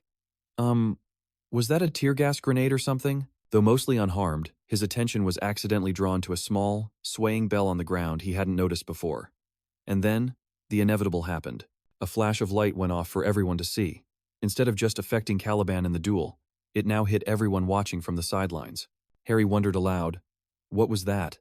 Azel squinted and answered, it looks like some kind of flashbang, temporarily blocking both sight and sound. From the tear gas to that lightning-fast attack, the second-year senior seemed completely disoriented. Princess Hongbien, pouting from a corner, offered her own assessment. It's over. Now, if he can just close in slowly and land the finishing blow, that commoner will win. But suddenly, something changed, causing the princess's eyes to go wide at the sight below. Huh? What is it now? Down there, Beckus was casually pulling out more round objects, getting ready to throw them. A direct hit. The first one smacked him right in the side of the face, his features contorting in a wave of pain. The rest of them didn't miss either. Baek Yuseol continuously used his teleportation skill to switch up his attack angles.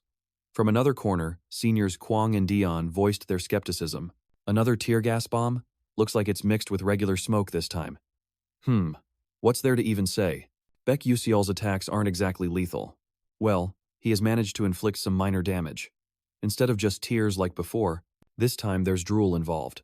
Cursing was the only way to vent his rage. Beckus, you little punk. Pouring most of his mana into it, Caliban ripped a huge chunk of the ground right from under his own feet, levitating it into the air. Down below, Beckus was a bit stunned by the impact. Apparently, the cursing wasn't enough. So Caliban growled out his next words. Forget this stupid training exercise. I don't need it. I'm going to fight you for real, right here and right now.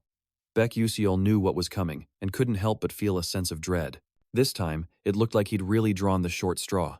A massive green magic circle, filled with countless overlapping symbols, enveloped the entire area. Shifting from his earlier bewilderment, Baek Yuseol froze on the spot as a fresh bead of sweat trickled down his face. Still, isn't a meteor shower a little overkill for a first year? He was already furious and at his breaking point. Hearing those forbidden words now, Caliban's eyes went bloodshot as he ground his teeth. Are you insane? I don't care who else says it, but you don't get to say that to me. Both Kwang and Dion sympathized. Fair enough. When words can no longer make a difference, the little things, as sharp pillars of rock erupted from the magic circle. The clock started its countdown. 14 minutes, 47 seconds. 14 minutes, 49 seconds. Caliban's wand arm shot high into the air, ready to deliver the finishing blow. As his arm swung down and pointed forward, he poured in more power and roared. Just die. Time kept on ticking. 14 minutes, 55 seconds. A dense meteor shower blazed across the sky, raining down on Beckel. By 14 minutes and 57 seconds, he was still just standing there, making no move to defend himself. Not only that, but Beckus looked completely sleep-deprived, his eyes gradually drooping. Time crawled by. 14 minutes, 58 seconds. 14 minutes, 59 seconds. And then the decisive moment arrived. 15 minutes. A smirk played on his lips. Right as the stone pillars were just inches away, Baek Yuseol raised his hand and declared, I forfeit. Instead of just stopping in front of him, the entire spell was instantly neutralized by Stella's intervention. The whole square fell into a bizarre silence, because no one could believe he'd say those words at the most critical moment. And the most miserable person in that moment was Caliban. From start to finish, he was the only one getting messed with, staggering around with stinging eyes and coughing his guts out. It was just one frustrating thing after another. It took him a second to regain any composure. Huh? The announcement rang out. The sparring match has concluded. Both of them returned to reality, standing face to face. First-year S-class student Baek Yuseol has surrendered. Therefore, the winner is Caliban, a class second year. Caliban still couldn't believe it was real. That's it? It's over? Beckus, on the other hand, felt a huge weight lift off his shoulders. Asterisk. Phew. Finally made it out alive. Asterisk. The poor guy was still standing there as the next announcement played. The special sparring match ends here. His body began to tremble on its own, followed by a helpless roar that echoed across the entire square. The match was over, and just as most of the students had predicted, the second-year student had won. The moment they stepped out, the buzz of gossip got way louder. Whoa, did you see the look on that second year's face? He looked absolutely furious, like he was about to lose control. For real. If I were in his shoes, I would have rushed in and started swinging, no matter what the results of the match were. You got that right. That first-year kid looked like he totally psyched out his upperclassmen. This is definitely going to make Stella's disciples analyze that fighting style. But what exactly were those things Beckel used? Maybe some newly developed items? Beckus did an awesome job, but I was totally fascinated by all those gadgets he was using. Senior Dion was, as expected, drawn into the conversation.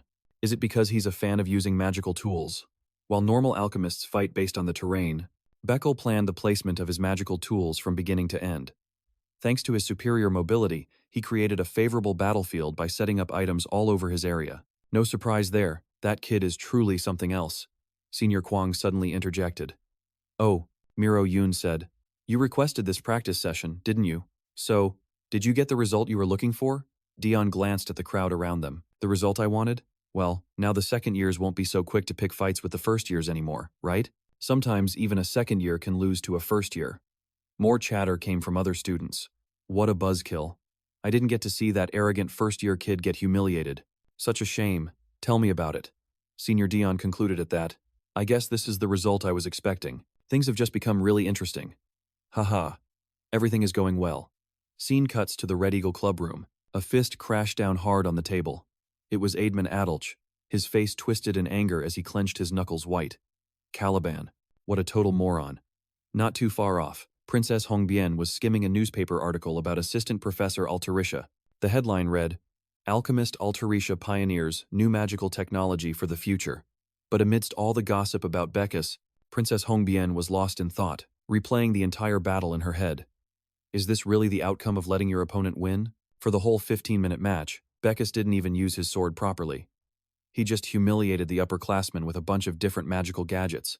In other words, if he had actually wanted to win, he could have ended it at any time. And yet, he didn't, and chose to throw the match on purpose. The reason was obvious. It would look way too suspicious for a first year to completely crush a second year. So, he's proving that not everything can be solved with brute force. I personally figured Beckus would just snap and pulverize that senior, but I never expected him to utterly embarrass the guy before backing down. Honestly, that commoner is completely unpredictable. Nearby, Adidon and his cronies were huddled up, trying to figure out what to do about Beckus. So, what are the second years up to? Didn't I tell them to handle Beckus personally? Well, actually, the second-year students haven't managed to get to Beckus one-on-one yet. What? A flustered student scratched his face, carefully explaining, contrary to the rumors, Beckus is super polite to the upperclassmen and treats them really well.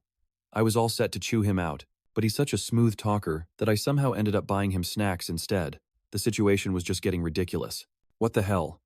Adidon was speechless, in total disbelief. Just as they were trying to figure out their next move, a frantic voice suddenly called out, "Young master!" Startled, they both whipped their heads in the same direction. It was one of Adidon's attendants from the academy, and the panicked look on her face gave him a really bad feeling. "What is it?" She hesitated, but then said clearly, "I just received a call from the Duke. You need to contact him immediately." A communication device appeared right on cue.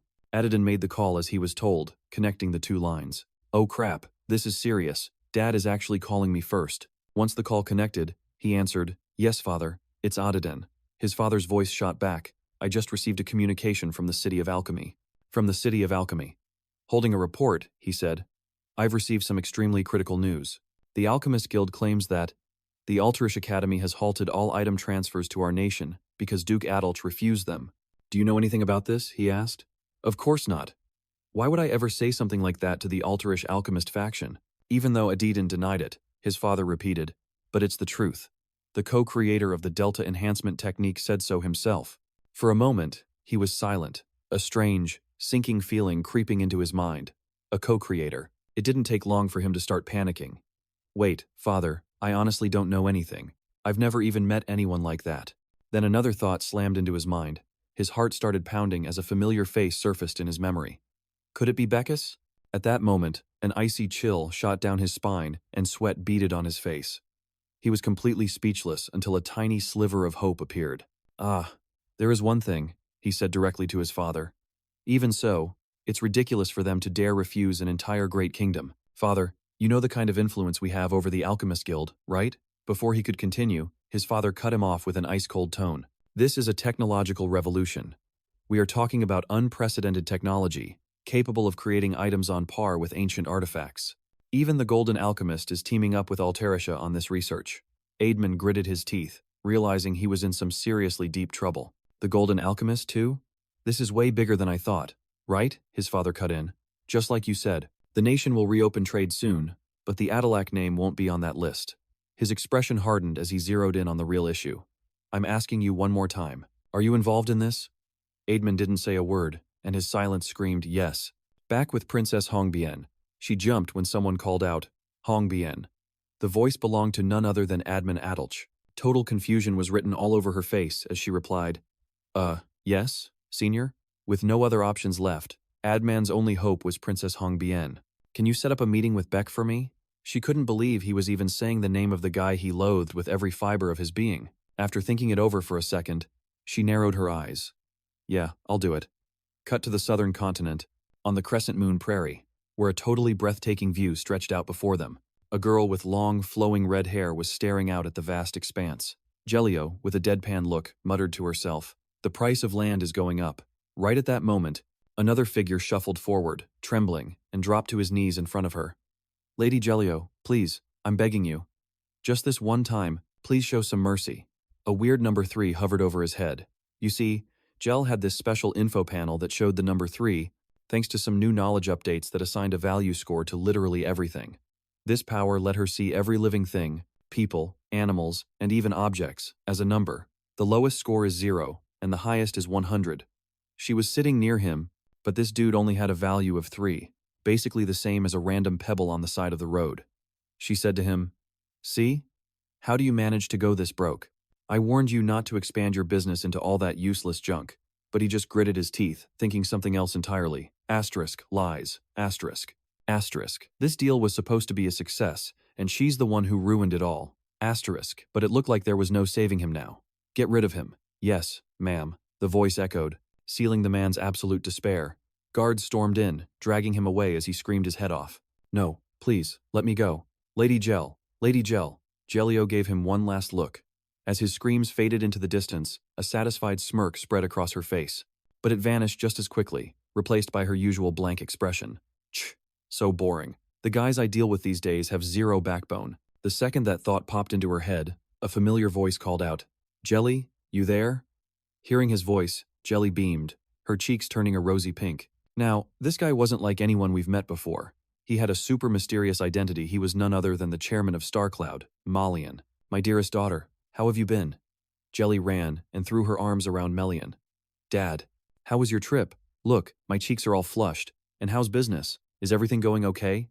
Seeing his daughter's glowing smile, he answered cheerfully, "It's still a work in progress, sweetie." This time, Alterisha's faction of alchemists developed a new item by combining some special types of magic. I've got a video of a real battle where they used the item. Want to see it? With that same bright smile, Jelly replied, "That would be awesome." A different thought snuck into her head though. Asterisk. Honestly, I wish we had more time to just talk, but I can't bring myself to say it. Asterisk. Alright, let's head to my room. Okay? Stepping into the room, they saw a purple orb glowing brilliantly. Melian gave a quick intro before starting the video. He's a first year at Stella Academy. He used that item to fight a second-year student. Jelliel was completely floored by her dad's introduction. A co-author for a magical alchemy text who's only a freshman? She was starting to get seriously curious about this guy. Like, what was his deal? Just then, the monitor flared to life, snapping Jelliel out of her daze. Whoa, Beckus appeared in stunning 4K clarity. But even through a screen, he had the exact same question mark panel as her dad. And Jelliel's entire worldview just got turned upside down. What the heck is this? Why can't I see his stats? This has never happened before, not even with the Emperor of Skelvin or the King of Adulbid. I saw their stats with my own 2 eyes. There are only 2 scenarios where someone's stats are unreadable. She shot a hard look at her dad, focusing on his own little question mark panel. One is when the person is a close family member. Then she snuck another peek at the boy on the screen. The only other case is when their power is hidden so deep, it's completely off the charts, who was holding a poster covered in tons of awesome-looking crystal orbs. Realizing her dad still hadn't said the guy's name, Jelliel asked, totally intrigued. "Dad, what's his name?" He gave his daughter a warm smile. "His name is Beckus. You should remember that name. Who knows?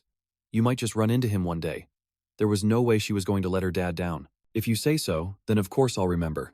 Then she added, "Oh, and Dad, before you leave, want to play a game of sun chess? We have time for one, right?" Tapping her fingertips against her palm, Jelliel snapped out of her thoughts about the mysterious boy. A power level she couldn't even read. Her expression suddenly hardened. Beckus. I'm definitely going to remember that name.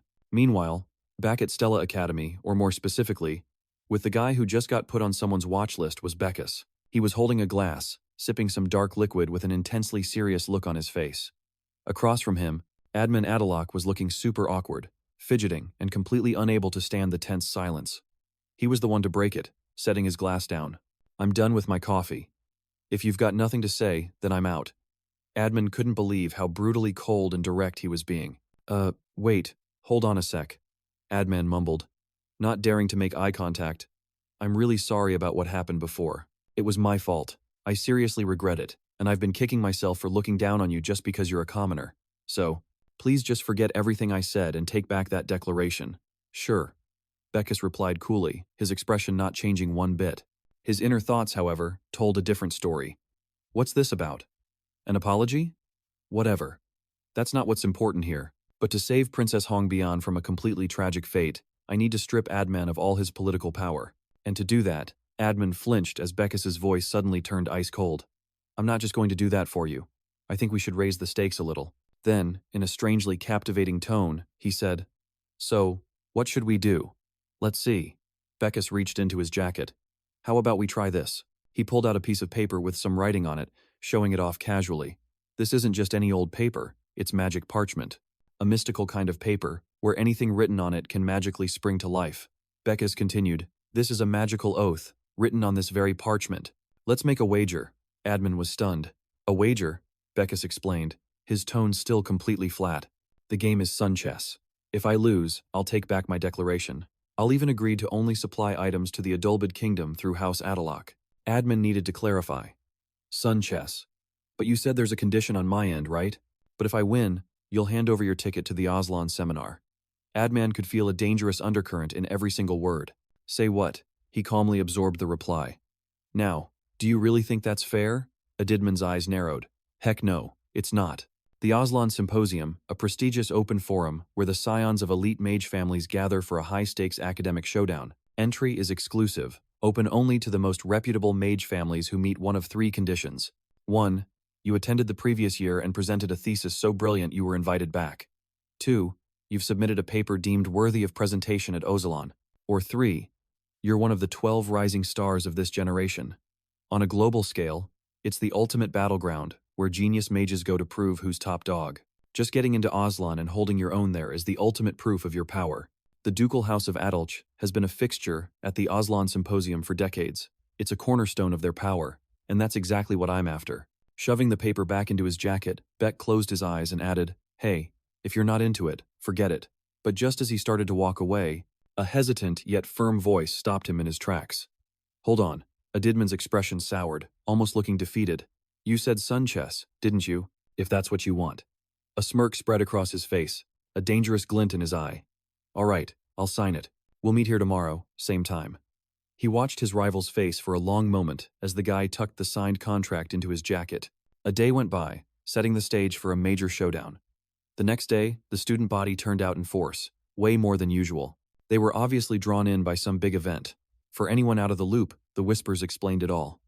Why is the cafe so packed today? Adidman, the senior, is throwing down in a sun chess match against some underclassmen. It's a high-stakes bet or something. Every eye was glued to the space right behind Beck, the crowd buzzing about Stella Academy's own Adidman. Who could possibly be better at sun chess than him? So who's the clueless underclassman who thinks he can take him on? He knew the answer, but kept it to himself. Asterisk me. Asterisk. He took a quiet breath and glanced away. Asterisk. You think I wanted any part of this? I couldn't care less about sun chess. Asterisk. But what could he do? He flinched, spotting a student signaling. He's here. It was Adidman and Princess Hongbian. Flanked by another student carrying something, they'd arrived. Adidman Adalk was radiating main character energy, owning the day. And just as he'd predicted, Beck was worried about the same thing. The guy even brought Princess Hongbian along. She looked seriously ticked off today, and hearing her name and all the gossip was clearly making it 1,000,000 times worse. Whoa, the princess looks amazing today. You think they're secretly a thing? Suddenly, the bright, clear sky seemed to go dark right over his shoulder, carrying the full weight of her irritation and anger. Princess Hongbian shot a death glare at Beck Yusi, who immediately got the message. Asterisk. What is this about? Asterisk. Asterisk. Why is she staring daggers at me? What did I do wrong? Asterisk. Man, there was no reasoning with her when she got this pouty. Princess Hongbian just crossed her arms, shut her eyes, and plopped down in a seat. Another student brought out a checkered board of black and white squares. She still didn't really have a read on this guy. And this time was no different. She couldn't help but feel a little worried. Asterisk. What is Beck thinking? Asterisk. Adidman's been playing sun chess since he was 5 years old. They call him the sun chess prodigy for a reason. And not just at Stella, we're talking the entire continent. Barely anyone can play sun chess better than Adidman, so why challenge him at the one thing he's unbeatable at? It was almost like Beck had read her mind. Adidman, meanwhile, just smiled at her like she was a familiar, comforting sight. Keeping that same smile, he turned his attention to the fateful chessboard. Honestly, he was pretty surprised Beck Yusi had put the Aslan ticket on the line, he thought, placing his hand on the white pieces. Asterisk. But this works out perfectly. It's time. I'm going to completely humiliate you. Asterisk. He stepped in front of Hong Bian and picked up a piece. The grin on his face wasn't even human. Let's get this game started. And with that, a final check and confirmation. Aidman, overflowing with the confidence of a sure victory, went over the bet again. Once you sign this magical contract, breaking the oath will completely drain your mana. You get that, right? Beckus, with a completely straight face, replied, Of course. But honestly, he felt like he was kind of cheating. Asterisk.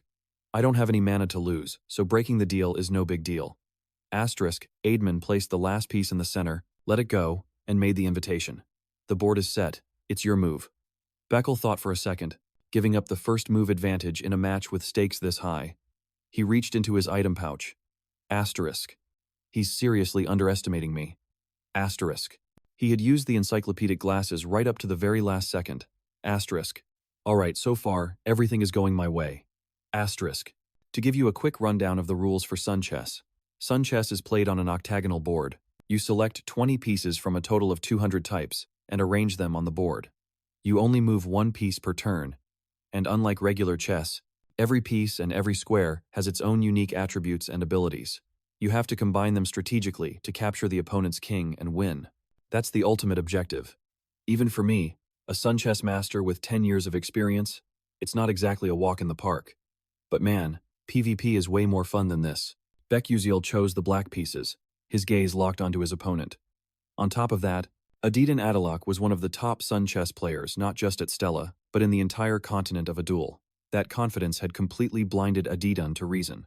Asterisk. I'm actually shocked he dared to bet his spot in the Oslan seminar on a game of Sun Chess. What an arrogant commoner punk. Asterisk. Asterisk. I'm going to crush him so bad he'll never even think of challenging me again. Asterisk. Cutting through those thoughts, Beckus, who had the first move, spoke. Let's begin. Isolated in a space that felt like a formless void, the two of them lost all awareness of the outside world. Aidman took note of Beckus's setup. This formation was both surprisingly weird and completely unpredictable. Asterisk. What the heck is this setup? It feels like his pieces are placed just to secretly dismantle my strategy. Asterisk. Asterisk. No way. It has to be a random coincidence, right? Asterisk. Asterisk. A commoner like him couldn't possibly have enough time to play Sun Chess and build up any real experience. Asterisk. Beckus adjusted his opening piece. Well, since you were so kind as to give me the first move, I won't hold back. His opening moves left a master like Adidan completely floored. He didn't just bring his queen out early, he charged straight into Adidan's formation. He lifted a piece that looked like a knight. Asterisk. This just proves he's a total idiot. Asterisk. The corner of Adidan's mouth curled into a confident smirk. He firmly placed a white piece onto a white square.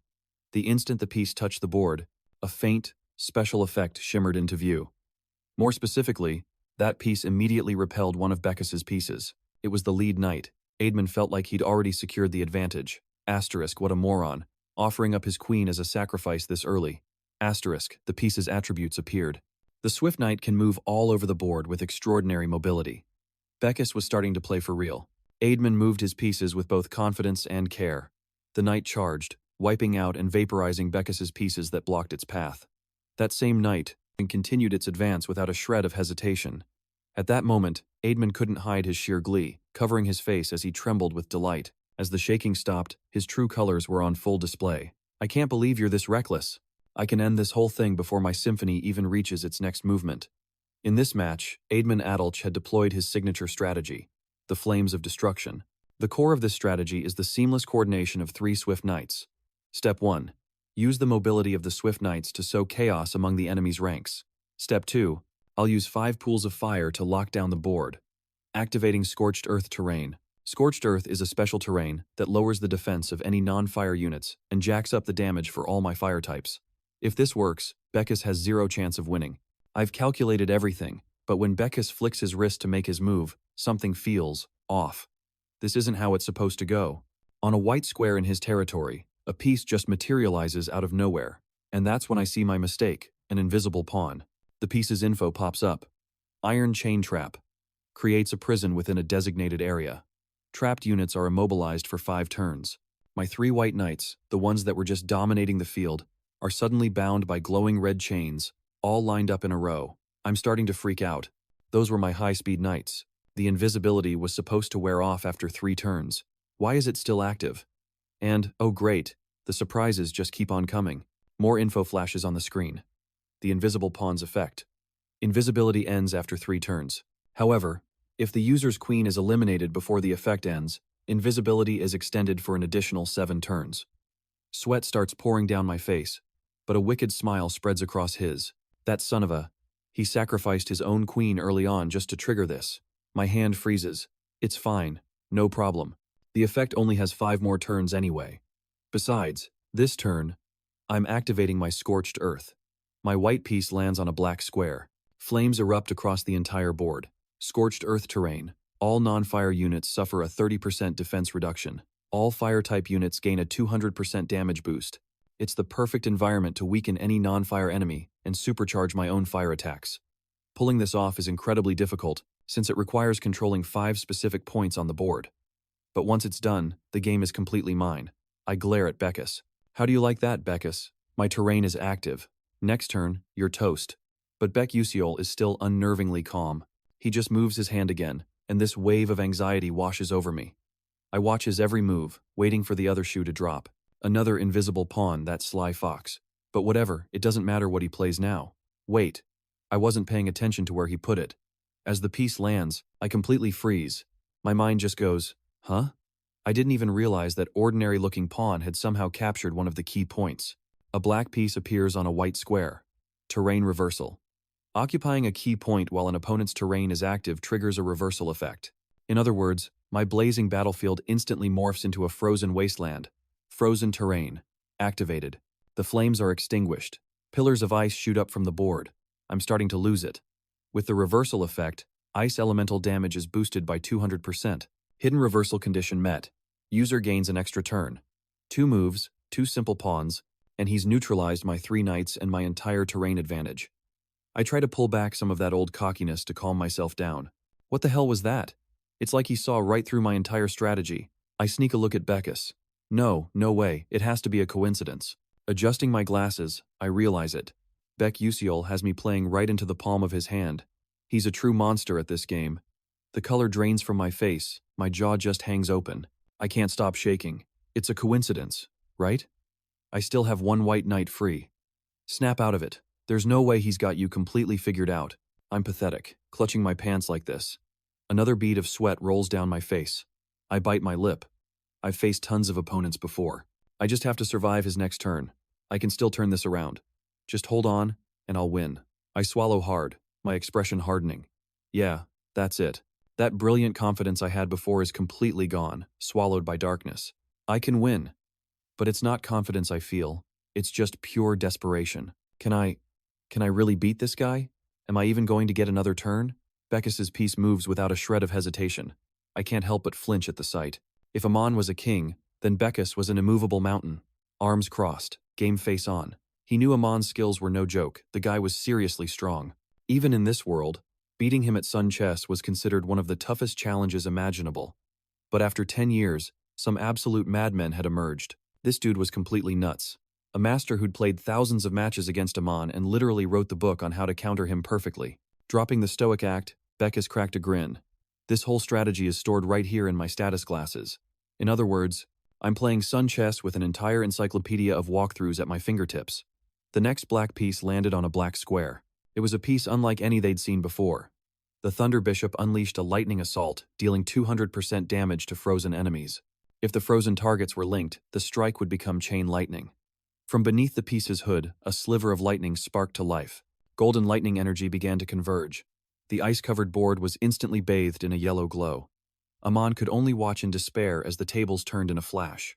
Asterisk, gah, asterisk. All the white pieces had been vaporized, nothing but black remained. Asterisk, hey, asterisk. His earlier cool-headed demeanor crumbled into bitter acceptance. I've lost. Beckus, you're an absolute monster. His voice trailed off with a final, defeated statement. Yeah, thanks for the match. Dead silence. Now, only the black pieces stood on the board, shrouded in shadow. At this point, even turning off the lights wouldn't have helped Amon. It didn't take long for a wave of shocked whispers to ripple through the student onlookers. One of them finally worked up the nerve to speak. Hold on a sec. A group of 3 students turned to each other, buzzing with disbelief. Are you kidding me? Did you just see that? Senior Amon? He actually lost. How is that even possible? Was that a strategy or some kind of sick joke? His game plan was just insane. Aman sat frozen, completely tuning out the chaotic chatter around him. It was his first time facing an opponent who moved his pieces with such cold, flawless logic. Those very traits had transformed an arrogant player into an emotionless machine. And then, the last thing he wanted to see happened. Hong Bian was over there, chatting with the main character. A whirlwind of thoughts spun through Amon's mind. Did I really just lose? And at Sun Chess of all things, Amon couldn't accept it as he watched the two of them walk away. The product contract was shot, and he'd even lost his spot in the Ocelon workshop. His hands started to tremble, his thoughts spiraling into chaos. What am I going to do if Father finds out about this? Is my life over? The student in charge of the board, while resetting the pieces, noticed the dark shift in Senior Amon's mood. With one swift motion, he slammed his fist down on the table. It somehow remained in one piece, despite the dangerous force of the blow. Amon's pent-up rage finally exploded. Damn it! Damn it all to hell! Seeing this, the few students still lingering outside knew better than to interfere. They could only back away before things got any worse. Soon, the space fell silent, leaving only Amon, trembling with his face buried in his hands. What am I supposed to do now? Just as it seemed he was about to completely spiral into despair, a familiar voice cut through the suffocating tension. The upperclassman lifted his head. Amon wasn't seeing things. It was really Hong Bian. Noticing his gaze, Hong Bian straightened her posture and spoke in the calmest tone she could muster. I'll try to persuade that commoner on your behalf. We'll get ownership of the product back, and I'll demand he retract his statement about the Ducadel family. Amon, so stunned he could barely believe what he was hearing, felt a rush of excitement that made him stammer. Really? You'd really do that? Thank you, Hong Bian. Thank you so much. How can I ever repay you for this? The princess's soft voice cut in gently. Repay me? I was born destined to be a queen. After one last emotional spiral, Amon found herself right back in that moment, just after being defeated by Beckus. It had been a long time since Hong Bian's face had worn such a dangerous expression. Therefore, it's only natural to take an interest in someone who's about to become my vassal. Hong Bian turned on her heel and walked away, her voice dripping with ice. Next, I'm going to see Baek Yusul. M1's voice suddenly dropped to an unnerving low. I am not finished serving you, Lady Hong Bian. But just as she took a few steps, M1's heart-shattering scream ripped through the lingering silence. Yep. In the beginning, their relationship was simply that of a queen and her vassal. Aidman had used his power to twist it, trying to flip the scales of power. But now, with that balance completely shattered, they had snapped back to their original roles. A confident smile bloomed on Hong Bian's face, erasing all the tension she'd been carrying for so long. The scene shifts back to our main man, Baek Yusul. Who knew Stella Academy actually had a phone booth? Right now, Beckus was on the line with the person on the other end. Yo. Yeah, listen, I need you to suspend all transactions with the Adelaide merchants for the next month. We're planning to distribute exclusively through royal channels for the time being. Can you make that happen? A quick response came from the other end. Of course, sir. I'll get on it right away. Whatever you need. Great, thanks for the help. With that business handled, he hung up the phone and took a big stretch, breathing in the fresh, crisp air. Finally, glad that all wrapped up without a hitch. Still, this Ocelon admission ticket isn't all that useful, is it? So, what now? Whatever. The main character automatically gets a spot among the 12 rising stars anyway. But just as he was getting lost in thought, someone cut in. Commoner. Who else but Hong Bian, who apparently hadn't left yet, would call him something with such an attitude. As she got closer to Beckus, he reached into his jacket and pulled something out. Perfect timing. He held out a piece of paper. Here's the new contract. Hong Bian's eyes went wide with confusion as he laid out his intentions, plain and simple. The Alterish School's techniques will be distributed exclusively through the Adelaide royal family for 1 month. How you use that is your business. Hong Bian carefully scanned the contract's details, her grip tightening on the paper, when he suddenly hit her with a blunt dismissal. All right, see ya. Not wanting him to just walk off, the princess mustered up her courage and called out, I owe you for this one. A faint blush crept onto her cheeks, her voice softening. Thank you. Beckus noticed the drastic shift in her tone and glanced back, a little thrown off. He gave a short reply, don't mention it. Then a thought popped into his head. Hey, lucky I managed to squeeze a thank you out of her. I know she's terrible at hiding how she really feels. Hong Bian spoke again, a bit more carefully this time, though still with a hint of shyness. Hey, you said before that helping me would come with a price. If you tell me what it is, I'll pay it right now. On this, Baek Yu-sol seemed to draw a blank. He touched a hand to his cheek, his gaze drifting away. Oh right, the price. Truth was, the price Baek Yu-sol wanted was actually pretty simple. He stared straight at Hong Bian. It was so obvious. He wanted Hong Bian to never be tainted by evil. For her to choose the right path and, with him, build the best darn happy ending possible. This time, it was Hong Bian's turn to look away. Seeing the princess get all flustered like that, he couldn't bring himself to say it out loud, so he kept it to himself. Asterisk. I just hope you become a good person. Asterisk. And just like that, based on his 29 years of life experience, he gave the perfect, textbook answer for this situation. All right, Hong Bian, head on back and wait for the results. They look so adorable talking to each other. You owe me a meal. Huh? He said, rubbing his stomach with a totally innocent grin. Just treat me to one meal. I want to stuff my face on the princess's dime. Hong Bian was surprised, not expecting such a peculiar price. She froze for a second, then a small smile replaced her look of astonishment, and her cheeks flushed pink.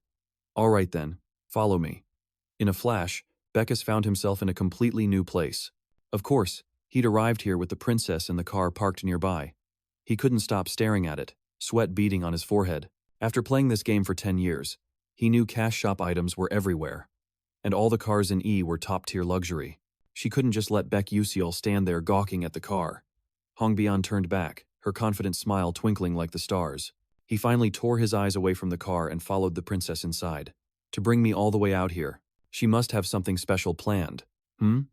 With the princess's budget, I should order at least 5 of the best dishes in E, right? But reality was about to hit him like a ton of bricks. Stepping aside, Hong Bian gestured toward a particular restaurant. Black bean noodles. We're here. He was stunned, shocked. His bewildered face was just a giant question mark. He'd been dreaming such a beautiful dream. Where's my fatty salmon belly? My caviar with salted egg sauce? And what about the black truffle cream risotto? As they sat down at the table, you could cut the tension with a knife. The sparkly aura around Hong Bian had vanished, replaced by a dull hum of disappointment. The waiter stood by, ready to take their order. Despite the glittering stars that usually surrounded her, the princess's expression was unusually serious. These dishes look interesting. Ah, there it is. When he asked me to treat him, I tried to think of what would make Baek Yu-sol the happiest. Hong Bian recalled her conversation with Tyrion. He'd mentioned that Beckus had a history connected to a place like this. The truth is, expensive food doesn't mean anything to Beckus. Not based on the glimpse of his past I accidentally saw. I know the dish he cherishes the most. She confidently pointed to an item on the menu. We'll have this one, please. The view zooms in closer, revealing the black bean noodles. But across the table, Baek Yu-sol calmly raised his hand to order, which was not what the princess expected at all. Yeah, I'll get 3 bowls of the spicy seafood noodle soup and an order of the Australian beef tendon. Hong Bian was completely baffled. Her eyes went wide as he asked, What? Can't a guy order 3 bowls? Hong Bian was equally stunned. No, it's not that. This forced Hong Bian to rethink everything. Why didn't he order the black bean noodles? Wasn't that his special memory with his mother? And just like that, it seemed Hong Bian realized her mistake. It can't be, can it? Why would a commoner write about his mom and black bean noodles for a school assignment? He's still not over his past. He's still holding on to those regrets. It's because he feels he could never repay his mother's kindness, something he didn't understand when he was a kid. The waiter arrived with their food. The food was served. Thank you. Hong Bian kept her head down, a wave of shame washing over her for bringing him here. To him, black bean noodles weren't about nostalgia. They were a painful reminder of his regrets, and she had completely missed it. Even though the realization came late, the princess decided to face it head on. I'm so sorry for bringing you to a place like this. Beckus, having no clue what was going through the princess's head, he just mumbled to himself. Fine, whatever. Then his hand shot up, a spark igniting in his eyes. I mean, yeah, everyone's wallet gets a little light sometimes, but he was with a Times Princess Times for crying out loud. What's a little more food? It's not going to break the bank, right? He shouted confidently. Hey, owner, another order of fried dumplings over here. And that's a wrap for this video. See you in the next part.